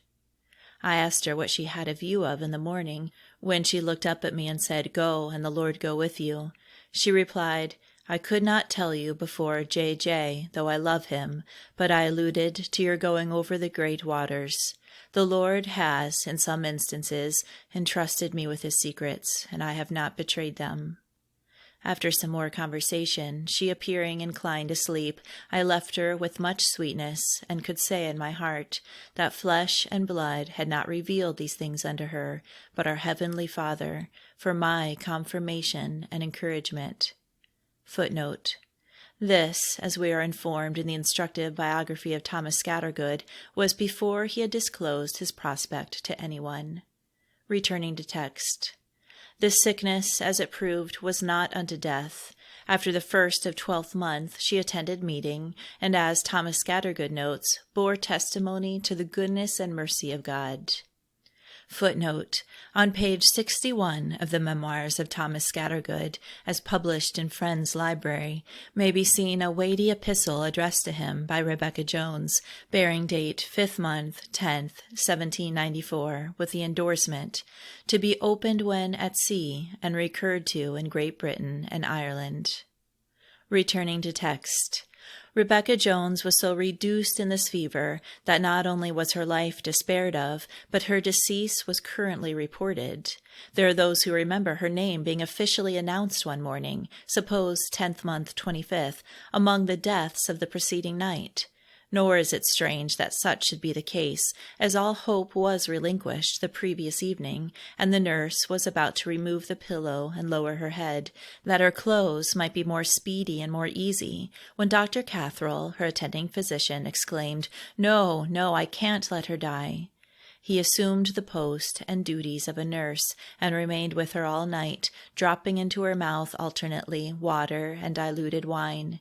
And when in the morning Dr. Physic, who besides being in consultation with Dr. Catherine, was greatly attached to Rebecca Jones as his mother's friend, called in, he was amazed to find her not only living, but a little revived. And now it pleased her divine Master, having made all her bed and sickness, and filled her soul with peace and rejoicing in the very valley of the shadow of death, to prolong her life for his service.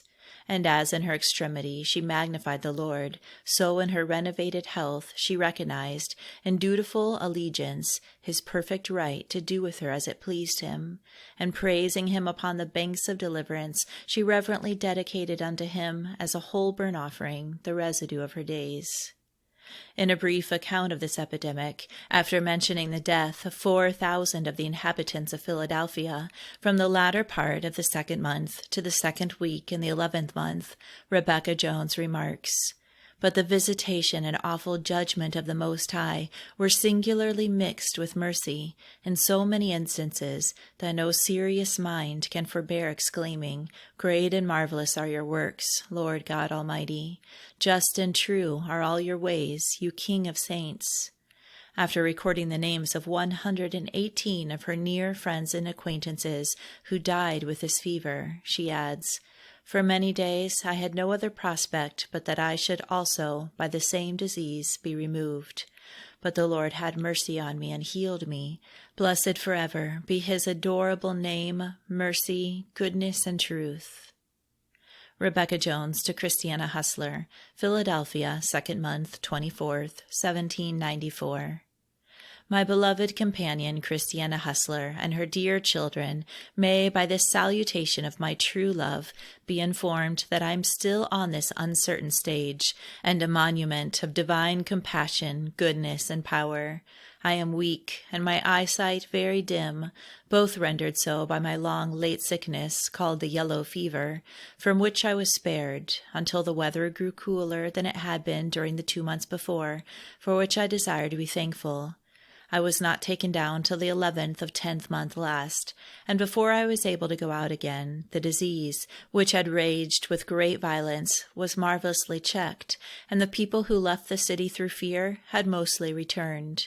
However, it pleased the good hand which was stretched out over the city, and permitted upwards of 4,000 of its inhabitants, of all ranks, ages, sexes, conditions, and denominations, among whom were 7 of our select members, and many others of my near friends, to be deposited thereby in the silent grave.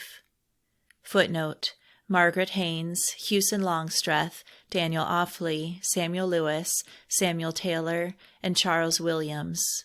In addition to these, she notes the decease, in the fever of this year, of the following select members, whose residence, we believe, was not in Philadelphia: Thomas Lightfoot, Joseph Moore, Owen Jones. Returning to text. Oh, what a humbling season this has been to many, and how I fear that the people, concluding that the bitterness of death is past, will, by returning to these things which have drawn down the Lord's displeasure upon us, furnish occasion for another and perhaps yet more heavy judgment. For verily there is a God who judges in the earth. To return, let it suffice, my dear friend, to say that I was confined 3 weeks to my bed, and to the house near 8 weeks, during which time, and when at the worst, my soul did magnify the Lord, and my spirit rejoiced in God my Saviour, and that he condescended to my low estate, and by the incomes of his love sustained me, granted to me more than I dared to petition for, and was to me all things. Blessed now and forever be his adorable name. I refer you to my beloved brother Thomas Scattergood, who is bound in gospel love to visit your land, and probably John Pemberton may be again with you, for any particular information you may wish to have concerning me, as he, Thomas Scattergood, fearless of danger from infection, was my frequent daily visitor, and was made near to my best life, as also respecting the deplorable state of this once joyous city during the late visitation, for I have no language whereby I can convey an adequate idea thereof. And now, having been raised from the brink of the grave, I am desirous to stand ready to answer all the requirings of my great Lord and Master, who has a right to do as he pleases, by, with, through, and upon me, and to whom I desire to be enabled to offer the daily tribute of thanksgiving and praise, which is his due alone, now and forevermore. Your letters, per Deborah Darby, with others from your daughter Sarah and other friends, arrived while I was confined to my bed, and my doctor and those about me detained them many days, thinking me unfit to peruse them. But when I grew better, they all proved cordially acceptable to my poor mind. Present my dear fellow laborers, now in your land, with my sincere love, and bid them quit themselves like good soldiers. Be strong, and stand fast in the faith. He who has appointed to them the service will not fail them nor forsake them. Dear Job Scott is, I hear, happily gathered from further labor and pain. My love to you, my dear friend, and to all your children remains unabated. I should have great joy in hearing that they were all so listed under the heavenly banner, as that, by their conduct, they may evince this to be their resolution. Let others do as they may. As for us, we will serve the Lord. Pray for and pity your poor, weak, and affectionate friend, Rebecca Jones. To John Gurney Bevan, Philadelphia, 2nd month, 11th, 1794. Dear friend John Gurney Bevan, your last acceptable letter remains unanswered, but you have doubtless heard what a humbling season has in infinite wisdom been dispensed to the inhabitants of this city, and that upwards of 4,000 have been, through the prevalence of the malignant fever, deposited in the solemn house appointed for all living. That I expect you and other dear friends in your land, and whose debt I am in the epistolary line, will excuse me. I am, however, now disposed to let you know that as a monument of divine mercy and compassion, I have been raised, among many others, from the brink of the grave. Oh, says my soul, that it may be ascribed to the praise of the holy physician. For had not he condescended to interpose, and by his power check the disorder, I had gone down to the grave also, I should have beheld man no more. I pray that I may never lose the sustaining sense of his majesty as well as of his mercy. Both were at that time marvelously in my view, and remain unspeakably so, that I have no words whereby I can convey an adequate idea of what has been my lot during the progress of the disease. Yes, for many weeks before I was taken down, and after I was brought upon the bed of languishing. Let it therefore suffice to say that with respect to myself, all that I petitioned for, and more than I dared to crave, was graciously granted. Wherefore, and for the special blessing of a resigned and quiet mind, I desire to be helped to live and walk humbly, gratefully, and acceptably the few remaining days of my pilgrimage. And when the solemn summons is indeed sealed, I may be counted worthy of a resting place with the many near friends who are happily gathered from all sickness, sorrow, and pain. I wish an opportunity offers to let my dear friends who are laboring among you know that I often think of them with affection. I have just heard of the death of Job Scott in Ireland with smallpox, and so sweet a calm succeeded the tidings that I exclaimed thus, "Doubtless he is taken in great wisdom and mercy, and I have a lively hope he is gathered in peace." Many of his friends here and in his own country, New England, will be much afflicted with the account.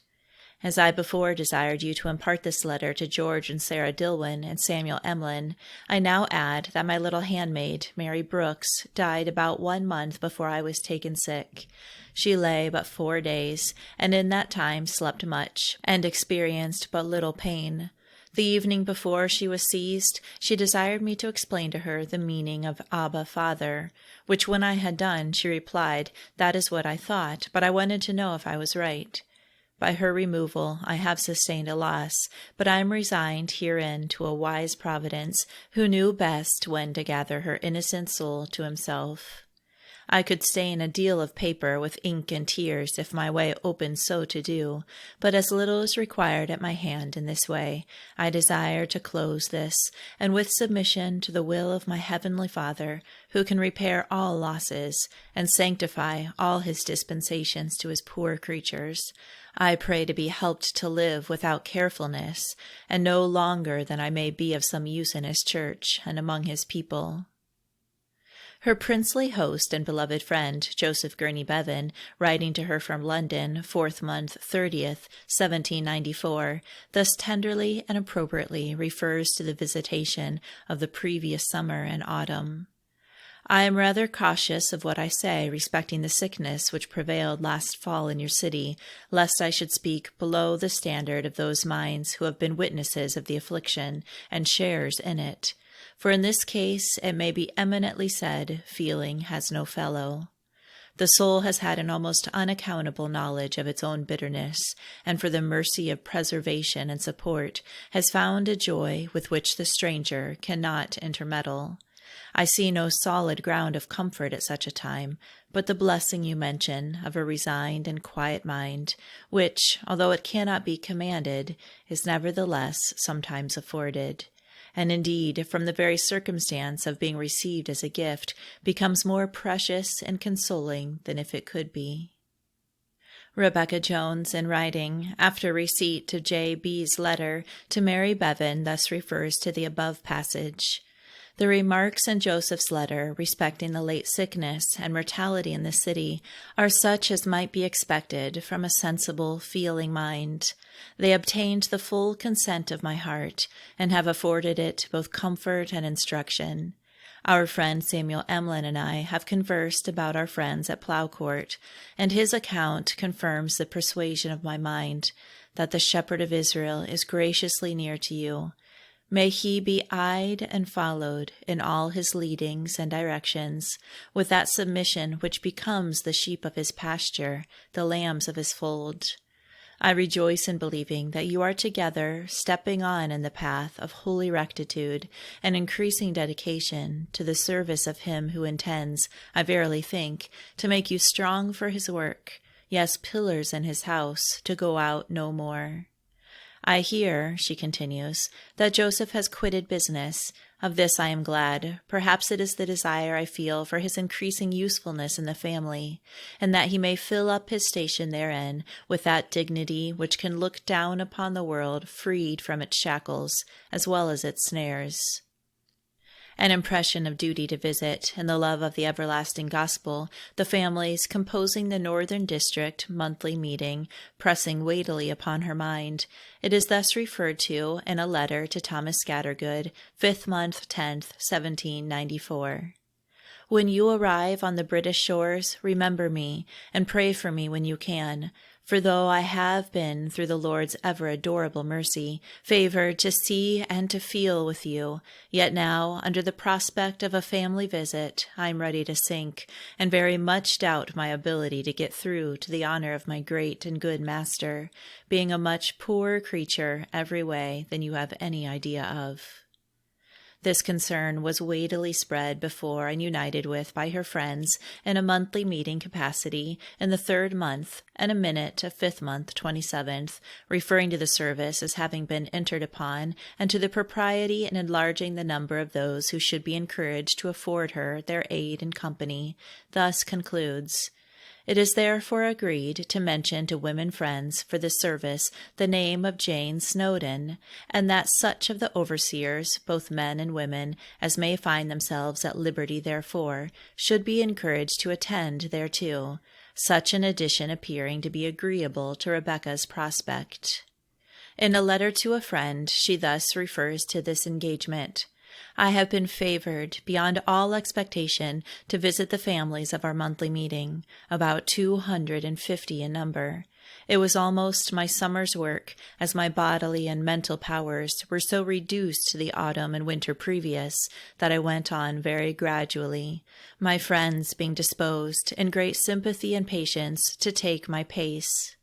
Now it is got through, my heart is solaced with the evidence of peace, and centered in reverent acknowledgment to the great and good Shepherd, who not only put forth, but went before, and sustained through those unavoidable baptisms which attended from day to day.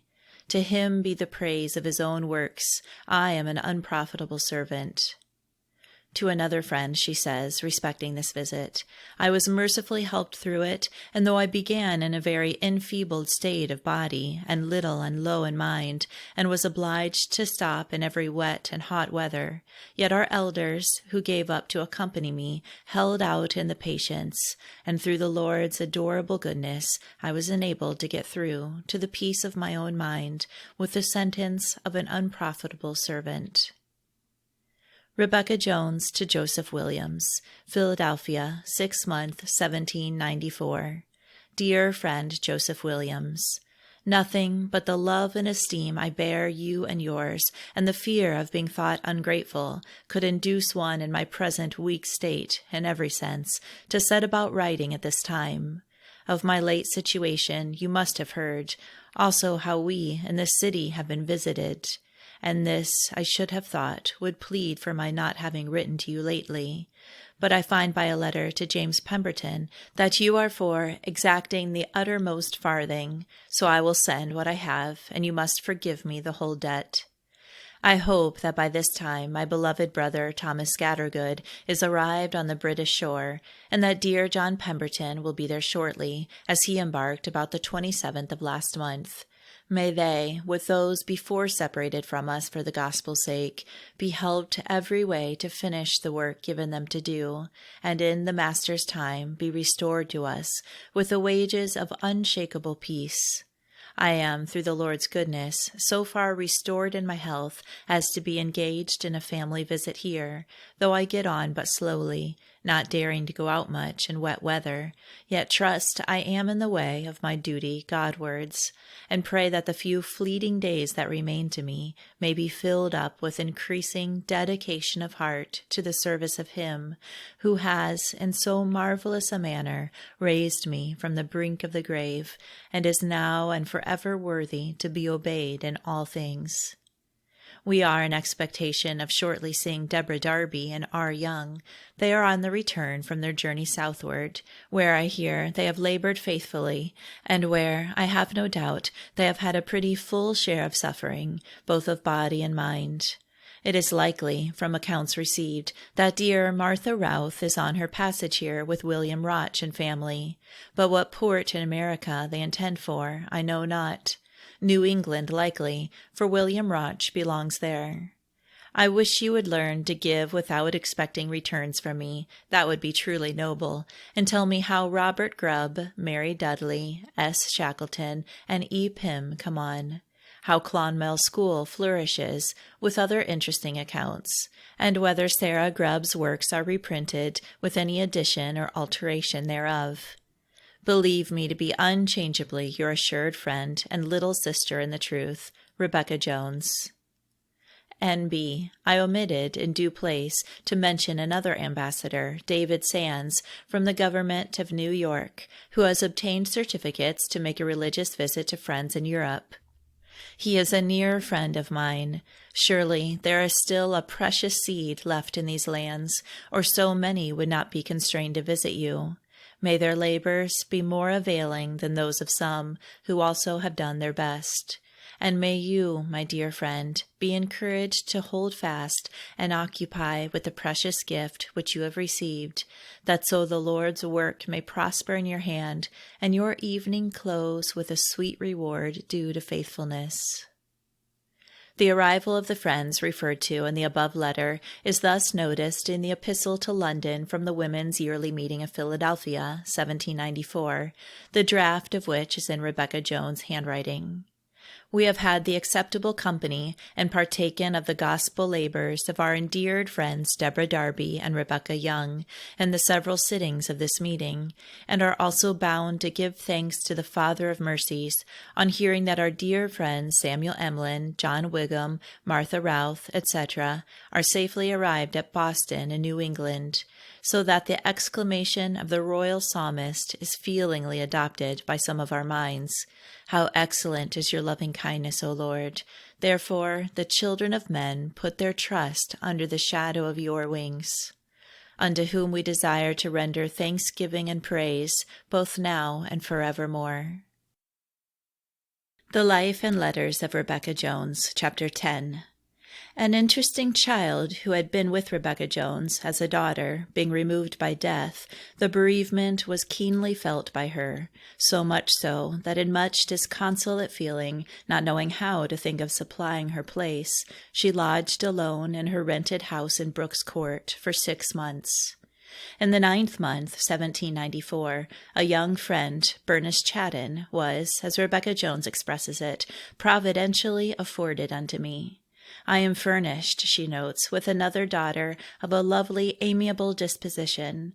She often so freshly revives my late dear Mary that the tears flow involuntarily.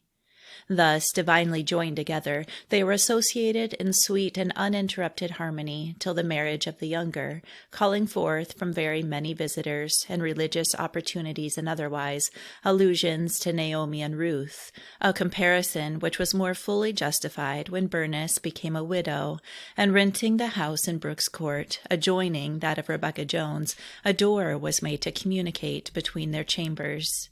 Some years previous to Rebecca Jones' removal from time, some reasons rendering their residence in the court ineligible, B.A. took a house immediately opposite to the North Meeting, in which they dwelt together till this venerable mother in Israel was removed to the triumphant church. This brief notice is given in anticipation of the course of the narrative, the compiler being unwilling, in a biography of Rebecca Jones, to omit recording the close union which subsisted for 22 years, and to which, in the loose manuscripts before him, almost innumerable references are made. A less interested compiler would have quoted much more freely from their correspondence. To Esther Tuke, Philadelphia, 1st month, 25th, 1795. Some sketches of the late awful dispensation to the inhabitants of the city, and of that share therein which the perfect wisdom was allotted me, you have doubtless had through several channels.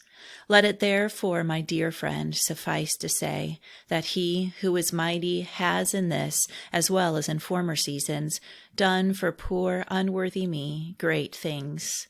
Under the fresh sense whereof I feelingly acknowledge, holy and reverent is his name. Yes, worthy is he to be confided in and trusted to, now and forevermore. Amen. I received some comforting information from your land, such as I know makes your heart glad, because in the present day the Lord has given the word, and great is the company of them that publish it, among the dear youth especially. For many of them I also have travailed, according to my small measure, and I wish this renewed proof of the continued care of the one great and good Shepherd may animate his ancient devoted servants more fully to commit their work and ways to him who does all things well, and who, having given some of these to see, as good old Simeon did, are ready to adopt his language, Lord, now let your servant depart in peace, they having, like him, waited for the consolation of Israel. Our own country has not yet been cast off in anger, though closely and heavily punished by the hand of infinite justice. Many of my dear contemporaries have been gathered to their everlasting rest, and though too few appear to lay these things rightly to heart, deep instruction has been sealed on the minds of a humble remnant, and resolutions have been formed to hold fast that which they have received from the immediate hand of the Father of mercies, the alone fountain of all light, life, and blessedness. A hopeful succession is also furnished of rightly anointed female ministers in this city, and several of them are acknowledged by the Church as such. A niece of dear S. Harrison, Jane Snowdon, gave up at my request to accompany me in my late visit to the families of our large monthly meeting, the sympathy and weight of whose spirit and the tender, patient assistance of several other friends were truly strengthening to my poor, bowed-down mind. It is now, to my unspeakable comfort, as well as great admiration, completed, we having been at about 250 families. May the praise be given where it is only due, by me, a poor, unprofitable servant. Our dear friends Deborah Darby and Rebecca Young are in this city, engaged in like manner among the families of Pine Street meeting.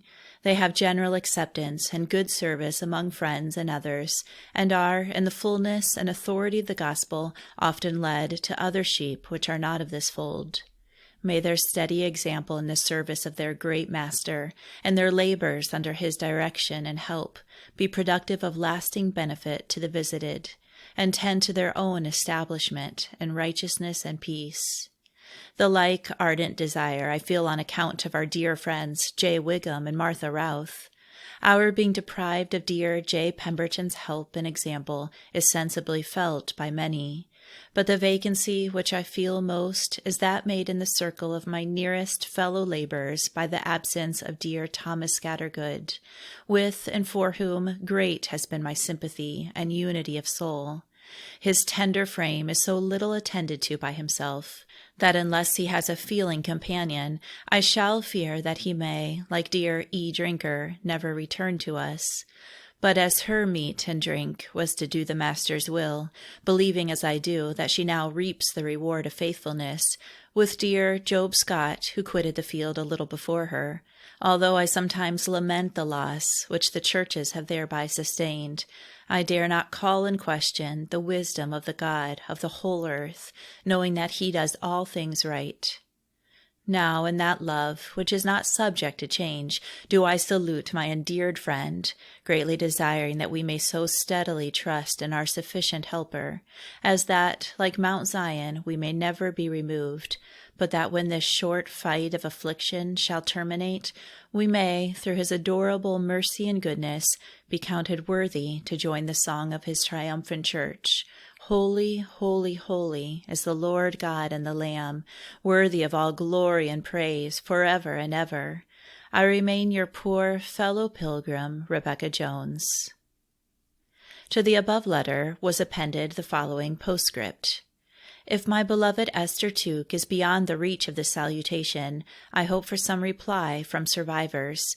May a double portion of her dedicated disposition rest on all her family, says poor Rebecca Jones. The foreboding implied in the postscript was to Esther Tuke blissfully realized, she having, before the reception of this letter, put off the earthly tabernacle, in which it had been her chief concern to do the will of him with whom she was favored to partake of communion large and high. And before Rebecca Jones' salutation had been wafted across the ocean, she had doubtless been led by him who is in the midst of the throne to living fountains of water, and had joined with the redeemed of all generations in the holy anthem of the triumphant church. Speaking in a letter to Christiana Hustler, 1st month, 26th, 1795, of her daughter, Sarah Hustler, subsequently an eminent minister of the gospel, Rebecca Jones says, "May she allow the candle to stand in its allotted place, that so the light of her innocent, upright, and humble example may become happily influential on the spirits and conduct of the younger children. I am rejoiced in hearing that she has wisely submitted to the appointment of your monthly meeting and the call of the collective body at your last yearly meeting, and trust that as she offers herself willingly and devotedly to the Lord's service, she will be strengthened to do what her hands may find to do. So will her peace flow as a river, and her righteousness, those successive acts of obedience which may be required of her, follow in succession as the waves of the sea." In the same letter, she says, "Samuel Emlin's son is on the eve of marriage with Susanna Dillwyn. They are a hopeful couple. Ray King is lately married to one of my old scholars, Anne, only child of William Wilson, a valuable elder of this city, a choice girl, and the only daughter of my late, much-loved friend, E. Drinker, is to be married next week, agreeably.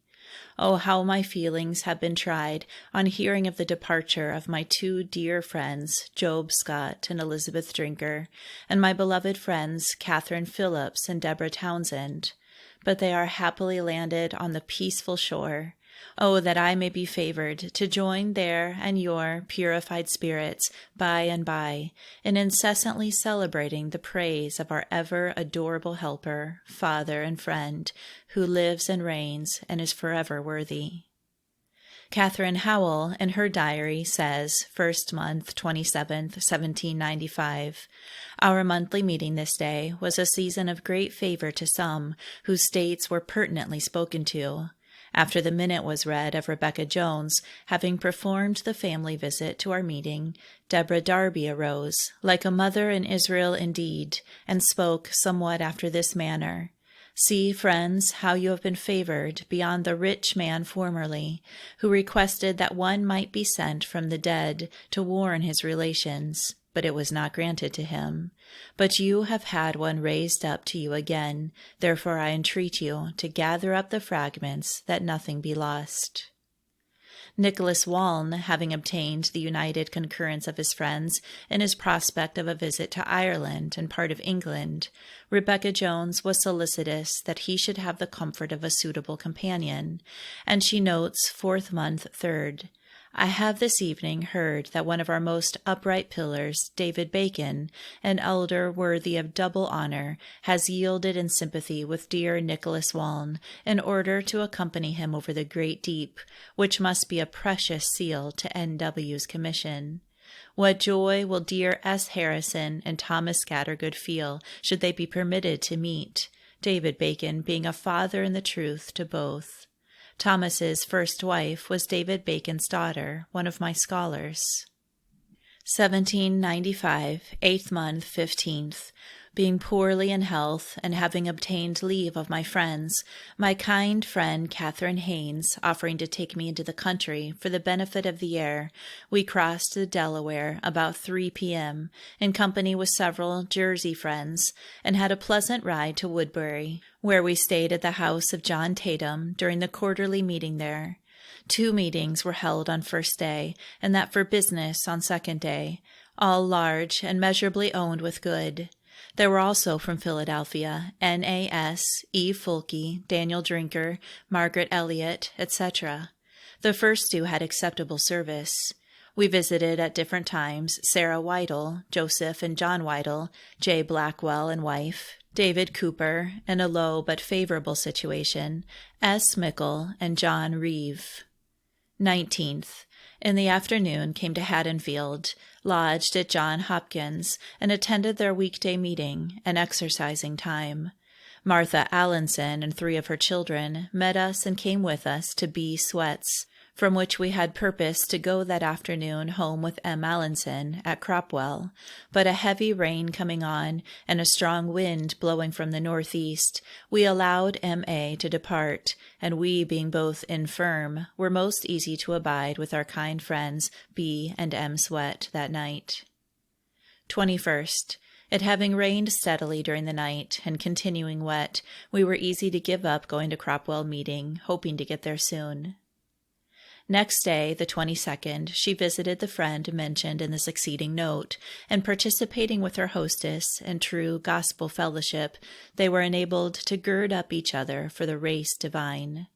At the dinner table, before partaking of the repast, Rebecca Jones commenced with referring to the provision which is now graciously offered to our acceptance, and spoke with a weight and solemnity which remained, through many years of vicissitude, impressed upon the minds of those who were gathered around the board. 22nd. Went to Martha Allinson's, and after an open time there, D.A. took us to Burlington, where we attended their 2 meetings on the 23rd, being first day. We went home with John Cox and lodged. Next day dined at John Smith's, and came in the evening to Burlington. 25th. Concluded to stay till tomorrow, when, if most easy to go to Buck's quarterly meeting, we shall have but 7 miles to go, and John Hoskins has agreed to go with us. Her diary, which breaks off abruptly, was probably interrupted by illness. After attending Buck's and Burlington quarterly meetings and spending a short time in Bucks County, she returned to her home with an intermittent fever. In a letter to Joseph Gurney Bevan, 5th month, 22nd, she says, "The affecting accounts of dear John Pemberton's departure reached us 2 weeks ago. His wife has kept her room ever since, and with many others is sorrowful indeed. On his account there is, I trust, no cause for mourning. He was a brother, beloved and honored by me. If dear George and Sarah Dillwyn are with you when this comes to hand, tell them that I continue to love them as a sister, and that I also continue in the belief that if their lives are spared a little longer, they will return to dwell among their own people." In the same letter, referring to business affairs in Philadelphia after the yellow fever, she says, "The spirit for building, for purchasing and selling estates is amazingly great. Every article in housekeeping is so raised in price that one might almost fancy oneself in Great Britain, and be awake, too, so that I, with others, am of the mind that the present face of things will be changed, though the time, as well as the manner, I desire to leave." Expressing a wish to be at New England yearly meeting, if it were my proper business, she adds, "At present I have not much prospect of going from home, and yet I hardly think I shall be allowed to stay all summer in port. I am wearing away gradually under a load of complicated trials, some of which have been more pinching than any preceding, so that did not he who is touched with a feeling of our infirmities condescend to succor and sustain marvelously, I should sink below hope and faint in this day of adversity. May all things which are permitted and dispensed in unerring wisdom work together for my increasing fitness to enter into everlasting rest when this sore fight of affliction is over, is my fervent prayer." Extract from a letter from Sarah Harrison to Rebecca Jones, Leeds, 4th month, 7th, 1796. I do not wish to burden you with my troubles, for I find you have enough of your own, and my feelings are awakened, and my sympathy has been renewed with you in the late fiery trial through which you have had to pass, though I know not from where those bitter waters spring, and therefore I am a stranger, that is from information, to the nature of the case. But as I was pondering it in my mind this morning, the language of the apostle was brought with some degree of clearness to my remembrance, inducing me to take up my pen, poor as I am, just to remind you of what he says. Think it not strange concerning the fiery trial which is to try you, as though some strange thing had happened to you, but rejoice, inasmuch as you are partakers of Christ's sufferings. And indeed it is good for us, on such occasions, to remember who it was that suffered so great contradiction from sinners, even from one who had dipped in the dish with him, which we may suppose made it harder to bear than the same treatment from a professed enemy would have been. For as said David, if it had been an enemy, I could have borne it. And among the many perils that Paul met with by land and by sea, he looked upon them that were brought upon him by false brethren to be the worst. Dear friend, if you have been tried with anything similar to what I have hinted at, and your soul made sorrowful by any of those with whom you have heretofore taken sweet counsel, and you have in those days gone up to the house of the Lord in company, you are to be felt for, and I do feel for you as much as my nature is capable of.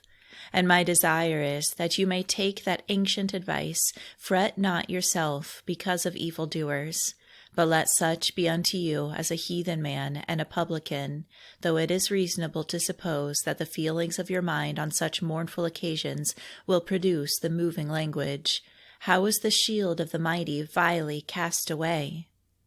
Well, what more shall I say upon an unknown subject, except it be, fear you not, for though thousands may fall by your side, and 10,000 by your right side, none of these things shall come near you, only you shall see them with your eyes, and may have to go heavily on your way on their account.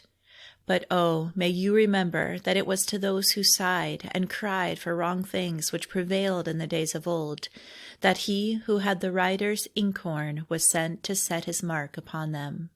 And with him there is neither variableness nor shadow of turning. So cast not away your confidence, but trust in the Lord forever. On my own account, I have reverently to acknowledge that he that is mighty has done great things for me. He has taken me as from the dunghill, and set me among princes. The consideration thereof has often humbled my mind, and leads to the inquiry, what shall I render unto you for all your benefits? And persuaded I am that nothing short of the dedication of my whole heart will be accepted, and I am very sensible that the time is coming wherein I shall stand as much in need of the prayers of my friends as I have at any time since I left home. And therefore I most sincerely desire to be remembered by you, and by all that desire my preservation. In this year died Catherine Phillips, formerly Payton, whom Rebecca Jones called my beloved parent in Christ, through whom I received the first awakening stroke.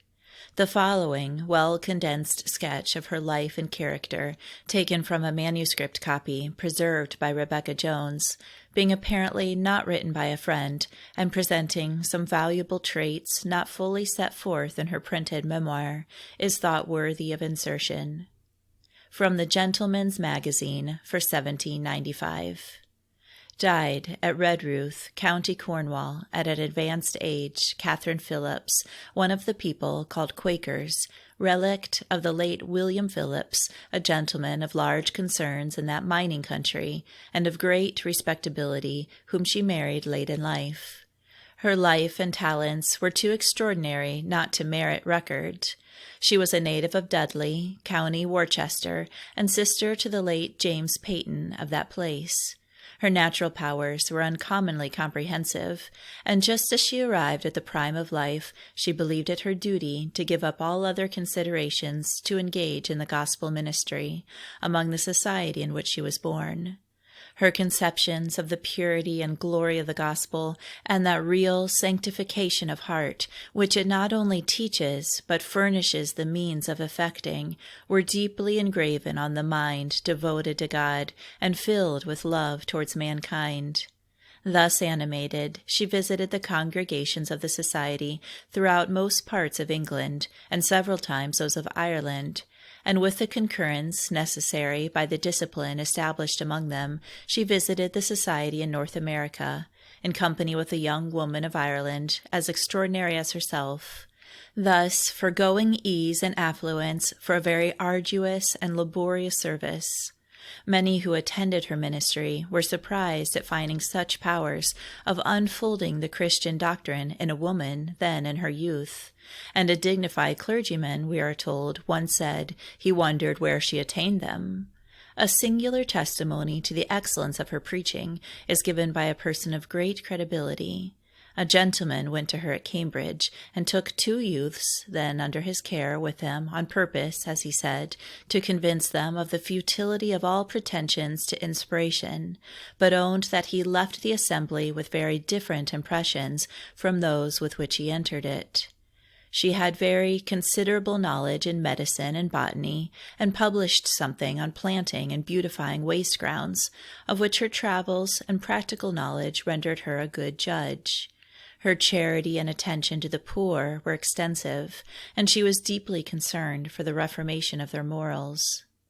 With this in view, she drew up an address to the gentlemen of Cornwall, who were met a few years since on the mining concerns in those parts, and on the agitation of the public mind since the French Revolution. She wrote to the miners to convince them of their duty and interest in studying to be quiet and mind their own business.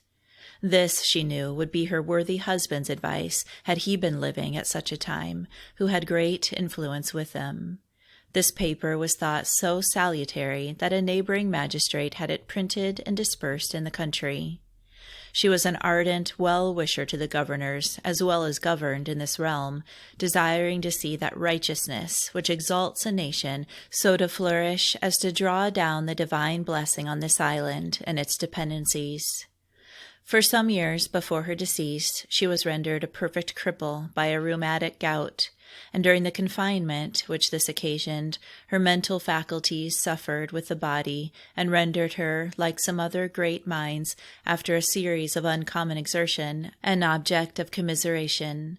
From these clouds, however, she at times shone forth again, and wrote with precision on the subjects alluded to, and also a tract to show why the Society of Friends should not fully unite with the Methodists in their missions to America and the Indies.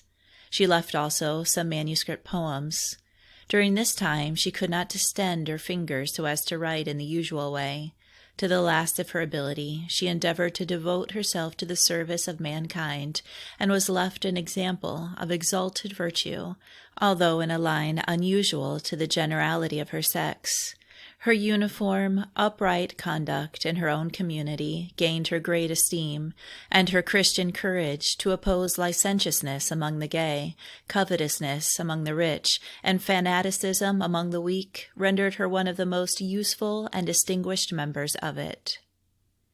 From New York, where she appears to have been attending the yearly meeting, accompanied by Catherine Haynes, a minute from her monthly meeting being sent after her, she writes, "To Henry Drinker, 5th month, 27th, 1796. 'Tis expected the yearly meeting will close tomorrow. It has been large, and so far as my weak judgment goes, a solid, instructive time, though by reason of an attack of chill and fever, I was prevented attending on 3rd and 4th days, since which I've just made out to get to meeting in C. Haynes' carriage, and returned immediately to my chamber at E. Prior's, where I have all necessary attention and care. Your messages of love have been given to all intended, except H. Barnard, who is also laid by through indisposition. She was, however, at meeting this morning, and spread a concern before the meeting, with which Martha Routh and myself could not fully accord, yet in sympathy with her, and at her request, we bore her company into the men's meeting, where it was decided against. I hope she will be relieved thereby. Your account of the departure of our dear friends, and that they went out on 7th day, was gratifying to several friends here, particularly J. Wigham and Martha Routh. These dear friends, with myself, have a treat in the company of William Roch, who arrived here on 7th day. He looks, I think, full as well as before he went to France, only that his hair is a little changed. If my health should be restored by the early part of next week, I hope to turn homewards, though I may, perhaps, stop a few days at Rahway." After referring to the removal by death of some friends, she continues, "But I consider that it is but a little while that we, who are now moving about, shall have the opportunity of evincing, to such as are advancing on in the stage of life, that we prefer the welfare of the cause of truth to our chief joy, and in so doing be laying up a good foundation against the time to come. Therefore, my humbled spirit craves that I may, in an especial manner, cleave closely, now in my declining age, to that good hand which in early life visited and bore up my tribulated soul, which has been with me in every varied scene, and which is still to me, however unworthy, the alone helper, the physician of value, the unfailing friend. May the sense of his unmerited kindness keep me through the remaining part of my painful pilgrimage, where only, as I am abundantly convinced, is safety, even in a state of humble watchfulness and childlike simplicity, weaned from all creaturely dependence and fully resigned to his blessed will in all the future dispensations of his unerring providence. And finally, allow me just an admittance within the gates of that holy city, towards which, with longing desire, the eye of my soul has been turned since the 16th year of my age. Unite with me in desire, my dear friend, for this, that without seeking great things for myself, I may devote myself more faithfully as the evening approaches, in seeking after an establishment in his favor, which is better than life, and which, if but happily obtained, will more than compensate for all that my poor, exercised spirit has endured for more than 40 years, being the crown that will never fade, but abide forever and ever. If I have exceeded, tell me so, and believe me to be your much obliged and sincerely affectionate friend, Rebecca Jones. 5th month, 30th, in a letter to Bernice Chatton, she mentions that although she had suffered with an attack of chill and fever, she attended all but 3 or 4 of the sittings of the yearly meeting. We have had, she says, a large and solid meeting, and last night a parting meeting with the youth, which was a blessed season, in which I thought of you, with strong desires that your tender mind may be duly impressed with a sense of the Lord's preserving goodness and fear, and be kept in a watchful, innocent state. Hereby will my joy be greatly increased. John Wigham lodges at John King's, William Roch and his daughter Mary at John Murray's, where also Martha Routh and her companion L.R., so we are scattered about. I hear that R. Catherall, sister to Dr. Catherall and niece to Hannah Catherall, is going fast. So you see, my dear, that the youth, as well as the aged, are called away, that we need all endeavor to be in readiness to meet the Lord in the way of his coming.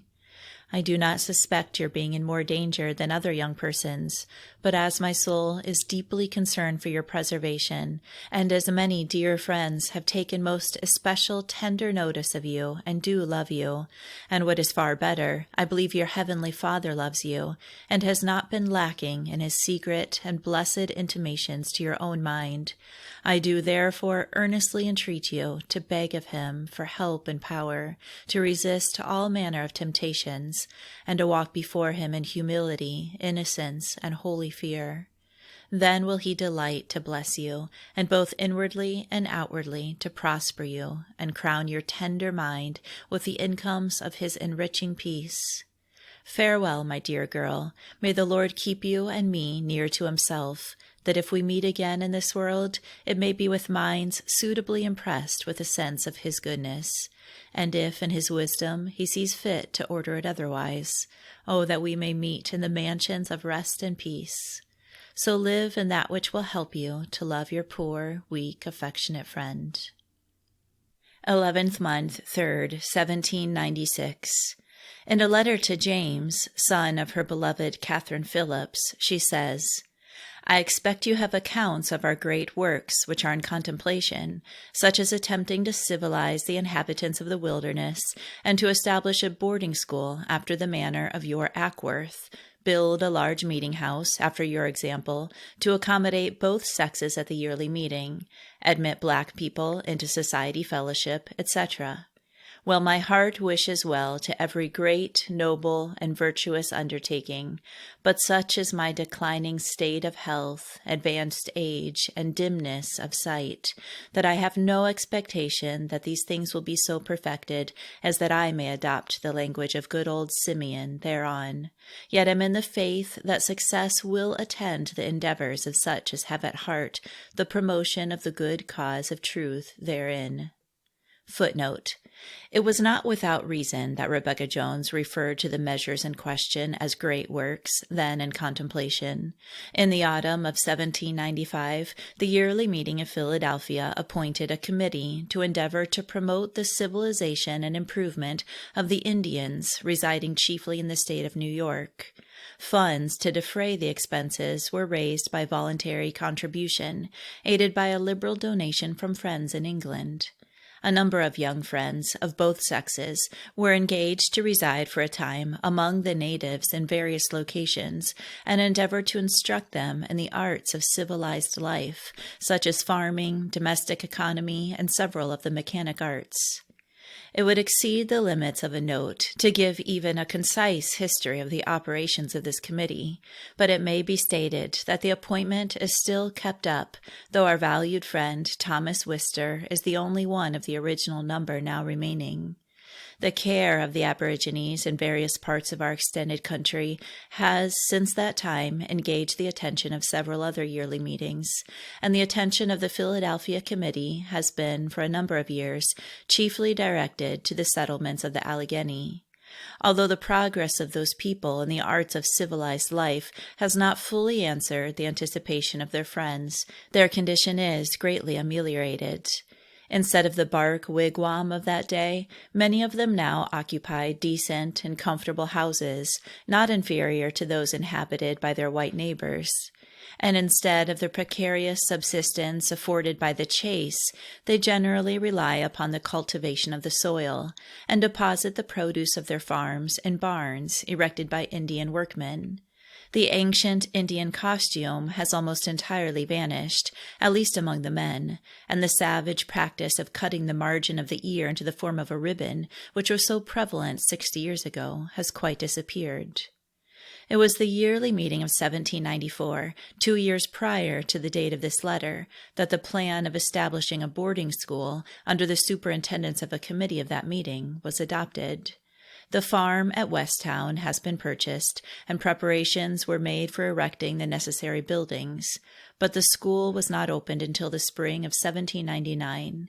The important benefits which that seminary has conferred upon our religious society, and the stimulus which it gave to education among friends, are too generally known to require particular notice in this place.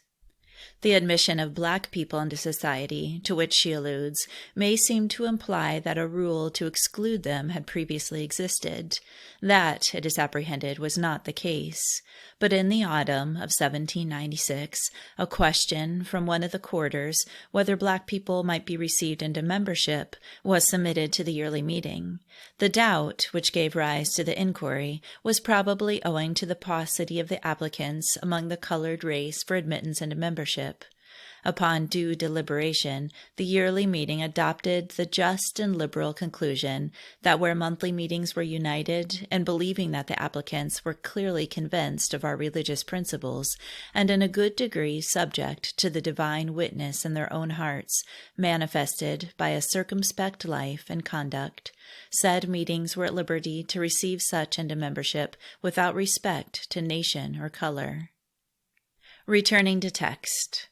It may be briefly noted that Rebecca Jones was greatly interested and much consulted in planning the building at Westtown, in arranging the rules for the government of the school, etc.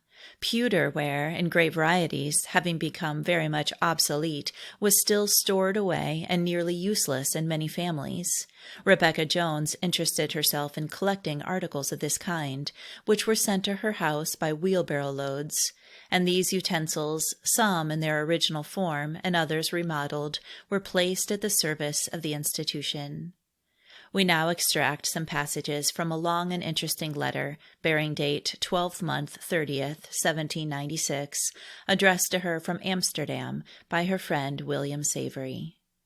From William Savory to Rebecca Jones. It has been a consolation to my spirit to feel you interested as a partner with me in my present engagement, both before and since I left my dear native city. Yet that feeling always brings with it a sense of my own unworthiness. I love you as an elder sister whose counsels, drawn from long experience, have often been a comfort to me. Your account of your journey to New York and the movements of our brethren and sisters to and fro in the Lord's service was acceptable, all but that part respecting your being afflicted with a fever. Subsequent accounts give me hope that you are recovered. Dear Rebecca, your pen was rightly directed when you wrote that it would be a comfort to me to know that our holy shepherd has not forsaken the flock at North Meeting. They have been long and tenderly endeared to me in bonds of gospel affection. My spirit often accompanies you when I apprehend you may be assembled. Though preciously visited young of the flock, both of that and the other meetings in our beloved city still lie very near to my heart. May the good shepherd of the flock protect and defend them from all that would hinder their progress in the way of present peace and future glorification with him. Please convey my unfeigned love to as many of them as may be convenient. It would not comport with the bounds of a letter to particularize. Footnote. This message was communicated to the Women's Monthly Meeting by Rebecca Jones in a remarkably sweet and heart-tendering communication. She had risen to speak to business, but her exercise soon extended beyond what was her prospect on rising, and while the words flowed from her lips like oil, her persuasive eloquence deeply affected many hearts. She mentioned the reception of this letter, the place of its date, etc., the writer thereof being very highly beloved by the congregation. There were giants in those days. Returning to text. With regard to myself, I shall tell as concisely as I can how I have fared. We had a pleasant and agreeable passage of 4 weeks, after which you may have heard that I stayed about 7 weeks in England and had several appointed meetings in Liverpool, Birmingham, and London, which were large. It appears to be a time of openness to other professors in England. This was an unexpected service to me. I humbly hope the cause of truth was not wounded.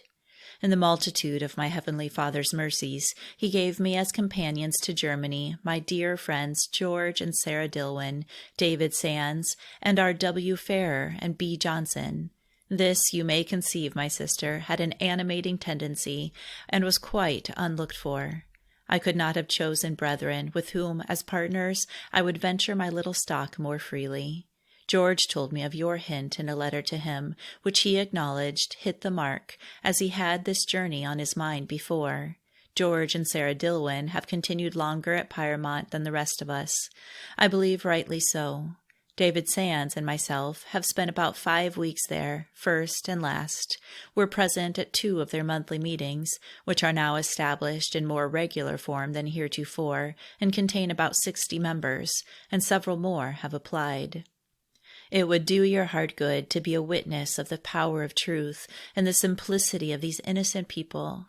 As we stood round the grave of dear John Pemberton, something solemn accompanied, with a comfortable evidence that he was landed through many tribulations in the arms of everlasting mercy. There is a little flock at Minden, one at Hanover, and one near Hertford, that kept up meetings in the manner of friends, and all over this country where we have been there are more or less pious people, separatists from outward forms. Some are attached to the mystic writers, Jacob Behmen, Lady Guion, etc., but appear to be honestly inquiring for a right foundation. By these we have been received with open arms, and by the people at large with much civility and respect, as well as the great and officers of the army, etc., as the poor. David Sands and myself have been led much in one line of service, and have been nearly united in traveling together about 1,000 miles, having our 2 companions, and Louis Seckham as an interpreter. For though I have sometimes interpreted for my friends, as well as delivered my own concern in meetings, yet I do not find myself perfect enough in the German to refuse an interpreter, especially such a one as L.S., who has a peculiar talent for it, and enters into the subject feelingly with us, so that I think he loses nothing. This may be an encouragement to some of my fellow laborers who may have a concern to visit this people, and who are unacquainted with the German. In several places, the tender people at parting expressed a hope that the Lord of the harvest would send more laborers among them, and I cannot doubt that if friends stand open to the pointings of truth, their desire will be answered.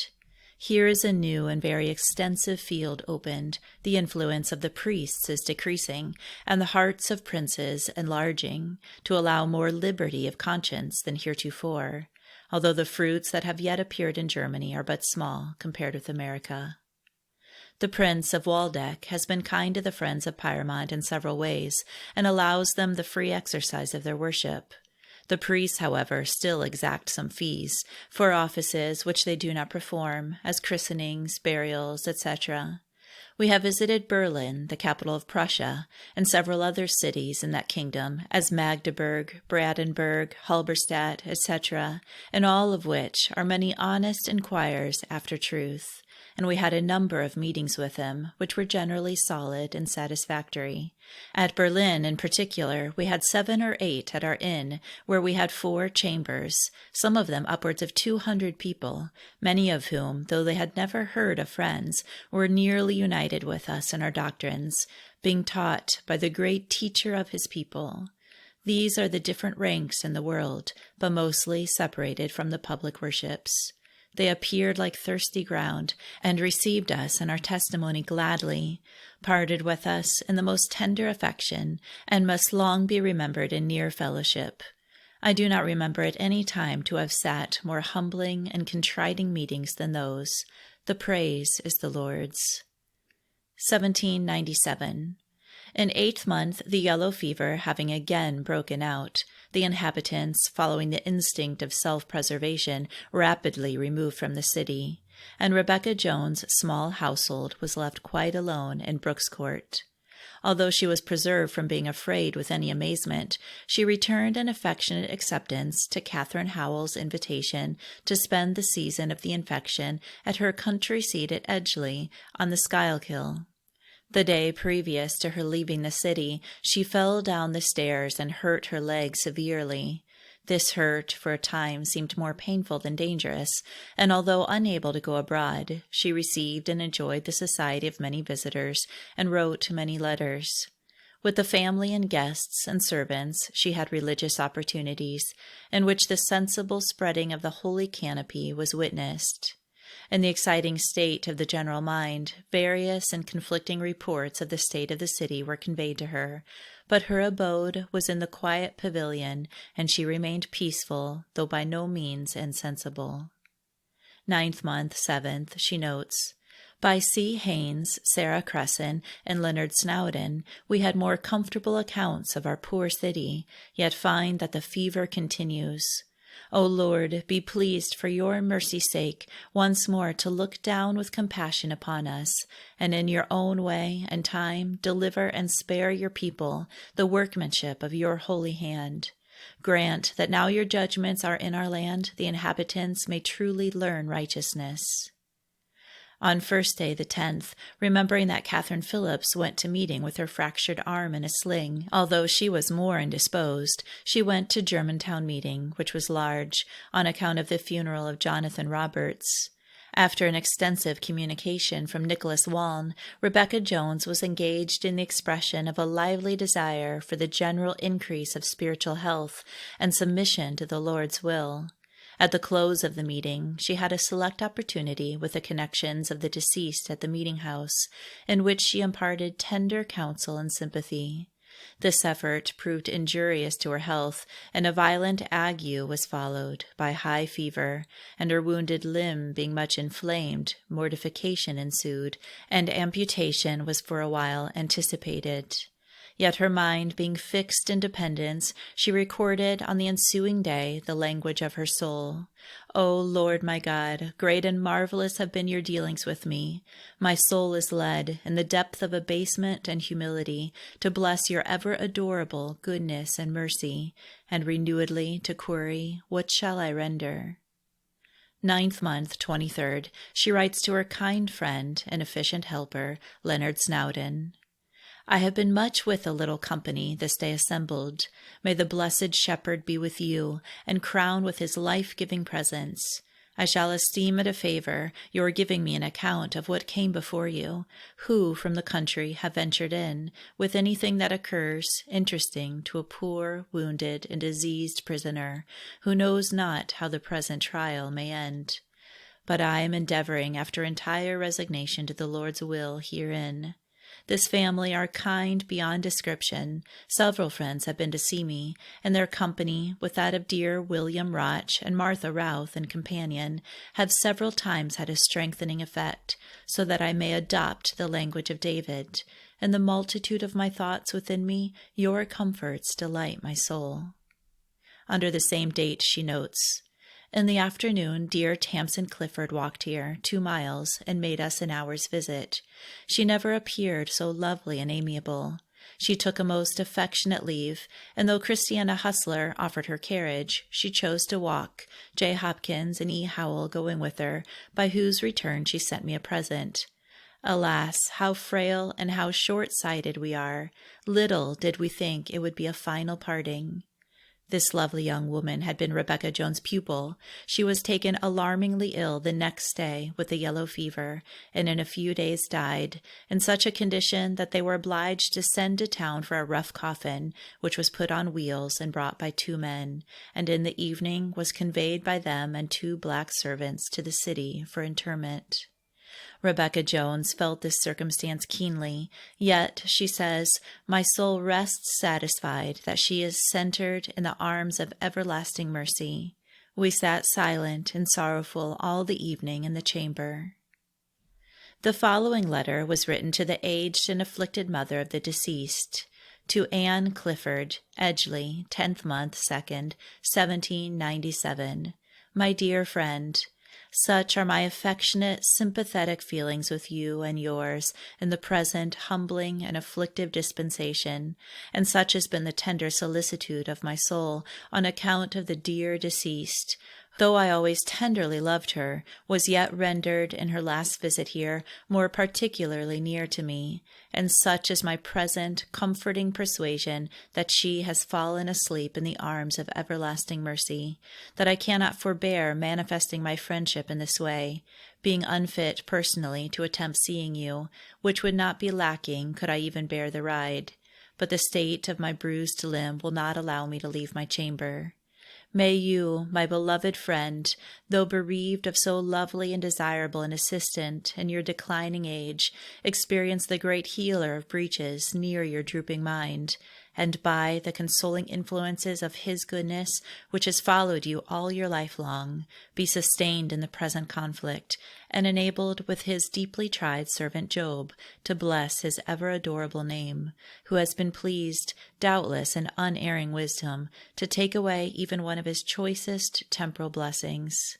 And may all her tender relations look up with submission and dedication of soul to the one inexhaustible source of all that is divinely good, that he may be graciously pleased so to bless and sanctify this precious, grievous affliction, as that they may happily witness it to work for them a far more exceeding and eternal weight of glory, is my ardent desire. Your endeared friend, Rebecca Jones. The yearly meeting occurring during her imprisonment at Edgeley, her counsel was sought by various friends. Martha Routh made her several visits, in one of which they took a solemn and final farewell of each other. On the 13th of 10th month, her friends were cheered by seeing her seated by the parlor fireside. On the 22nd, C. Howell notes, Rebecca Jones had a precious opportunity with the whole family collected this evening. Addressing the servants particularly, she said that though they might think that their advantages were not equal to others, yet this was not the case, that they were on a level with the king, having the same principle placed for their guide that he had, which when a wrong word was spoken, reproved therefore. To a colored man who had lived in the family more than 20 years, she spoke encouragingly and was afterward fervent in supplication. On the 26th of 10th month, having left the house but twice since she entered it, she took leave of her kind friends at Edgeley, reciting, as she parted, the words of Paul, The Lord give mercy to the house of Onesiphorus, for he has often refreshed me, and was not ashamed of my chain. Adding that whether for the accomplishment of complete sanctification their passage should be made rugged or smooth, it would not be long before, if faithful, they should enter into peaceful eternity. Alluding shortly after in a letter to Martha Routh to the mitigation of her lameness, she says, with that play upon words, pleasantly turning a trite subject into seriousness, which characterized her conversational and epistolary style, "What cause have I to walk softly, carefully, and humbly all my days? I wish I could say that a desire of this sort was evident in the conduct of the people at large. But alas, I fear a greater chastisement will be found necessary, more availingly to teach them righteousness." The Life and Letters of Rebecca Jones, Chapter 11, 1798 to 1799. Rebecca Jones was in person as in mind finely majestic. In her earlier years, and until her embarkation for England, she was slender, but at her return and for the rest of her days she was much increased in size, and was lame from rheumatism, which was contracted in Ireland by sleeping in damp beds. Her manner was marked by ease and grace, and in honor, preferring others to herself, the gentleness of her master was conspicuous in her. Yet there was without assumption on her part a queenly dignity, an ensemble of nobleness, which drew from all the willing tribute of respect. "Here sits our queen upon her throne," said Thomas Scattergood playfully, as he entered her chamber in her declining years. Footnote: This visit of Thomas Scattergood was during the week of yearly meeting in 1814, and the last time he was out of his own house. Returning to text. "Ah, Thomas," she replied, "sometimes my palace, sometimes my prison. Oh, it is well that you bowed to the convictions of truth in your early days," said Samuel Emlyn, Sr., as they started from her dwelling to walk to the second-day morning meeting in Chestnut Street. "For you would have been a most powerful instrument in His Satanic Majesty's hands." And truly, the qualities which through grace enabled her so conspicuously to adorn the doctrine of God our Savior, had they remained unsanctified, would have rendered her influential for evil and injurious, as was Saul of Tarsus before he yielded to the heavenly vision. She had a striking and significant way of expressing her thoughts, which flowed from a mind of great originality and power. In her ministry, she was particularly clear of expletives or superfluous expressions, and the solemnity of her manner and the genuineness of the gospel message which she eloquently imparted impressed the audience with a sense that she was addressing them under the commission of the King immortal, invisible, for whom she was an ambassador. At such times, an influence accompanying the sound of her voice seemed to fill the house, and hence an impression was produced which the mere repetition of her words, especially to those who did not know her, would fail to convey. Her religious communications, in which she was not very frequent, were remarkably untinctured by what is significantly styled creaturely activity, and even the very young were overawed, their attention was riveted, and their tender minds were enlightened. So evident was it that the Holy Spirit spoke through her. When moved, as mouth for the people, to address the throne of grace, her petitions were indescribably solemn, and may be classed with the effectual, fervent prayers of the righteous, being signally owned by the alone author of availing prayer. Nor was her mission confined to the public ministry of the word. It was a prominent part thereof to carry the consolations of the gospel to the abodes of suffering and the chamber of death, and being wise and endued with knowledge, possessed of social qualities and of personal and mental traits which could not fail to impress and influence her associates, she was enabled, by keeping her eye upon the holy pattern, to maintain a godly circumspection, and to show forth out of a good conversation her works with meekness of wisdom. Our portrait would be incomplete should we fail to describe her as being, in doctrine, uncorrupt. Receiving in the fullness of his mission the Son and sent of the Father, the Savior of the world, in whom, while yet in the form of a servant, dwelt all the fullness of the Godhead bodily, her faith in him was complete and perfect, and she lived by faith. believing with her heart unto righteousness, and with her mouth making confession unto salvation, and free from the tendency of narrow minds to hold the truth in parts, she brought extraordinary qualifications to her aid in yielding to the heavenly call. Negotiate between God and man, as God's ambassador, the grand concerns of judgment and of mercy. She was eminent for pleading the cause of the poor, and for acting, as we shall have occasion to notice, as an almoner to the rich. And to those who were in affliction, she was an unwearied and tenderly sympathizing friend. Being prepared by her early experience to appreciate the privilege of visiting those whose goings were established in the way of life and salvation, she had resolved that if ever favored to have a house of her own, it should be open to all who wished to seek the society of the serious. To this she adhered. Her mansion, though small, was freely open to all who desired her society, or who were in distress of any kind from mental or physical causes. She was known to be confidential, and the afflicted were bold to open freely their situation to this mother in Israel, as she might, in an extended sense, be called. Among many instances of the confidence which was freely reposed in her by all classes, we may briefly narrate the following. At the corner of Brooks Court and Front Street dwelt a wealthy West India family who had 2 female slaves, a mother and daughter. The mother went out to work, always paying her master 2 shillings and 6 for each day so spent, and saving the rest, with the understanding that she might purchase her freedom for $100. When by her exertions, aided by the generosity of some of her employers, this sum had been raised, being willing to remain in slavery that she might obtain the freedom for her beloved child, she offered to pay the money for the emancipation of her daughter Maria, a beautiful girl with light hair, soft blue eyes, and elegant form, who would have passed for a white girl. But for her $200 were demanded. This sum, in process of time, was raised and paid, and Maria considered herself free, having only her master's bare word for it. She continued in the family and was employed in needlework, which she performed with exquisite neatness. Her master's mother being about to return to the West Indies, Maria made some elegant dresses, with much ornamental work, for some connections in the islands, and having prepared them, she was sent to the vessel to pack them carefully away.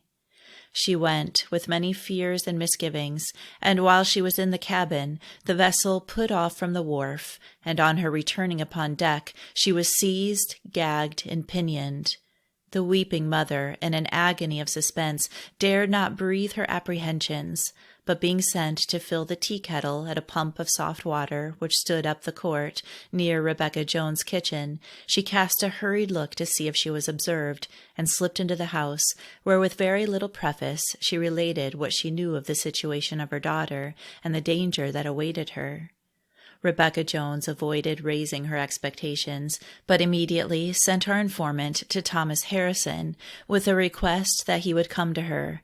She hastened upon the errand of mercy, found him in his shop, and eagerly gave him a condensed statement of the case.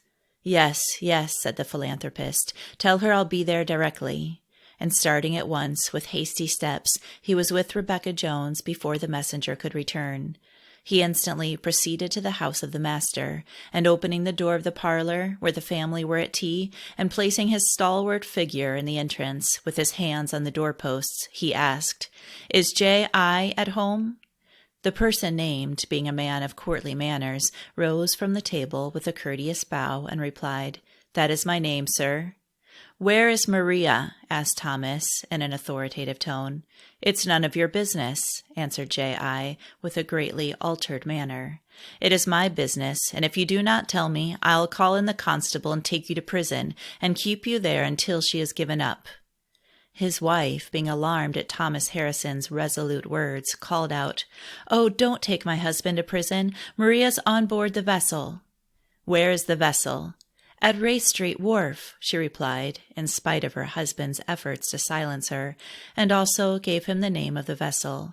He hastened to the wharf, took a boat, and was soon attempting to climb the vessel's steep sides. The captain pointed at him a musket, but he, still clambering up, coolly replied, "Shoot if you dare. You know you'll be hanged for it." Reaching the deck, he took the gun from the captain as one having authority, broke it over the railing, threw it into the river, and hastened to the cabin, where he found poor Maria gagged and the saliva running down her breast, being of course unable to swallow. The philanthropist took her to his house, kept her till the vessel had sailed, and when he had obtained legal papers of manumission, she was permitted to return to her former master in the capacity of a servant. Footnote: Though Rebecca Jones sought the assistance of Thomas Harrison as a well-known advocate of the enslaved Africans, and one better qualified than most men of that day to apply such protection to them as the existing laws could afford, there's no reason to apprehend that she would approve of the angry display of authority manifested in the breaking of the gun. However offensive the conduct of the captain, we cannot justify this hasty act. It may, however, be observed that if the circumstance occurred near the time to which the course of the narrative has brought us, the parties concerned in the attempt at the abduction of the girl were acting in direct violation of law. By the Act of 1780, sojourners coming into the state for a temporary residence and bringing slaves with them could not hold them longer than 6 months. This would seem to have been the character of the West Indian master, and of course Maria was, independently of the purchase, legally free. If the master came into the state after 1780 with a view of a permanent residence, his slaves became instantly entitled to immediate freedom. And even if the girl was legally a slave, the attempt to carry her off in that manner subjected both master and captain, under the law of 1788, to a penalty of $200. Thomas Harrison was fully acquainted with the laws which were designed for the protection of the colored race, and was not slow to perceive the power which the violation of those laws had put into his hands. Hence the authority assumed at the house of the master and on the deck of the vessel admits of an easy explanation. Returning to text. The following entry in her poor Will's pocket almanac for the year 1798 is the only metrical attempt by Rebecca Jones which has come to our knowledge. And now begins another year, lest I should fail, I almost fear. My resolutions now are good, but of himself has no man stood. To you, O Lord, my soul does look, all other help I have forsook. Therefore on you will I depend, my sure, my everlasting friend. 1st month, 1st, 1798, 4:00 p.m. Albeit her character as a wise woman may be best sustained in her prose, and although we admit the New Year resolutions to be better than the poetry, we presume that our readers, most of whom are supposed to have tried their own hand at it, will pardon a solitary essay at rhyming during a life of nearly 80 years. 4th month, 25th, our monthly meeting. Mary Pryor, remarkable in intercession for her own land, that judgment may be mixed with mercy, and that 3 capital crimes, the slave trade, war, and tithes, may be removed. Also that her beloved husband and children may be supported through every conflict, a solemn and heart-tendering season. 5th month, 8th, M. Pryor, in supplication at the youth's meeting for her own land, for friends there, for the king, that evil counselors may be removed from him, and for her husband and children. Nicholas Waln at the close of the meeting, in like manner for our land and rulers. Truly it was a solemn time. Rebecca Jones, in another place, notes the arrival of Mary Pryor on the 14th of 3rd month, after a passage of 13 weeks, having been shipwrecked and taken in by Captain Macy. The ship in which she embarked was a leaky, unseaworthy craft with a drunken captain. Mary Pryor, being the only female on board, a young nobleman, who to this time had been irreligious and dissipated, attached himself to her with the tenderness of a son, and to the effect of her religious labors for the conversation of his soul soon became apparent. Very early in the voyage, a steady use of the pumps was found to be necessary, to which work our friend stimulated the oftentimes discouraged sailors. When at length it was found that, with all their labors, the water gained upon them, and the vessel continued gradually to sink, the hands seemed determined, in utter despair, to relinquish their efforts. The young man told M.P. that they two should sink together, and that his only hope was in clinging to her. She urged the men to continue their pumping for 2 hours longer, and during this interval a sail was seen. A distress signal was fired, and when they saw the vessel bearing toward them, they continued to fire guns in rapid succession. The captain and sailors seemed impressed with the idea that the presence of our friend had been the safety of them all, and that while she remained on board they would not sink. And when the first boat was ready for transferring them to the new floating habitation, the captain would not allow her to enter it, insisting that she should remain on board till the last person had left, saying, "The ship won't sink while she's on board." The young man already referred to took her into his arms and sprang into the boat. She saved nothing but what was about her person, except a parcel which Thomas Scattergood had entrusted to her care for his wife. Her certificates were in her pocket. Captain Macy's vessel was well loaded with oil and codfish, barely sufficient space being retained for the accommodation of the crew. With such an addition, the room was insufficient, and they were obliged to submit to great inconvenience, lying on the codfish and wherever any space could be found. Every person on board was necessarily placed at once upon short allowance. This state of things continued for some weeks, and at length they arrived at Philadelphia, landing at the wharf of Jonathan Willis, who, having heard of the approach of a vessel consigned to him, went to meet it, and noticed, as it neared the wharf, a plainly dressed woman on the deck. Being led ashore, as soon as she set her foot on the wharf, she knelt, and at once the whole crew, by whom she was beloved and venerated, reverently uncovered their heads. A stranger, thinking that she had stumbled, took hold of her to raise her, but the young nobleman, repelling the attempt, said, "Touch her not." She uttered thanksgiving to their divine preserver. James Pemberton had written to invite her to his house, but Jonathan Willis took her home with him to tea. Phoebe Pemberton soon came in her carriage and took her to her appointed lodgings, where her comfort was provided for with the greatest tenderness and delicacy. Rebecca Jones, on being informed that evening of her arrival and the attendant circumstances, was greatly affected and overcome, Mary Pryor being her beloved friend, and she hastened to visit her early the next morning. On the ensuing 5th day, Mary Pryor attended Market Street meeting. The young nobleman, her fellow passenger, hearing that she had gone there, followed her. This was his first attendance at a friend's meeting.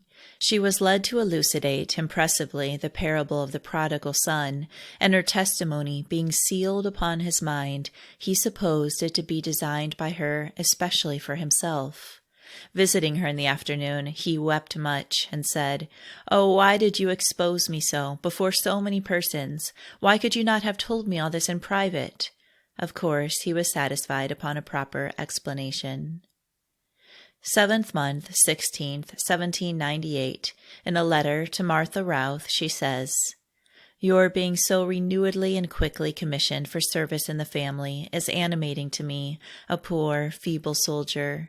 May your heart endure and your hands be strong, whatever becomes of me, who am at times in danger of casting away that shield which is covered in many battles.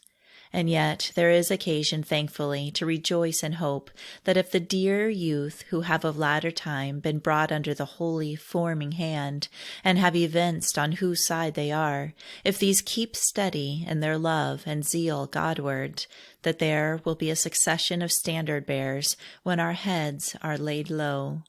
Of this number, I have a lively prospect concerning H.L. Fisher, Sally Cresson, Stephen Grillet, he is recommended as a minister, and some others in this city and county, for the preservation of all whom I am tenderly solicitous. We are in daily expectation of the return of William Savory and S. Harrison, who have been absent 6 years. The rest don't appear to be at liberty. May the labor bestowed on your land be productive of that increase of righteousness which doubtless the great Lord of the harvest designs. But as for us, I fear we are too much in Jeshurun state." Early in the 8th month, 1798, Rebecca Jones and Bernice Chatton left the city, and pausing at Frankfurt to visit Nicholas Waln, proceeded to Locust Grove, the residence of R. Hartshorne. Having attended quarterly meeting at this place, where Rebecca Jones had much service with many young persons and private opportunities, they went to the quarterly meeting at Burlington, where Rebecca Jones notes, "I met a kind, open reception." At Burlington, she writes, 8th month, 26th, to Jane Snowden. "The meeting this morning was very large. Many of our fellow citizens are here. Indeed, the town seems crowded, and more came up today. By these we hear heavy tidings that T. Paxson, S. Grellet, and others are taken down, so that my mind is clothed with sadness on account of those who remain in the city. And the prayer of my mind is that my beloved friends may be supported under this great and renewed trial of faith and patience. O poor Philadelphia, is the mournful musing of my spirit by day and by night. May its mournful inhabitants be instructed by all with which we have met in this and former years, and turn to him who smites, so as availingly to experience our only place of defense to be the munition of rocks, where bread may be given us, and our water be sure, is the petition of your afflicted and affectionate friend and sister." Returning to Rahway, she remained till near the time of yearly meeting. From this place she wrote, 9th month 11th, to Leonard Snowden. "As I sat yesterday in Plainfield meeting, about 5 miles from here, my mental visit to that small exercised remnant in our poor city was sweetly refreshing. Yes, I seemed interwoven with them in sweet supplication to the Lord Almighty, that he may be pleased in his unmerited compassion to keep you all under his holy protecting wing till the present sore calamity be overpast.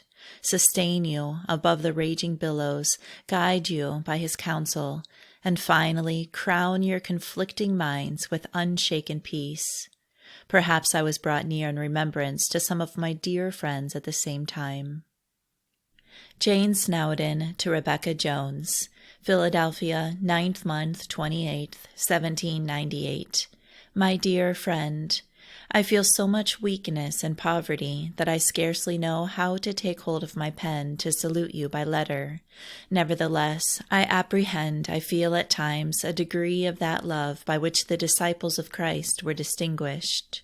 And under these impressions of endeared affection, I thought I would attempt to offer a few lines for your perusal.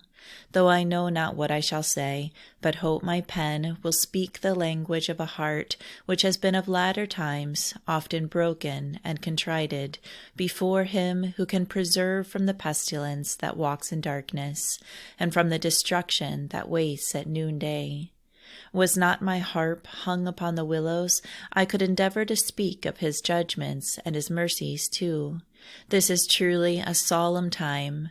The Lord, the judge of the whole earth, is speaking to the inhabitants of this place himself. Oh, that we may learn righteousness by the things which we have suffered. If the people should refuse his repeated visitations and continue to rebel against the Holy One of Israel, who could marvel if another vial of the Lord's indignation should be poured forth on the inhabitants of this land? My soul shrinks at the prospect and prays for a place of rest in the day of trouble.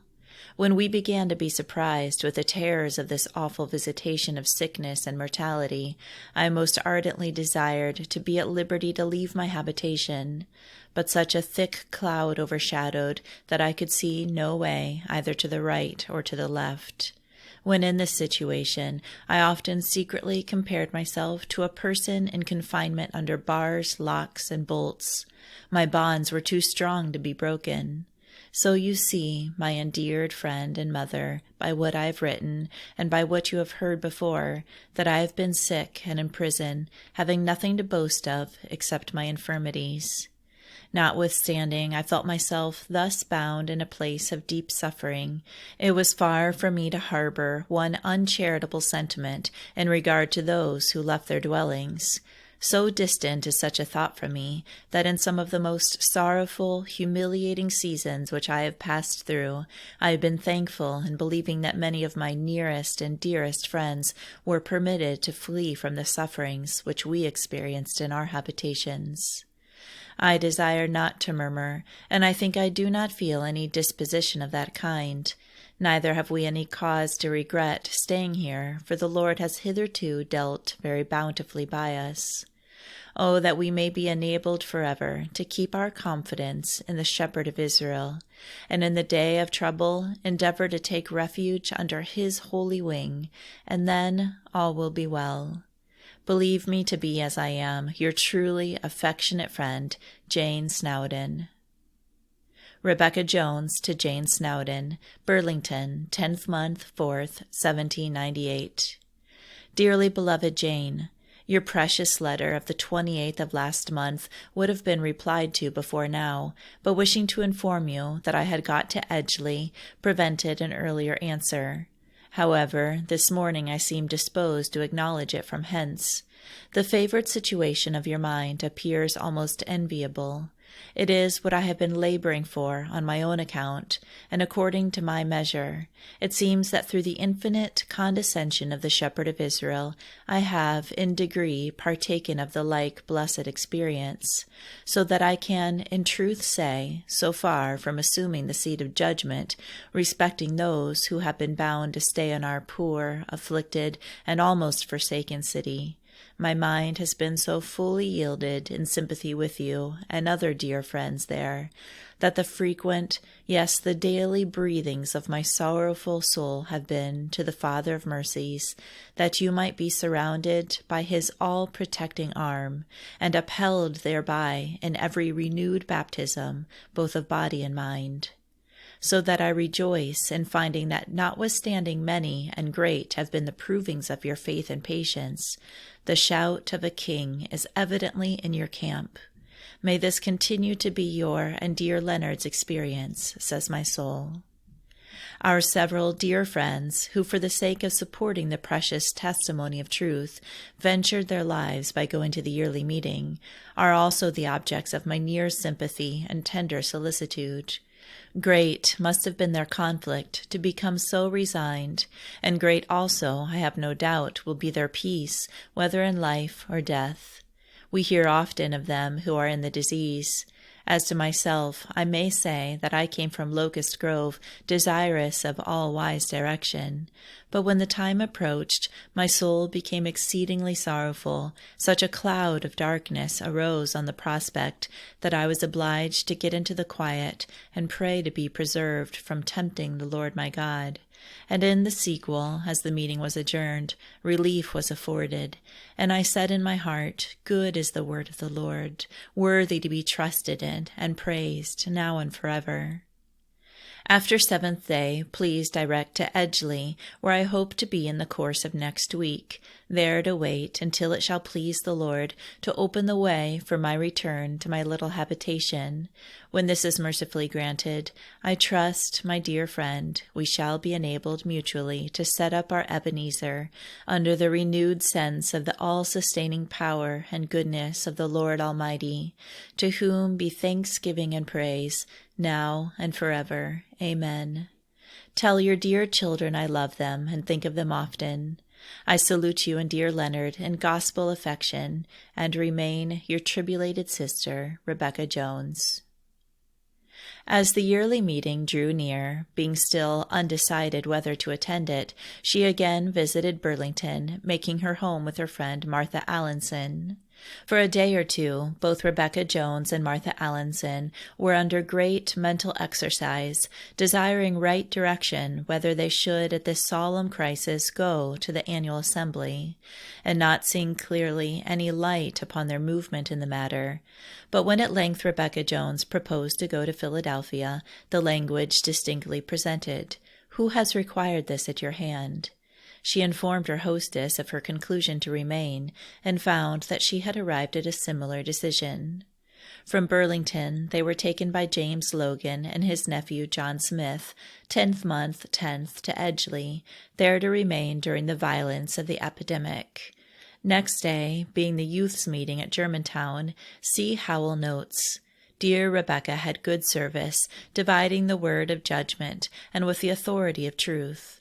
The ensuing first day, a large assembly being convened, many of whom were not of our society, Rebecca Jones was strengthened to speak in the demonstration of the Spirit, and with power, to the edifying of many, beautifully inviting the youth into that straight and narrow but peaceful way, in which she had for so many years experienced the faithfulness of him who had called her." Rebecca Jones to Leonard Snowden, Edgeley Farm, 10th month, 12th, 1798. I wrote a few lines yesterday by Joseph, and now proceed to fulfill a commission given me just as I left Burlington by my kind hostess Martha Allinson, who desired me, when I should write to you, to present her dear love, and in like manner did our worthy friends Samuel Emlyn and John Hoskins. The family of the latter are all in tolerable health, except the young woman who had been nurse to Sarah Scattergood and family. A letter had just reached Sarah from her dear Thomas, who appeared to be low both in body and mind, and in bonds in the great metropolis, not seeing his way to return with dear William Savory, yet calls himself a poor servant in waiting, and desiring that whether he may or not be permitted to see his dear mother, wife, and children in mutability, the will of his blessed Master may be done. I thought this seemed like his having some sense of what was to befall his family. Rebecca Jones to Martha Allinson, Edgeley Farm, 10th month, 12th, 1798. Dear Martha, I had not time by return of J.S. to give you a line, but am now seated to inform you that I feel quite satisfied in leaving Burlington when I did, as the weather was more favorable than it has been since, and the youth's meeting for Abington Quarter was held yesterday at Germantown, which I attended. It was a solemn time, though held for the greater part in silence. Dear H. L. Fisher had a few savory expressions therein. After it concluded, I found myself surrounded with several of my friends, fellow citizens, and others, and I believe we were mutually glad on seeing each other once more in mutability. James Cresson, Mary England, Thomas and Samuel Fisher and theirs, R. Buckby, Rebecca Archer, etc., were of the number and appeared well. Tell our dear friend Samuel Emlyn that there has been much inquiry after his welfare, and that if he sees his way to Germantown, I believe he will find an open door. My love to him and his promising children. And when you see dear John Smith, give my love to him and his. The opportunity I had with him in the ride down is pleasantly in remembrance, and my desire is renewed on his account, that now, having put his hand to the plough, he may neither look nor draw back, but in simple, childlike obedience yield to that blessed hand which will lead him and instruct him, and, O consoling thought, keep as the apple of his eye all his sincerely devoted children, even when the blast of the terrible one may be as a storm against his wall. My love is also to dear John and Ann Cox and theirs, A. Vaux, and others in your freedom, particularly to Land A. Warder, John Hoskins, S. Scattergood, and all their family. I cannot mention all that arise in view. A large share of love and gratitude belongs to you and your precious flock, whose best interest is dear to me. Salute me to worthy Jane Siddons. Accounts from our poor city are that though there is an evident abatement of the disorder, yet in the last few warm days more new cases have appeared, but that our friends were all mending. Tell dear Samuel Emlyn that I've just received a letter from L.R., who informs me that she has a letter from dear Martha Routh, 5th month 1st in London, saying the multitude, which is very large, have been fed with food convenient. It has been pleasingly affecting to behold so great a number of young girls among them, who have not only the marks of outward care, but whose countenances betray them that they are learning of Christ to be meek and lowly in heart. She also mentions being at Tottenham on first day, and gave an extraordinary account of Sarah Lynes. Also a religious improvement in many of our young women, and that there were at the yearly meeting lesser and greater prophetesses 150. I am not furnished with matter for a lengthy letter. Hope I retain the humbling sense of that mercy and kindness which I have so largely shared from the bounteous hand of our Heavenly Father, and am renewedly desirous that through increasing watchfulness and holy fear I may be preserved from swerving from His law, revealed in my poor soul with greater power, light, and certainty than in any by-past season. Wherefore my contrited spirit worships before Him, and humbly craves His blessed assistance, to enable me and all His dependent children to hold out unto the end, that so, if faithful unto death, the crown of eternal life may become our portion forever and ever. I am, dear Martha, your affectionate friend, Rebecca Jones. Martha Allinson, in a letter to Rebecca Jones, 11th month, 3rd, 1798, says, Dear Samuel Emlyn has been in to see us this morning, and on hearing your message of love says, Tell her the name of Rebecca Jones has been pleasant to me these 40 years. Tell her that I love her as a co-worker in the fellowship of the gospel, which I hope will last forever and ever. From Edgeley, she writes to a friend, 11th month, 3rd.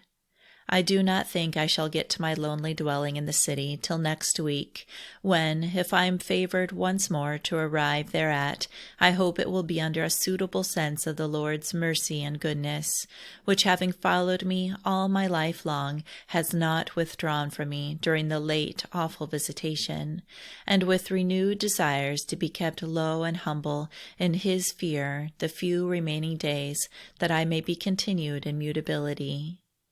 Many of our friends in the city, and several who, in support of the precious cause of truth, ventured in at the time of the yearly meeting, are removed, and these, having been faithful unto death, have, I doubt not, received a crown of life. But it is not for us to arraign the wisdom of Him whose we are, and who, most certainly, does all things well. And therefore it becomes us to submit to all His dispensations, and pray for strength daily to improve under them, that so, when the like summons is sent unto us, we also may be found ready, and through the adorable mercy of our dear Redeemer, obtain an admission into the joy of our Lord. Perhaps you may have heard that Sarah Harrison, Charity Cook, and Mary Sweat have gone to Germany and the south of France. Thomas Scattergood is low in London. Other friends there are pretty well. By a letter this day received from Sarah Dillwyn, she and George are well and in London.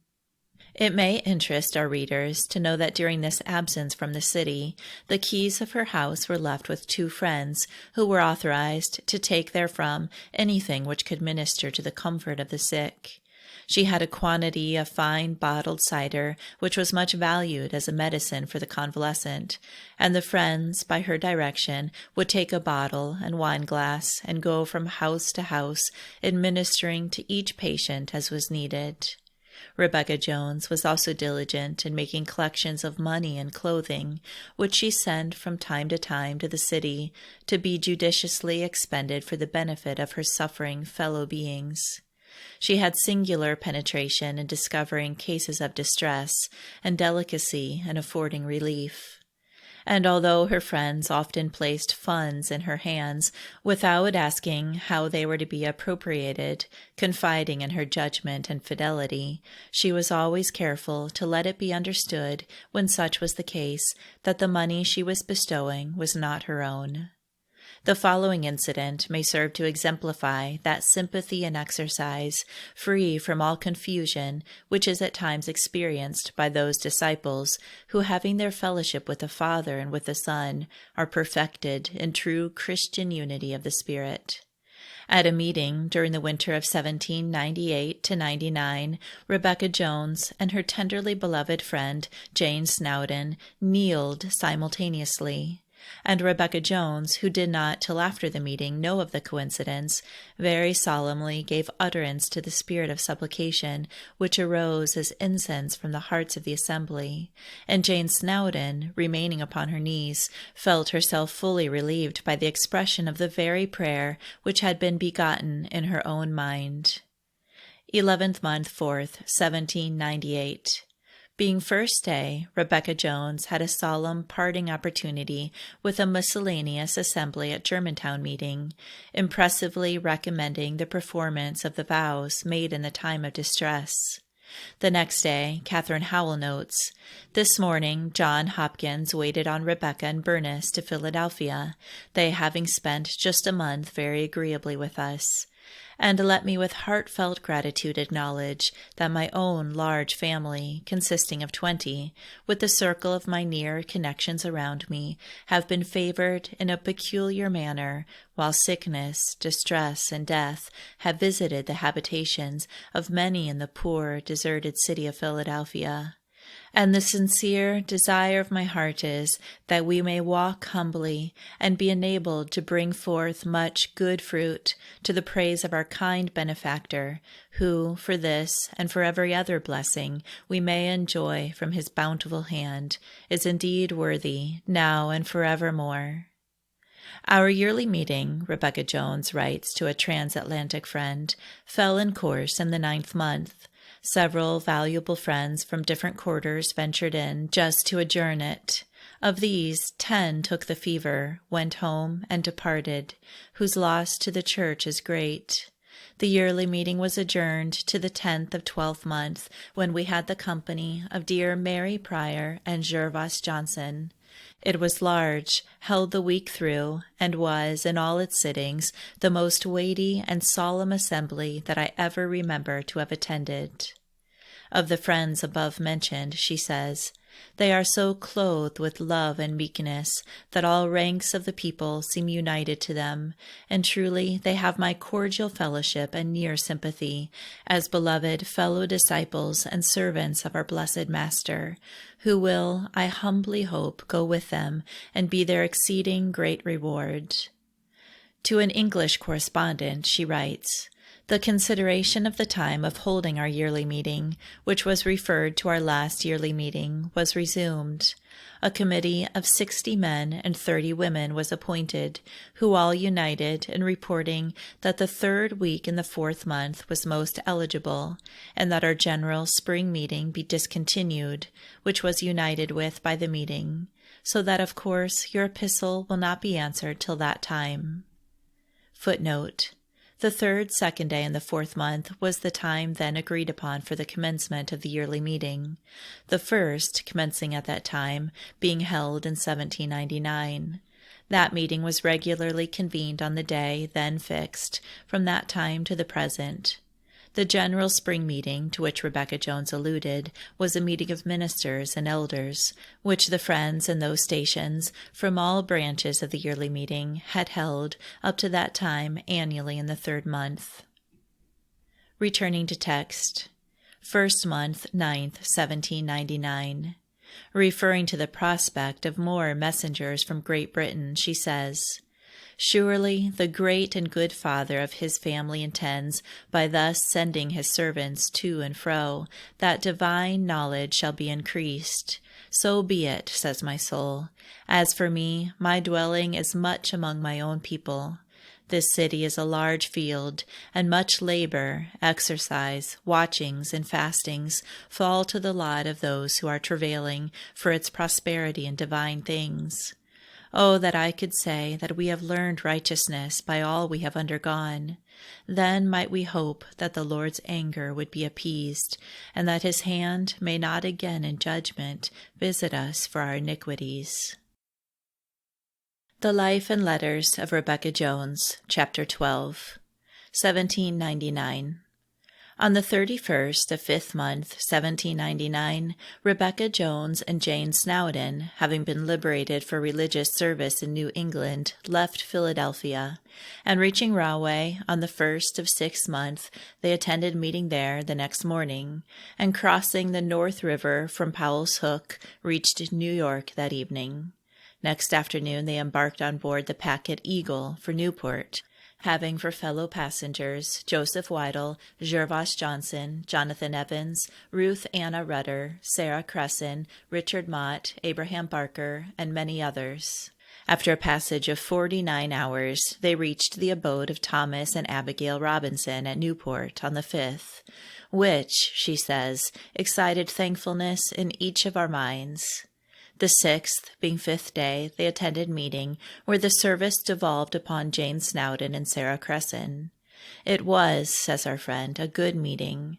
On the 7th, she says, Jonathan Evans, with Ruth Anna Rudder and Sarah Cresson, went to Cononicut, A. Robinson with them, to attend some meetings before the yearly meeting. Dear Gervas Johnson and Company went to Portsmouth. I felt most easy to stay here over first day. In the evening, we had a solemn opportunity in the family, in which Jane Snowdon appeared in supplication. Being rainy, I wrote to Christiana Hustler and others. 7th day, the 8th, towards evening, it blew a heavy storm, which continued through the night. Oh, how kind is our blessed Master to his poor servants, in that we are not now on our passage. In the letter to Christiana Hustler, she says, I have for my companion Jane Snowdon, a niece of dear Sarah Harrison, who is, in her gift and manner, enough like Sarah to be her daughter. She and her valuable husband Leonard are my near neighbors, and attached to me as to a parent.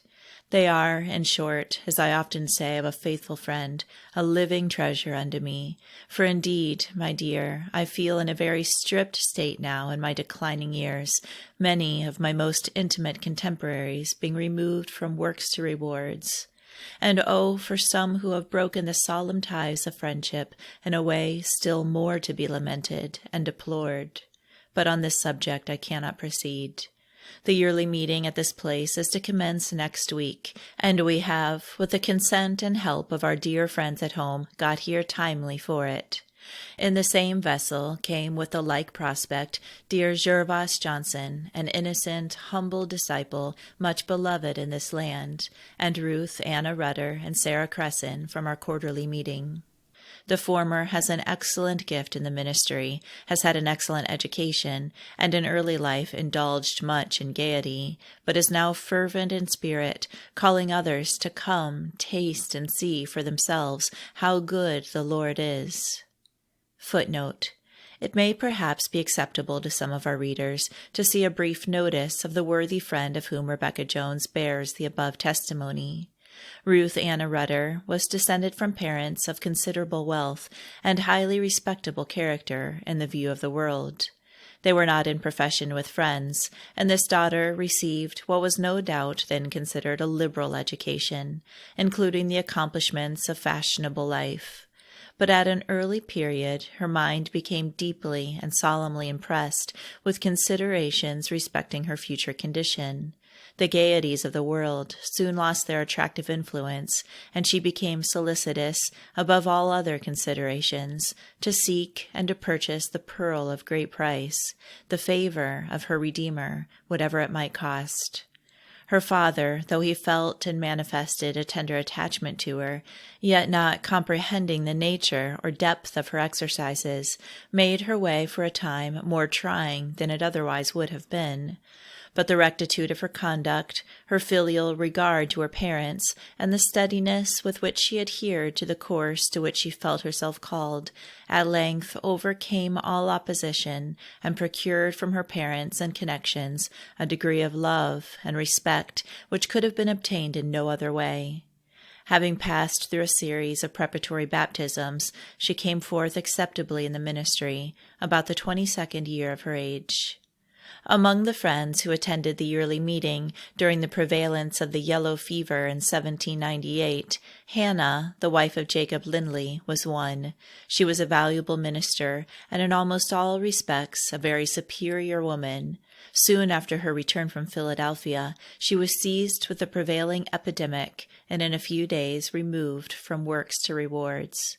About 2 years after this event, Jacob Lindley and Ruth Anna Rudder were united in marriage, and she, in consequence, removed within the limits of the Western Quarterly Meeting, where she continued to reside during the remainder of her days, respected and beloved by those who knew her, and were capable of appreciating her worth. Being, from early life, of a delicate constitution, she spent the latter portion of her days chiefly at and near home. While her strength was equal to the exertion, she continued to attend the meeting to which she belonged, where her voice was not infrequently, sweetly, though feebly raised, in advocacy of the cause to which she had dedicated the morning of her day. In the autumn of 1810, after a decline of several months, she was quietly released from the pains of mortality, being in the 43rd year of her age. Returning to text. Sarah Cresson was for several years under my care, and I often thought she would be more than a common member, for she more resembled a Nazarite from her birth than any other of my scholars. She is now eminent in gospel service. They have certificates for more extensive labor than I have any prospect of, and our coming together is mutually comforting and strengthening. Besides these, within a few years, many choice plants have been raised in and near our city, who, if they keep near the preserving hand, will be blessed to the church, when mine and other heads are laid. I am at times mentally visiting and conversing with my fellow laborers now in your land. They are different in constitution and in their gifts, but all of them being anointed by the great head of the church, they will, I trust, have their own peculiar line of service among you, and in the Lord's time return with sheaves of solid peace. Of these, none are more dear to my best life than dear, mournful Thomas Scattergood, whose return, if it so please his blessed Master to hasten, may have a cheering effect on his dear and valuable wife. We pass over the brief and cursory notes in the diary respecting the time intervening between their arrival and the yearly meeting, during which our pilgrims were occupied in frequent religious service. The testimony of the church was given in the following minute, made on 2nd day of the yearly meeting by a subsequent one on the 4th day, declaring their company and religious services to have been acceptable, and by endorsements upon their certificates. Minute of Northeast Yearly Meeting.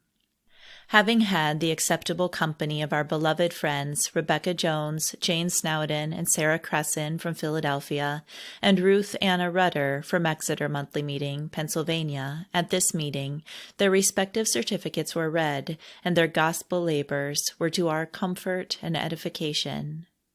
In her diary, she notes, 1st day, 6th month, 16th, the yearly meeting began, and was continued till 4th day, the 19th, when we had a parting meeting with men and women friends, wherein I had, in the fear of the Most High, to proclaim a time when the Lord shall roar from Zion, and utter his voice from Jerusalem, and the inhabitants of the shepherds shall mourn, and the top of Carmel shall wither.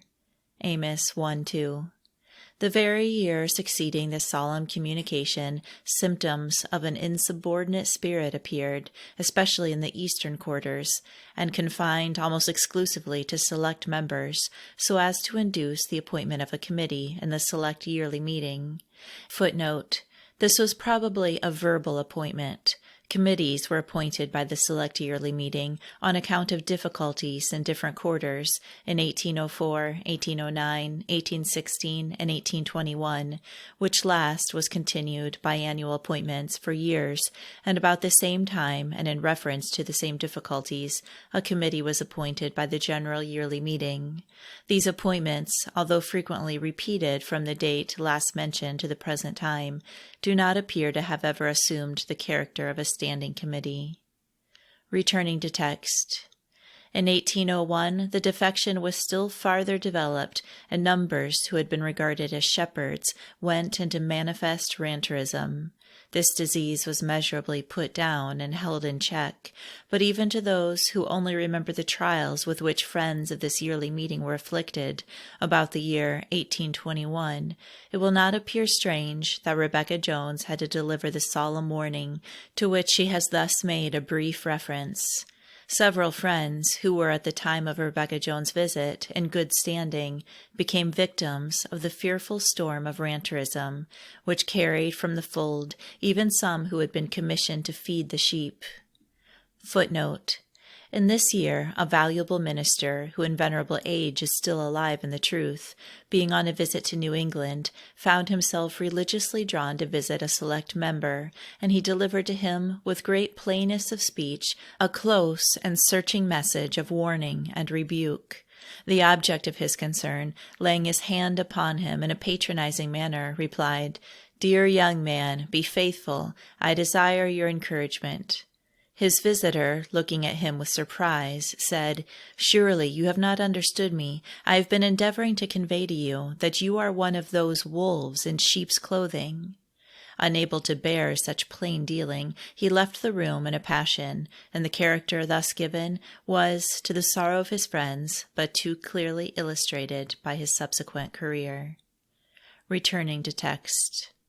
And although New England friends were remarkably favored to conduct themselves in this trial with meekness of wisdom, so that the Church as a body remained steadfast, unmovable, yet princes and honorable and devout men and women were clothed with lamentation, and it is vividly remembered how signally mourning was brought into the habitations of the shepherds on behalf of cherished ones who turned away from the footsteps of the flock of Christ's companions.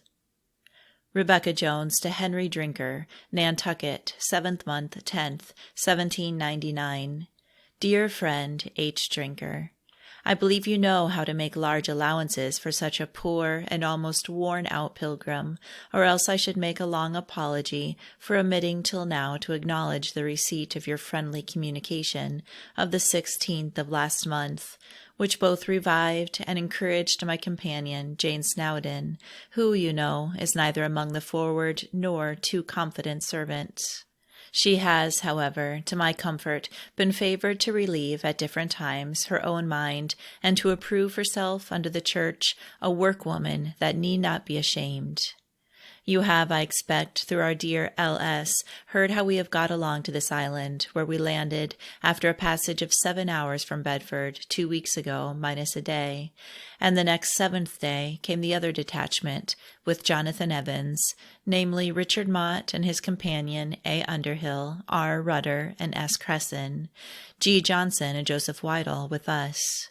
After attending 2 monthly meetings and the quarterly meeting, our young ministers have had 2 special meetings for the public, and are all gone to another appointed at 3 o'clock this afternoon, about 7 miles on the island, among a number of people scattered about there. Not feeling bound to this meeting, and not being very well, J.S. has left me to write at William Brown's, and she, with many friends of the town, has gone to the meeting. We are all 7 in number, with 4 of W. Roch's children, waiting for a fair wind to Bedford. It is now ahead, and so it seems it will be, according to the received opinion of friends here, while anything further is to be done. So that, perhaps, after this said meeting today, the work may be ended for which we were sent here. But I grow so old, and am, as you know, so poor a thing, that I am afraid to judge even for myself, and more so for others. Yet the remembrance of the advice of the apostle, you have need of patience, that after you have done the will of God, you might receive the promise, keeps me pretty quiet, and desirous after best direction and help, without which, indeed, we can do nothing. I omitted mentioning that G. Johnson and J. Whittle left us last 5th day on their journey further eastward, and that I expect the other friends will go toward Salem. As to us 2 females, we hope, after tarrying a while at Bedford and Newport, to be at liberty to return home. But hearing a report, which was current here last evening, of the yellow fever having broken out again in our poor city, has made us sad. If it should prove fatal, lamentable indeed will be our situation, but doubtless there must be a cause therefor, which I, as an individual, do most sincerely desire to inquire into, and to be enabled, for one, to endeavor after its removal, that so the sorrowful effects may cease. Alas, alas, for our once flourishing city, she that was once great among the nations, and a princess among the provinces. Is she to become a hissing and a byword? It is a subject I cannot pursue, and therefore beg that my poor mind may be stayed under this persuasion that the Judge of the whole earth will do all things right. I have felt, though absent in body, as I ought to do in spirit, on hearing of the departure of our friend and brother, James Cresson. We had a sweet opportunity together the second day before I left home, wherein my persuasion was settled that with him all would be well, and yet his removal would be a loss to the society, as is that of dear Joseph Delaplane to New York. Your account of West Town School is very acceptable. I lately wrote to see Hartshorn, and hope that she, with others there, will not faint nor grow weary. If you write to her, dear Rebecca Archer, please, with my love, tell them so. I have since received a letter from dear Thomas Scattergood, dated Dover, 2nd month, 13th. He does not know his wife's situation, says nothing about returning, desires his love to H. Drinker and his, and M. Sandwith. He mentions a memorable opportunity he has had at Folkestone, where were several goodly soldiers, concerning whom he makes this remark. Oh, the sweetness, meekness, and love that were to be felt in their minds, though to appearance mighty men! Great has been the sympathy and love that I have felt for this class of people, and I should not wonder if they are numbered among the first fruits of a precious visitation approaching towards this favored island. The Lord in his love hasten it. Jonathan Evans, R. Rutter, and S. Cresson unite with me in love to you. Yours to them was encouraging. Please offer mine to our friends J. Pemberton, M. Cresson, dear K. Howell, and others in your freedom. I note your brotherly hint about nooks and corners, and hope to profit by it. But, dear Henry, you know we old folks cannot see in the days of our youth, and therefore it is a comfort that there is a lively prospect of a succession among the dear youth. This is indeed rejoicing to my poor mind. May they be kept down to the immortal root in themselves, and prepared as fruit bearing branches in the heavenly vine, is my prayer for them. Report says our dear Samuel Emlyn is coming to New York and Newport. He will be gladly received there, but if he is long about it, we may miss his company. Our love to him. And now, feeling the renewal of that love which in earlier life was our encouragement, and desiring it may now, towards the evening of our day, become our song of rejoicing, I therein conclude and remain your sincerely obliged friend and sister in the truth, Rebecca Jones. A letter received about this time by Rebecca Jones and Jane Snowden contained a message from Samuel Emlyn Sr., expressive of his continued gospel fellowship and of his trust that their experience of the things of God in mercy and salvation does, in the silence of all flesh, often authorize to hear his own ancient assertion by the prophet, "You are my witnesses, says the Lord, that I am God." Thus, he continued, qualification is derived to publish with a voice of thanksgiving and to tell of his own wondrous works, which continue to be not only marvelous, but unspeakably so in the eyes of a humblingly baptized remnant who love him above all and sincerely desire that his ever adorable name may be magnified in them, through them, and upon them, though themselves may be frequently abused, even as to dust and ashes. To resume the diary, she proceeds. During the holding of the yearly meeting, I had some private religious opportunities and close labor and some open service. So had dear Jane and Gervasi Johnson, the band of young ministers. On the 20th, they went with William Roch and other friends to Bedford. On the 22nd, they had a satisfactory meeting at Long Plains, and on first day, 2 laborious meetings at Bedford. Various meetings are noted, and the several travelers appear frequently to have diverged in various directions and to have occasionally rejoined each other. Dear Jane, she notes, is in her place and is helped from time to time in the exercise of her gift, which makes way in the hearts of friends. Dear Joseph Whitall has a precious gift and is much beloved by his friends.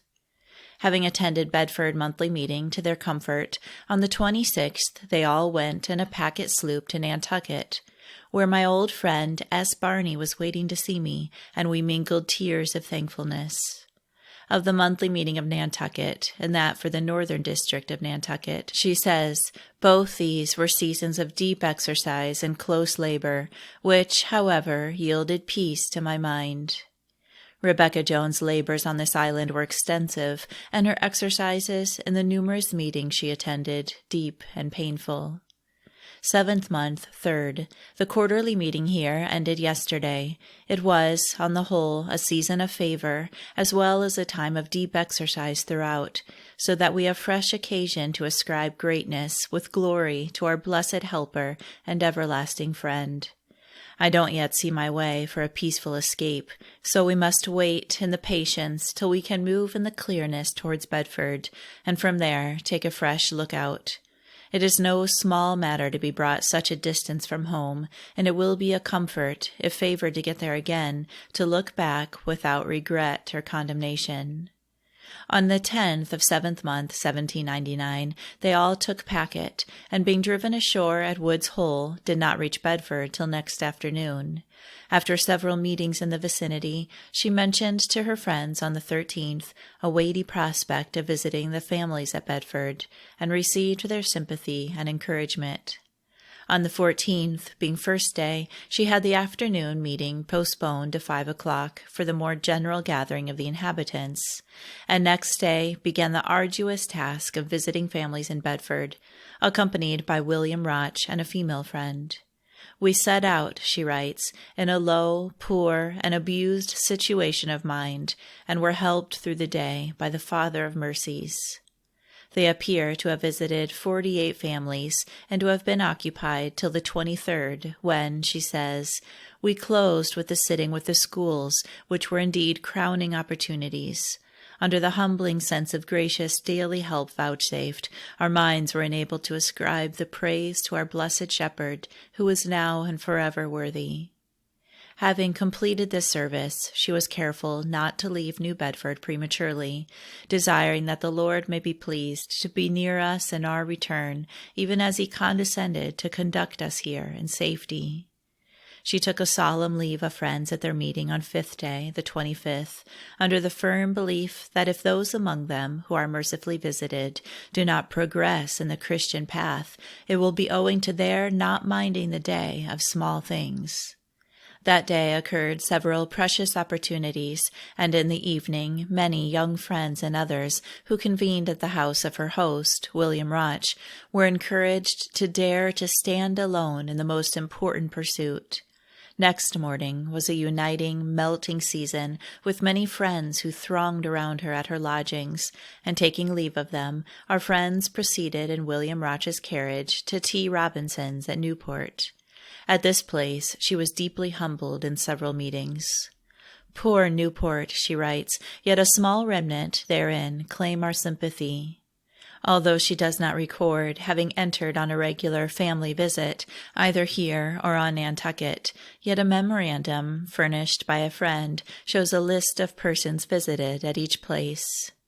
In the evening of 4th day, the 31st, under a prospect of their sailing for home next morning, several friends visited them at their lodgings, and being divinely favored with that influence which among friends is significantly called a covering, Rebecca Jones was engaged in earnest solicitude that they might be prepared to meet with suitable resignation the remaining portion of suffering, which in divine wisdom might be meted out to them, in order for their increasing sanctification and fitness for an entrance, when done with time, into the abodes of purity and bliss.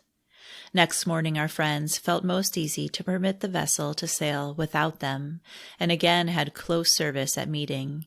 Next day, she notes, we were thankful in being with our dear friends at Newport. On 7th day, the 3rd of 8th month, after a parting religious opportunity in which Jane Snowdon was fervent in prayer, they embarked with Captain Bliss. But rain coming, and the wind shifting, and the sea becoming very rough, their captain had the candor to propose returning, after they had in several hours progressed but 10 miles. 8th month, 4th, 1st day, attended a silent meeting in the morning, had some service for our blessed Master in the afternoon meeting, wherein dear Jane was marvelously helped under a mistake of the people, who rose when she stood up, but when they became seated, she was strong in the work. At Samuel Thurston's in the evening, a morsel of true bread was handed and broken. On coming home, we found several young friends, and I had a word of counsel to administer.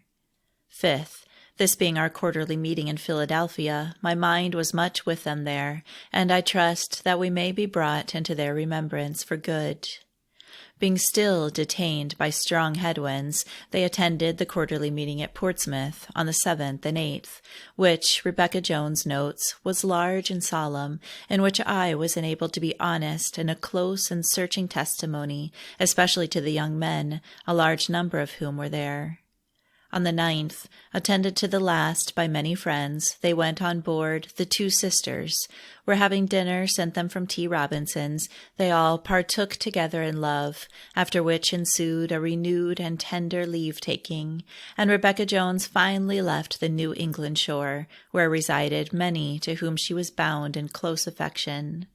On the 14th, they crossed the North River, having the company of Stephen Grillet, to Rahway, where they met Jonathan Evans, R.A. Rudder, and S. Cresson.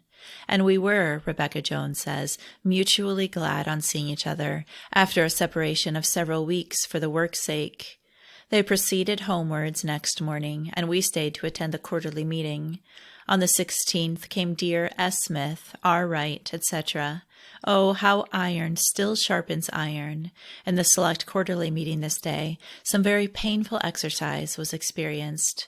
The result was that S. Smith had the select members for Shrewsbury together, and desired R. Wright, Jane Snowdon, and myself might be present. He relieved his mind.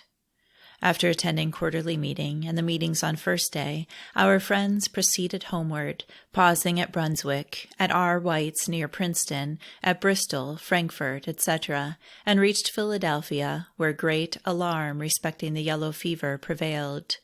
I was greatly fatigued, she says, poor in health, also in great exercise of mind, on coming into our own poor city, yet humbly thankful for divine help and preservation, which we had abundantly experienced in this trying journey, having traveled near 1,000 miles and been from home near 3 months. In a sense of the Lord's goodness, we had gratefully to acknowledge, hitherto the Lord has helped us. Blessed forever be his high and holy name. The fever continuing in Philadelphia, she complied on the 23rd with an invitation to visit her friends at Edgeley. To this salubrious retreat she was followed with abundant evidences of the love of her friends, many thronging from the city and vicinity to enjoy the rich treat of her companionship. Rejoicing with those who rejoiced, and sympathizing with the weepers, her lively feelings alternated as her suffering friends and acquaintances were raised from the bed of languishing, or removal from the mutations of time. Being much confided in on account of her wisdom, energy, and benevolence, she was selected by numbers as their almoner, and about this date we perceive notes of sums lodged in her hands by 14 individuals for the relief of the worthy poor. From the fund thus created, her own contribution was not withheld. On the 25th of 8th month, she mentions a painful season in service at Germantown meeting, and Catherine Howell notes that it was opened by a young man, but Rebecca Jones, like a skillful workman, waited till the flocks were gathered before attempting to water them. She then recommended our being quiet and minding our own business, and urged those to whom at the 11th hour a gracious invitation was extended to double their diligence. 9th month, 9th, 1799. A friend informs me that he finds that in 93, in the date of 7th day last, there were but 18 deaths, but by the returns made last 7th day there were 31, so that we cannot yet promise what progress this disease may make after this time. Oh, 'tis indeed an awful time. May we all so bow in this day of renewed judgment as renewedly to experience the joyful return of the day of mercy and of God's salvation. On the afternoon of 9th month, 13th, she drove into the lawn of her friend Thomas Fisher, near Germantown. A Welchman, who was engaged in leveling the gravel way, caught a glimpse of our friend as she alighted, and leaning on his spade, he stood earnestly gazing at her, till satisfied at length in his joyous recognition, he threw down his implements, ran to her, and taking her by both hands, exclaimed enthusiastically, "Yes, 'tis her, 'tis her, 'tis Rebecca Jones!" She shook his hand kindly, remarking, "I do not recollect you. "Why doesn't ya?" he replied in surprise. "You and Sarah Grubb had an appointed meeting at a market town in Wales. I thought I would go and hear what the Quaker woman would say. Why don't ya remember me?" He continued with increased earnestness. "Why, I sat facing ya, and you looked at me all the time you were preachin', and a brave meeting it was." T. Fisher and our informant listened with much interest. This man was a convert of Rebecca Jones, and the communication referred to, having reached the witness in his breast, he had supposed himself to be as much the object of her special notice and observation as he was of that divine love which had made her the instrument of good to his soul. Being thus awakened, he became an attender of friends' meetings, and was, before leaving his own country, received into membership. He had never seen Rebecca Jones, except on the above occasion, but after the interview now narrated, she frequently noticed him. On the 15th, first day, T. Fisher took her to Frankfurt meeting, which she notes as a large and solemn meeting, many citizens attending, Nicholas Waln much favored upon the subject of the preparation of wills. On 6th day following, though indisposed, she went through a storm to Germantown meeting. "I sat meeting with pain," she says, "yet I was glad that I was there, having a word of encouragement to the few who were present." Ralph Smith departed quietly this morning at his son Benjamin's in a good old age. He had been lately received a member in our North meeting, seemed in a happy, resigned state, and for near 18 months was in the belief that he should die about this time, and had told his children so. Surely he must have been divinely favored with such an intimation. On the evening of this note, Rebecca Jones and her friends at Edgeley were conversing about Ralph Smith, when someone said that this was the day which Ralph Smith thought that he would not survive, his presentiment being generally known among his friends. Her own religious communications are rarely mentioned in her notes, even when she records those of other laborers, and we find from other sources that she was often engaged in a remarkable manner, when from the mention of the occasion in her diary we might infer that her part of the work had been in silence. During her tarriance in the neighborhood of Germantown, she made frequent visits of sympathy to the sick and afflicted, in which at times she was enabled to communicate to them of those unsearchable riches which alone could be of avail to them in their extremity. Her diary entries frequently concluded with, "Read the Scriptures in the evening," and the frame of her mind is instructively indicated by the following memorandum: "Lord, keep and preserve us, humble and watchful, is my constant prayer." At Germantown meeting, 10th month, 6th, she was led to speak instructively on the happy state of those who had the Lord for their friend, who would not forsake them in the time of their trouble, but would be to them nearer than a brother. On the 9th, she says, "This day and the rest of the week I was under deep exercise on account of a beloved sister in Ireland." 6th day, the 11th, "Being the anniversary of my being taken with the yellow fever in 93, my soul was solemnly humbled before the Lord for his unmerited mercy under that trial." Rebecca Jones to Martha Allinson, Edgeley Farm, 10th month, 19th, 1799.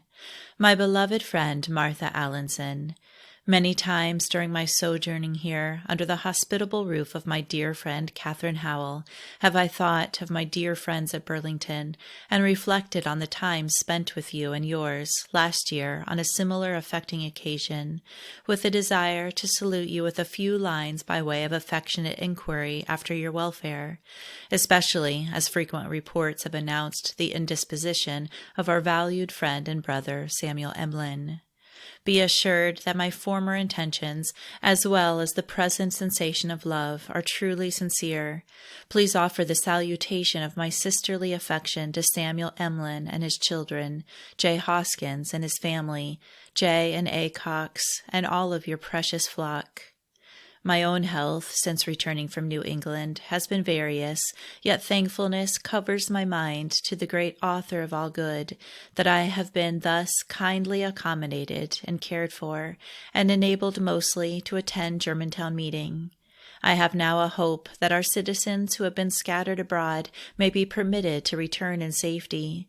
And oh, says my soul, that we, myself especially, may return with fervent and renewed desires to walk more humbly in the path of obedience to the law and commandments of Him who is indeed justly styled the dread of nations, the Prince of Peace, that so further chastisement for disobedience and ingratitude may not become necessary. We have cause for thankfulness that our beloved friends Sarah Harrison and John Hall have arrived in safety. They have left Thomas Scattergood behind in the field of deep exercise. I have made several attempts to visit Westtown School, but as yet have not effected it. However, I hear that they are all pretty well. May you and I, dear Martha, through all our trials and conflicts, be enabled to hold out in faith and patience unto the end, and finally obtain an admission into that rest which is undisturbed and full of glory, is the desire of your affectionate friend, Rebecca Jones. She returned 10th month 25th to her home in Brooks Court, which was in those days characterized by neatness and beauty and afforded a most desirable residence. Those who do not remember the character of this court more than 30 years ago would be likely to regard as extravagant the language of those who describe it as it really was. The several branches of the family from whom it took its name and who then occupied it were on terms of the pleasantest intimacy with Rebecca Jones. One of these, Lydia Brooke, was especially beloved by her, and is remembered by the compiler as a lady of extraordinary loveliness. Indeed, she is a precious woman, said our friend. One of the few survivors of the Brooke family recently visited the court, and as she stood before the house of Rebecca Jones, then in process of demolition, the dear voice of its illustrious occupant seemed to salute her in these lines, which she had taught to her as she stood in infancy beside her knee. Give first to God the flower of your youth, take for your guide the blessed word of truth. Adorn your soul with grace, prize wisdom more than all the pearls upon the Indian shore. There are still many who, in reference to the subject of our memoir, can apply the words, she, being dead, yet speaks. Her beloved friends Sarah Harrison and John Hall, having previously arrived from England, the next day, she says, after I got home, I went down to Thomas Harrison's, where dear Sarah received me with open arms. Language failed us for a space, and we silently mingled tears of tender affection to each other, and of gratitude to the Father of mercies, and the humbling persuasion that during a separation of 7 years, in which time we had been closely and variously tried, we had been upheld and sustained by the special mercy and goodness of our holy head and high priest, who now, on rejoining, enabled us to set up our Ebenezer. John Hall, who on seeing me enter T. Harrison's parlor, knew me instantly, felt like a beloved brother. He stayed a few weeks in our city, passing this time in our meeting, mostly in a silent travail, and proceeded on a journey southward, being accommodated with Stephen Grellet, a steady young minister, for companion. Dear Sarah Harrison appears in possession of the blessed reward of peace. One first-day morning, in the North meeting, a meek-spirited and valuable woman friend arose, and having stood for some minutes, Rebecca Jones also stood up and remained for a short time, solemnly silent, neither of them having observed the other, until Rebecca Jones commenced a very impressive and weighty discourse, when the former instantly sat down. Rebecca Jones knew nothing of the circumstance till it was mentioned to her in the evening, when she was much affected, even to tears, fearing lest she might have crushed or hurt a tender plant of her Heavenly Father's own right hand planting. She immediately put on her cloak and bonnet and went to see the friend, who informed her that she, Rebecca Jones, had fully expressed the exercise which had been upon her own mind, and that she believed that the surrender of her will, in thus standing upon her feet, had been accepted. The Life and Letters of Rebecca Jones, Chapter 13, 1799 to 1801. On the 14th of 12th month, 1799, Samuel Emlyn paid Rebecca Jones a visit, which proved to be their final interview. Noticing an almanac for the approaching year, he took it up, and placing it near his eye, being, as is well remembered, very near-sighted, he said emphatically, 1800! I have said I shall not live to see it. She replied, Oh, Samuel, don't say so. He responded, Rebecca, I have said it. Remember the agreement which we made years ago, that the survivor should attend the other's funeral. On the following day he was engaged in a first-day meeting and a lively testimony, and finding himself ill, he leaned, in great physical weakness, on the rail before him, and repeated with touching pathos the following stanza from Addison. My life, if you preserve my life, your sacrifice shall be, and death, if death should be my doom, shall join my soul to thee. The meeting broke up, he was taken to a neighboring house, and when a little revived, to his home. The next third day he assembled with the church for the last time, and preached from the text, This is the victory that overcomes the world, even our faith. Soon after this he was confined to the house with indisposition, during which, with tears of holy joy, he was enabled to triumph through faith, and give high praises unto him whom he had eminently served.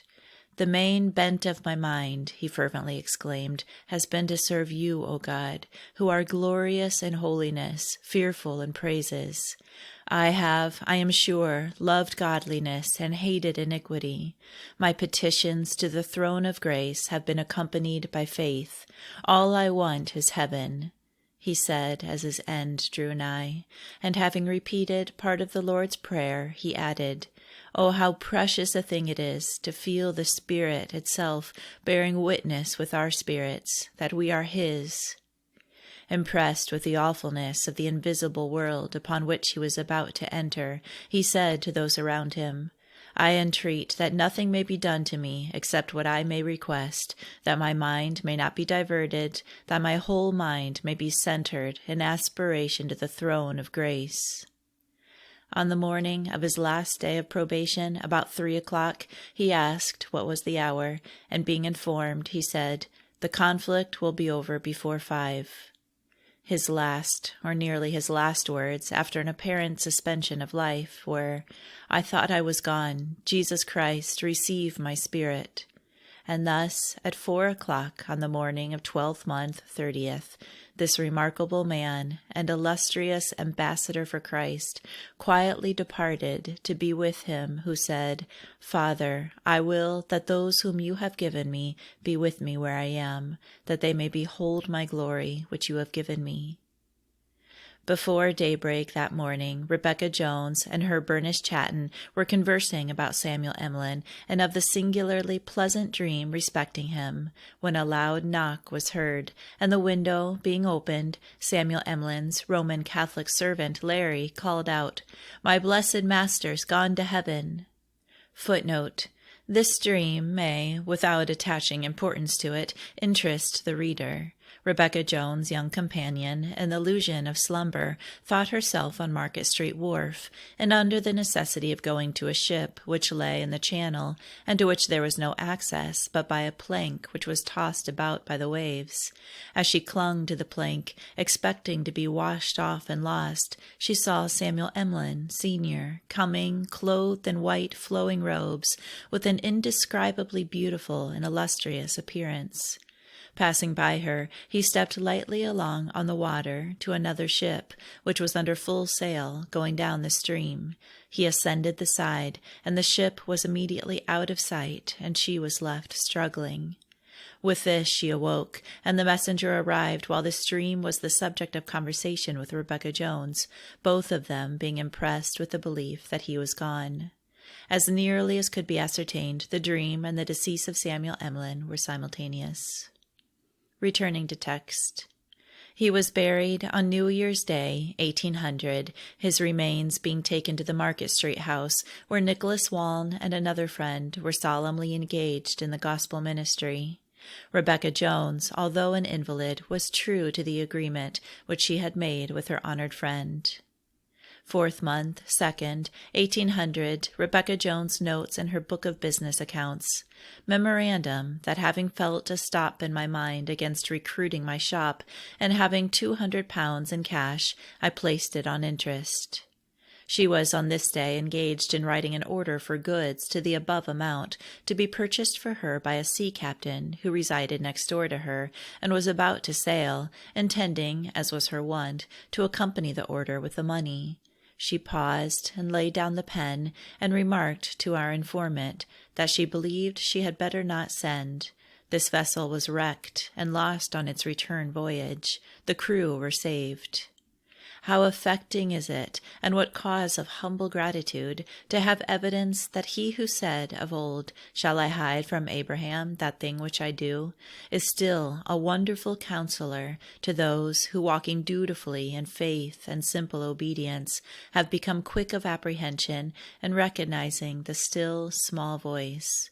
Truly is the wisdom which comes from above profitable unto all things. By the hands of her beloved friends Samuel Smith and Richard Jordan, she sent letters to several of her transatlantic friends. To the latter, she gave a general letter of introduction, and in a letter to Christiana Hustler, 5th month, 23rd, introducing him, she says, "In Richard you will meet simplicity, wisdom, and honesty combined. They are brethren," she adds, "beloved by me. That Israelite indeed, Gervas Johnson, who returns with them, leaves us under the impression of love and unity in our minds. May the Shepherd of Israel go with them, strengthen them in their labors, and bless their endeavors to the churches. You would feel for us when the tidings reached you of the happy translation of our dear brother and father in the church, Samuel Emlyn, whose company is missed by none more than by myself, as he often visited my little habitation, and as often confirmed Solomon's assertion, as iron sharpens iron. Being confined with a hurt during his illness, I did not see him after the 14th of 12th month, when he, being poorly, told me that he should not live till New Year's Day, and according to his prospect he was interred on the 1st day of 1800. His son Samuel and his precious wife, who reside near Burlington, are a very valuable, steady couple. It is a coincidence, perhaps, worthy of being mentioned in this connection that this Samuel Emlyn, Jr., who was a valued and beloved elder in the church and a man of remarkable watchfulness, had in the latter weeks of his life a presentiment that he should not live to see the approaching New Year. He died in great peace in Burlington, New Jersey, 12th month, 29th, 1837. The day previous, he was visited by the venerable and patriarchal John Cox, who in a solemn address to his dying kinsman repeated the text, "I am the resurrection and the life. Whosoever believes in me, though he were dead, yet shall he live. And whosoever lives and believes in me shall never die." Connecting with it the passage in Revelation, "Blessed and holy is he who has part in the first resurrection. On such the second death has no power." These passages lived with Samuel Emlyn during his few remaining hours, and to the very last, even when the full power of utterance had failed him, he made repeated efforts to quote them. His wife, Susanna Emlyn, daughter of William Dillwyn, to whose singular loveliness and purity of character repeated reference has already been made, died in Burlington, 11th month, 24th, 1819. A valued minister who knew her well, writing soon after the event, thus commemorates her worth.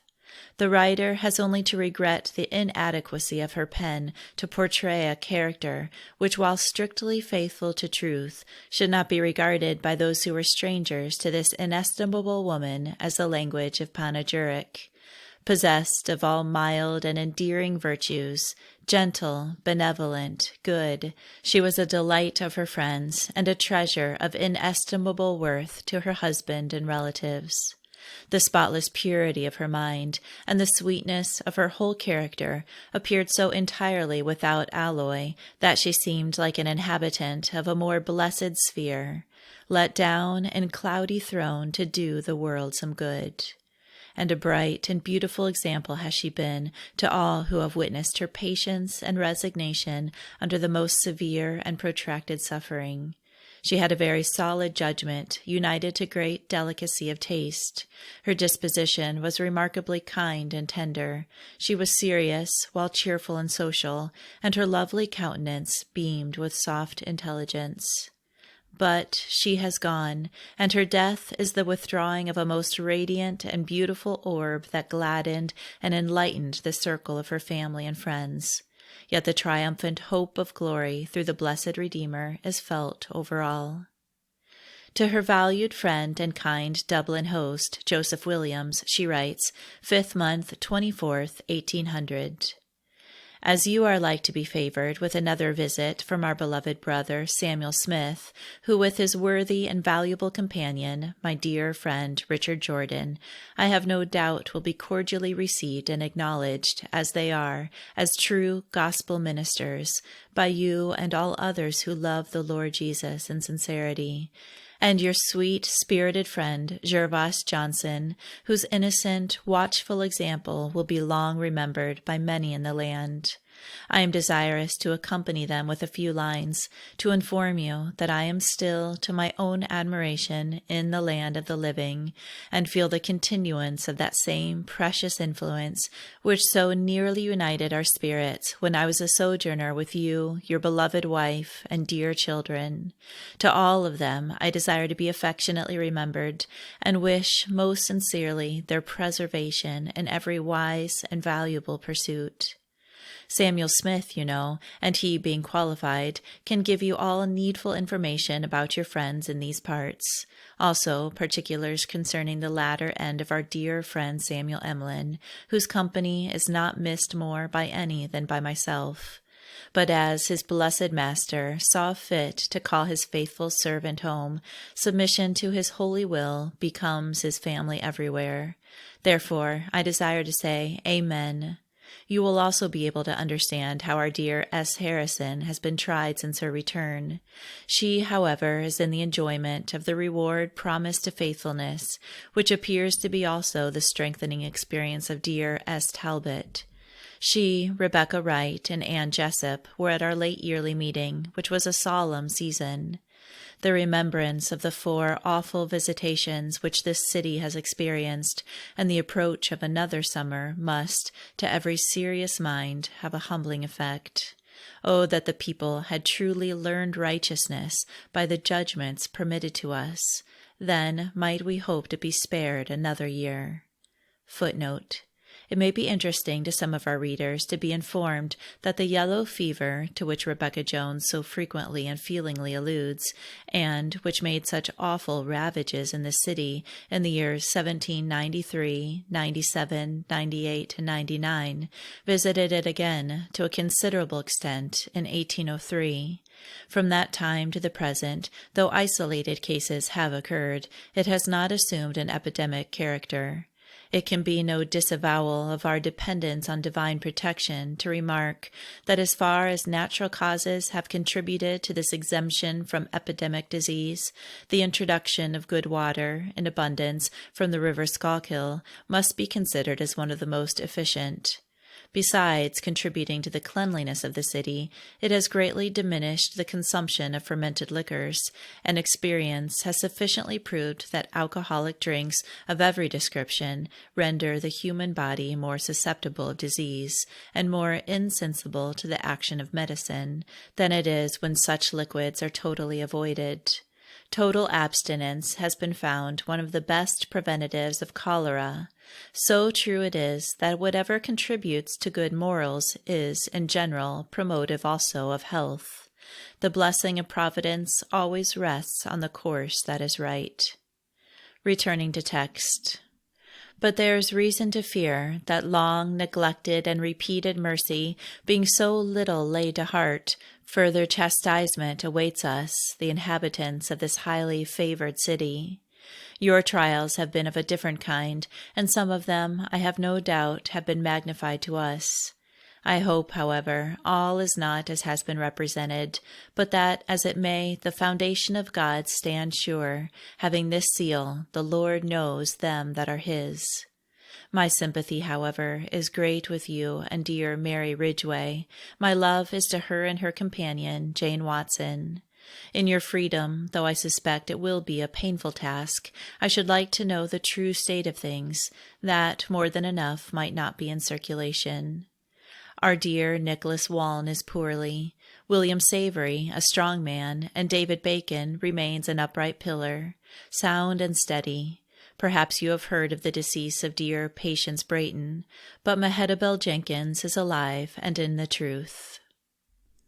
Rebecca Jones to Martha Routh, Philadelphia, 5th month, 26th, 1800. My beloved Martha Routh, your last of 7th month, 13th, 1799, is now before me. I had, before its receipt, concluded that, as so many of mine to different friends in your land had been lost, it would be best for me to lay my pen where my honor had for some time been, namely, in the dust. But now our mutual dear friend Samuel Smith, with Richard Jordan, being about to embark on a gospel errand to Ireland and some parts of your nation, feeling a fresh salutation flow towards you, I am disposed to make the present attempt. I need not say much about Samuel Emlyn's close, which was in great sweetness and peace, as dear S. Smith can give you intelligence of this or other circumstances.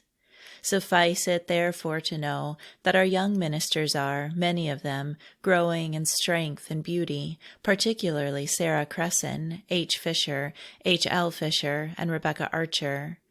Our Jacob Lindley is to declare his intentions of marriage next 4th day with our Ruth Anna Rudder. A like report we have of our dear Rebecca Young. May they all be favored with the conducting hand of best wisdom. I suppose your annual solemnity is near a close. My mind has been so much with you that I do hope it has been a festive time, even if the cup of suffering has also been handed. Ours was truly so. We had the company and several large services of several strangers, especially Nathan Hunt, Ann Jessup, Daniel Haviland, and Daniel Dean, besides Richard Jordan, etc. Your dear R. Wright was here, and seemed of her better sort. We are in full expectation that our absent brother, Thomas Scattergood, will be at liberty, after your yearly meeting, to return, and if I am in the body, I shall rejoice at seeing him. I somehow was not capable of feeling sorrow in hearing of the happy translation of M. Haworth. So many are the dangers that beset us poor creatures on every hand, that I have learned to adopt in sincerity, on every such removal from this militant state, this exclamation, "Blessed are the dead." We have affecting accounts from your sister kingdom. We have enough everywhere to convince us of the necessity of taking heed lest we fall, so that I sometimes tremble on my own account. My old friend, Hannah Catherall, is in an innocent, childlike state of mind, but so lame in her feet from a paralytic affection that it is with difficulty she gets from one room to another. Have me, dear Martha, in remembrance for good, for I have many infirmities, both of flesh and spirit, to struggle with, and I need the prayers of my friends more than ever. Do sometimes let me hear from you, and all about my dear friends in England, a spot pleasant to my thoughts. Yet the good land, which is not very far off, being sometimes so animatingly in view, my soul is enabled to look beyond the things which are seen, and to crave that the Lord, in his infinite mercy, may at last conduct my poor soul thereunto, even in the lowest station. Farewell, my endeared sister, for so you are to your poor Rebecca Jones. Rebecca Jones to Martha Routh, Philadelphia, 11th month, 6th, 1800. My dear friend, your tender greeting of 7th month last came duly to hand, the contents whereof awakened all that is within me capable of feeling with you in the depth of many sorrows, and with friends in your land who are concerned to support those testimonies of divine origin which were given to our forefathers and are renewed to us in the present day. Yours and other similar accounts respecting the sorrowful affair which so exercised your yearly meeting explains what was before in circulation here. What can be done, short of the Lord's doing, to bring the party to see and escape the subtle work of the enemy, I know not. I sincerely pray that she may be restored to the path of sound judgment, and so remove the occasion of offense, or I fear the weak of the flock will be staggered and scattered into the wilderness thereby. But the living foundation will stand sure. Happy and safe are they whose building is thereon. Against these, we are told, the gates of hell shall not prevail. How different are the sensations of my mind on reading your account and your settled opinion respecting some of the younger class among you, whose solid deportment drew forth sympathy and encouragement from their elder sisters. And it appears from what you say about meeting with our dear S. Smith and Richard Jordan, M. Stacy and Sarah Lyons at your quarterly meeting, that it was similar to what the apostle experienced at the Abi Forum when he thanked God and took courage. I remember to have seen Sarah Lyons at Clerkenwell School, and that my landlord, Joseph Gurney Bevan, told me he did believe she would make something clever if she lived. I don't wonder at your solicitude for her preservation. My spirit unites with yours therein, that she may be kept by the power of God, by the armor of righteousness, on the right hand and on the left, from every snare and in every hour of trial and temptation that may assail her. I was pleased to find that she had so steady and valuable a friend as M. Stacy with her. Our choice plants, Hannah, wife of S.R. Fisher, Hannah L., daughter of Thomas Fisher, Sally Cresson, etc., thrive and bring forth pleasant fruit, as do many more in city and country. So that if you should be again divinely commissioned and sent to visit this land, you will have some joy amidst many sorrows that will inevitably be your portion. Our dear S. Harrison is able to get to meetings and among her friends, and our dear Thomas Scattergood feels near as ever to the living among us. He gave us, last second day, being our quarterly meeting, a lively but affecting account of his exercises, after which our meeting's memorial concerning dear Samuel Emlyn was read, and being lively and very descriptive, had a remarkable reach on the meeting, so that we broke up in tears. Samuel Emlyn's daughter has been married to Dr. Physic, of an unexceptionable character as a man and a physician, yet not a member of our society. What shall we say to such things as these, but that all must purchase truth for themselves if they really come into the possession of it? Rebecca Jones to Joseph Williams, Philadelphia, 11th month, 6th, 1800. Dear friend Joseph Williams, your truly welcome epistle of 8th month last I have now before me, and fully resolved to keep fast hold of my end of the chain, as our Indians say, sit down in order to reply to your sundry intelligence, some part of which has clothed my mind with great sadness. The particulars, as related by you, have more fully explained the matter, which had reached us before yours came to hand. It is rapidly spreading as from Dan to Beersheba. I am not equal to any advice in this afflicting case, but hope best wisdom may direct whatever is done, and that the party may have an ear to hear what the Spirit says unto the churches. And seeing what poor, fallible creatures we are, oh, that we may watch and pray continually to be preserved on the one true and living foundation, against which the gates of hell shall not prevail. I am, however, truly sorry it has become so public, fearing lest some of the weak of the flock may be staggered, if not wholly driven away thereby. Your situation before this happened was to be lamented, and you, my dear friend, with all the faithful, who are endeavoring to hold fast the profession of our faith without wavering, have had a bitter cup to drink. But may it be remembered that greater is he that is in and with his people than he that is in and of the world. By this time, I hope, some of you will have to say, in the arrival and help of dear S. Smith and Richard Jordan, God that comforts those that are cast down, comforted us by the coming of Titus. My love to them, if they are yet in your land, and to dear J. Johnson. Say I look towards him in the same love by which we were united at Newport and Nantucket. He may have heard that his young companion, Ebenezer Cresson, died suddenly not long since, in consequence of a hurt on his foot, which brought on a lockjaw and took him away in his innocence. Dear Samuel Emlin's company and services are greatly missed, but he had finished his work and is, I doubt not, translated to a better inheritance. A sweet memorial of him was read at our late quarterly meeting, and a still sweeter one lives in many of our hearts. At the same meeting, dear Thomas Scattergood gave us an account of his trials, sufferings, and baptisms, which was very affecting to the meeting in general. We rejoice in his release from the field of service, and that he is evidently alive in truth. Phoebe Speakman also looks fine and easy in spirit. Oh, what a mercy that the poor servants are so preserved through that which is allotted to them, and favored to return with sheaves of peace. We of this city have abundant cause to be humbly thankful to the Father of mercies, and that he has been pleased to spare us this year a visitation from that dire disease, the yellow fever. Yet it has prevailed at Baltimore, Norfolk, and Providence. We have several promising young ministers in the city.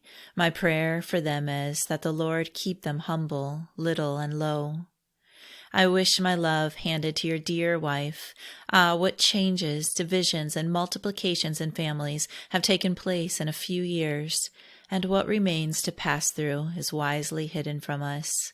I think this scrawl will convince you that I am old and almost worn out, for all you pleasantly say about old maidens. As to my present circumstance, take the following. I live in a neat dwelling in Brooks Court, near North Meeting, keep a little shop, have a precious child in my burnished Chatton.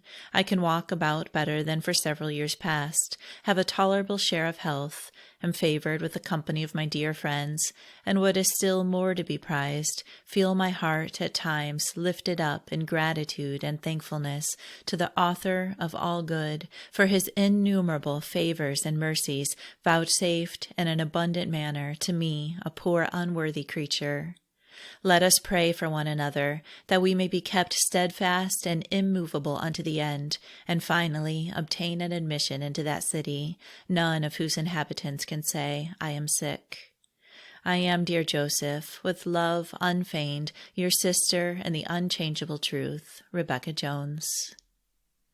The skepticism which prevailed in Ireland occasioned her much concern, the more so as it ensnared some of whom she had hoped better things. I have learned, she notes, 10th month 3rd, that truth has so far prevailed over error and light over darkness that opposition to its known principles is on the decline. This must inevitably be the case, because the Lamb and his followers will have the victory. Under the same date, she says, I have a letter from Richard Jordan, written after the last yearly meeting in London. He appeared to be low and lonely, having in prospect a visit to the Continent, and as yet no companion. I hope he is by this time favored with a yokefellow, and have no doubt but his blessed Master will supply all of his needs. He is a near and dear brother in the gospel. On the 11th of 9th month, 1801, died her kind and faithful friend, James Hartley. Early one evening during his illness, Rebecca Jones sent to him by a neighbor a sympathetic message. While sitting at her supper at 9 o'clock that night, she laid down her knife and fork and sat with great solemnity, which feeling was shared by her companion, our informant. After a little while, she said, "The conflict is over. James is gone." About an hour afterwards, the same neighbor called, with information that he had deceased precisely at the time of Rebecca Jones' impression. Whatever may be thought of intimations thus afforded to individuals at the moment when a near friend is disrobed of mortality, the fact of such and of kindred phenomena is placed by reiterated occurrence entirely beyond dispute, at least to those who believe the testimony. There are those among our readers who can refer to cases within their own personal knowledge. Several instances of this spiritual communion will be found in these memoirs, and more might have been inserted. we think it expedient to place on record well-authenticated cases of the kind, not to encourage superstition, but as an aid to the believer in furnishing evidence that the divine Spirit does at times communicate to the human mind a knowledge of things which could not be perceived by the natural faculties. We see no reason for seeking to refer these spiritual phenomena to any other source than the testimony of Jesus, which is the spirit of prophecy. To Christiana Hustler, she writes, 3rd month, 12th. It was like marrow to my bones to hear, by a late letter from Henry Tuke, that you are strong in the best life. It must be a great comfort that your dear children are settled so near to you, and that precious Sarah is continued a prop to your declining years. Salute each of them and theirs for me, and convey to them my fervent desire that they may become valiant for the cause of truth, through an unreserved obedience to all its dictates, in smaller as well as in greater matters, seeing that the work of righteousness is peace, and the effects thereof quietness and assurance forever. Your approaching yearly meeting will be interesting, one subject in particular painfully so. May best counsel be waited for and obtained. Dear Richard Jordan, being left to serve alone in Ireland, calls forth my tender sympathy, my love to him and to Samuel Smith, Charity Cook, M. Sweat, David Sands, Elizabeth Coggeshall, and George and Sarah Dillwyn. Tell S. Smith his wife is accompanying John Parrish in a family visit to our North meeting. It is probable that some of our friends may clear out at your approaching solemnity, whose return will be pleasant to their friends here. May their peace be sealed sure. Dear Thomas Scattergood is a precious addition to our meeting. Our dear Sarah Harrison often mentions you with heartfelt affection, and in a late conversation we were both so revived that we concluded that if by going 100 miles we could gain an interview with you, we should not hesitate an hour about the undertaking. We are nearly united in gospel fellowship as ever. Referring in this letter to the approaching yearly meeting of Philadelphia, she says, I suppose you will look sometimes towards us, as I shall towards you, if continued in mutability. And this being one of the blessed privileges enjoined by the children of the heavenly kingdom, let us prize it, be comforted in it, and give to our great and holy head, who presides over his own church everywhere, the glory which is now and forever his due. My Bernice, she adds, continues an affectionate, precious companion in my solitary moments, as well as a most tender nurse under indisposition. I number her among my comforts in the journey through and near the end of this vale of sorrow. May the Shepherd of Israel protect, defend, and save you by his own immediate power in every time of trial and distress, is the present breathing desire of your sincerely affectionate friend, old fellow-traveler, and sister in the unchangeable truth. 5th month, 4th, she received from John Lurie of Bristol a present of a very rich cheese, in which was a tin box containing 20 guineas in gold, being the amount of a legacy left to Rebecca Jones by a deceased friend. Philadelphia, 10th month, 26th, 1801.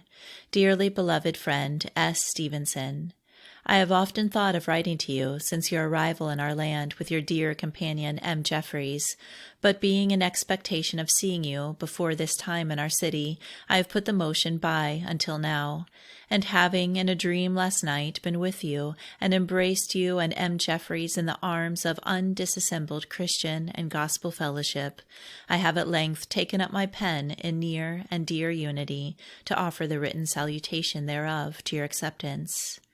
For, though by increased years, since I was a sojourner in your land, I witness an increase of bodily infirmities, which for the last 2 years have kept me much in our city, I do nevertheless rejoice in the continued qualification to bid good speed to all the dignified servants in our Heavenly Father's family, and crave that the arms of their hands may indeed be made strong through the power of the God of Jacob. That so, in this day of deep revolt and time of Satan's triumph over such who have been numbered among the stars, Israel may not be given over to reproach, nor Jerusalem become a hissing and a desolation. I hear that you are given up to the service of visiting families, a work in which you, dear Sarah, have had long and large experience. May it be blessed to the visited in that city, where dear R. Wright and myself were a few years ago engaged in like manner from house to house. While sitting by my own fireside, I can accompany you mentally and share a part of your exercises therein, according to my small measure, trusting that mouth and wisdom with every requisite supply will be granted, and the divine name exalted, which is now and forever worthy. You are so often inquired after by friends here that many seem already acquainted with you, and believe that notwithstanding things are as they are among us, you will find fathers and mothers, brethren and sisters in the heavenly relation, unto which I know you wisely give preference. I have no late letters from Europe, but as I cannot hold out as usual in the epistolary way, I must endeavor to be content under the ancient assertion, "He that sows sparingly shall reap sparingly." In gospel affection, I remain your poor but sincerely well-wishing sister, Rebecca Jones. To Christiana Hustler and daughter, she writes 11th month, 27th. My faithful, dear friend Catherine Howell's choice daughter Elizabeth, about the age of S. Hustler, has several times lately lifted up her voice in public meetings and is a precious plant. May all who have submitted to become fools for Christ's sake in this way follow his leadings faithfully and serve him with our whole hearts, is the fervent petition of my heart. So shall they grow to glad parental care and shine as warriors in defense of truth. Of Hannah Barnard's return little has been said, so that I hope she continues quietly at home. Footnote.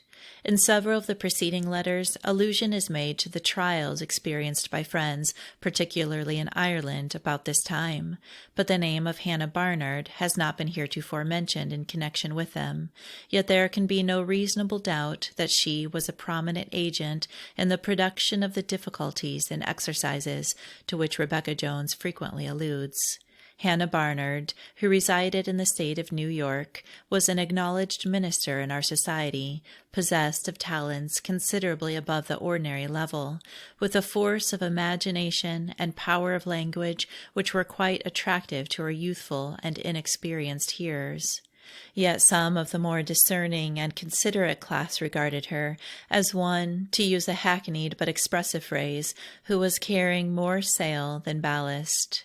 When she opened to her friends at home her prospect of paying a religious visit to the meetings in England and Ireland, it is understood that considerable hesitation appeared, but she was eventually liberated by the proper meetings and proceeded to Europe in pursuit of her prospect.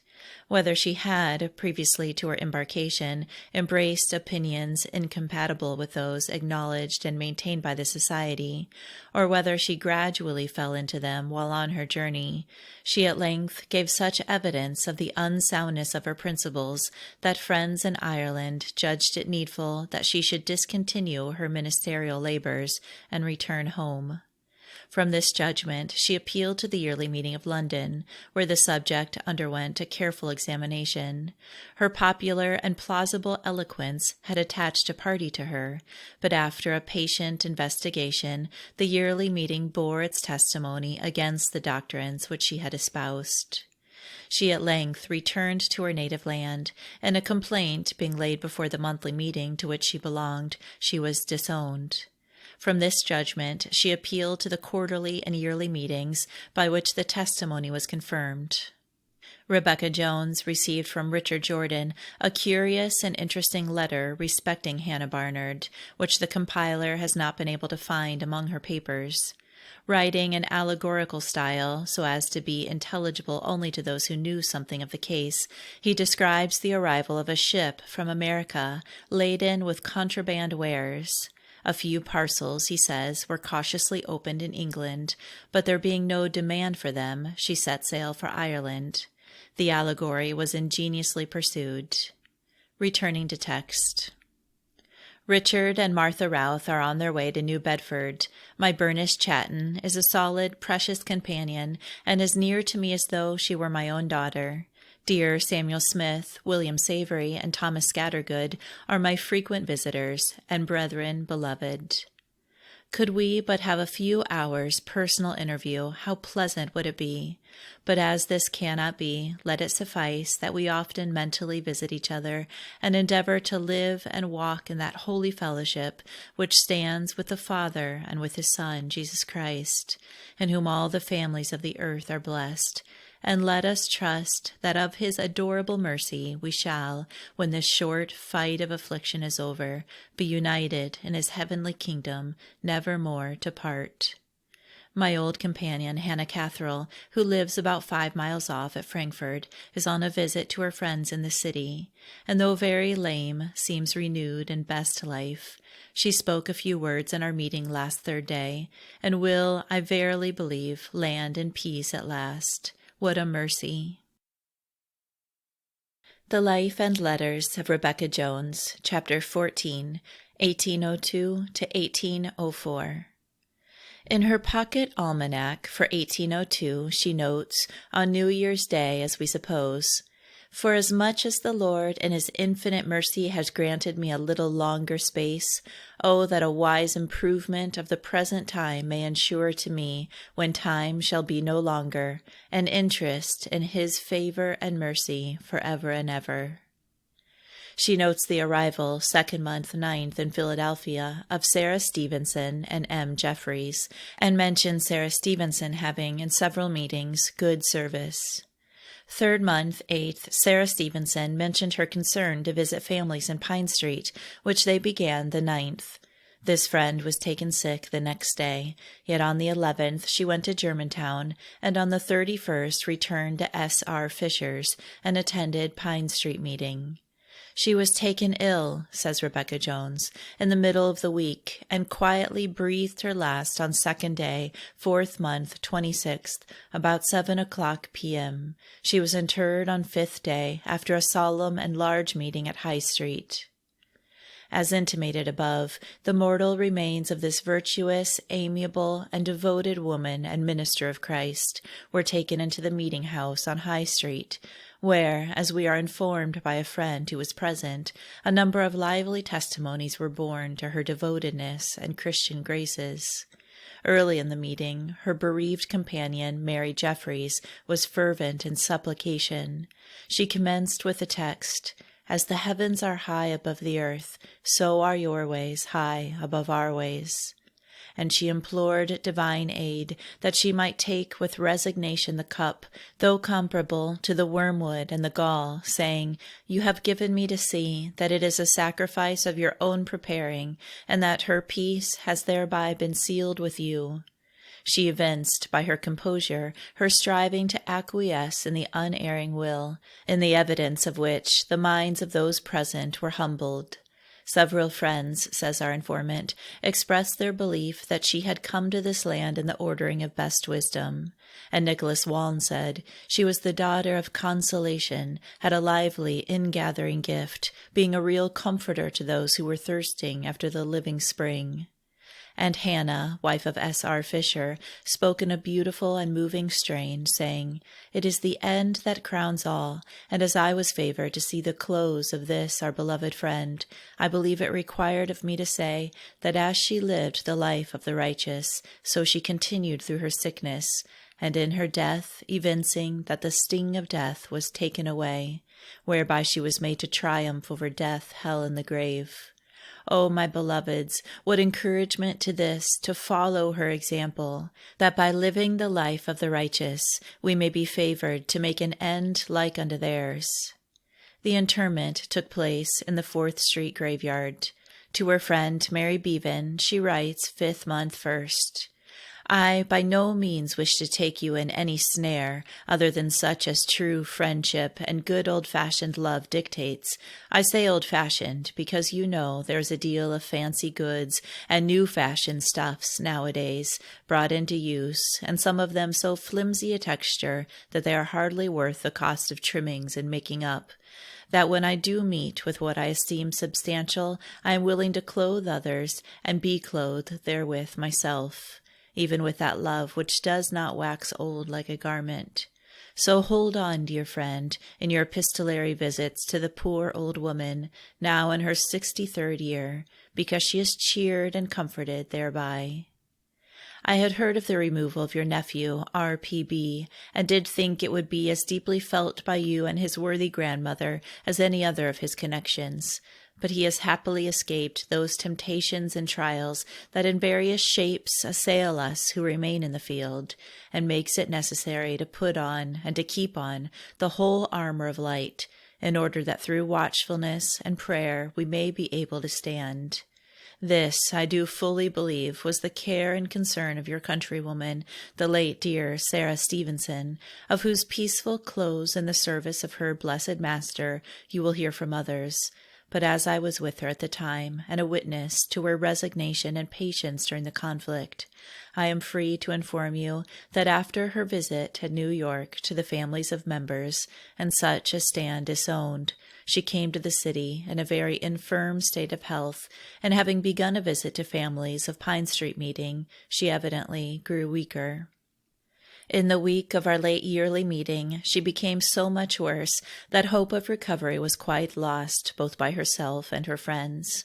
She, however, continued till the 26th of last month, when she departed without sigh or groan, several friends being present. She was interred the 29th, after a large and favored meeting held on the occasion, in which her companion, Mary Jeffries, was bowed in supplication, and Nicholas Waln, S. Smith, M. Swett appeared in ministry, and W. Savory closed in prayer. From all I can gather, I find this dear friend was settled in the belief that she should lay down her life in America, and she will be long remembered, even as Nicholas Waln testified of her in the meeting. She was indeed a daughter of consolation, having a sweet, precious, gathering gift. She is now happily released from pain and suffering. Her dear companion, who faithfully attended on her, is truly an object of tender sympathy, being now left solitary in a strange land. But I trust she is under gracious care. She has endeared herself by her humility to friends here. She has a lively gift in the ministry, and will, I believe, not go unrewarded by her good master, to whose dedicated servant she was sincerely attached in life, and whom she forsook not in her last moments. I am much of your sentiment respecting Hannah Barnard's case. I do hope the right thing will be done, and that our women's yearly meeting will be owned by the presence of the great head of the church, which is composed of females as well as males, who alike have need to move under a sense of their own weakness. But why let the tormentor fear in you predominate? Perfect love will cast it out. He that fears, says the apostle, is not made perfect in love. And though, as William Savory says, 'tis better to be dumb than to offer the sacrifice of fools, yet even he often declares that obedience is better than either a dumb or foolish sacrifice. In short, my dear Mary, 'tis a great lesson to become a fool, and such we must be before we are made truly wise. Take heed, therefore, to the gift you've received. Do not let it turn, and be willing to turn with it. Then, whatsoever it does, and wheresoever it turns, it shall prosper. See how freely I write to you. It is the fruit of that love which I felt in first entering your house in Ploughcourt, and in it I salute you and your beloved Joseph, and bid you endearedly farewell, being your affectionate fellow disciple. William Jackson, a man of simplicity, wisdom, and sincerity, has obtained credentials for a visit to your land. 5th month, 8th, she notes, died Hannah, wife of Philip Price, of whom it may be said she was among the meek and the merciful, and had marked upon her the blessing pronounced upon the peacemakers. I went with Sarah Harrison and S. Rhodes to her burial at Derby the 10th, where a solemn meeting was held. William Savory had the chief service. Rebecca Jones to Joseph Williams. Footnote. Parents of Philip Price, once superintendent at Westtown. Hannah Price was a valued elder and mother in Israel. Returning to text. Philadelphia, 6th month, 9th, 1802. My dear and worthy friend Joseph Williams. However short and scanty in your own view your letter of 4th month, I do assure you the receipt of it has given me much pleasure, and though all its contents were not of the most consoling kind, your account of your being more calm at present affords encouragement to hope that the late storm, in which you, my brother, have been so closely tried, has nearly spent itself. Be that as it may, I have no sort of doubt that you, with others who have nobly contended for the faith as it is in Jesus, will by the same faith obtain victory, according to that ancient truth, this is your victory, even your faith. You will have heard, before this comes to hand, of the peaceful transition of our late beloved Sarah Stevenson from this mortal state to, we trust, a glorious immortality. Her chosen companion, M. Jeffreys, seeing her way to return to her own land, and leaving a sweet savour here, will be likely soon to embark, in company with our dear friend William Jackson. Footnote. William Jackson, whose embarkation for Europe is here mentioned, was one of the primitive stock of friends to whom the character given by our Lord to Nathanael, "Behold an Israelite indeed, in whom is no guile," might be justly applied. His ministry was not with the enticing words of man's wisdom, but remarkable for its weight and solemnity. Though well acquainted with the doctrines and principles of the society, as illustrated by the standard authors among us, his knowledge of divine things was evidently drawn from a deeper spring than books or sermons could supply. To those who had the privilege of an acquaintance with him, and who could appreciate his worth, he was a remarkable, interesting, and instructive companion, his memory being stored with a large amount of information respecting those worthy members who constituted the bone and sinew of the society during a period of little antecedent to his own. During the turmoils of the Revolutionary War, he paid an extensive visit to friends in some of the Middle and Eastern states, in which he sometimes appeared to have his life in his hand. But walking by the faith that led him out, he was guided safely through all his difficulties and dangers, and after nearly 2 years thus employed, returned again to his native place in Chester County, Pennsylvania. After the restoration of peace, he performed a number of visits to the meetings of friends in several parts of this continent, and from the testimonials which were received respecting these labors, it appears he was enabled to adorn, by his own life and conversation, the doctrines which he was concerned to preach to others. The voyage, to which Rebecca Jones refers, terminated by his arrival at Liverpool in the 8th month, 1802, and he spent about 3 years assiduously laboring in the work of the gospel. During this time he appears to have attended nearly all the meetings of friends in England, Ireland, and Scotland, as well as some parts of Wales, and a number of them several times. In the brief memorials of this visit, which he left behind him, and which the writer of this article had the opportunity of inspecting, we find him patiently traveling from day to day and from meeting to meeting, where the members were reduced to a very small and feeble remnant, seeking out and laboring to strengthen the seeking seed wherever located. In one of his notices respecting the attendance of meetings for discipline, many of which fell in the course of his journey, he makes the following impressive observations. Oh, these meetings for discipline, were they held and maintained in the wisdom and power of God, the active members knowing their own wills, subjected to his will, and moving only as he moves them, either to speak or to be silent, what schools of instruction would they be, both to the youth and those more advanced? I am now in the 59th year of my age, and find myself but a learner and in need of daily instruction. He returned to his native land in the autumn of 1805, the ancient testimony of the Society, to live within the bounds of our circumstances, and to avoid engaging in hazardous enterprises to the disturbance of our own tranquillity and the endangering of the property of others, lay very near to his heart, often advising his friends, and particularly those who were just setting out in life, to make their needs few, and thus avoid the danger of being driven to doubtful or improper expedients to supply them.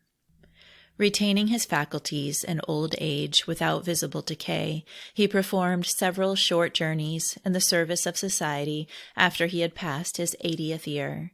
but about 2 years before his decease, he found the disorder coming on, which evidently terminated his pilgrimage here. In the beginning of 1834, while in the 88th year of his age, he was gathered as a shock of corn fully ripe to the place of his rest, weightily adopting, a few days before his removal, the declaration of the apostle, "I have fought a good fight, I have kept the faith. Henceforth there is laid up for me a crown of rejoicing." Returning to text. When he arrives among you, receive him as a brother beloved, if you count me a partner. I am now confined in my chamber, with rheumatism in one knee, which is much swelled and painful. Since coming upstairs, I have been honored with the company of dear S. Smith, who is my frequent visitor, S. Harrison, who looks finely, William Savory, a strong man in every way, and Nicholas Waln, who is in good health and a bright example to the flock. James Pemberton also sat an hour with me last Seventh Day.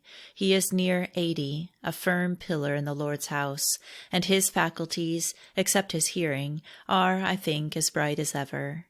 Thomas Scattergood and David Bacon are also in an active, lively state, and at our late yearly meeting in 4th month, we had the company of R. Wright, S. Talbot, and Phoebe Speakman, with dear Mehetabel Jenkins, on a visit to these parts. These were all in the love and life of the gospel, so that there is yet cause to thank God and take courage, in believing that our Heavenly Father continues his blessed promise to his humble followers. Lo, I am with you always, even to the end of the world. How fares our old friend Jane Watson now? I have lately felt so much about her that I have written to her. Yours to Sarah Stevenson says, Mary Ridgway is going into the north of England. What a brave old soldier she is. If you correspond with dear Richard Jordan, present my love to him. Also to all my acquaintances who have kept their habitations in the truth, which I sincerely believe is the state of your dear wife and self. Accept, therefore, the cordial salutation and offer it to your sister and son Nathaniel from your old and affectionate friend, Rebecca Jones. Rebecca Jones to Mary Jeffries, Philadelphia, 7th month, 8th, 1802. Dear friend Mary Jeffries, as I learn that you are still detained at New York, I seem as if I could not remain longer easy without giving you a few lines to manifest afresh my sisterly sympathy and love before you embark for your native country, where I do hope and trust, whatever may attend, you will arrive in safety and with the sheaves of enriching peace in your bosom.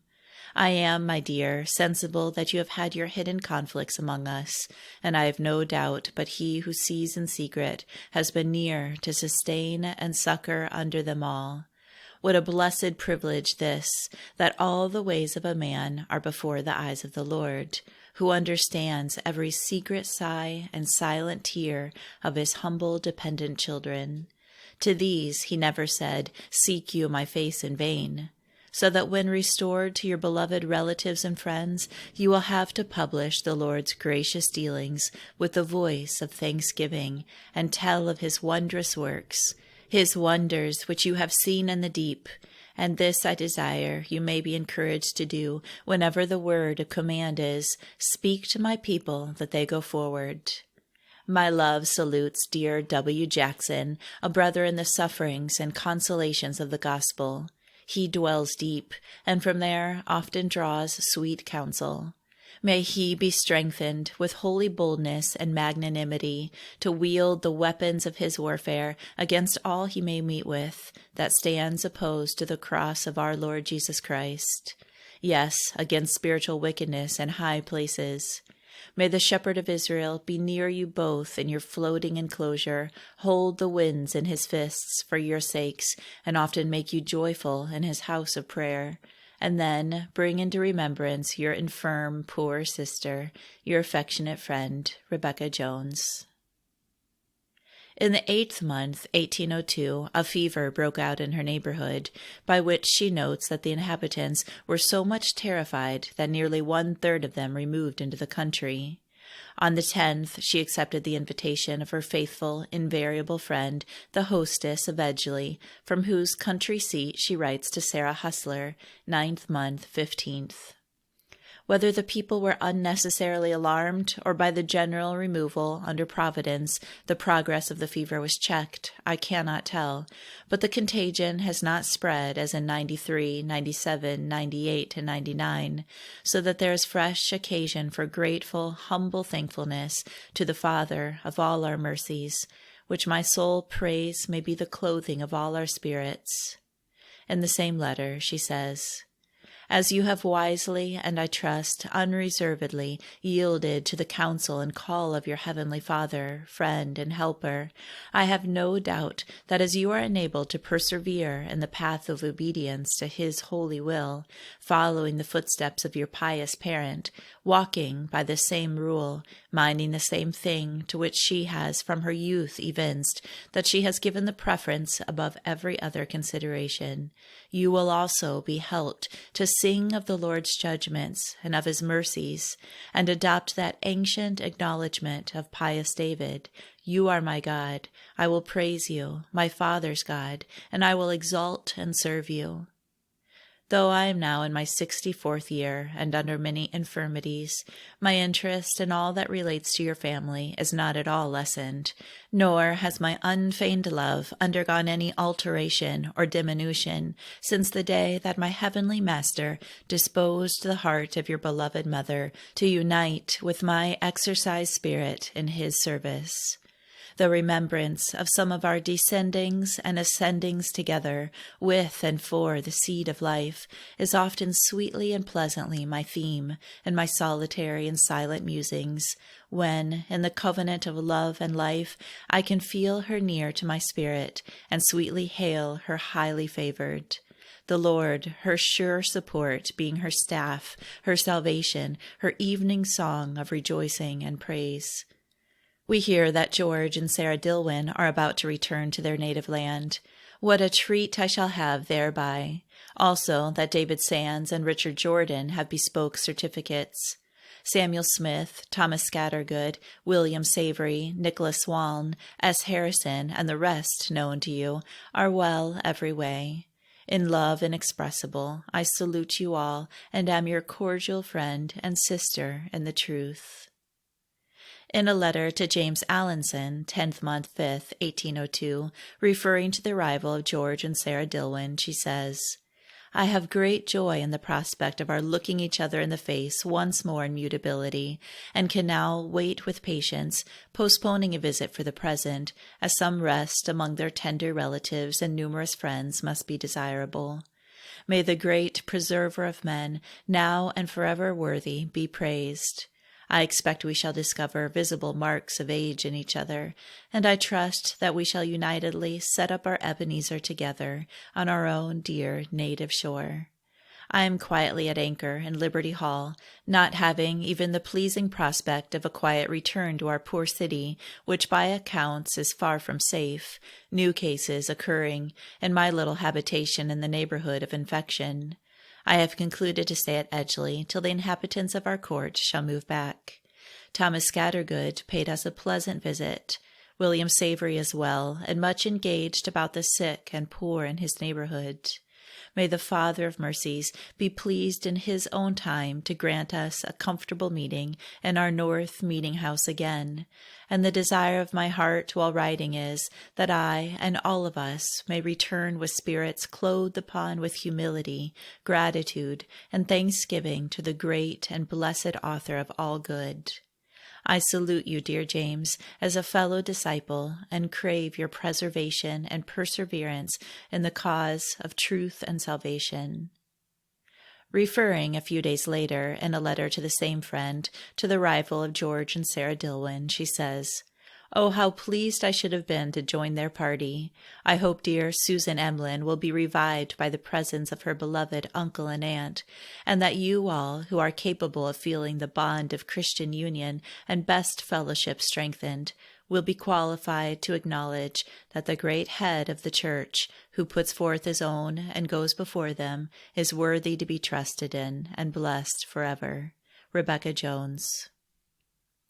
Writing 11th month, 1st, to Martha Routh, then at New York, she says, I note with pleasure your intention of spending some time this winter in and near our city, whereas heretofore I've no doubt you will find an open door and be received as an ambassador for Christ. I do believe, my dear, notwithstanding you had some bitter cups to drink among us, your circumspect walking and gospel labors will be long remembered animatingly, and your return to the city be truly acceptable to many more than you have been acquainted with, besides myself and my burnished Chatton. Probably your tent will be pitched in the old spot, Samuel Fisher's, a place in which such poor old creatures as I can use great freedom, and from which the spirit of our dear sister S. Stevenson took its flight from sorrow and suffering. I expect you have heard of the return of dear George and Sarah Dillwyn, and Joseph and Beulah Sansom, and also that dear William Jackson and M. Jeffreys have been favored with a safe, though tedious passage of 38 days to Liverpool, and that dear Richard Jordan has arrived, all which calls for our united thankfulness to the great preserver of men. Our devoted brethren, William Savory and Thomas Scattergood, with dear Sarah Harrison and several other fellow laborers, have stayed in the city through all the sickness. W.S. has been much in it, visiting and administering to the poor of all societies, our own especially. S. Smith and wife, with myself and many others, have been most easy in leaving it, and have all, I believe, been of more use than poor me, as I have been kept very much confined to the poor little flock at Germantown, where the Lord on high has often mercifully granted the needful supplies of heavenly bread. She returned to her home in Brooks Court, 11th month, 5th, and notes her thankfulness in finding the city once more filled with its inhabitants in their usual health, very few compared with the numbers formerly taken off by this dire disease, having fallen victims under the present visitation. In a letter written 12th month, 9th, to Joseph Williams of Dublin, she thus evinces her continued fervent love to the disciples, and her constant desire to know how the Master's work sped in distant parts of the vineyard. I wish to be affectionately remembered to your family, and to such of my friends in your city as keep their habitation in the blessed truth, and that you would sometimes give me a few lines with which information you may judge proper, for poor and low and old as I am, I trust the precious cause and testimony are as dear to me as ever, and therefore I cannot be indifferent to the many attempts that are being made to lay them waste, with you and also in this land. I salute you, dear Joseph, in gospel affection, and trust that your bow may abide in strength, and the arms of your hands be made strong by the hands of the mighty God of Jacob. Our friend Richard Jordan spent an afternoon with me lately. He looks well every way. So also are all our dear friends who have visited your country. I hope innocent Joseph Cloud gets on with you safely. I almost long for David Sands' release. If you see William Jackson, who is a dear brother of mine, present him with my love. By a letter from dear Mary Jeffreys, I find that she arrived safely at home and is in the enjoyment of true peace. 'Tis pleasant, she says to the same friend shortly afterward, to converse, even in this way, with fellow travelers, who are fast sailing towards that better country, where all sorrow, disappointment, and pain will forever cease.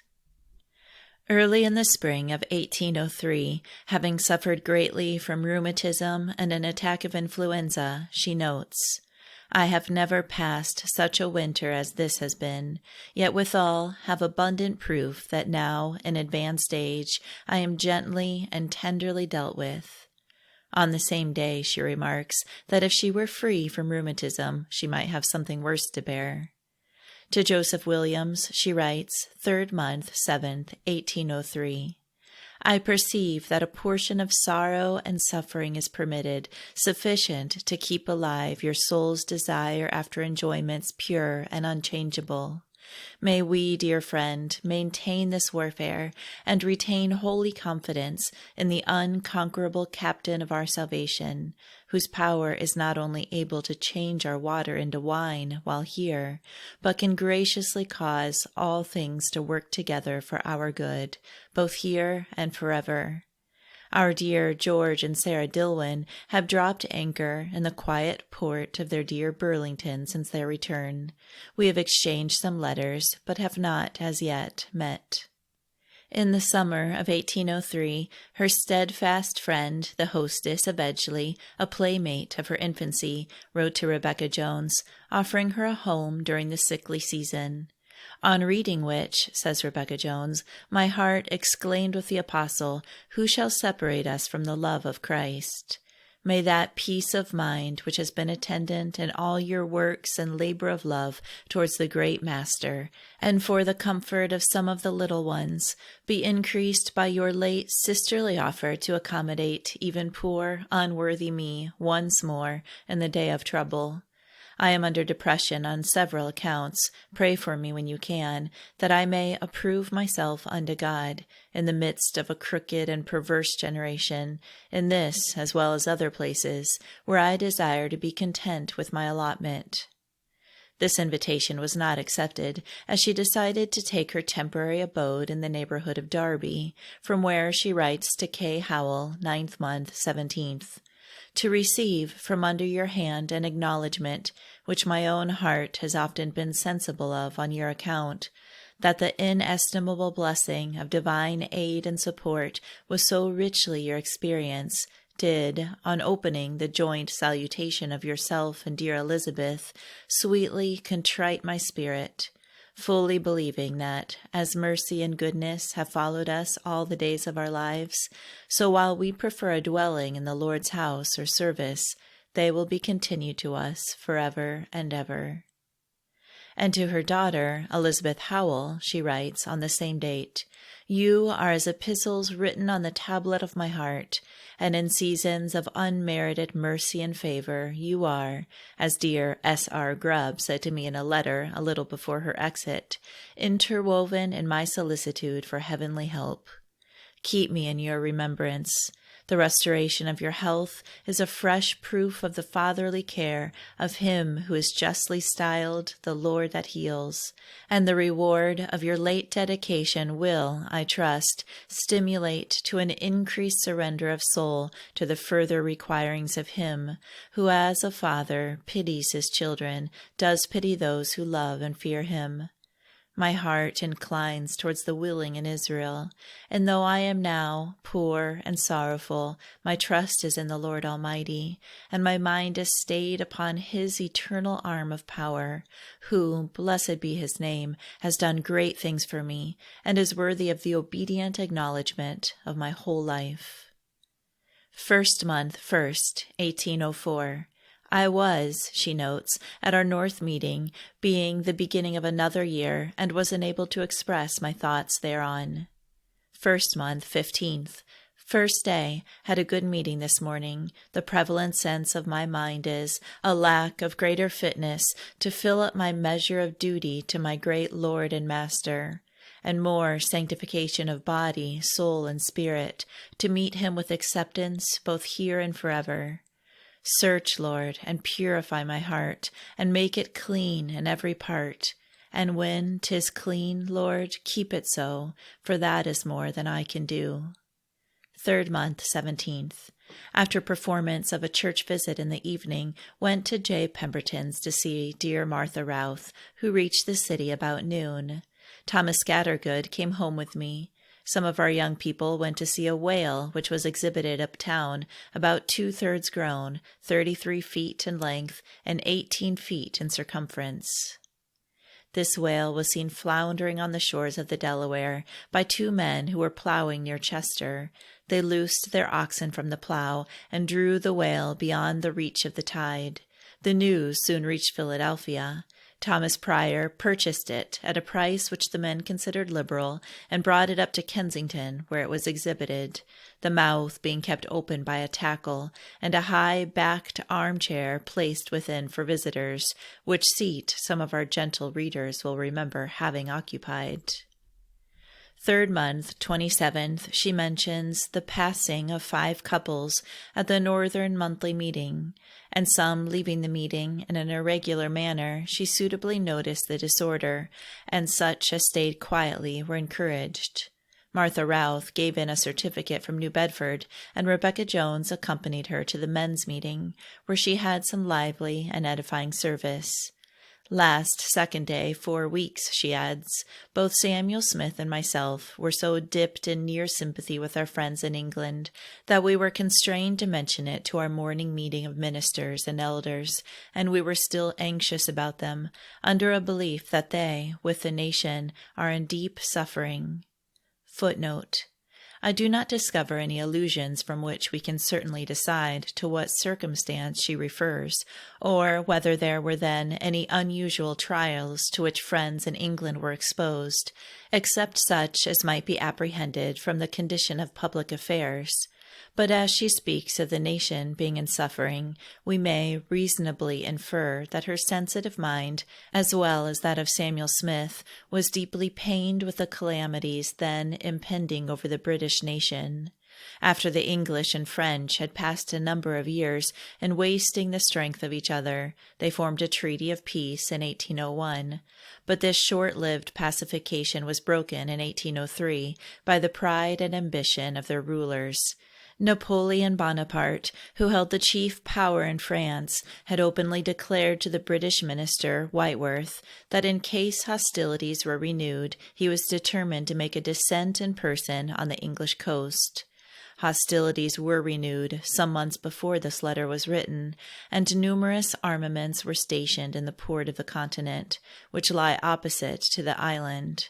This circumstance naturally excited unusual alarm, and unavoidably produced much solicitude among friends, lest under these trying emergencies their testimony against war should not be faithfully maintained, or that considerable suffering might be experienced in supporting it.